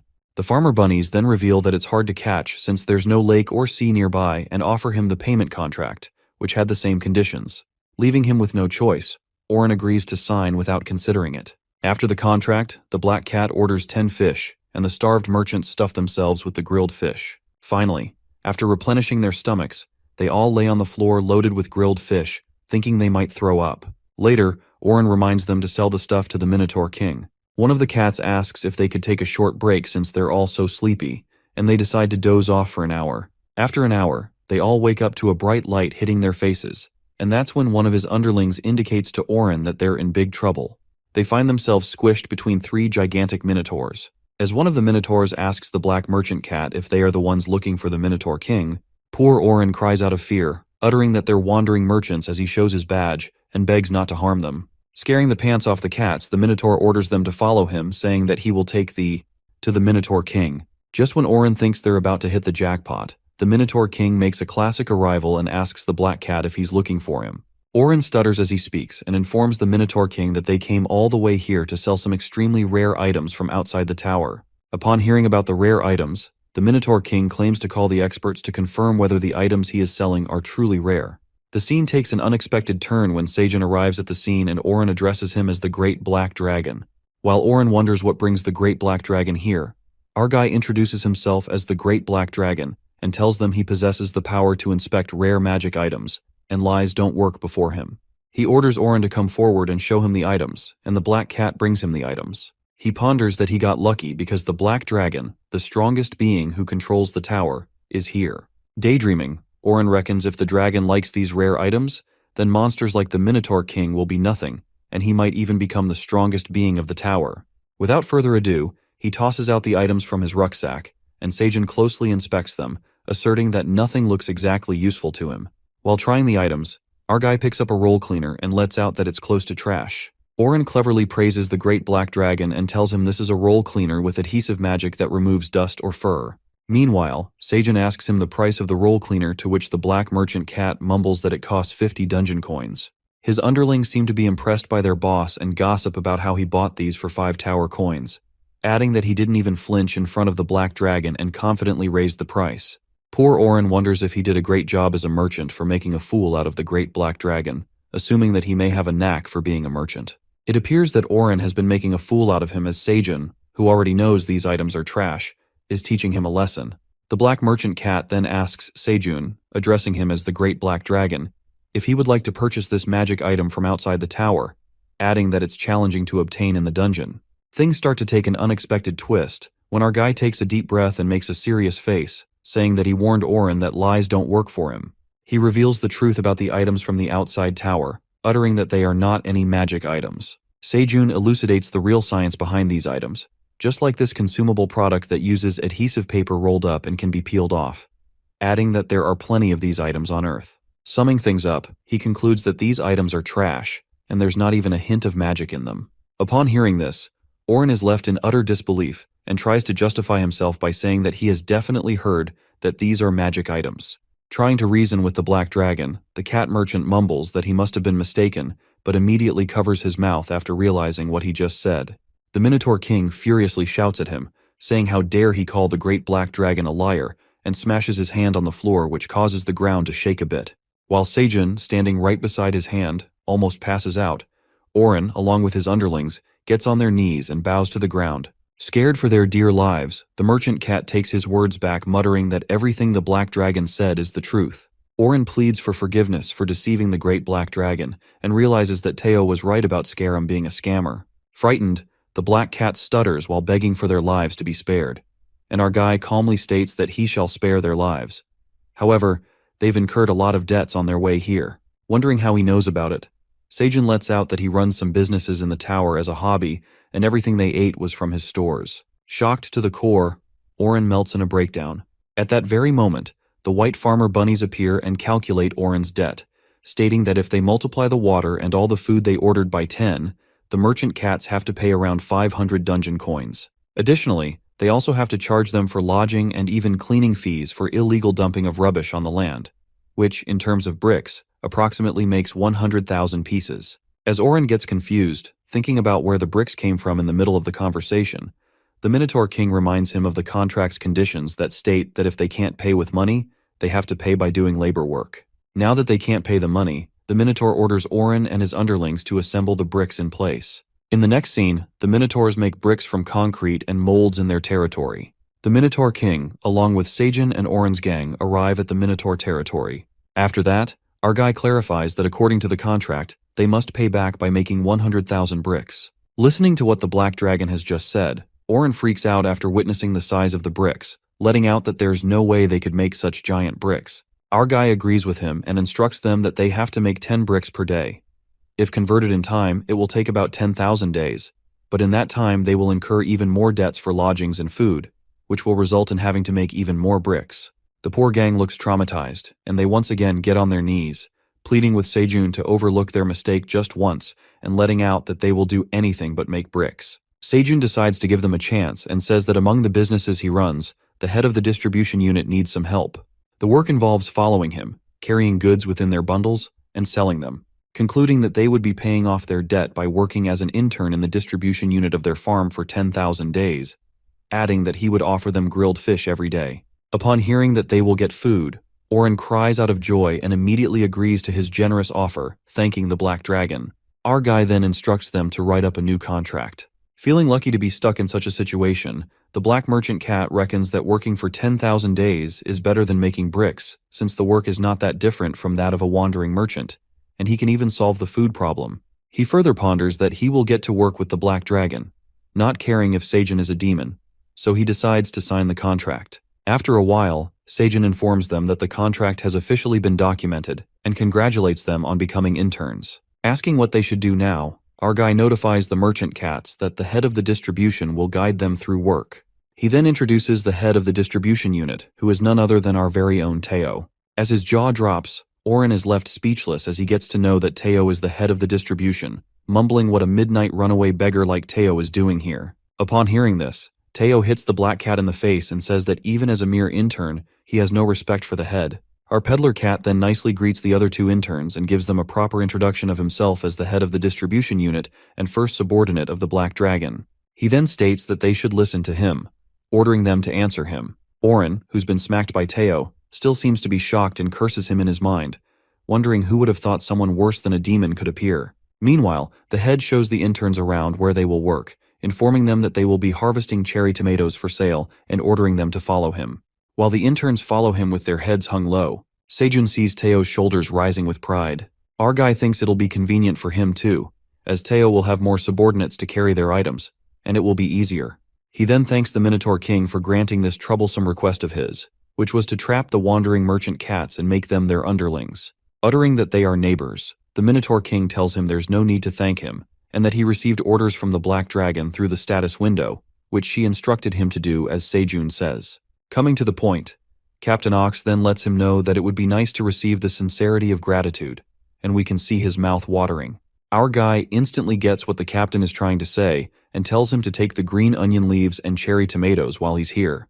The Minotaur King rushes towards the pile of delicious-looking green onions and cherry tomatoes, as if he has been waiting for this moment for a long time now.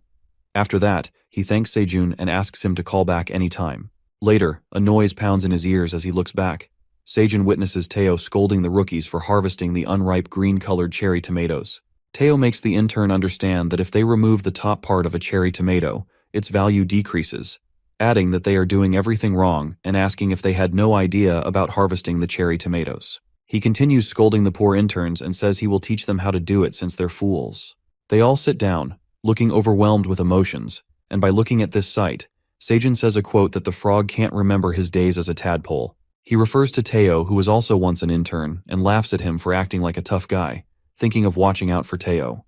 At that moment, the head of the unit, Teo, seems to be overflowing with pride and laughs hysterically, calling himself invincible. Oren harvests the magic cherry tomatoes with a miffed expression as he contemplates Teo being the Black Dragon's subordinate, which makes him his subordinate.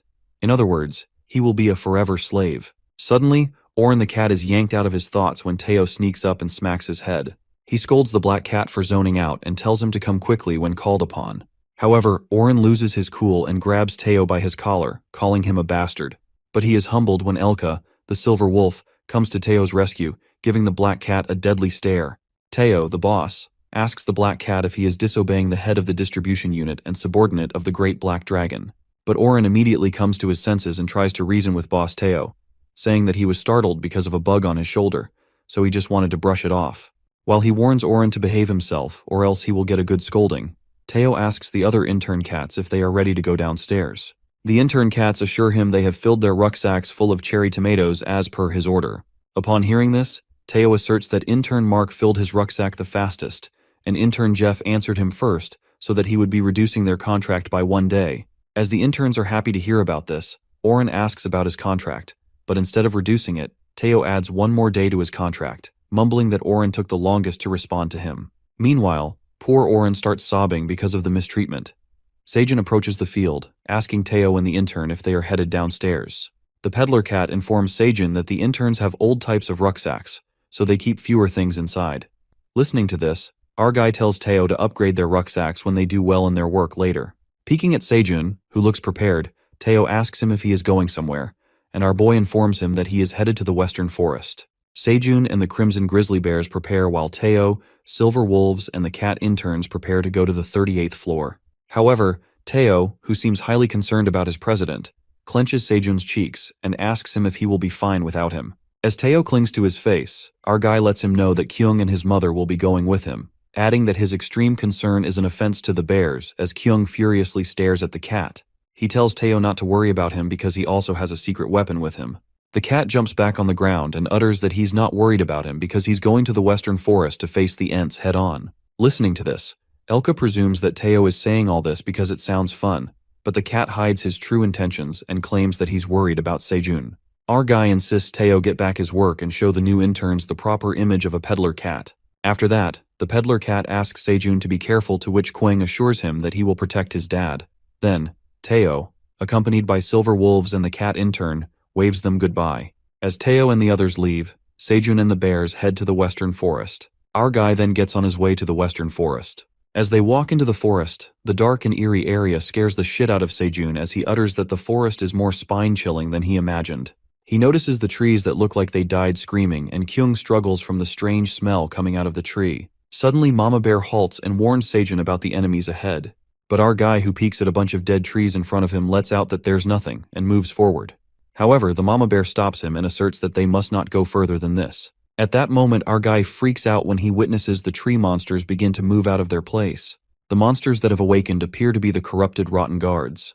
While the corrupted Ents leap towards them, Kung doesn't feel good, and Seijun is startled at the sight of overwhelming monsters, calling them tree zombies. As the corrupted Ents attack them, Mama Bear strikes a powerful blow at them, but it seems to not affect them when many of the tree monsters attack their branches towards the bear and entangle her. After witnessing the endless corrupted rotten Ents trapping the Mama Bear, and they are trapped by the tree monsters, our guy decides to pull off his hidden weapon.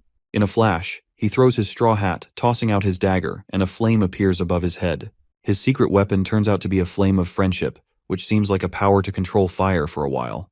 But before Seijun can strike his secret weapon, Kwang puts his hand above his head and tries to blow out the fire, saying that his head is on fire. Our guy freaks out and tells Kwang that it's a buff that Flame put on him.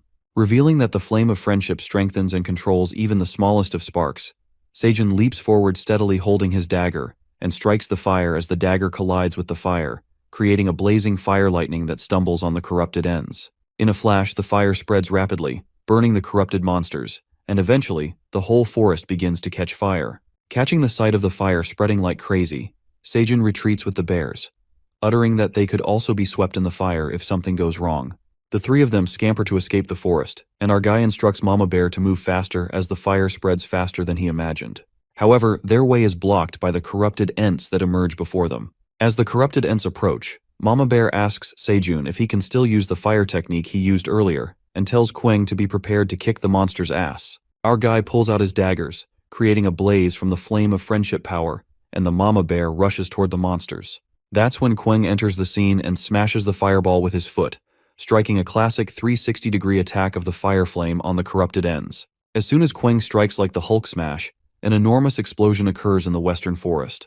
While the sound of the explosions rumbles across the 99th floor and flames emerge from the western forest, the Minotaurs are astounded. On the other hand, the bunny gang also catches sight of the bursting flames appearing from that area, and the bunnies figure out that the smoke is coming out of the western forest. Alarmed by the situation, the daddy bunny recognizes that it's the power of the flame of friendship that Sejun received from Flame, and he made it certain that he will use it. After a while, Sejun and the Crimson Grizzly Bears return to their home.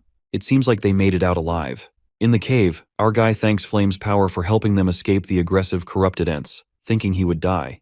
While Flames feels glad to be of any help to Master Sejun, the daddy bunny lets out that he was too reckless to burn down the forest. Our guy explains to the daddy bunny that the corrupted Ents keep invading every night, and he had to try Flame's power, but he didn't expect it to be so powerful. Hoping the corrupted tree bastards won't be invading them for the time being, the admin sends him a notification about his beekeeping ability being leveled up. In the meantime, the 3 poisonous queen bees fly towards Sejun, asking him what kind of flowers they should collect to make the honey jelly. Confused, he asks the queen bees about honey jelly, assuming he got it after leveling up. The queen bees agree with him and reveal that it's a soft jelly that can enhance his talents. As soon as he hears this, Sejun is left stunned. The next scene takes us to Aileen, the dungeon administrator, who seems to be enjoying her bath time while she slurps the red locust tomato soup. As she seems to have time for her life, Aileen assumes that she has gotten bigger, saying that her body feels light. The admin figures out that her wings have gotten bigger, but she sighs deeply, thinking that proliferating is not enough. Aileen yearns for Dragonheart to get stronger and grow to be an adult, so that she can emancipate from the administrator area and glide magnificently during the blue moon. While contemplating her future, she starts to blush again. She lets the freaky thoughts take control of her as she imagines showing Sejun her polymorphed appearance, thinking that he will undoubtedly fall flat out of shock. Thinking about Sejun, she peeks at her crystal ball and gets reminded that he told her a few days ago that he would be testing the apple tree's ability, the flame of friendship, and decides to take a look. Suddenly, Aileen seems to experience a seizure and collapses on the floor. Her body starts hurting badly as she stumbles on the ground. Az tries to reach her magic crystal ball to call Sejun for help, but the dragon passes out. After Aileen faints, notifications begin to show up about the tower manager's life being in danger as the Black Tower emergency system activates. The Black Tower emergency system requests help from the last person being contacted by the tower manager. The next scene then shifts back to the cave where the honeybees are making honey jelly out of the cherry tomato flowers. While the daddy bunny looks at the queen bee as she produces a honey jelly, Sejun reads through the beekeeping skill feature status. He ponders on the honey jelly that can enhance talents. He reckons that normally it's difficult for ordinary hunters to awaken their talents, but honing that skill and growing to a higher level is a whole different matter. In addition, an average man like him with simple talents must go through excruciating pain and persevere for a long time. Adding that to become a true craftsman, they can't resolve it through intense efforts. Snapping out his thoughts, our guy is astounded by the fact that he can enhance his talent just by eating honey jelly and concludes that the tower is a world full of surprises. In the meantime, the queen bee comes to Sejun, informing him that the honey jelly is ready to eat. She carries plenty of honey jellies and tosses them into the straw hat. Smelling something sweet, Quang starts drooling over the honey jellies, wanting to eat them. But Sejun stops him as he takes away the straw hat and instructs Kyung to call all the rabbit brothers so that they can eat it together. The baby bear tells Sejun to wait for them and rushes to call the rabbit. While the queen bee informs him that they will make more jellies in the meantime, our guy checks on the honey jelly's status window. It appears that the poisonous honeybee's cherry tomato honey jelly is made from pollen and the nectar of the magic cherry tomatoes that are perfectly processed by the honeybees using their unique methods. Holding the honey jelly, Sejun is delighted by the sight and gets to know that it enhances mana-related talents. Thinking that it's because of the jellies that are made with magic cherry tomatoes, our guy gets disappointed as he doesn't have any mana-related talent. At that moment, Kyung along with the bunnies walks towards Sejun and he distributes the honey jelly among them. Enjoying the honey jelly, Kyung asks his dad for more honey jellies. However, Sejun refuses and lets him know that they have shared it with Aileen too. He thinks of Aileen as she likes the cherry tomatoes, letting out that she will certainly like these cherry tomatoes honey jellies. To offer her the jellies, Sejun calls upon the admin, but she doesn't respond. That's when a notification comes up that reveals that Aileen the tower manager is dying from the Dragonheart rampage. Upon reading this, our guy freaks out as he doesn't understand what's going on with Aileen. At that moment, the Black Tower quest alerts him about calming Aileen's Dragonheart, and if they fail to do so, the admin will die of her Dragonheart seizure. While the bunnies panic about the situation, Sejun is left baffled as he thinks what's a Dragonheart and why it's going berserk. The notification window reveals the reason behind Aileen's Dragonheart rampage is caused by her absorbing an ample amount of mana that her hardened Dragonheart couldn't handle. Our guy gets tensed as he thinks about Aileen absorbing mana that her talent can't handle. That's when he realizes it might be because of the food he has been giving to her all the time, and breaks down emotionally as he blames himself for Aileen's condition. As Sejun's world seems to fall apart, Kyung and the bunnies tell him to get a hold of himself. Our guy shouts to the notification window and asks what he should do to save Aileen. The notification window urges him to select an item that could help the tower manager and informs him that he has the item that could save her. When he discovers that the item is the honey jelly, Kuang and the bunnies offer their honey jellies to save Aileen. Collecting all the honey jellies, Sejun immediately offers the honey jellies to the notification window. The quest is completed, and Aileen consumes the honey jellies. Eventually, the notification window affirms that the dungeon dragon has successfully consumed the jellies, which have enhanced her hardened dragon heart, adding that her talent has been slightly enhanced, which will prevent her dragon heart from going frantic. Worried, Sejun asks the admin if she is feeling any better, and the notification window informs him that Aileen's dragon heart will not go berserk for the time being. It further adds that the tower manager is stable at the moment, but if her talent, which is hardened dragon heart, does not develop, Aileen might experience a seizure again that will make her dragon heart go out of control. Finally, our guy feels relieved and tells Kuang and the bunnies that Aileen is doing fine for the time being. He thinks about her hardened dragon heart and presumes that there should be a solution to treat her. The next flashes to the administrator's space where Kaiser and Anton receive the notification about the Black Tower's emergency system activity records.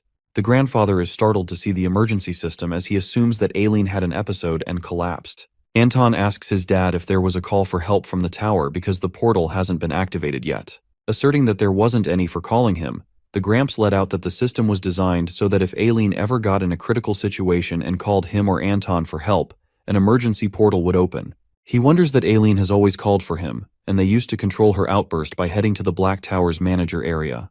Kaiser adds if Aileen called someone else for help, the portal wouldn't have opened due to security issues with the Black Tower. Anxious, the grandfather immediately opens the system stating if the records are transferred, that means Aileen's outburst is over. After looking at her records, Anton is relieved to see that his daughter is alive, uttering that Aileen's Dragonheart had a rampage, but her body is in much better condition now, and her Dragonheart mana supply demonstrates a stable graph.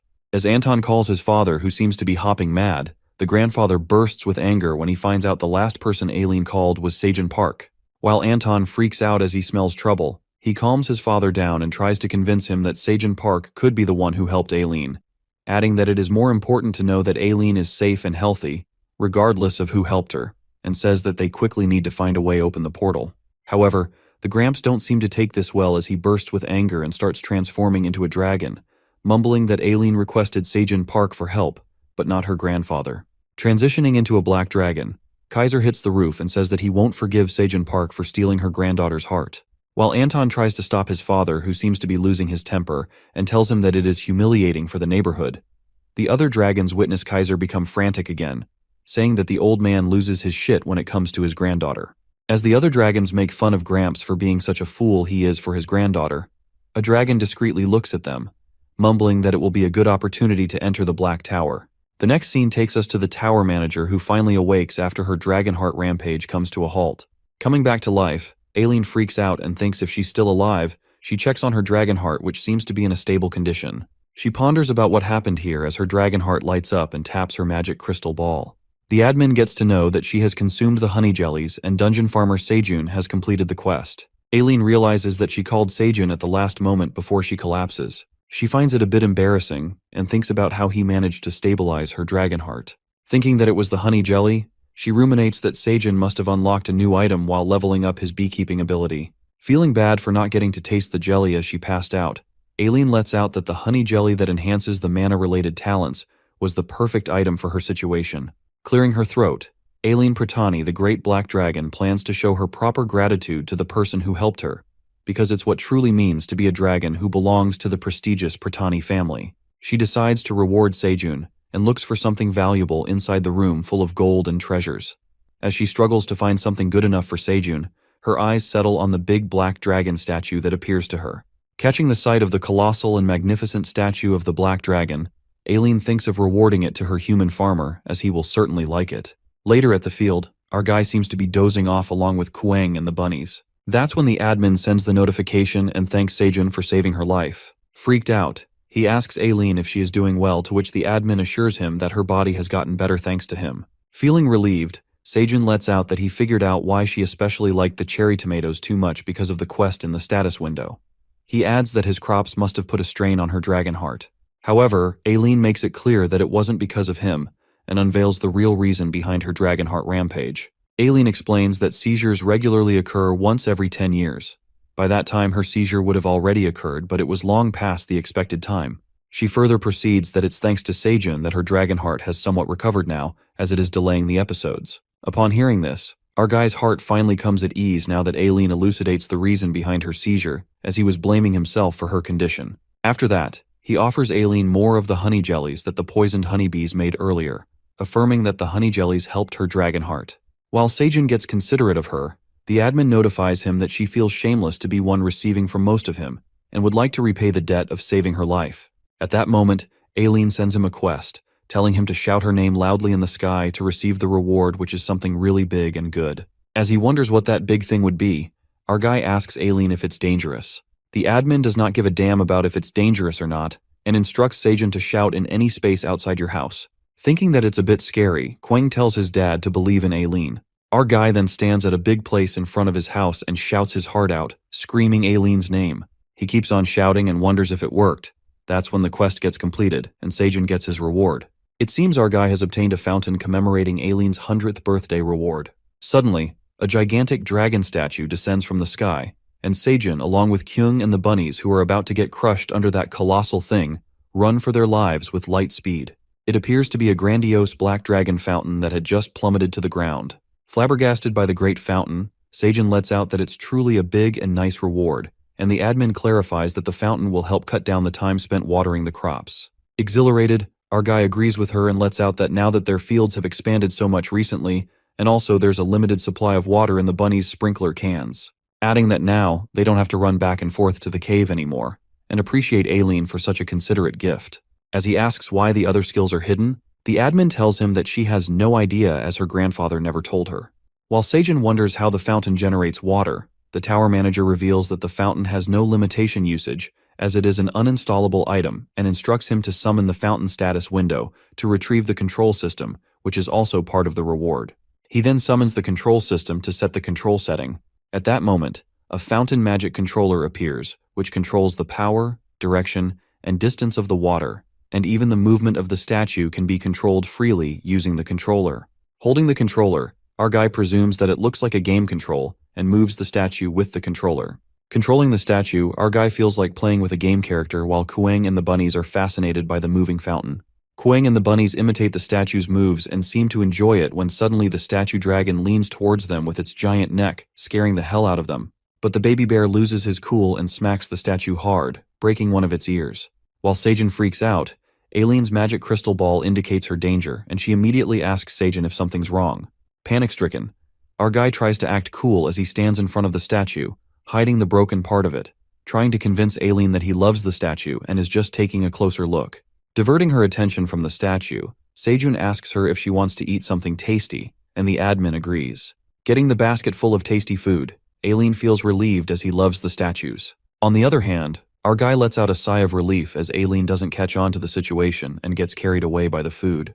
The next scene takes us to the 67th floor of the dungeon, where we see the lizard warriors planting the blade green onions, while the silver wolves collect the dead red locusts. Meanwhile, the silver wolf Elka's son rushes off to bring more red locust corpses.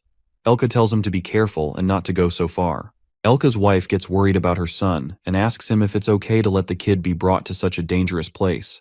But he assures his wife and informs her that it's safe now as the red locusts are gradually diminishing through the tough blade green onions. He adds that due to red locusts' simple behavior of moving groups, they have figured out their attacking patterns and timing. Also, the accumulation of the red locusts only takes place when the lizardmen are replacing the wilted blades with the fresh blade green onions, so if anything happens, the lizard warriors will be here to protect them.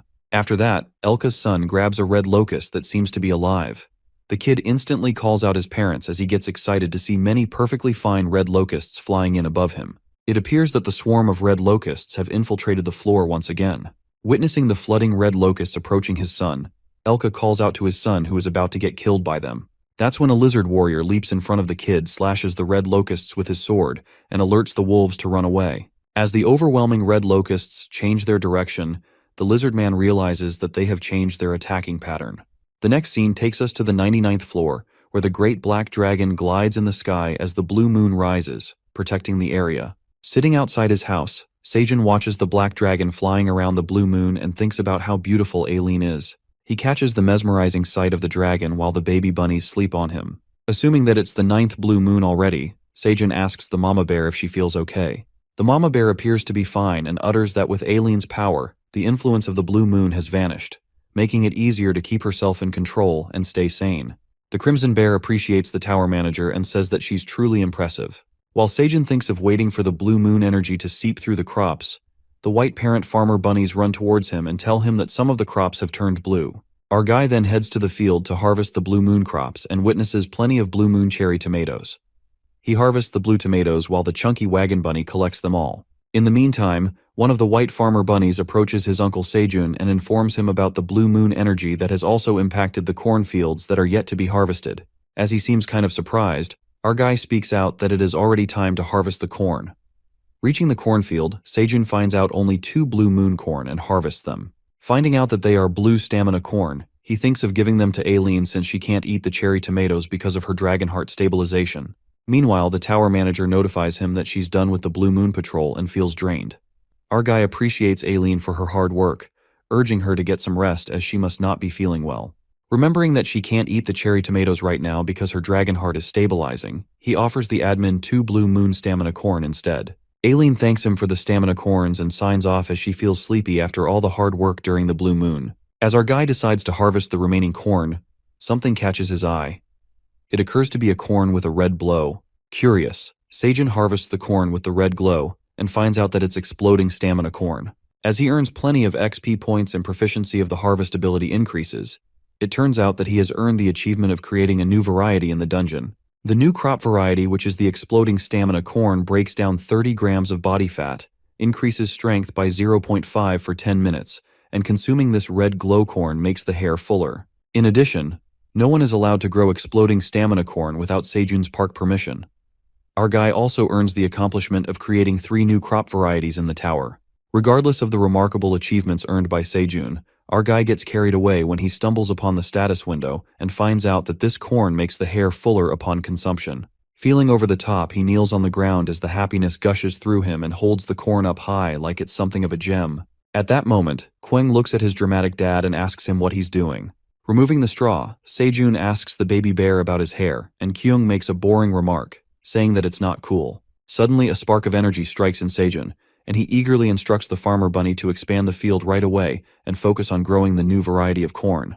Kyung tells his dad to calm down as he looks even less cool. But it seems like our guy is hyped up to grow the new variety of corn because he wants to grow his hair like crazy. After that, Seijun plucks out a few seeds from the red glow corn and walks towards the cave to ask Flame about how he should eat the exploding corn. Upon arriving at the cave, our guy is shocked to see Flame, who has grown so much because of the blue moon energy. Flame lets out that she feels a boost of power within her, adding that she acquired 3 more abilities. Happy to hear. Seijun asks her about the 3 powers, and Flame reveals one of them to be the Flame of Protection. The blue-colored flame emerges from the apple tree, leaving him astounded. At that moment, Flame casts the blue spark on him. As the blue flame shines through him, the notification mentions that the Flame of Protection will seep into him for the next 3 hours, adding that it protects its target. After the ability penetrates him, he holds the Flame of Protection and realizes that it's not hot. Flame informs him that this ability will protect him, and Seijun thanks her for how reliable she is, affirming that he will take good care of it. He then tells Flames about his new variety crop, which is the exploding stamina corn, and asks her if she could heat the corn. He lets out that the corn will explode when heated up, so he is not sure how to eat. Looking at the red corn, Flames reveals that if he wants the exploding corn, he must heat it without tearing up the leaves. She instructs Seijun to tie the corn from the top and hold it upright. That's when Flames cast the fire to heat the corn and inform him that he won't feel the heat because of the Flame of Protection. As soon as the corn is heated up, it begins to explode within the corn leaves and swells up like a ball. Fully exploded, Seijun opens the tip and is amazed to see that the kernels exploded into popcorn. After that, he asks Queng for some salt and sprinkles on the popcorn. Seijun, Queng, and the bunnies eat the popcorn and are left enthralled by the crispy and savory taste of the popcorn as their eyes sparkle with admiration. While Seijun touches Queng's fur and asserts that fur somehow looks better, The baby bear returns the favor and tells him that his hair looks fuller too. While he asks Quang who taught him to lie like that, a loud rumble from outside the cave. Scared stiff, the popcorn drops out of his hands. Sejun wonders where the noise is coming from when Aileen scares all the monsters away during the blue moon. While the bunnies are startled by the rumble, the mama bear immediately informs Sejun to quickly come out of the cave. As our guy leaps out of the cave, he witnesses corrupted Ent's poison mist flower attack soldiers who have infiltrated their territory once again. It seems like the corrupted Ents have made a stronger comeback with more deadly tree monsters. While the area gets flooded with the endless corrupted Ents, our guy is left baffled and reckons why these tree bastards showed up during the blue moon. Sejun, who seems ready to kick the monster's ass, lets out that they have to get rid of the Ents themselves and commands all of them to get their weapons. He and the farmer bunnies hold their fire torches, the black bunny tosses out his hammer, and they all stand prepared to fight the monsters. All of a sudden, the corrupted Ent sticky flower soldiers shoot something sticky out of their mouths, blowing away their fire torches. As the fire torch gets whipped away, Sejun peeks at the sticky substance on his hands and freaks out. At that moment, purple smoke starts appearing everywhere as our guy tries to approach the mist. A black warrior bunny leaps in front of him, stopping Sejun from touching the purple mist. While our boy crashes on the ground, the warrior bunny that the purple mist is poison. It appears that the corrupted Ents position mist flower attack soldiers are emitting the poison mist that is now diffusing across the area. Meanwhile, Quang gets sick of the endless tree monsters that keep coming their way. A colossal tree monster stomps out of the forest. The big tree monsters turn out to be a corrupted Ent that has consumed blue moon energy. Scared witless, our guy wonders if the Ents can absorb the blue moon energy too, and the mama bear warns him that this blue moon tree monster will be a difficult opponent. As the gigantic corrupted Ent strides towards them, Sejun looks in front of him and thinks that it's a dead end. He ponders that he went through so much to come all the way here to build his farm. Hopeless, he anticipates that it's the end because it's impossible for them to win. While the bunnies are scared for their life, a voice comes from behind saying, "Oi," and claims that it will help them. As our boy looks behind him, it turns out to be the black dragon statue. They all stare at the statue with bafflement, and that's when it reveals that he's the great black dragon Anton Pratani, Aileen's father. In the next scene, it is revealed that the fountain that Aileen had gifted to Sejun turns out to be her father, the great black dragon Anton Pratani. Confused, Sejun wonders how Aileen's father is talking through the statue. That's when Anton Pratani explains that the statue is infused with ancient golden magic and was originally intended to be activated if Aileen was ever in trouble. But for some unknown reason, they cannot open a gate that enters into the tower. Anton further reveals that right now they are in a position where they can't enter the Black Tower or use any authority, adding that they have the right to use this statue, and when it was awakened, it slanted to the 99th floor, and they were able to detect the signal from outside the tower, allowing him to control its movement. He then thanks Sejun for helping his daughter Ilum from the Dragonheart rampage. Our boy gets nervous and says he just did what he should have done. After that, Anton lets out that he roughly guessed that the Black Tower isn't being managed properly, asking Sejun to help going forward. As our guy seems baffled and wonders what kind of help he can offer to the dragon, Anton announces that he would like Sejun to take over tower management on behalf of Aileen. Couldn't believe his ears. Our guy is left astonished and thinks that he must have been mistaken. He then realizes and says that he's just a tower farmer with no special abilities. Moreover, he can't get out of the 99th floor, and he can't get rid of the approaching Ents either, pointing towards the army of tree monsters that are approaching them. However, Anton believes in him and lets out that he has more than enough power to handle this situation, and they will help him with the impossible stuff so he doesn't have to worry. While our guy wonders who else will help him, just then a loud noise thunders through the fountain and introduces himself as Aileen's grandfather, Kaiser Fertani. Screaming, he blames Sejun for not being able to see his granddaughter, and says that if it were up to him, he'd love to crush him with his claws, but he can't do it since our boy is too important to be gone. Our poor protagonist looks terrified and says that it's a pleasure to meet him. He then apologizes for the inconvenience he caused and says he does not know about it. Upon hearing this, Kaiser laughs and asserts that Sejun is more polite than he thinks. Thinking about getting into the details later, the Gramps decide to get rid of the tree bastards first. With full strength, the Black Dragon statue glides into the sky. Kaiser, the great Black Dragon, decides to kill the rotten-looking weeds first and inhales a huge amount of air. He strikes a massive blue flame on the corrupted Ents, creating a big explosion. It appears that the mighty Great Black Dragon has killed the overwhelming tree bastards in the blink of an eye with this exceptional blue flame. While everyone's eyes fixate on the explosion that had just occurred, Sejun is amazed as the dragon destroys a whole mountain, thinking if that's the true power of a black dragon. Just then, we see a glimpse of Aileen, who's sleeping and seems to be dreaming about her human farmer, Seijun. After that, the Black Dragon calls out Seijun and instructs him to go to where the corrupted Ents died, revealing that he will find a helpful item. Hearing the command, our guy, along with the farmer bunnies, Quang and Mama Bear, goes to that place and carefully walks into the trench. As they walk into it, they realize that the heat hasn't subsided yet. Afterwards, Kyung points towards a shiny thing, and as they draw near, they wonder if this is what Kaiser is talking about. Nonetheless, Seijun picks up the shiny blue thing, which appears to be a corrupted Ents enhanced seed. Then, the status window states that this enhanced seed has absorbed the blue moon, and upon consumption, all stats can permanently increase by 10. It adds that if this enhanced seed is left on the ground, it will germinate and become a powerful corrupted Ent. Grandpa Kaiser then orders Seiyun to eat the seed so that his weak body becomes slightly stronger and warns him to get rid of the seed, which can grow into a powerful corrupted Ent before that happens. However, our guy doesn't feel right to eat the corrupted Ent seed and asks Grandpa if he can eat it after cooking. Listening to this, Kaiser seems surprised and asks if he can cook. Telling him that he can cook? Curious about the cooking stuff, Seijun offers some of the cherry tomatoes he had earlier. Wondering how the statue would eat the tomatoes, Kaiser Gramps states that the statue's mouth contains a device that can easily transport items. If the stone statue swallows it, it will be transported to where he is. It turns out that the cherry tomatoes have been transported to the administrator's space in Kaiser's hands. Seated in his chair as he controls the dragon statue, Kaiser looks at the cherry tomatoes and inspects that this made Aileen's Dragonheart race. On the other hand, we see Anton looking at the data collected on the 99th floor over time. He looks at the picture of Quang eating the red locusts and ponders when the red locusts infiltrate the tower, assuming that it must have been a recent attack. He concludes that if their corpses can be transported up to the 99th floor like that, a lot of time must have passed. He's surprised that our boy is cooking and eating these troublesome creatures that feed on corpses and multiply. Anton further speculates that with this method, the monsters living in the tower will have less to worry about famine. As he peeks at the picture of the various edible crop items with different effects, he lets out that it is all thanks to these crops that Aileen's Dragonheart got much better. Aileen's father is utterly shocked to see a tower farmer in the dungeon, a job that even he, who has been managing the tower for a long time, doesn't know about it in detail. In addition, the farmer also becomes a hope that could help Aileen, adding that he will look into this further. But Anton's moment of contemplation gets interrupted by Kaiser, who runs towards him, telling his father to maintain the dignity of the head of the family because he feels embarrassed for his father running like that.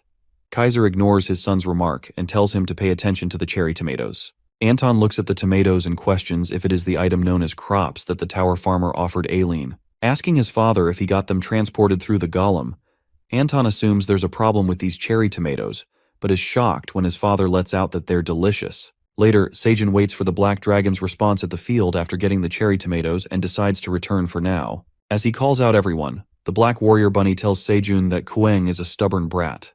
Kyung turns around and asks his dad if he could take a corrupted Ents branch with him. The baby bear insists on taking the huge corrupted Ent branch that nearly touches the sky, saying that he wants to have a weapon just like a black rabbit, bro. Seijun looks at the wooden branch and finds it too sturdy to move. He makes Quang clear they can't take this home since it's too big. Sadly, Quang keeps insisting on taking the branch since it even has a name for it, and that's when an idea comes to his mind. As our guy asks him to go home so they can find him an excellent weapon, he is left bewildered when he witnesses the baby bear holding the colossal corrupted Ents branch. While Quang holds onto the branch, Seijun and the Black Warrior Bunny are too stunned to speak. Asserting that they cannot take this big branch, in a flash, the corrupted Ents branch shrinks to a tiny size as if it is made for the baby bear. Quang informs his dad that this branch is an item as the status window appears, stating that it has been strengthened by the energy of the blue moon, and by infusing it with mana, its size can be adjusted as well. Making their jaws drop, it appears that Quang has a new friend, who is the weapon, and our guy adds this moment to his survival diary. Quang, who seems happy after getting his new weapon, challenges the Black Rabbit Bunny holding his hammer. As they fight, Seijun, along with the white farmer bunnies, watches them as they enjoy their fight.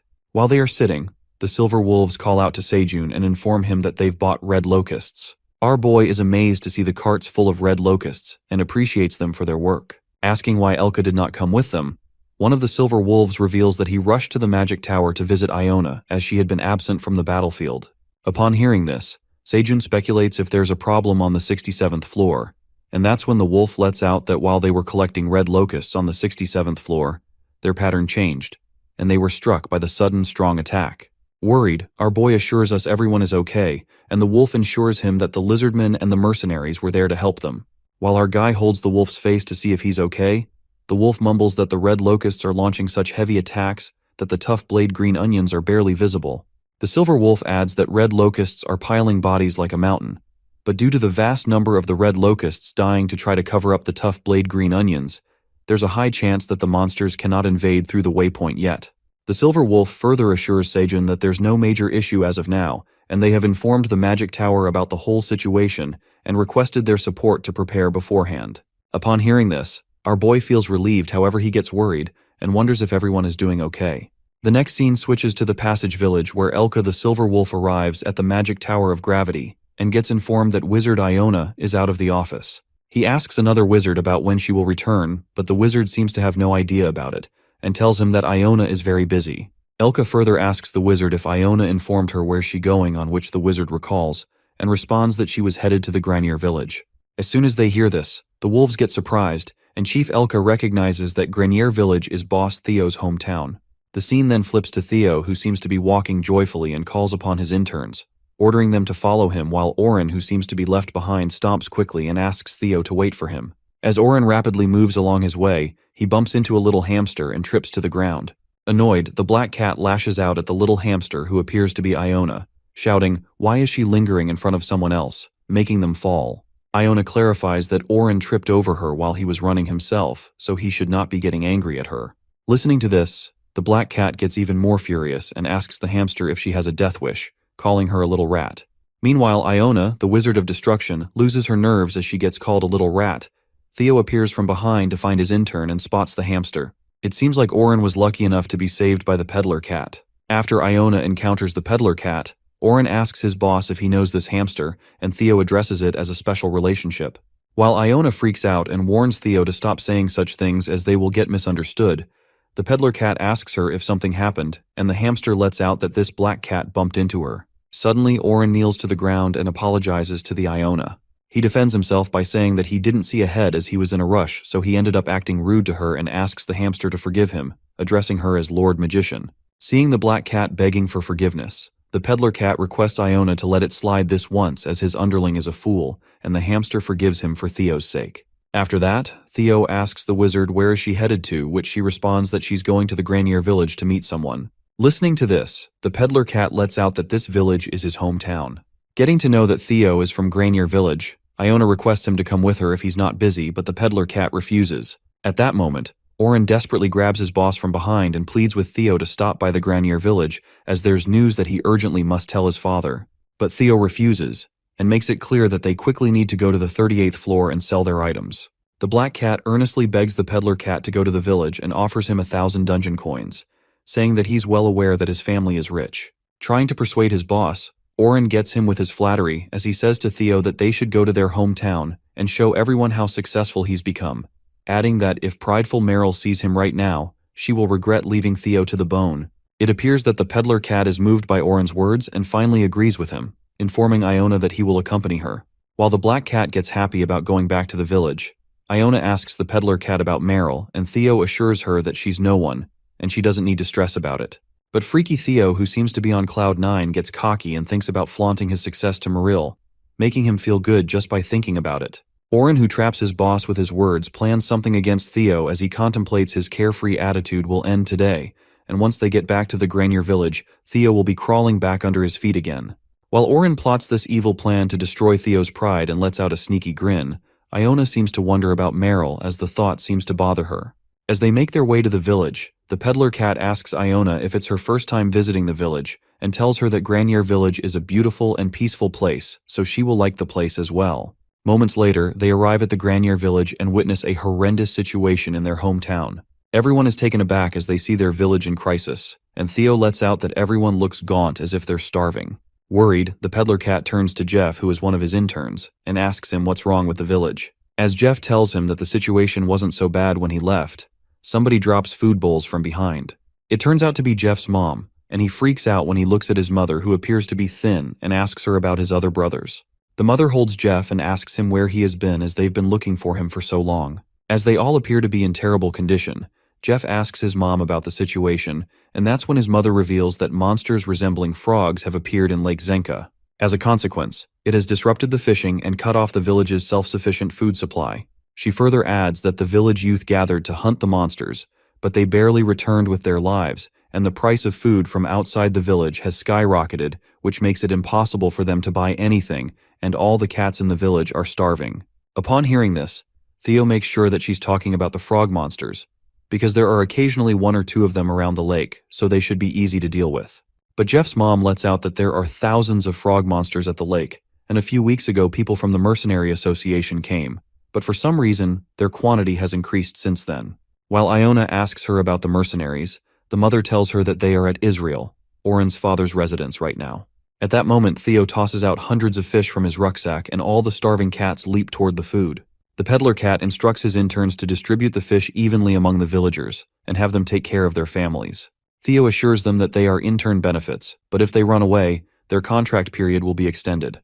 The interns thank their boss for his generosity, and the peddler cat calls out Oren to go to his house. But when he looks behind, the black cat seems to be gone already. While our poor Theo looks in utter confusion and mumbles that the bastard has run away, Iona tells him to take their time to go after Oren. After that, we see the black cat rushing back to his home as he finally emancipates from being Theo's underling. Suddenly, a silver wolf approaches him and stops his way, scaring the life out of Oren. The silver wolf turns out to be Elka, who gets furious at the black cat and interrogates him about the whereabouts of boss Theo and asks him if he ran away. Trembling with fear, Oren tries to explain himself and tells him that something came up at home. Upon hearing this, Elka angrily questions him about Theo and threatens him that he is going to bite him if he doesn't answer. At that moment, someone attacks the silver wolf and he crashes on the ground. It turns out to be a big black wolf who pulled a sneak attack on Elka. While Oren hides under that black wolf, Elko and Elki call out Chief Elka and inform him that they have found Wizard Iona. But the silver wolves are startled when they see the black wolf and question what he's doing here. Meanwhile, the black wolf asks them, what's the silver wolf tribe doing in the Granier village? Oren begs him to save him as the silver wolves are trying to kill him. The black wolf instructs Oren to leave as he has received a request to go out and meet him. The black cat then happily walks away, but Elka warns the black wolf to step aside as they have some unfinished business with Oren. However, the black wolf refuses and tells them that the black cat is the mansion owner's son, whom their boss owes a favor, and so they've been asked to pick him up. Furious, the chief of silver wolves warns him if he doesn't step aside they will attack him, and the black wolf confidently assures him to give it a try. He reminds Elka of the black wolves that have both strength and build, and introduces himself as Harp, the right-hand man of Mr. Hagel, the Black Wolf tribe's chief. While Harp threatens the silver wolves by saying that he can easily take them down, all of a sudden a blaze of fire strikes the black wolf and burns him to death. As the silver wolves watch in astonishment, it appears that Iona has attacked the black wolf with her wand because she sensed something suspicious. Theo, who seems to come along with the hamster, appreciates her as the three silver wolves almost got into big trouble. Meanwhile, the wolves are surprised to see the peddler cat and Iona. Theo asks the silver wolves what they are doing in the village and not headed to the 99th floor. Elka then confesses that he came to meet Iona because something happened on the 6th, 7th floor, and one of the wizards told them that the hamster came to the Granier village, but they had no idea that Iona and Theo were together. Alarmed, the peddler cat hysterically asks the wolf if something bad happened on the 67th floor. But Iona gets in the middle of the conversation and declares that there's something more important than that right now. The peddler cat then asks Chief Elka if he saw Oren on the way, and that's when the chief lets out that they saw the black cat running away and even tried to catch him, but the black wolf Harp got in their way. After that, Iona instructs them to follow along the path to the mansion of the Granier village. The next scene then takes us to Israel's mansion, where we see the black wolf chief free mercenary. Hagel seems to be waiting for Harp, the black wolf from earlier. While Israel utters that Harp is late, Hagel lets out that he asked the black wolf to pick Oren up after hearing he came to the village with suspicious guys, and asks Israel to wait a bit longer as Harp is his right hand so he's good at his job. At that moment, Oren barges into the room and calls out his father. Oren's father approaches him and asks him where he has been all this time. While Hagel asks him about Harp if he met him on the way here, Israel questions him about the food as Oren looks empty-handed, and concludes that he did not get any food. That's when Oren bursts into tears and reveals that he went to the merchant village where he was scammed by a goblin who had conspired with Theo, and he ended up losing all his money. Upon hearing this, the father asks him if he's talking about Theo, the naive yellow cat who was his childhood friend, and speculates why such a kind guy would scam him. Listening to this, Oren furiously mutters that Theo is a wicked guy, and goes on to lie to his father by saying that even though he explained that he needed to buy food for the villagers, Theo threatened him to sign a contract and made him work. He further reveals that someone was controlling the peddler cat and calls himself the Black Dragon despite lacking horns or wings, adding that the so-called Black Dragon even managed to deceive the rabbit tribe into working under him with his threats and lies. Abruptly, the chief of a black wolf, Hegel, rages with anger and breaks the table, asking Oren if he's lying because impersonating the great Black Dragon is a big crime that deserves more than just death. While Oren assures him that the guy called himself the Great Black Dragon, the Black Cat contemplates Hegel, the Black Wolf Chief, who is also well known as a part of a race that holds the Great Black Dragon in high regard. Having no idea what he's doing at his house, Oren further ruminates that this is the perfect chance to make use of him if he exploits this part of him. The dramatic Black Cat then begs in front of Hegel and asks him to defeat vile Theo and the mastermind who impersonates the Great Black Dragon and is engaging in these contemptible acts as they deserve to be punished. It seems like Hegel has been convinced by the mastermind Oren's words as the Black Wolf asks him to lead the way, uttering that he will see them himself and make the judgment. After a while, one of the servants informs them about some guests outside, and the Black Cat assumes that Theo and the others have arrived just in time, and he will face them first. He asks his father about the thing in the warehouse and makes an evil grin, uttering that it's the thing he needs the most right now. Outside the mansion, Theo, along with the Silver Wolves and Iona, calls out Oren. As Elka lets out that there's no answer, and not even a single cat has come out to greet them, he plans on forcing their way in, but gets stopped by Theo, who tells him that they can't do that because it's rude. While the Silver Wolf thinks that it's a bit weird to talk about manners to a bastard who ran away, Oren emerges out of the gate and mumbles that he compliments them for following him all the way here, addressing them as lowly bastards. He welcomes them to his mansion, and Theo immediately corrects him that it's his father's mansion to be exact. The Black Cat lashes out and reminds the peddler cat how he treated him horribly like a slave, and he won't be able to do it here anymore. But Theo reminds him that he's still an intern because of the contract, and Iona affirms that contracts made in the tower are absolute, so if he doesn't fulfill it, he will be punished severely.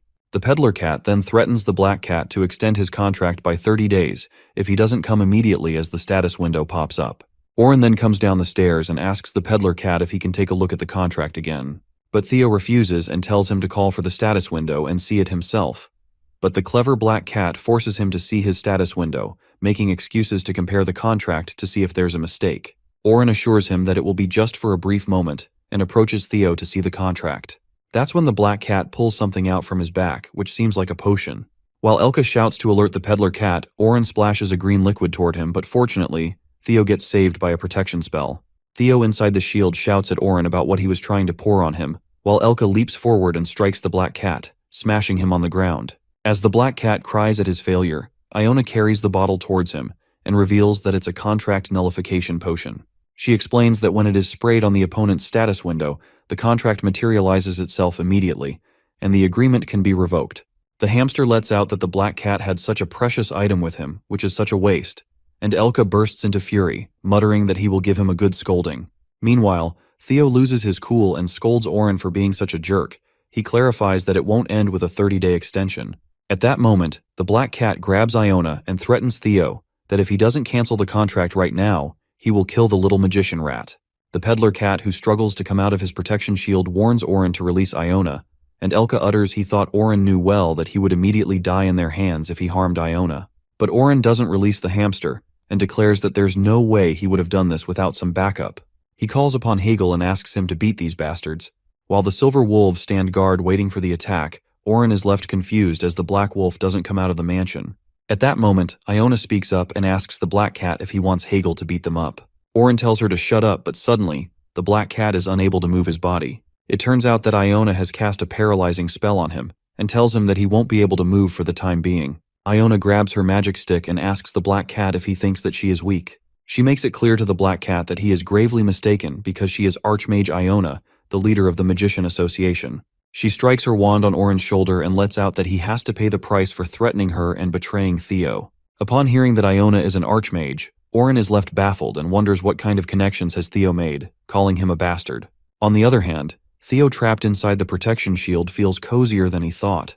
The Black Cat keeps calling out for Hegel, but the Black Wolf doesn't come out of the mansion. It is revealed that Hegel is watching Oren from the window and calls him a bastard. The Black Wolf reckons that Oren only asked him to give a good scolding to the bastard impersonating the Black Dragon, and gets shocked after seeing Iona, the leader of the Magician Association. Meanwhile, Israel is standing beside Hegel and asks him if he is not going outside as his son is calling him out. The Black Wolf grasps the situation as he is fooled by Oren. Iona gets furious and orders Hegel to come out since she can sense him, and as soon as he comes out, Elka is surprised to see the chief of the Black Wolves while Theo questions him if they know each other. The Silver Wolf then explains that Hegel is a high-ranking free mercenary, so he's famous in their world, and wonders what he's doing here, pondering his relationship with Lord Iona. The Great Black Wolf greets Iona, and she immediately demands an explanation of the situation. She questions him if he's trying to kill her, but Hegel immediately denies and lets out that he was unaware that she would be here, and he was deceived by Oren's words. Upon hearing the conversation, Theo is surprised by the fact that Lord Iona is the employer of the Black Wolf and wonders if he was the one she wanted to meet in the Granier village. The conversation is interrupted by Israel, who expresses his shock by praising the hamster, addressing her as the Great Archmage, while she asks him about who he is. The Black Cat introduces himself as Oren's father and starts scolding his son about causing trouble everywhere, but is cut off when the furious hamster uses her magic powers to shut him up while she finishes her business here. Iona then turns towards Hegel and lets him know that she's aware of the fact that he has failed his commission, while the Black Wolf shamefully lowers his head and accepts his defeat in subduing the frogs. The Peddler Cat yet once again ponders if they're referring to the frogs spreading across Lake Zenka. The conversation continues as the angry hamster informs about an anomaly that was detected in the tower a while ago. It is revealed to us that they discovered that an otherworldly force was leaking in from somewhere and gathering at the center of Lake Zenka, and the cause was abnormal spawning of frog queen eggs. Iona adds that if this situation was left unchecked, it could lead to the extinction of all aquatic life on the 55th floor. So they needed to take action since the magic tower is busy dealing with the 67th floor's problem right now. That's why this case was left for Hegel to take care of. But the result didn't come out good, and the Chief Wolf admits that he has no excuses. But when they arrived there, several thousands of frogs had already hatched. They tried to take care of it the best they could, but there were too many of them, and there was a limit to their ability to fight in water. This just makes the hamster more furious as she lashes out at his employee and thinks that this task was supposed to be relatively simple from the beginning. They just had to go to the underwater cave early and deal with the eggs. However, they couldn't even manage to do that, and now the whole village is affected because of it right now. Upon some more scolding and excuses, Iona rises into the air and is ready to punish Hegel along with those ungrateful black cats, as she believes that excuses are crimes. Elka senses such enormous energy even though they wouldn't be able to leave this place unscathed. Meanwhile, Theo tries to stop Iona as he calls out her name, but she doesn't listen. He is finally released from his protective shield, and with the support of Elka's head, he jumps towards Iona. She immediately recognizes him as he holds her magic stick so that he won't fall. He freaks out, but is reminded by Iona that he's a cat, so he should be fine if he falls from this height. Theo makes her realize that it's not safe, and everyone will be swept up in her attack and fall into danger, asking if she's going to leave him in danger too. The head of the Magic Association calms down as she realizes, and all the energy that was released into the air vanishes. Hegel, whose life just flashed before his eyes, wonders how the Peddler Cat managed to stop furious Iona, because no one even dares to do that and make her halt her attack. This makes him ponder if Theo is really the Great Black Dragon's subordinate. The Silver Wolf expresses his shock as the Peddler Cat steps and jumps from his head, and Theo thanks the wolf. If it weren't for him, he wouldn't have been able to reach Iona.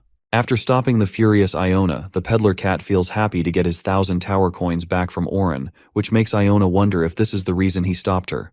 But he reassures her by letting her know that he must get more money from Oren as he committed insubordination and violated the contract.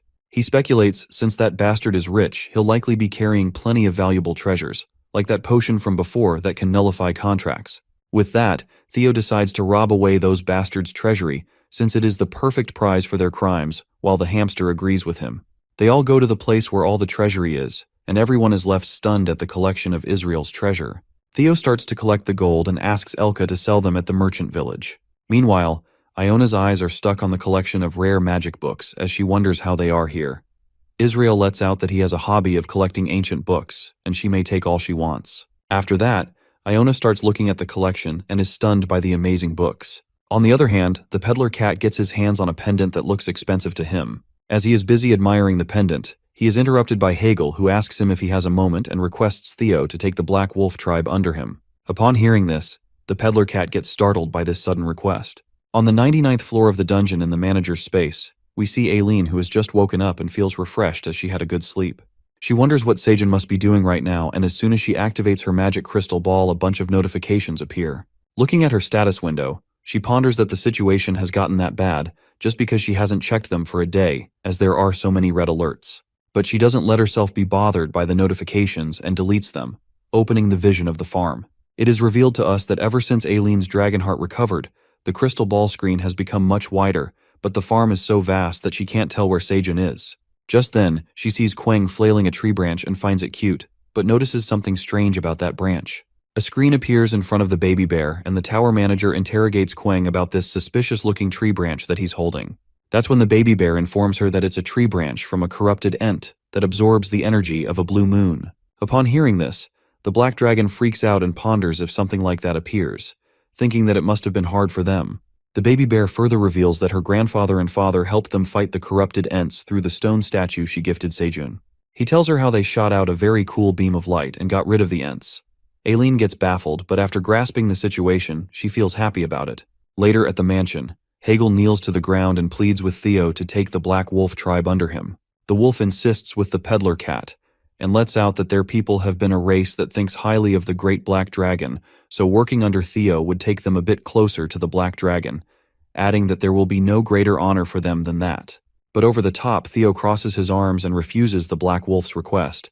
He reminds Hegel that he failed his mission and even made Iona angry. Meanwhile, the peddler cat makes it clear that he doesn't need an underling who can't do his job properly. Hegel defends himself and lets out that he has no excuses for that, uttering that he also took Oren as his underling. As boss Theo clarifies that he only took Oren as an underling because he was rich so he was of help, he asks Elka if he took everything and instructs him to share everything in the village with the cats. While Hegel calls him out, Theo informs the Black Wolf that he will stay in this place for a few more days, so he assigns him to find something he likes, and if he likes it, he will take Hegel and his tribe under him. Listening to this, Hegel becomes more than happy and assures Theo that he will not disappoint him. The next scene takes us to the cave where we see Sejun holding a corrupted ent seed and assuming that he will get an upset stomach if he eats something like this. After that, our boy asks Flame about the seed and she analyzes the corrupted ent seed, asserting that she can feel a dark energy. That's when Sejun gives her an idea to purify the seed with the flame of purification, and then they can sow it. Flame loves the idea and presumes that an uncorrupted ent will be born so she can give it a try. Our guy then places the seed on the basket, and Flame uses her power to purify the corrupted ent-enhanced seed. While Sejun witnesses that the magic seems to be working, and if they keep working like this there's a possibility that they can purify the seed, Flame feels proud as her power is of help.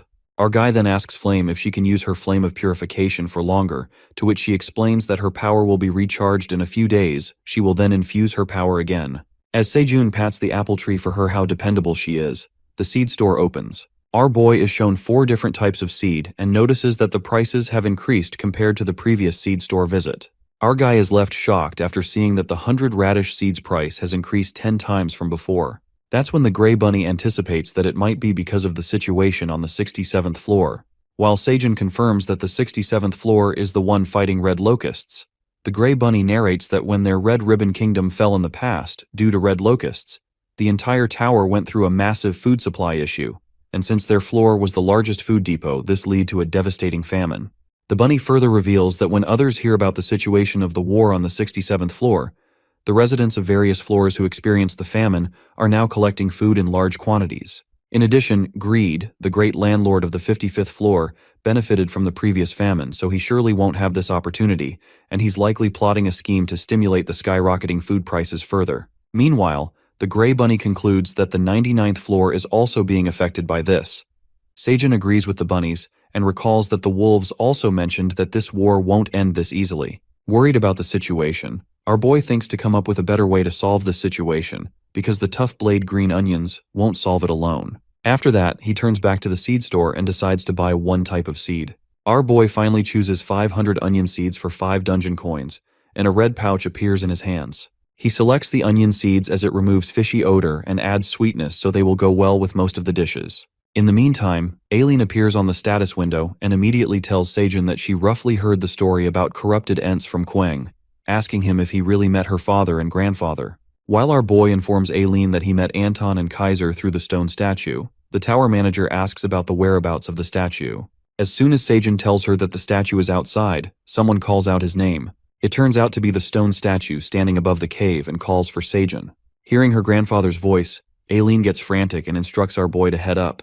She rushes him through the status window while Sejun annoyingly assures her that he's climbing up. Reaching above, Seyun greets Kaiser but gets interrupted when Aileen pops in the middle and tells her grandfather how she missed him all this time. As Aileen gets overexcited to meet her grandfather, she makes our boy fall back into the cave, but luckily he's saved by the statue who grabs him by the leg, holding him upside down. While the tower manager asks Sejun if he's okay, Kaiser questions him if the status window is Aileen. Agreeing that it's his granddaughter, our boy, who is held upside down like a ketchup bottle, spots too many messages at once and asks Aileen why she is sending messages to him, telling her to send the messages directly to Kaiser. Confirming that it's Aileen, the grandfather gets overjoyed and asks her if she is sick anywhere, mumbling that it's been a long time since they met, so it's a relief to hear about her this way at least. While Grandpa can't control himself after seeing Aileen, he grasps Sejun tightly against the statue's cheek, and our poor boy, who appears to be in pain, reminds Kaiser that he's a stone, so it hurts a lot. The white farmer bunnies inside the cave wonder where Sejun went as his straw hat lies on the ground. Outside the cave, Anton takes over the statue and elucidates that since their physical bodies are not in this place, Aileen cannot send them direct messages using the status window. For that reason, Sejun or the other monsters have to relay their messages indirectly to Aileen because she can see them or hear them, but she can't directly communicate with them. Upon hearing this, our boy thinks that it's too complicated, while Aileen, who watches the statue from her status window, comes to realize that the tower's gate isn't opening because there's a problem with the tower's internal system, as she thought that it was because she was powerless. At that moment, Anton asserts that if she has strong magical power, there might be something she can unlock with her administrator privileges, but it would be arduous with her current strength.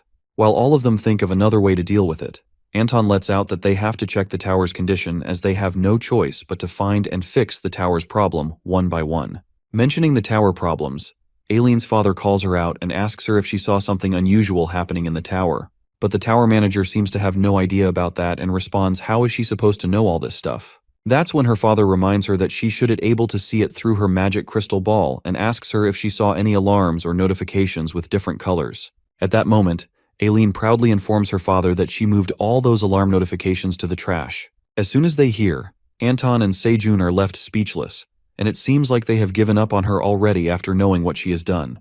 After that, Anton explains to the tower manager about going into administrator mode and informs her to address the green alerts as they are really important. While the daddy rabbit offers tomato juice to Sejun, Anton clarifies that there are a lot of things to keep in mind. Gulping the juice, our guy asks Anton about the green alert, and he elucidates that green alerts appear when a critically endangered monster enters the tower. Anton affirms that the tower's balance is more important than anything else, and it's the administrator's job to ensure that numerous monsters live harmoniously within the tower. Sejun then questions about the outsiders like him inside the tower, as he has heard that red locusts also came from outside the tower, so maybe it makes them the subject to be managed. But Anton assures him that it's different, because red locusts intruded inside the tower not following the proper procedures, and they're viruses, but humans receive permission to enter the tower. He adds that fighting the dungeon monsters and taking treasures out of the tower are actions authorized by the tower itself, but if anyone disrupts the tower order, that's a different matter, and so far human power is too weak to truly affect the tower. While our boy agrees about the human power being weak, Aileen notifies him about a big problem. She informs him that the green alert has appeared, and it says that the blue carps in Lake Zenka are critically endangered. Anton alerts Aileen and tells her to remember everything he has told her. Meanwhile, Aileen enthusiastically activates the administrator's mode and appoints Farmer Sejun Park as the middle manager. Our boy receives the notification as he gets appointed a middle manager, and a black dragon mark appears on his hand. Watching the mark on his hand, Anton assures him that the mark indicates his position as the tower's middle manager, and he won't get into trouble as long as he shows that mark anywhere in the tower. Soon after that, Sejun gets to know that he will teleport to Lake Zenka on the 75th floor in 1 minute. Realizing that he is going immediately, and with no time to process the situation, our boy freaks out and thinks of the worst scenarios as he has never left the 99th floor before. Watching him panic, Anton informs him that he can bring his underlings, and Aileen quickly searches for subordinates in her administrator's mode. She quickly finds the option to appoint the subordinates and appoint minotaurs, bears, and rabbits. However, a strike of terror runs through the admin when she realizes that she cannot appoint subordinates as her mana is lacking. While our boy freaks out and thinks that he has to go alone, Aileen appoints the Mama Bear and the Minotaur King as the subordinates. However, she fails to do so due to lack of energy. Panicking, Sejun grabs his hair in frustration and calls out Aileen as he witnesses that there are 3 seconds left in teleportation. Eventually, the tower manager manages to appoint the Black Warrior Rabbit and Queng as his subordinates, making the three of them teleport to the 75th floor. Moments later, they arrive at Lake Zenka on the 75th floor. Queng and the Black Rabbit grab onto the green onions, and our boy comes crashing on the ground. Asking if he's okay, the Black Warrior Rabbit questions the uncle about their whereabouts, and that's when Sejun informs them that they are on the 75th floor. He further adds that Aileen made him the middle manager, and they teleported here to save the blue carp from going extinct. Meanwhile, the Black Rabbit freaks out after knowing that his uncle has left the 99th floor, and Queng wonders about the drawing on his hand. Aileen notifies them to investigate the cause that is threatening the extinction of the blue carp. After that, Sejun instructs his subordinates to look around the area, and warns them to follow right behind him as they don't know what kind of monsters they might encounter. As they make their way, our boy witnesses a beautiful lake, and the Black Warrior Bunny and Queng are left in awe as they watch this pretty lake for the first time. Our boy concludes that they both were born on the 99th floor, so it was the first time that Queng and the bunny left that floor. Watching the pretty lake, our boy thinks of having a bit of fun and jumps into the water along with Queng and the warrior bunny. After relaxing on Queng, Sejun dries his clothes and they all start to feel hungry. They decide to look around for food, and if they find a village, they will ask for help. As they proceed to walk inside the forest, our guy thinks of registering the 75th floor waypoint, but suddenly he bumps into the wall-like barrier and smashes his face right onto the wall. Our poor boy holds his face out of pain and informs Queng and the Black Rabbit about the wall. That's when a notification comes up and Sejun gets to know that their range of activity cannot exceed Lake Zenka. Knowing this, our guy begins to panic and taps the barrier, thinking that he just came out of the 99th floor for the first time and now he's being locked up again. While Queng and Sejun hit the wall so that they can somehow pass through it, the Black Warrior Bunny suggests they to try catch some fish in the lake. But Sejun, who seems to be hopping mad, kicks the barrier with all strength, but the poor boy ends up hurting his foot. As Queng prepares himself to give a good scolding for hurting his dad, our boy stops him as he spots something. He witnesses a pineapple in Queng's hand, and it seems like they have found themselves something to eat. Sejun then slices the pineapple, and they all enjoy the delicious food. After that, he anticipates that there should be more pineapples nearby, so they should get some more later, and decides to bring the stalk end of the pineapple to the 99th floor. Upon hearing this, the Black Warrior Bunny looks at him with confusion, and Sejun explains to him that first, they have to remove the flesh portion, as it may spoil, and pick off the lower leaves to trim them. After getting the stalk, if they plant it in this state, the roots will grow, and they can grow it into a pineapple again. Meanwhile, the Warrior Bunny seems proud of the farmer Sejun. Queng asks for more pineapple, and they all dig in for the second round. At that moment, something comes out of the lake, and it appears to be a giant frog. While they all stare at the frog with bafflement, the notification pops up and reveals that these frogs are the cause of the blue carp extinction in Lake Zenka. That's when the quest appears and instructs the middle manager Sejun to exterminate all the 2,291 frogs in Lake Zenka. Witnessing the large amount of frogs, our guy freaks out when he realizes that there are more thousand frogs, and in the meantime, the frog monsters start to emerge out of the lake. Right at that moment, several frogs materialized from Lake Zenka. While they may look harmless, those frogs appear deadly with sharp fangs as they leap out of the water to attack Sejun. Our guy witnesses the very cause for carp extinction, the frantic frogs, while Queng thrashes a tree branch to stop them. Black Bunny, Queng, and Sejun get into fighting mode. Our guy incredibly slashes the frogs with his daggers and takes pride in coming from the 99th floor. While the frogs keep emerging tenfold, the three of them leap towards the monster to deal with them. The scene then switches to Theo, who's dozing on the comfy bed and, after waking up, comes to realize that Sejun's lap is still better. In the meantime, Oren, the black cat, knocks on the door and informs boss Theo that he's brought him breakfast. Theo compliments Oren for his soft bed, and Oren presents a scrumptiously cooked fish to his boss. Theo is left in awe after seeing a high-quality grilled salmon. This shift in Oren's behavior makes Theo suppose that he might have become too shocked about what happened with Iona, not to mention he became very obedient. After Theo finishes the salmon, he thinks about how long it has been since he's eaten this much. Just then, he's interrupted by Iona, the hamster's voice, who's scolding Hegel, the wolf, for not confirming the number of frogs on the 75th floor. The Black Wolf responds that they have yet to confirm which underwater cave the Frog Queen is in. Iona gets furious since they're doing nothing at all when shortly Theo barges in and tells her not to get angry since trusting talentless underlings is useless anyway. He asks Iona if she's gotten some sleep as she looks exhausted. But the hamster lets out that there's no time to sleep, and suddenly the ginger cat grabs Iona, forcibly shoving her in his hoodie. Theo forces her to get some sleep while tiny Iona fights back and says that she has insomnia. But when she touches Theo's soft fur, she feels laid back and sleepy. As Hegel insists that he'll put Iona to bed, Theo tells him to do his job, and in a suspicious way, he warns the wolf that he's watching him. Hegel then runs off to Lake Zenka right away. On the way, the boss cat encounters Elka, the silver wolf, and asks him how it went in the village. The chief wolf states that they distributed some food and essentials in the village, but the people there wish to meet Theo. Outside Oren's mansion, there's a huge crowd of cats, and with such desperate eyes, they beg Theo to take them under him and teach them how to be wandering merchants. But Theo lashes out and bluntly refuses. Angry Theo doesn't understand why everyone wants to work under him, and it's too troublesome since there are a lot of them working for him anyway. Elka stops the merchant cat and tries to make him understand that these cats see Theo as their hero. The wolf opens up to Theo that the rumor has spread that with just one tower coin,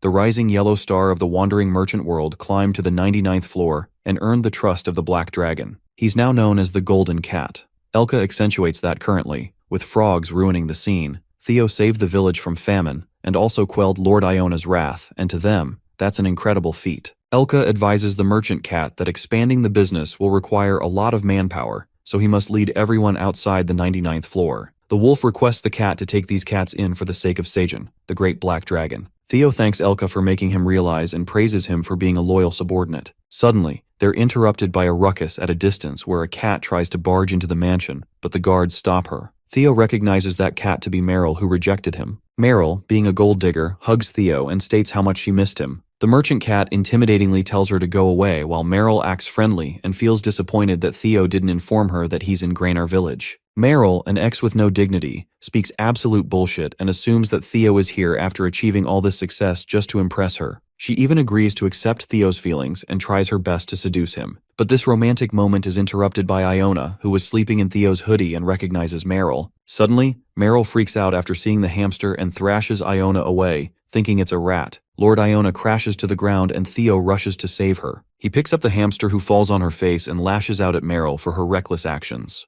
Meryl is surprised that Theo is angry at her, asking if he's worried about that little rat. While Theo asks her to apologize to Iona, Meryl tells him to stop shouting at her. As the merchant cat lets out how Iona is more hurt, Meryl shows her true colors and expresses that she can't stand Theo's Grainar dialect. Being a narcissist bitch, Meryl is furious at the fact that Theo is coming at her, calling herself the beauty of the Grainar village. Meryl goes feral as she frantically leaps at Theo, calling him a stupid yellow cat, and that's when Iona comes forward with her magic and makes it clear to Meryl that she won't win Theo's favor like that. Plus, Iona reveals that she and Theo are already significant for each other. The hamster casts the magic and half of the mansion blows away along with Meryl. While everyone's jaw drops, Iona feels exhausted and bumps into Theo's soft fur, asking him to let her sleep a little longer. The merchant cat smiles warmly and lets the hamster sleep on him. The scene then flips to the 75th floor on the outskirts of the merchant district, where we see Skaram the goblin counting his coins. He blabs about the inspection bureau guys who have been so vigilant these days that it's making it difficult for him to snag. The goblin demands some decent items and goes around to find any big fish when suddenly he's startled by a sudden crashing sound. It turns out to be feral Meryl, who was tossed away by Iona. While Skaram is shocked, Meryl is simmering with anger as she curses Iona and Theo, calling them insolent bastards for harshly treating the beauty of Grainar village. As soon as that goblin hears Theo's name, Skaram asks the angry white cat to repeat whatever she said. Meanwhile, he states that he has an interesting plan, and Meryl asks him who he is. The scene then switches to Iona's servants, the Black Wolves, and Hegel asks them if they've confirmed the number of frogs. The wolves strangely report that the number of frogs has decreased significantly, and shortly, a wolf rushes to Chief Hegel in a frenzy and tells him to see something. It turns out to be countless dead bodies of frogs in Lake Zenka, leaving the wolves in utter bafflement. At that moment, they notice smoke erupting at a distance, and Hegel decides to check that place out. On the contrary, our boy, Black Bunny, and Kueng, after killing frogs at crazy speed, rest up a bit and enjoy the leftover pineapple. Seijun opens the status window and finds out that they've killed 1,000 out of 2,000 frogs already. It's only because they were relentlessly after the frogs without any rest and food. The three of them are drained, and while Kueng expresses that he can't do this anymore since he feels hungry, the black rabbit lets out that the frogs are running away to avoid them now, and it's difficult to chase after them now. Our guy asks Kueng if he'd like more pineapple, but the bear breaks into tears as he craves meat. Seijun consoles the bear and decides to catch some fish in the lake, but the administrator warns him that the blue carp will be in even more danger of extinction if he eats the fish in the lake. While Seijun asks the admin what the hell they're supposed to eat, Kueng seems to have an idea as he peeks at the dead frogs lying everywhere. Our guy finds Kueng a genius, and soon after, the magic begins. They light up the fire, Seijun intricately slices up the frogs, and grills them after wrapping them up in green onions. The meat gets ready and a new dish, frog and green onion roll, is added to the recipes. The detoxifying green onions nullify the poison present in the frogs, and this dish even has special effects like smooth movements in water. Sejun thinks this effect will help him swim faster and catch the frogs that run into the water. Kwang looks done and asks him to focus on the food. With that, they all dig into the delicious meal and are more than delighted after tasting it. Our guy can't get enough of how it's light and moist and soft to chew, which makes him feel overwhelmed. Now that they've tasted the meat, our farmer chef decides to get into the real feast while Kwang asks Daddy to grill more meat. Suddenly, Hegel and the other black wolves attack them inadvertently, but it turns out that Chief Hegel throws the frog meat, warning them that it has poison in it. Kwang gets furious as the wolves nearly hurt his dad and he furiously shoves Hegel away. Kwang gets hella mad and makes up his mind to beat the black wolf's ass for interrupting Sejun while eating. But our guy calms him down and clarifies to the bear that the black wolf isn't their enemy. In fact, the black wolf is worried that they might get poisoned by the frog meat. Shortly, Hegel's eyes land on Seyun's dragon tattoo on his hand. He immediately bows down, apologizing to our guy for failing to recognize someone as great as him and acting rashly. The Black Wolf captain greets the great black dragon, Sejun, or so he thinks. Surprisingly, the wolf even knows Park Sejun's name. The scene takes us to the mansion where Iona is resting on Theo when suddenly, the merchant cat hears something. The hamster wonders if he's interested in something, but Theo lets out that he can sense something far away. The tingling sensation is making him crave some jelly. But Lord Iona doesn't buy this, and so she decides to head up to the place Theo is drawn to. Later, near Lake Zenka, our farmer and Kwang are waiting for another frog hunt when shortly, the bubbles begin to surface. It turns out to be the black wolves who bring dead frogs out of the lake water. Our guy asks them how it feels to move inside the water. The black rabbit is amused about how he was able to swim inside the water and captured those frogs that were hiding between the rocks. But the rabbit informs Sejun that he couldn't see any more frogs inside the lake. Our farmer deduces that there are 500 frogs left, but they've looked around the lake too, but can't find any traces of the frogs. That's when Hegel reveals that the frogs might be hiding inside a cave under the lake, narrating that when they first came here to exterminate frogs, they tried to look for a cave that was predicted to be the Frog Queen's hiding place. But they failed since the cave was deep under the water, so they didn't have such strength to get closer. Our guy assumes that it won't work even with the frog and green onion roll, and Hegel nods because even if they do find the entrance of the cave, they're uncertain if there's enough oxygen inside the cave. Suddenly, someone emerges from the bushes and it appears to be Theo who's rushing to the lake as he's strongly allured to the place. Our guy is shocked to see Theo, while Theo jumps in his lap for a hug since he missed him. Theo comes along with Iona and Elka. Theo asks Park how he got here, but our guy answers that it's a long story. Meanwhile, Iona finally gets to know what Theo was drawn to, and she looks kinda done. Theo enjoys the reunion with Sejun and the others. Later, at the lake, Iona learns that after thorough research they found nothing in the water, and Sejun speculates that there's an underwater cave deep within the lake. But Lord Iona finds it impossible since a few hundred years ago, this area wasn't even a lake. Plus, the problem is that it's vast and deep, so there's a limit to what her search magic can do. The hamster exhilaratingly declares that they should increase the temperature and boil the whole lake. Our guy freaks out at such a malicious idea and tells Iona that the blue carps are also at risk. Also, every other aquatic creature will end up dead. Theo casually licks his treat and asks Iona if she's only specialized in destruction, and while they both bicker, our guy is notified by the admin that the numbers of frogs are increasing. Everybody freaks out after hearing this, and the black rabbit guesses that the eggs are continuing to hatch. Urgency presses upon our guy as he urges to find the lake while Theo remembers that he wanted to tell him something but didn't because he was too glad to see him. That's when the merchant cat discloses that he has felt a sense of attraction towards the lake. As Iona is shocked that the sense of attraction wasn't directed at Sejun, Theo lets out that he thought it was the case until he realized that it was from inside the lake. Very strong at that. Theo confidently confesses that he can find the location of the cave because he can feel it in his gut that it's real. After that, they all prepare to move inside the water, and Iona states that her shield can trap the surrounding oxygen inside it, so they can move underwater only for 15 minutes. Since they can't predict the size of the entrance, Lord Iona takes up the precautionary measures and limits the team to her, Sejun, and Theo as her guide, as well as Kwang, Elka, and Black Rabbit, only leaving the Black Wolves out. Chief Hegel asks Iona to take care and make sure to watch and surround the lake so that frogs can't get out just in case. The anxiety kicks in, and Theo asks Sejun if they're really going into the water. Our guy nods since the merchant cat needs to show them the way, but Theo gets a panic attack as he remembers that cats hate water, thinking it'll be the death of him. Poor Theo gets scared while Iona consoles him, and assures the merchant cat that she won't let the water touch even the tip of his finger. She tells Theo to be rest assured and be their guide. The merchant cat agrees to take the leap, and they all proceed to complete the quest. The hamster forms a holy veil with her stick that embraces everything and activates the shield magic. The shield enfolds them into a protective bubble, and they're all set to go inside the lake. But Theo begins sobbing as he clings onto Sejun out of fear. The cat makes a real fuss inside the shield, and shortly, they make a dive into the lake. Just as they dive into the water, they're mesmerized by the view inside and admit that the scenery in the tower is truly wonderful. Theo forgets being a scaredy cat as he's distracted by the fishes and drools over them. The hamster asks Sejun to guide the way, and he tells Theo to point to where he feels attracted. The merchant cat is pulled closer and reveals that he can feel it from ahead. Theo guides the way, and shortly, they witness an ancient underwater city inside the lake. Theo looks surprised since he lived here his whole life and had no idea about this. Abruptly, the black rabbit points at an entrance where a frog swims in there.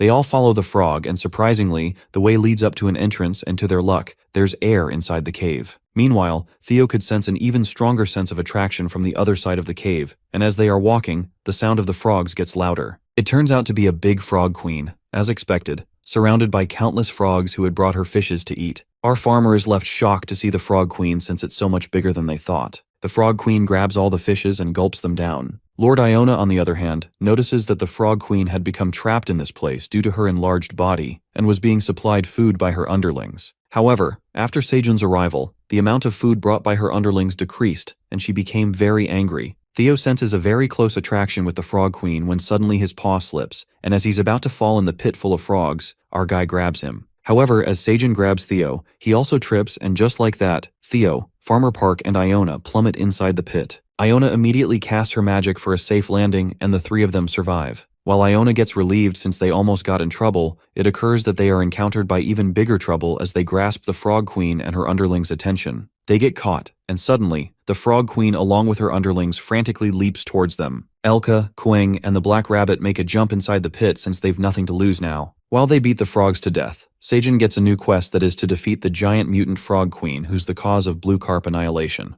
Our guy gets excited for the last part of the quest, and they all dash towards the frogs. As Iona shoves all the frogs away with her magic, Farmer Park excitedly goes for the frog queen. However, he throws a dagger at her, and it doesn't even scratch the queen, and this, in turn, makes the frog queen more furious as she beats Sejun's ass. The frog queen smashes Sejun with her giant claws, but Quang saves him and furiously makes it clear that anyone who dares mess with his dad has to pay the price. Quang forcefully strikes the frog queen who tumbles, and Sejun takes the chance. Theo warns Farmer Park not to get distracted as Iona enfolds his dagger with her magic. The merchant cat screams at Sejun to aim for the queen's stomach, and our guy swirls the dagger that's bursting with power. With that, our guy manages to pierce the dagger into the stomach, and momentarily, a blinding flash cascades that burns the frogs to death. Sejun and the others are protected by Iona's shield while all the frogs are wiped out completely. After this, Elka brings back Sejun's hat, and our guy is confused by the sudden occurrence. He notices that there's a stone where the frog queen was. Theo frantically points at the stone and claims this is what they've been drawing to.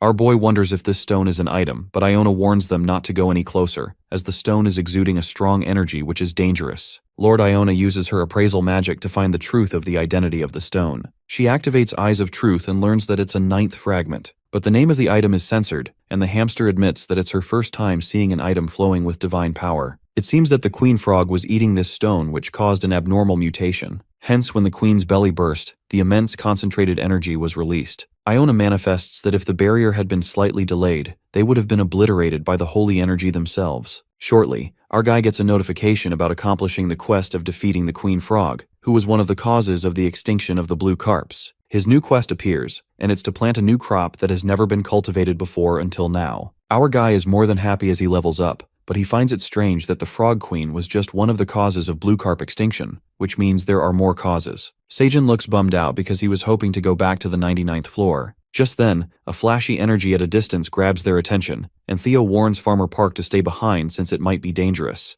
They all walk forth and witness one of the queen frog's eggs shining. That's when Iona opens up that once the queen frog dies, one of the frog eggs becomes the queen. Given the consequences, Elka states that they must get rid of the eggs immediately, and if the frogs were to be born, they'll multiply in the same way as now and overrun the lake. But Iona elucidates that the abnormal proliferation of the frogs is probably caused by that fragment emitting divine energy. Without the fragment, the frogs will return to their original population. Elka expresses that it's not just because of the fragment. Even with fewer numbers, they will still prey on the blue carps again. Seijun concludes that it will take time for the blue carp to breed again and grow their population. Our guy then asks Iona if the frogs are carnivorous, but the hamster isn't certain since the frogs only catch fish that are easy to get, and they also may consume aquatic plants or find food outside the water. If that's the case, our farmer decides to plant the pineapple crowns in the cave. He manifests that if these plants grow here, the frogs will naturally eat them, and if it suits their palate, they'll find pineapples even outside the water too. With that, our guy completes the quest to plant something unique, while Theo calls him a genius for killing 2 birds with 1 stone. On the other side, Iona places a temporary protective measure in place to stop the divine energy from leaking. Quang flaunts his strength as he lifts the stone and Seijun gets proud of him. After that, they all plan to find other causes of the blue carp extinction, and the moment they swim out of the water, they're surprised by numerous cats begging Theo to take them under him. While Seijun wonders what's happening, Theo annoyingly asks them if they followed him here. In the meantime, Hegel appears and reveals that these cats were being stubborn and even refused to move unless they met Theo. The cats plead to follow Theo until the end of the tower to receive his teachings. Our guy is surprised to see how famous the merchant cat is, while Theo looks done, as it's apparent these cats are going to follow him till the end. Surprisingly, they find another cause of blue carp extinction, and the middle manager Seijun gets another quest that is to stop the cats of Grenar village from hunting the blue carp for a year. Our guy learns that the other reason for the blue carp extinction was the cats. Theo steps up and speaks on behalf of the cats of his village. He reasons that these cats depend on fishing in the lake to make a living, so if they can't do that, they'll starve to death. Hence, the merchant cat plans to take all these cats under him, and if they all become wandering merchants, Seijun's quest will be completed as well. Theo gets determined to help them sell the crops. Seijun doesn't object. In fact, it's good for him that his bundle carrier is to expand. But he's not sure that Theo would be able to do it, given that he's becoming leader to 33 wandering cat merchants. But the leader merchant cat asks Seijun to believe in him, and promptly, our guy prepares the contracts for them. The cats sign the contracts while Theo goes up to Chief Hegel and thanks him for helping Park Seijun. Hegel thinks of it as his duty to serve the black dragon while the merchant cat tries to get at something. Theo lets out that they'll need some hands to bring the cats to the 99th floor and asks Hegel if he would like to come with them. Theo decides to take Hegel and all the Black Wolf tribe under him, which leaves the Black Wolf in awe. While Hegel couldn't be more grateful, Seijun proudly looks at the merchant cat, seeing how he's grown so much. And just like that, our guy completed his first middle manager quest. Seijun gets tower coins as a reward, and they are about to return to the 99th floor in 30 seconds. Finally, it's time that they go straight home just like how they came, and our guy asks Quang to bring the stone. Seijun tells Theo to register all the 30 wandering cat merchants to proceed to the 99th floor. Theo guides the cats to take everyone to sell stuff on the lower floors too, and they all are excited to work under him. Meanwhile, Elka informs them that he'll stop by the 67th floor with Iona to take the red locusts before they go up. As they are all leaving, Seijun calls out Black Rabbit, who's busy carrying a pineapple and wishes to bring more. Suddenly, a white rabbit pops out of the bushes and wishes to meet Iona. Black Rabbit is left in awe to see her, while Iona seems to know the white rabbit and calls her Pew Pew. The 30 seconds get completed, and Seijun and the crew return to the 99th floor. The white rabbit is shocked to see the teleportation magic, while Theo asks Iona about the rabbit. The hamster opens up that the white rabbit is her disciple and has some important things to discuss with her. She wanted to introduce her to Seijun and Black Rabbit, but the timing was off. The merchant cat learns about Iona's disciple, and the white rabbit introduces herself as Pew Pew, the last princess of the Red Ribbon Kingdom. On the contrary, they all arrive at the 99th floor that feels like home, and just as Farmer Park breathes in the air of returning home, he's kicked by the black rabbit who's driven crazy after meeting Pew Pew back there. He frantically asks Seijun who that white rabbit was, and our guy himself met her the first time. As the pineapples spill everywhere, Farmer Park remembers that the rabbit knew Iona, so he tells the black rabbit to ask her when she comes to the 99th floor. As Black Rabbit vividly remembers her name, our guy blushes as he smells love in the air. In the meantime, Seijun is overwhelmed by the minotaurs, bees, and the grizzly bear, who welcomes him with a nice feast and expresses how much they missed him. Our guy wonders how they all knew he was coming back, and all the animals reveal that Aileen informed them. Aileen appears through the panel and justifies that she roughly guessed it by looking at the quest progress. She congratulates him for completing his first middle manager quest and notices that our guy looks a bit thinner,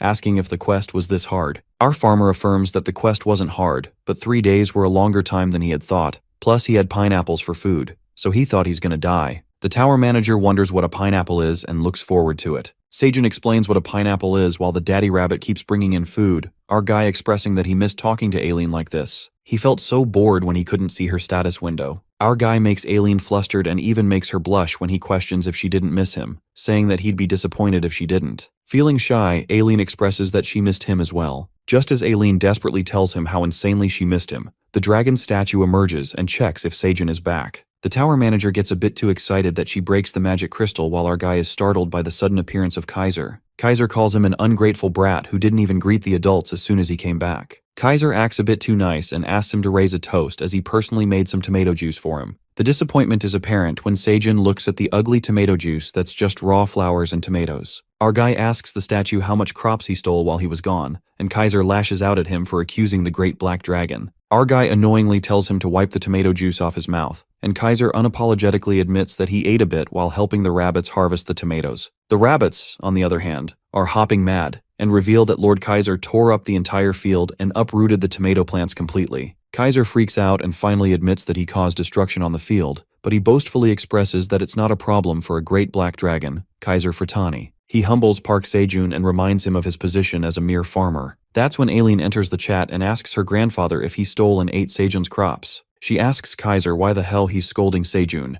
and the grandfather tries to justify that he only ate them. The tower manager scolds Kaiser and reasons that even she did not eat those precious crops as she pleased. She harshly tells her grandpa that she hates him and stops talking to him. Poor Kaiser is left heartbroken as his granddaughter won't talk to him and pleads with Seijun to say something. Our guy takes this opportunity and says that he'll try to persuade Aileen only if Grandpa Kaiser grants him a favor. Kaiser unwillingly agrees, and our guy takes him to eat the feast the crew has prepared. Seijun cuts up some pineapples and gives them to Kaiser while they all enjoy it as well. Our hero then narrates that during the 3 days when he was gone, the 99th floor changed a lot. The gray rabbits renovated the mountain that looked spectacular and dug up a waterway that runs across the field. The dry parts of the land seem to be gradually regaining their moisture. Kaiser was able to synchronize Aileen's crystal ball with the statue's frequency, allowing him to communicate with her directly through the status window. Aileen is not mad at her grandpa anymore and asks him to take Seijun's permission before eating the crops. Farmer Park comes to Kaiser and learns that he has reconciled with Aileen.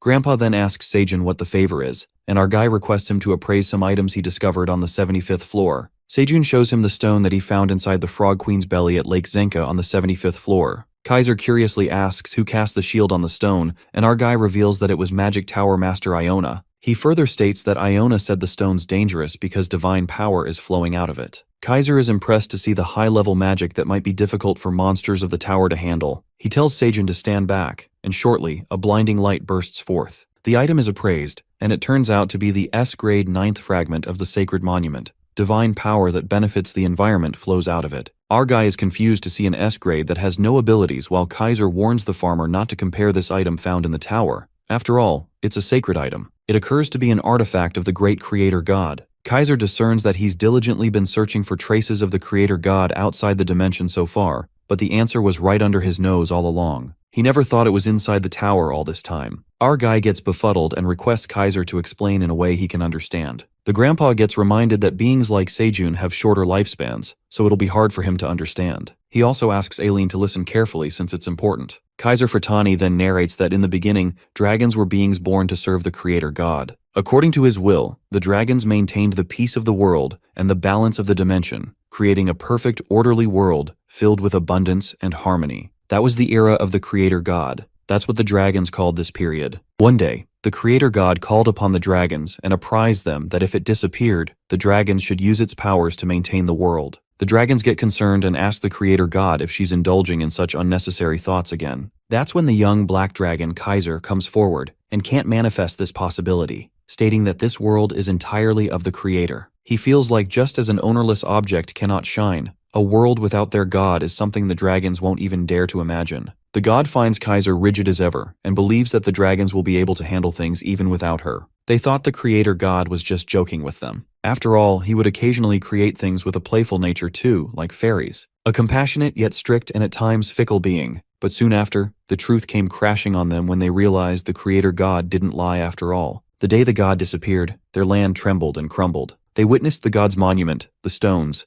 and encountered a dark energy that was making their dimension fall apart. The dragons are left to wonder if the god abandoned them and left, but Kaiser Furtani came forward as a ray of hope in the times of darkness. He reminds his fellow dragons that the creator god left those monuments for them to prepare for times like this, so they must secure them and recover the crumbling dimension. However, a devastating energy bursts forth, and their dimension falls to ruins. It turned out that the dragons failed to live up to the Creator God's expectations. Hence, the beings of destruction broke the monuments into pieces, and they couldn't understand where they came from or what their purpose was. But those beings sought to destroy everything, and eventually, the dragons had no choice but to fight endlessly to protect what was once theirs. And as they say, there's always light at the end of the tunnel. The dragons, with the help of the power the god left them, discovered the tower and were able to send the lives of the dying worlds into the tower and save them, even if there were few of them. In the present scene, Kaiser feels overwhelmed after finding the scattered traces of the Creator God after 3,000 years of wandering through the dimension. But the heart-touching story is interrupted by our guy, who breaks the momentum of the story, and it's just something he's curious about. Seijin asks him to elaborate what he meant by sending the lives of the dying world into the tower, and Kaiser states that it's just as he said. The tower was designed to appear in a world destined for destruction, and further reveals that those beings of destruction will invade the whole dimension and bring calamity. Before that happens, the tower selects survivors and allows them to enter. Our guy panics and wonders what happens with those who can't get inside the tower. He worriedly lets out that he came from Earth where a tower appeared too. That's when the dragon reveals that if Seijin Park fails to overcome the trials of calamity, his world will be destroyed. This leaves our guy in absolute shambles. The scene then switches to the 75th floor, in the Wandering Merchant Village.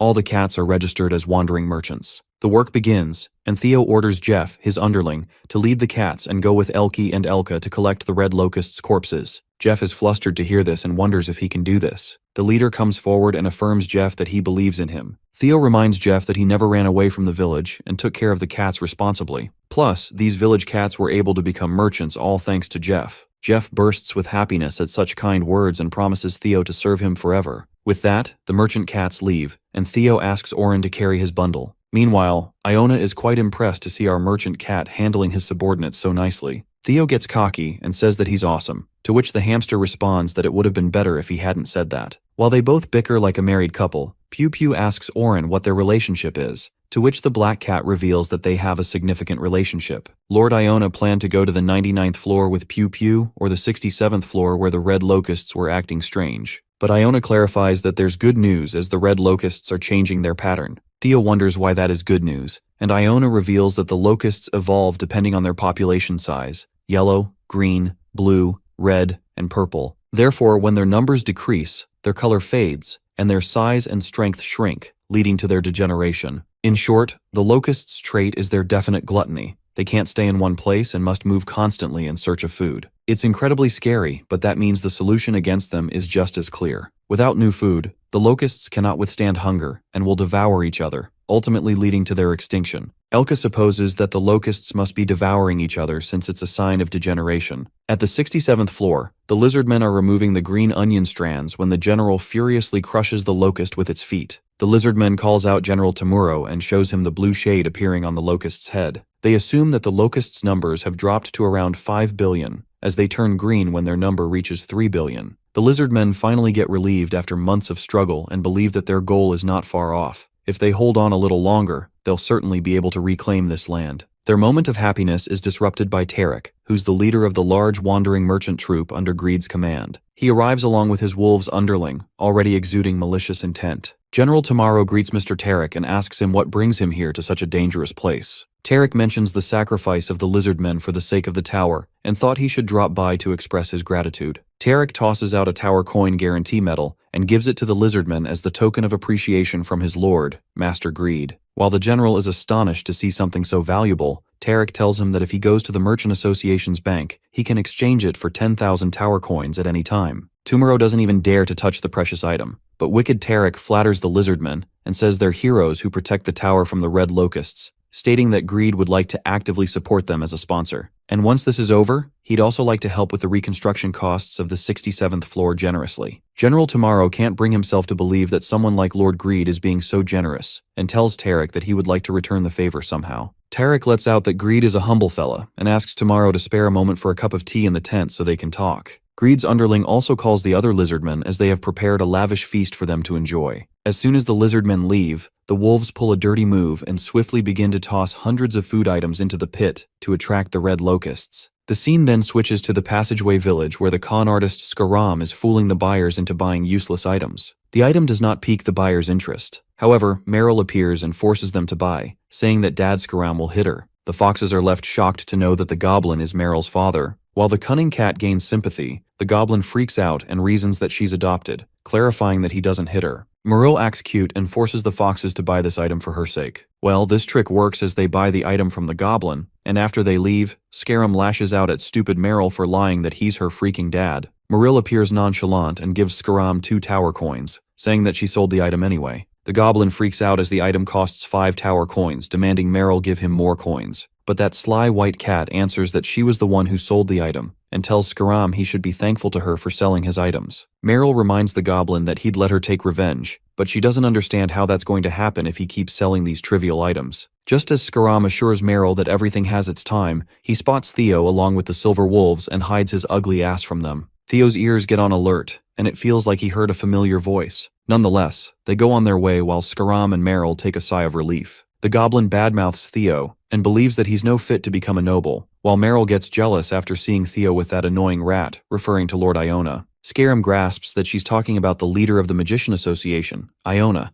and Meryl gets curious if that hamster is really a big shot. The goblin reveals that Iona is leader of one of the 3 associations that sustain the tower, which makes Meryl madder as she wonders how she's going to take her revenge on them. The white cat then spots Orin and Piu-Piu, questioning Scarum who these small fries are. The goblin takes out a paper as he remembers he's seen that white rabbit before. Well, it appears that the opportunity has jumped into the evil goblin's lap as he peeks at the Greed bounty list, which is a top secret, and Piu-Piu, the Red Ribbon Kingdom's princess, is reported as missing. The reward for finding her is 10,000 tower coins. Later, Theo gets to know that Piu-Piu is the last princess of the Red Ribbon Kingdom. He also gets reminded that the entire royal family was eaten by the locusts during their invasion. The merchant cat asks Iona why she didn't tell him that Piu-Piu was alive. The hamster corrects him and lets out that the royal family wasn't eaten. They were murdered. This catches Theo by surprise since he wasn't expecting this plot twist, and that's when Iona unravels that decades ago during the locust invasion on the 55th floor, she also happened to be with the big shots from the Mercenary Association. They stayed in the Red Ribbon Kingdom to help the rabbits. The commander of the Mercenary Association, Lucius, planned to secure the fields. The other commander objects and states that food is also a problem, so once the locusts start to multiply, they'll become trouble. He worries that the kingdom will be left vacant once the locusts attack the place. But Iona, who was the vice leader at that time, informs them that the queen is in the kingdom, so there won't be a problem. She also reveals that the barrier is protecting the kingdom at the moment, therefore the red locusts won't be able to do anything to the divine power of the moon. Commander Raccoon appreciates Iona and the others for working hard ever since the locusts appeared, and they are able to rest comfortably here. After that, the meeting is dismissed, and the pigs look shady as they exude evil intent. Later, as Iona is taking a nap in her room, she's awakened by a sudden commotion and runs outside only to find everyone in a chaotic mess. The vice commander asks what's going on, when shortly she learns that the barrier has crumbled down and the locusts have infiltrated the kingdom. Iona frantically asks about the queen's whereabouts, and everyone runs off to the kingdom to save her. However, as they barge into the kingdom, they witness Grandmaster Greed, who carries the dead bodies of the royal rabbits. Greed reveals that the king and queen died by the locusts' ambush, and by the time he arrived, they were already taking their last breaths. The bastard Greed shows them a paper, claiming that they left him with this. It turns out to be a land deed, and while Lucius tries to process this, Iona runs away. Bastard Greed confesses that the king and queen left the young princess and kingdom as his responsibility. He puts on a freaking act and states that the burden is heavy, but he is ready to take full responsibility for the kingdom. The Black Rabbit lashes out at Grandmaster Greed and tells him to shut his mouth since there's no way in hell the king and the queen left the kingdom in his hands to a greedy boar merchant. As soon as the Black Rabbit says that, he's smashed by Greed's underling, and that shuts everyone's mouth. Grandmaster Greed devilishly questions the rabbit princess's whereabouts. The scene then flips to Iona, who is running for her life. It turned out that she took the baby Piu-Piu and ran away. Technically, she saved the princess's life. It didn't make sense to Iona that the barrier crumbled and the locusts barged in. It all sounded like bullshit. She got the hunch that it was Greed's doing. Iona perceives that since the land deed is sealed with the power of the rabbit royal family, Greed must have thought that he could play the role of Piu-Piu's guardian, and once she becomes an adult, he must have planned to use her as his puppet until she took the throne officially. Iona couldn't sit by and just watch that happen. She further discloses that soon after, the locusts destroyed the kingdom, which was already empty without the king and queen. And right after the locusts disappeared thanks to the tower manager, Greed took control of the 55th floor with the pretext of the land deed that he couldn't even open and acted as a damn landlord. As Iona recalls that event, she gets enraged and calls Greed a truly disgusting and revolting bastard. Theo realizes that Greed is a bad guy and wonders how he's even able to act as landlord when he can't open the land deed. This clearly means he hasn't officially inherited the land. Upon hearing this, Elka divulges that Greed must have used his influence on the Wandering Merchant Association and Mercenary Association. He has a unique ability to make people side with him using his money, meaning he simply just lives up to his name. Iona also adds that recently they got informed that Greed put a bounty on Pew Pew since now she's officially at the age where she can succeed the position. Theo then understands the reason why Iona wanted to introduce Pew Pew to Sejun. She lets out that after they request personal protection from the Great Black Dragon, they're going to rebuild the Red Ribbon Kingdom. The scene then switches to the second floor of the dungeon, where two hunters are talking about how easy it is to level up, and one of them is pretty certain since it was intel that his mom got from the association. Just as they are conversing, they see someone standing, and it turns out to be Harrison, a level coordinator, who greets the newbie hunters. While the boastful hunter is thinking his mom sent this A-level coordinator, Harrison takes these new hunters to the Gagel's XP farm that's blooming with flowers. The hunter curiously questions if they really gain XP after killing these flowers, since it's the first time they're seeing these flower monsters. The coordinator reveals that it's a plant-type monster they found, and their research team has successfully mass-bred them. Therefore, they're currently offering special-level consulting exclusively for VIPs in order to train skilled hunters. Every time they slash a monster, they gain 33 XP points. Harrison successfully makes a fool out of them and asks them how much they would like to invest. It appears that those newbies accept the offer and set the whole field on fire. They excitedly burn and destroy the whole place, believing they've hit a total jackpot and they can easily get 100 million by burning the place. They're blinded by greed, unaware of the consequences. The scene then takes us to the 38th floor of the tower, where Theo and the others eye on the bunch of humans who are hunters. As Theo decides to go down, Oren looks scared. The merchant cat, without any reluctance, gets down and greets the hunters, and in return, they are all delighted to see Theo. Suddenly, Elka emerges and gets protective as he growls and protects Theo. The merchant cat scolds Elka to stop scaring the customers, and Elka apologizes, justifying that he was startled and couldn't help it. Theo affirms to the hunters that it's his subordinate, Elka, assuring them he's a really cute doggy. Theo immediately asks Elka to show them his cute side, and the poor wolf has no choice as he starts acting cute, squirming on the ground. The hunters go insane after they watch adorable Elka acting cute and desire to touch him. Theo starts his business and makes it clear that one touch will be 1 tower coin. While the humans enjoy patting Elka, the poor silver wolf sobs as his pride is crushed badly, not to mention he's the chief of his tribe doing such stupid stuff. Theo then diverts everyone's attention to a new face and introduces the black cat Oren, the wandering merchant subordinate. Scared, Oren greets the clingy-ass humans, but Theo tells him to do the trick. Oren understands the task and cutely greets them while our merchant cat collects the tower coins from the humans. The hunters really like Oren as they even film him.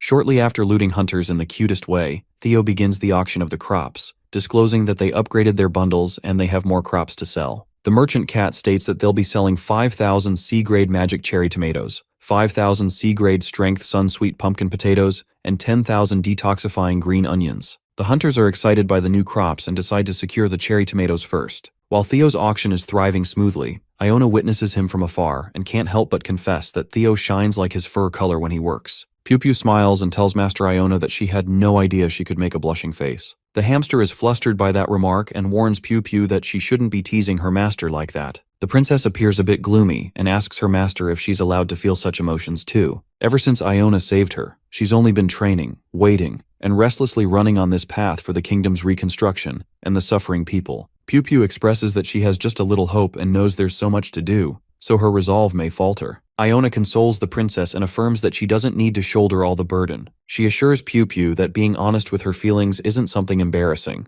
Iona then abruptly asks the princess if the black rabbit is on her mind, and the princess is totally freaked out, trying to deny that statement. Iona tells her that she's not being honest with her feelings and to stop talking about the black rabbit. Pew Pew gets shy and asks her about the black rabbit, but Iona refuses to tell her anything about him. While the princess gets annoyed and tells Master Iona she's too much, the hamster spots gold digger Meryl and furiously flies to her. Iona asks the white cat what she's doing here, and Meryl feels honored that the leader of the Magic Association remembers her name. The hamster asks Meryl if she's here to hurt Theo again, but Meryl makes it clear that she is not interested in that stupid yellow cat anymore since she found Iona. The sly bitch Meryl tosses out an item and traps Iona inside a magic circle. Iona tries to use her magic but she fails, and the white cat realizes that Iona is just an ordinary hamster, given that she's not able to use magic. Witnessing this, the rabbit princess rushes to Master Iona to save her, and just as Pew Pew comes closer to her, evil goblin Scarum emerges and traps the princess as well through the item.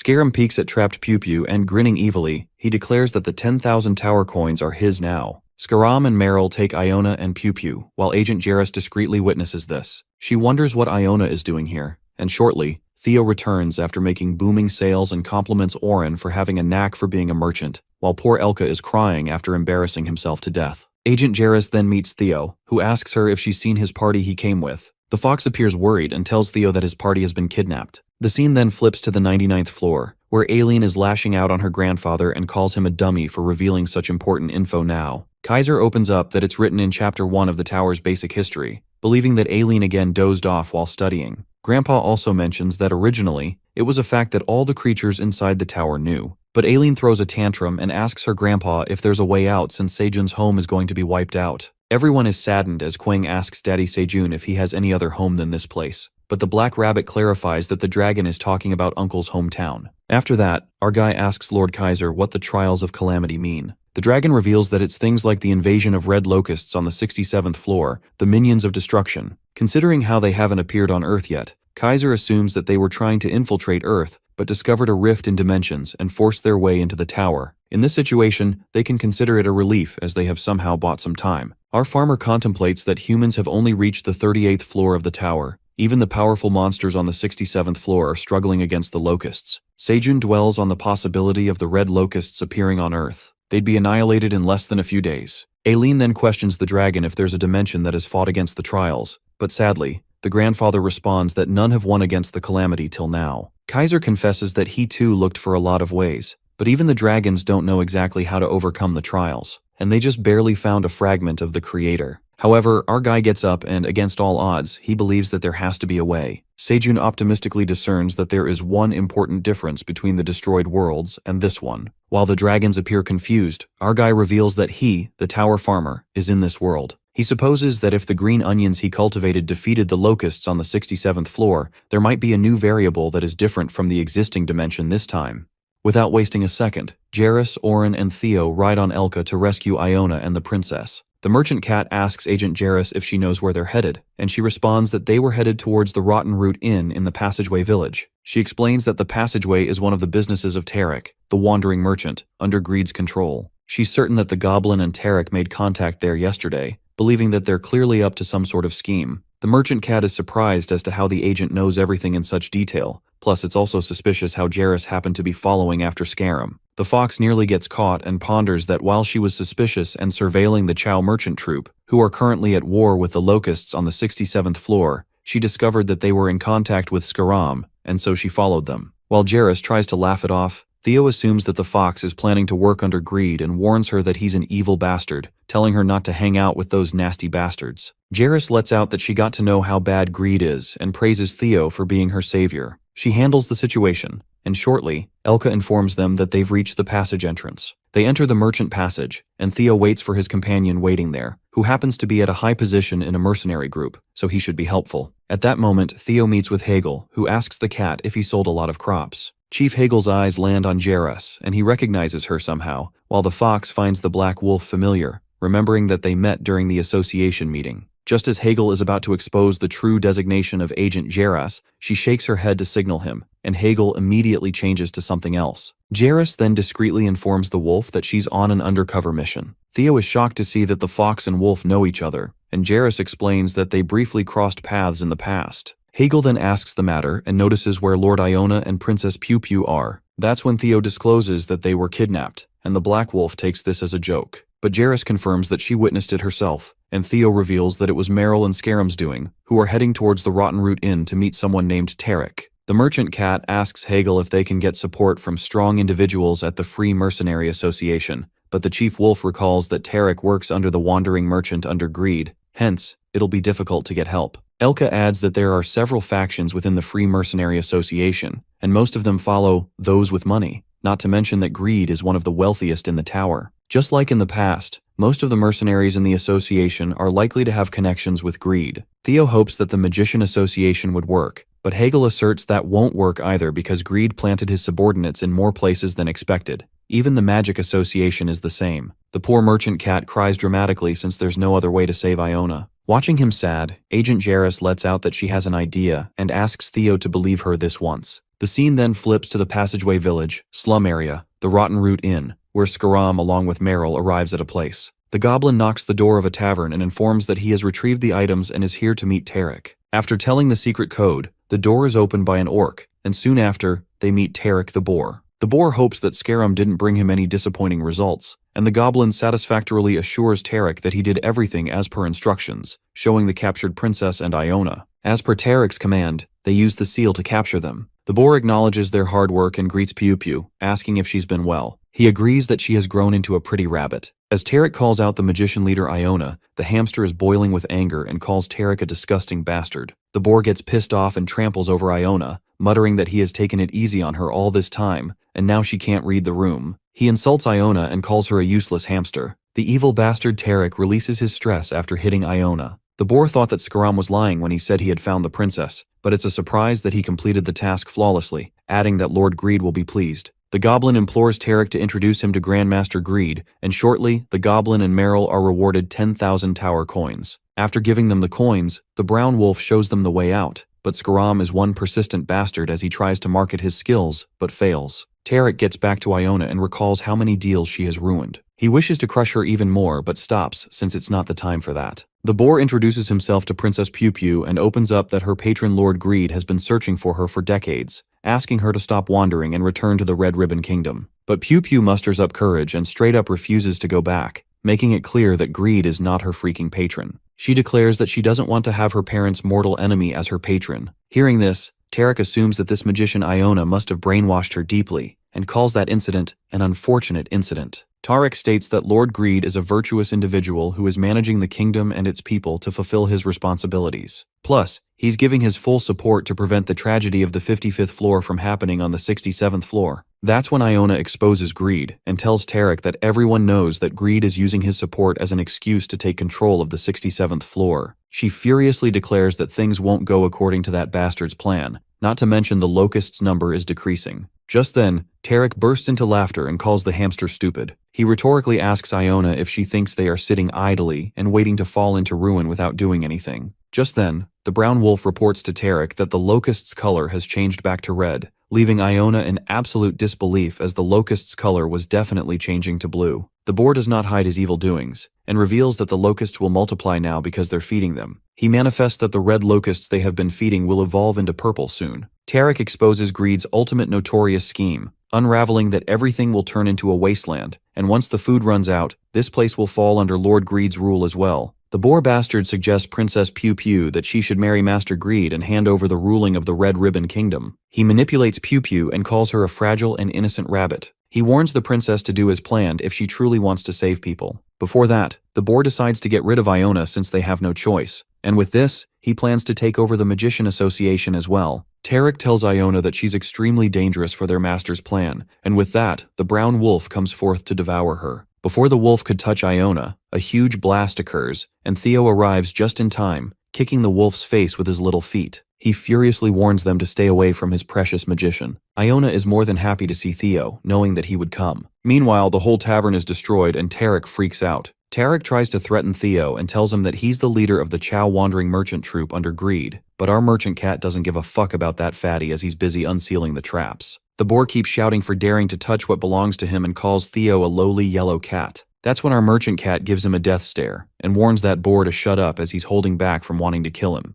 Theo then reveals who he is and asks Tarek to remember it well. The little guy introduces himself as the middle-class wandering merchant who will become a great merchant, Theo, the golden cat. Listening to this, Tarek bursts into a frantic laugh, mocking the merchant cat and making him realize that he's just a yellow cat. The boar then orders the wolf to teach Theo a lesson. The brown wolf is ready to tear him apart into pieces, painfully, and make him tremble in fear. But Theo nonchalantly claims that he isn't scared a bit, and that his subordinates are even scarier. Well, it turns out that the yellow cat wasn't lying when Elka and Hagel make an iconic entry, scaring the shit out of the brown wolf. Chief Hagel strikes Tarek's subordinate while the boar himself is befuddled by the ambush. Tarek recognizes Elka as of the Silver Wolf tribe, and thinks he's a betrayer, since his tribe has been receiving Lord Greed's kindness all this time. He takes Elka's attack as a sign of betraying Greed and threatens Elka, asking him if he doesn't care if his tribe starves to death. The silver wolf protects Theo and declares that the Elka who used to receive nasty food from the disgusting wild boar is dead. Now he's the chief of the silver wolf tribe who protects the golden cat Theo, the one who'll become a great wandering merchant. Both the wolves give the boar a death glare and warn Tarek that if he even touches Theo's fur, they won't let it slide. The boar is thrown in bafflement and wonders why the hell these wolves would protect a cat. Greed's underling makes it clear that they won't leave this place unscathed after making an enemy of him,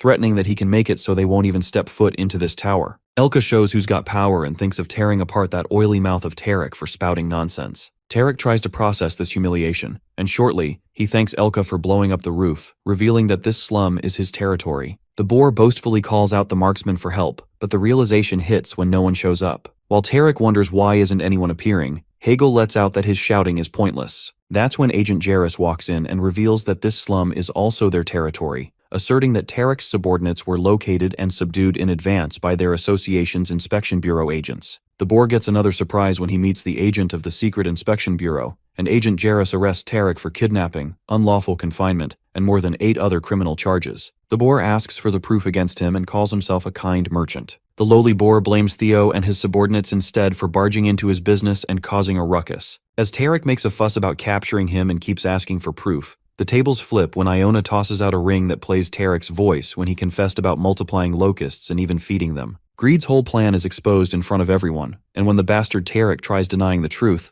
Iona states that magic doesn't lie. The boar furiously asks Iona how the hell she was able to use magic inside that bubble, and the hamster reveals that she couldn't use magic externally. But the item she recorded his voice with is engraved with record-keeping magic, so rather than emitting information outward, it draws the magic inward. It wasn't influenced by the crystal, and that's what made it interesting. Lord Iona advises Tarek to surrender quietly since there's no point in running, and reminds him that he will be referred to the association's court of law together with his master Greed he likes so much. The boar is left empty-handed and gets arrested. He refuses to let this happen, given the amount of money they've poured into it. While Tarek is dragged away by the police, he warns them that Lord Greed won't let this slide. After this, Agent Jarrus expresses her gratitude towards Theo for helping them buy some time, and that they were able to locate all the marksmen. The merchant cat is still amazed to find out the fox was an agent of the Secret Inspection Bureau. While Jarrus clarifies that she had no plans to deceive him, Theo wishes to get along and invites her to the 99th floor to meet Chairman Park. Agent Fox wonders what kind of person Chairman Park would be. In the meantime, our merchant cat asks Iona if she's alright, but she assures him that she'll recover in no time. About the ring, Theo realizes that he had that ring in his bundle, but he didn't know it had such an effect, and this is the reason why Iona asked for it. Chief Hegel is shocked since he can't believe there's a spell that even Lord Iona can't handle. The hamster unravels that the item Scarum used to trap her wasn't an ordinary one. She could sense the energy of a dragon from the item. As everyone freaks out thinking it's Black Dragon's energy, Iona clarifies that it's completely different energy and plans to take it to the 99th floor. Now that they have learned that Greed is targeting Pew Pew, Iona believes that they need absolute protection from the Great Black Dragon. Elka expresses that the necessity of the Red Ribbon Kingdom's revival has become even clearer, and Hegel thinks that it's time for the wolf tribes to join forces and help. Just then, a police officer barges in and reports to Iona that they caught 2 suspicious fellas who turn out to be Goblin Scarum and Meryl. The Goblin claims that he doesn't know Tarek at all, while Meryl says that she was just loitering around. Theo smirks since the culprit walked in without effort, and he decides to take them to the 99th floor. The scene then switches to the 99th floor where the rabbits and bees are working on the farm, while Aileen rejoices herself with honey jelly made from peanut flowers. Sejun is delighted that the tower manager likes it. He then remembers that it's almost time to harvest the nuts, and they can do all sorts of things after boiling them. Aileen then asks Farmer Park if he's not worried about his cat Theo being in danger, wondering if he's allowed to be relaxed. But our guy lets out that worrying won't solve things anyways and focuses on what he has to do right now. Sejun then opens up that he has a plan and waits for Theo until he comes back. He assures Aileen to enjoy her jellies and not to get too worked up. At that moment, our fella is interrupted by a notification and gets to know that his workers have planted 3,500 square feet of cherry tomatoes, gaining 200 XP. Farmer Park now grows to 20 acres and gets promoted to Tycoon. Our guy is taken aback since that is quite the land he has grown and taps on Tycoon to know what it is. He then discovers that he can now assign guardians to protect the farm and even get a bonus 50% exp from the enemies they slay. This is hitting a jackpot since guardians would make his growth and even give him a bonus without him killing anything. Just then, our boy excitedly calls over Black Rabbit and Kuang to assign them as his first guardians. While Kuang is happy to be an official guardian who will protect the farm, the Black Rabbit isn't quite thrilled because he has to both guard and plant crops. The rabbit wisely recognizes what the promotion actually is: slavery in disguise. Later, Sejun gets called by Flame, making him wonder what it could be. Flame informs him that the final cleansing of the seed has been done, and now it has gained a resistance to all that is negative. Our guy notices that the NT's enhanced seed does look a bit different from before, and Flame asks him if he's going to eat the seed. But Sejun is confused, although the boost stat looks tempting to him. Flame assures him that the Ent seed wasn't a bad child. It was a good child that was merely contaminated with awful things. Smiling, Farmer Park tells Flame not to worry, and as a farmer, his job is to plant any new seed that they get. With that, he plants the cleansed Ent seed, and as it sparkles, our guy can't wait to see how it sprouts. Suddenly, Aileen shows up and predicts that the seed might grow big, wondering what if they can't handle the size. Our guy freaks out because the tower manager's assumption is correct. The size of the Ent seed might grow to the size of other corrupt Ents with blue moon energy. Panicking, Sejun tries to pluck out the seed, but the damage has been done as a new little plant rustles out of the seed. The Ent seed shows its anomaly as it starts growing already, and as the size increases, our fella gets scared. Shortly, a big fat mighty pure Ent sprouts, and it looks like a cute little tree lad. They all hysterically glance at it, but the relief settles in when they witness that it's just an adorable little bush. The bush monster opens its eyes and starts moving out of its place. While our guy freaks out as to where it's trying to go, the bush monster dashes towards Flame.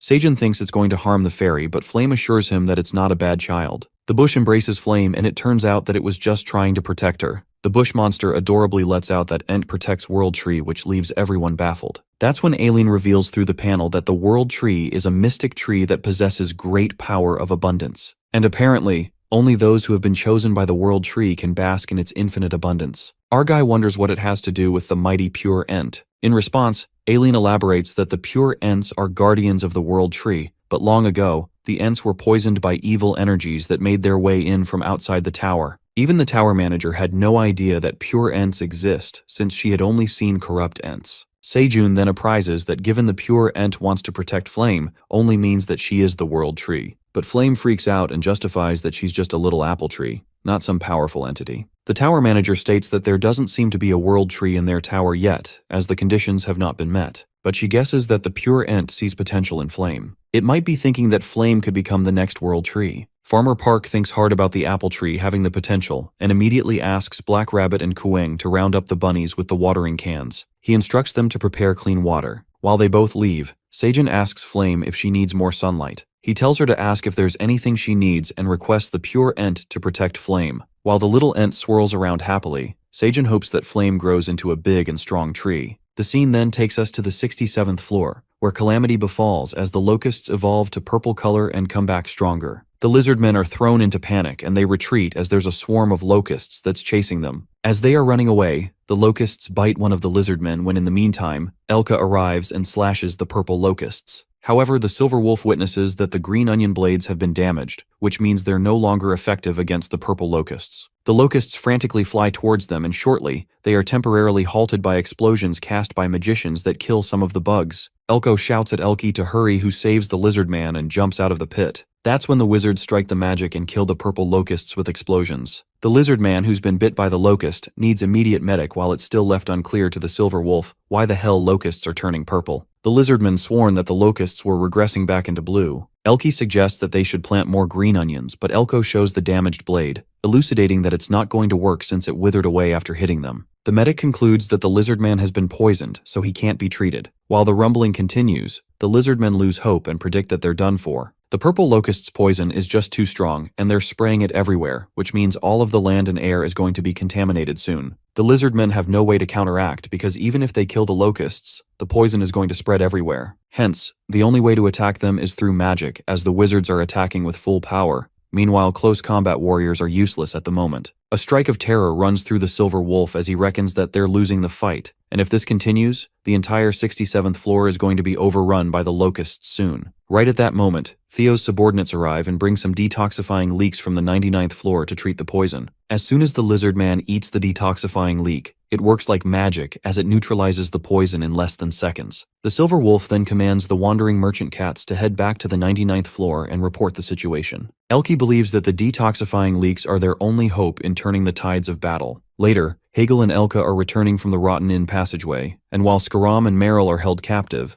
Oren pokes a stick at Skaram's back and warns him not to try to do anything funny. Oren asks him what he's got hiding under his coat, while the goblin dramatically questions why he's harassing an innocent civilian like this. Hegel warns the sneaky goblin that he could feel everything on his back, while Oren rummages through Skaram's coat and finds a key. The goblin reasons that it's his house keys, but Oren keeps that key in his bag since he doesn't trust that cunning bastard. While Theo praises the black cat for his work, Iona wakes up and asks if they have arrived at the destination. The merchant cat states that they're on the 99th floor because of the lightning pathway, that they were able to get here faster, and thanks Iona for letting them through. Theo affirms the hamster and asks if she's alright, and Iona assures him that she feels refreshed after sleeping in his hood. She's excited to meet Seijun, so she doesn't want to look tired and disheveled in his presence. Just then, they spot Seijun outside, who brings out the pure Ent to let him breathe the fresh air, while the rabbits worry that it might turn into a corrupt Ent. Just then, Elka along with everyone else greets our boy, and shortly, Princess Pew Pew peeks at the black rabbit and bows to him, making him blush hard.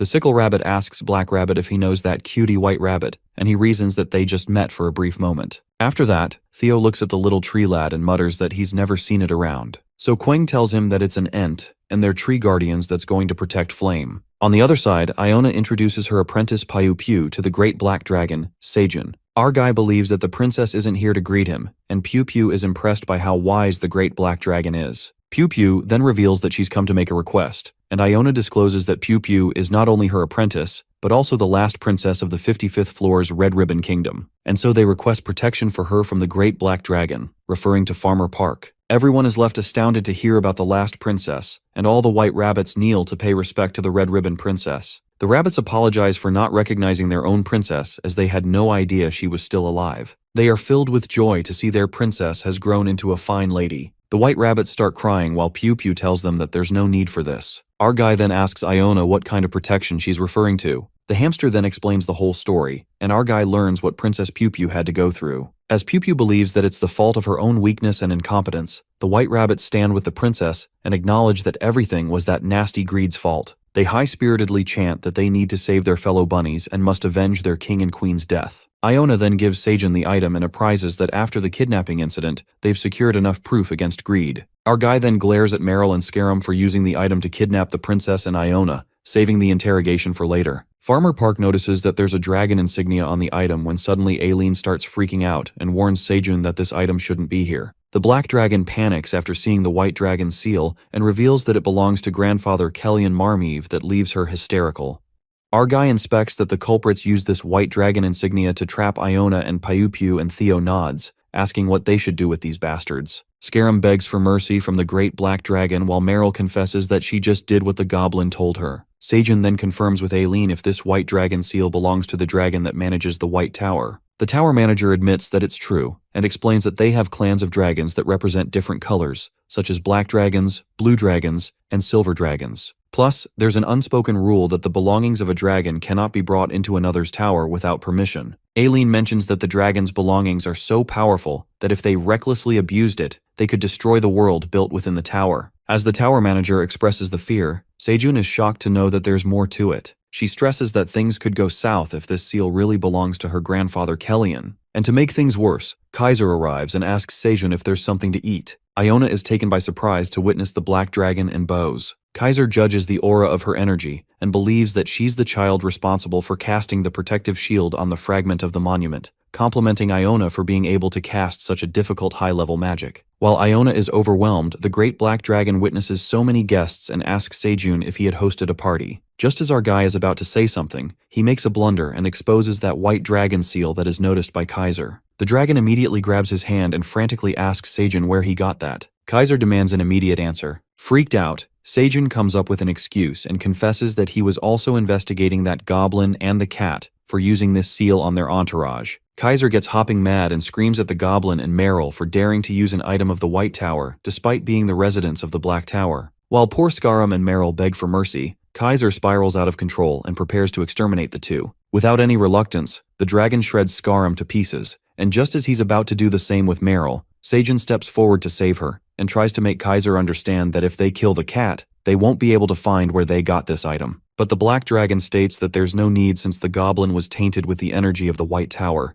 This cat must be exterminated too. Just as Kaiser tries to harm Seijun as he's hella mad, Aileen materializes and tells her grandfather that he's the one who needs to be stopped. While Kaiser expresses how much he loathes those white bastards, she looks done with the grandpa and blackmails him that she's cutting off the communication. Aileen looks serious this time and goes into the administrator mode. She tells Grandfather Kaiser that she's blocking him for the time being, and using her crystal ball, she cuts off the stone statue's communication. Shortly, Kaiser could no longer access the stone statue, and Sejun is relieved. He asks Aileen why Lord Kaiser was so angry, and wonders if dragons usually fight to death like that. Aileen then opens up that dragons used to get along well. In fact, different towers interacted with each other. Before she started living in the tower manager's space, she used to play and study with dragons from other clans. She reveals that her grandfather, Kaiser, and grandfather Kellyan used to get along really well. Among the dragons, they were the closest of friends, so close that everyone envied them. However, their relationship completely fell apart because of a certain incident. After that, even the slightest trace of each other would make them charge at one another as if to kill. Because of the rivalry, the black dragons and the white dragons had to cut off their interactions, walking on eggshells for the two clan leaders. Aileen gets sad and wonders if brother Ajax is doing well, not to mention it's been 100 years since she last saw him. Our guy gets confused at the mention of another dragon who's a boy and turns to Maril. At least for the sake of calming down Lord Kaiser's anger, he asks Meryl to properly reveal the source of this insignia. Poor Meryl shatters to sobs as she's scared. The scene then switches to Lord Kaiser, who's gone insane and destroys everything around him.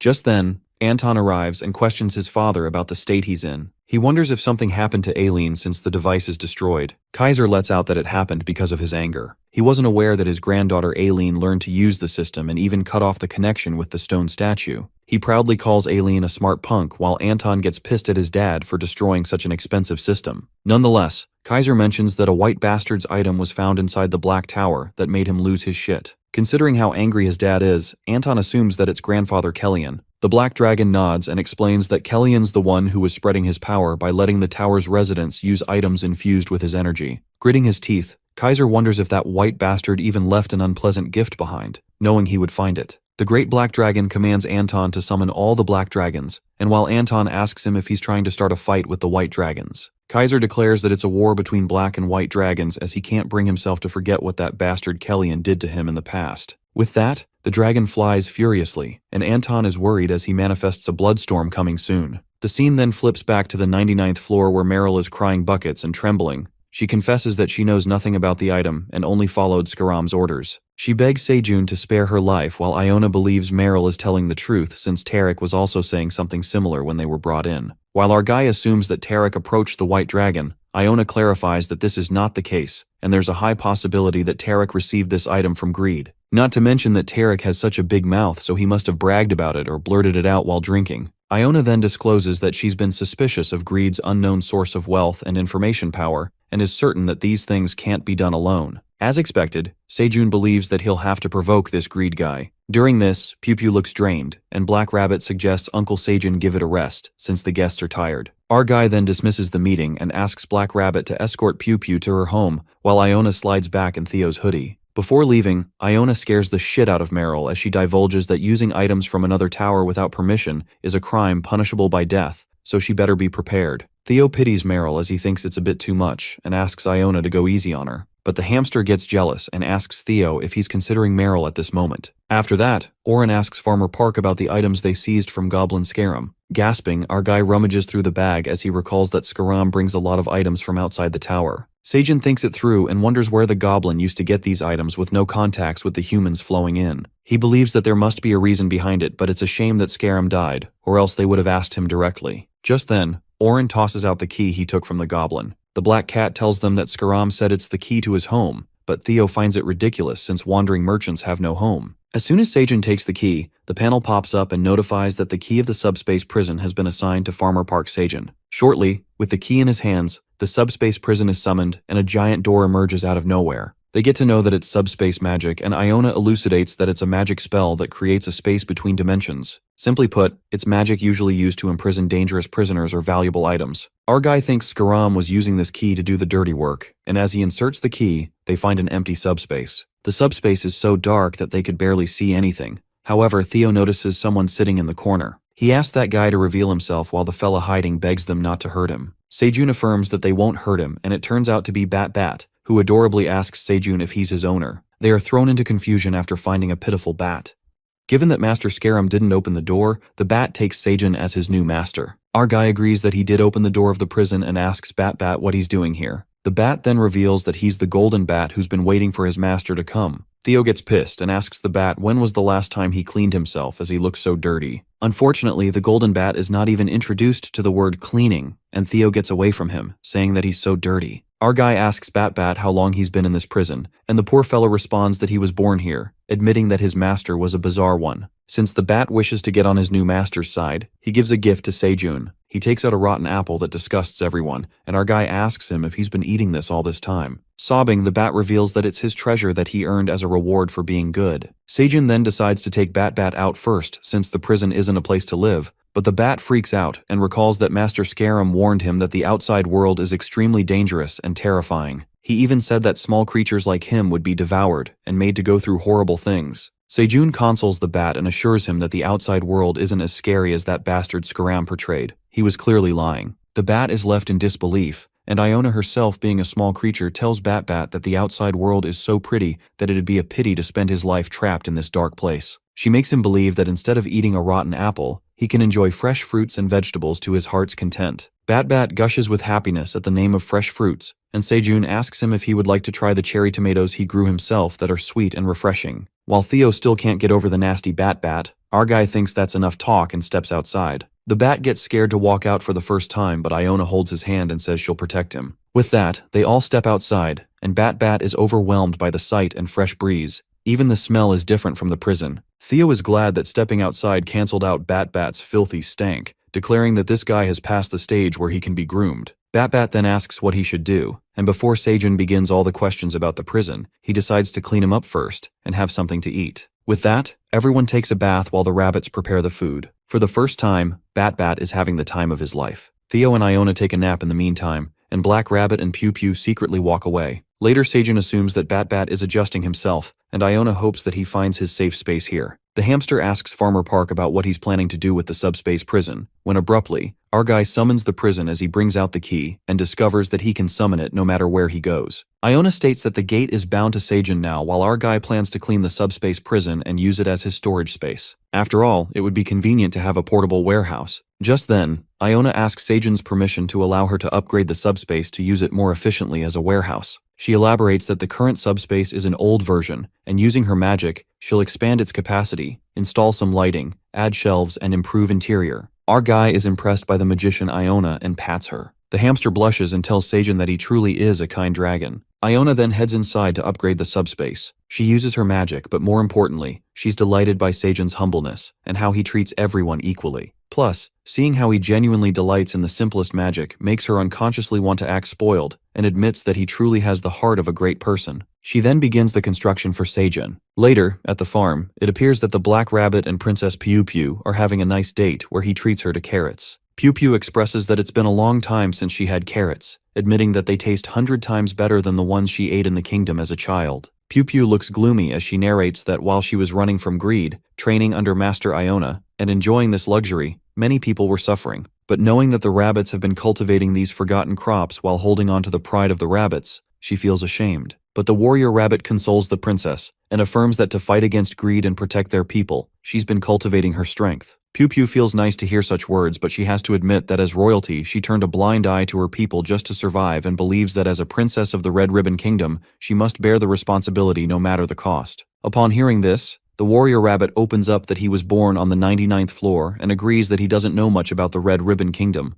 but he could feel the longing in their hearts through his parents and the fellow rabbits. He confesses that he can feel it in his guts that he wants to go back to the kingdom, to the long-lost land which once belonged to them. The determination flashes through him as the warrior rabbit wishes to restore the beautiful Red Ribbon Kingdom. He hopes that Pew can lead them with a bright smile one day. The princess is left in awe, and the Black Rabbit reveals his real name to be Piak. He tells the princess that black rabbits can become knights who protect the kingdom. Piak desires to reclaim the Red Ribbon Kingdom from greed and return her happiness. The Black Rabbit lovingly asks Princess Pew if she would allow him to be the knight of her kingdom. They embrace each other, and as their love blooms, Quang sneaks up on them, asking what they're doing. The bear spoils the perfect mushy moment while Piak and Pew freak out and ask Quang how long he's been watching them. Quang tells the rabbit that he noticed quite late and informs Piak and Pew that everyone's looking for them. Quang grimly states that if they don't act fast, the 67th floor will be destroyed before they even face greed, while the pure Ent keeps intervening with his blabber. Payak and the others immediately return and witness a crowd of merchant cats and wolves. The warrior rabbits ask the matter and wonder why everyone's in such a hurry. Elki asks for Lord Iona, and Seijun informs him that he's busy with something else. The silver wolf then reveals to Princess Pew Pew that the locusts on the 67th floor have turned purple and are emitting poison, that even the tough green onion blades are wilting and they're losing ground. While Pew Pew is flabbergasted, the silver wolf gives good news that the detoxifying leaks seem to work against the purple locusts, and this is the reason they rush to the 99th floor to request reinforcements. Our guy concludes that when the locusts mutated into a poisonous species, the detoxifying green onions became an effective remedy instead of green onion blades, calling it a fortune in the midst of misfortune. Our farmer then orders Theo to fill half of the cat's bundles with detoxifying green onions and tough blade green onions, and asks rabbits to fill half of the bundles with food. The rabbit gives Seijun his dagger, and our guy asks Aileen if there are any anomalies in the tower. The black dragon checks and reveals that she doesn't see anything unusual at the moment. The tower manager notifies Seijun that a green alarm has appeared and our guy is given a new quest, to save the gem frogs from extinction in the Navia swarm on the 67th floor.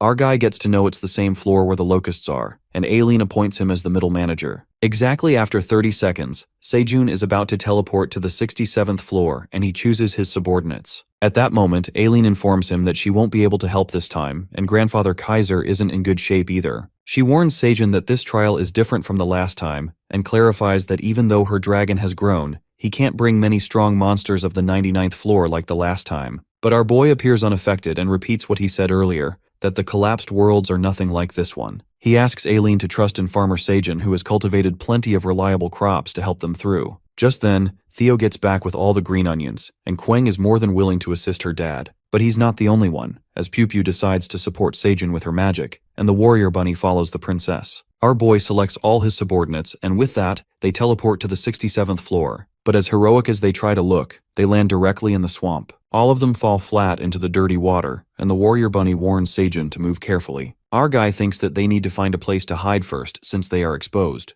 But the trouble has already found its way when Princess Pew Pew spots a purple locust. It doesn't end here when our guy looks behind him and a swarm of deadly purple locusts is bursting in their direction. They all freak out by the sudden occurrence while the quest commands Seijun to find and exterminate the cause of the gem frog's extinction, which is obviously these locust bastards. With that, they all prepare to fight for the sake of the Black Tower and leap towards the locusts.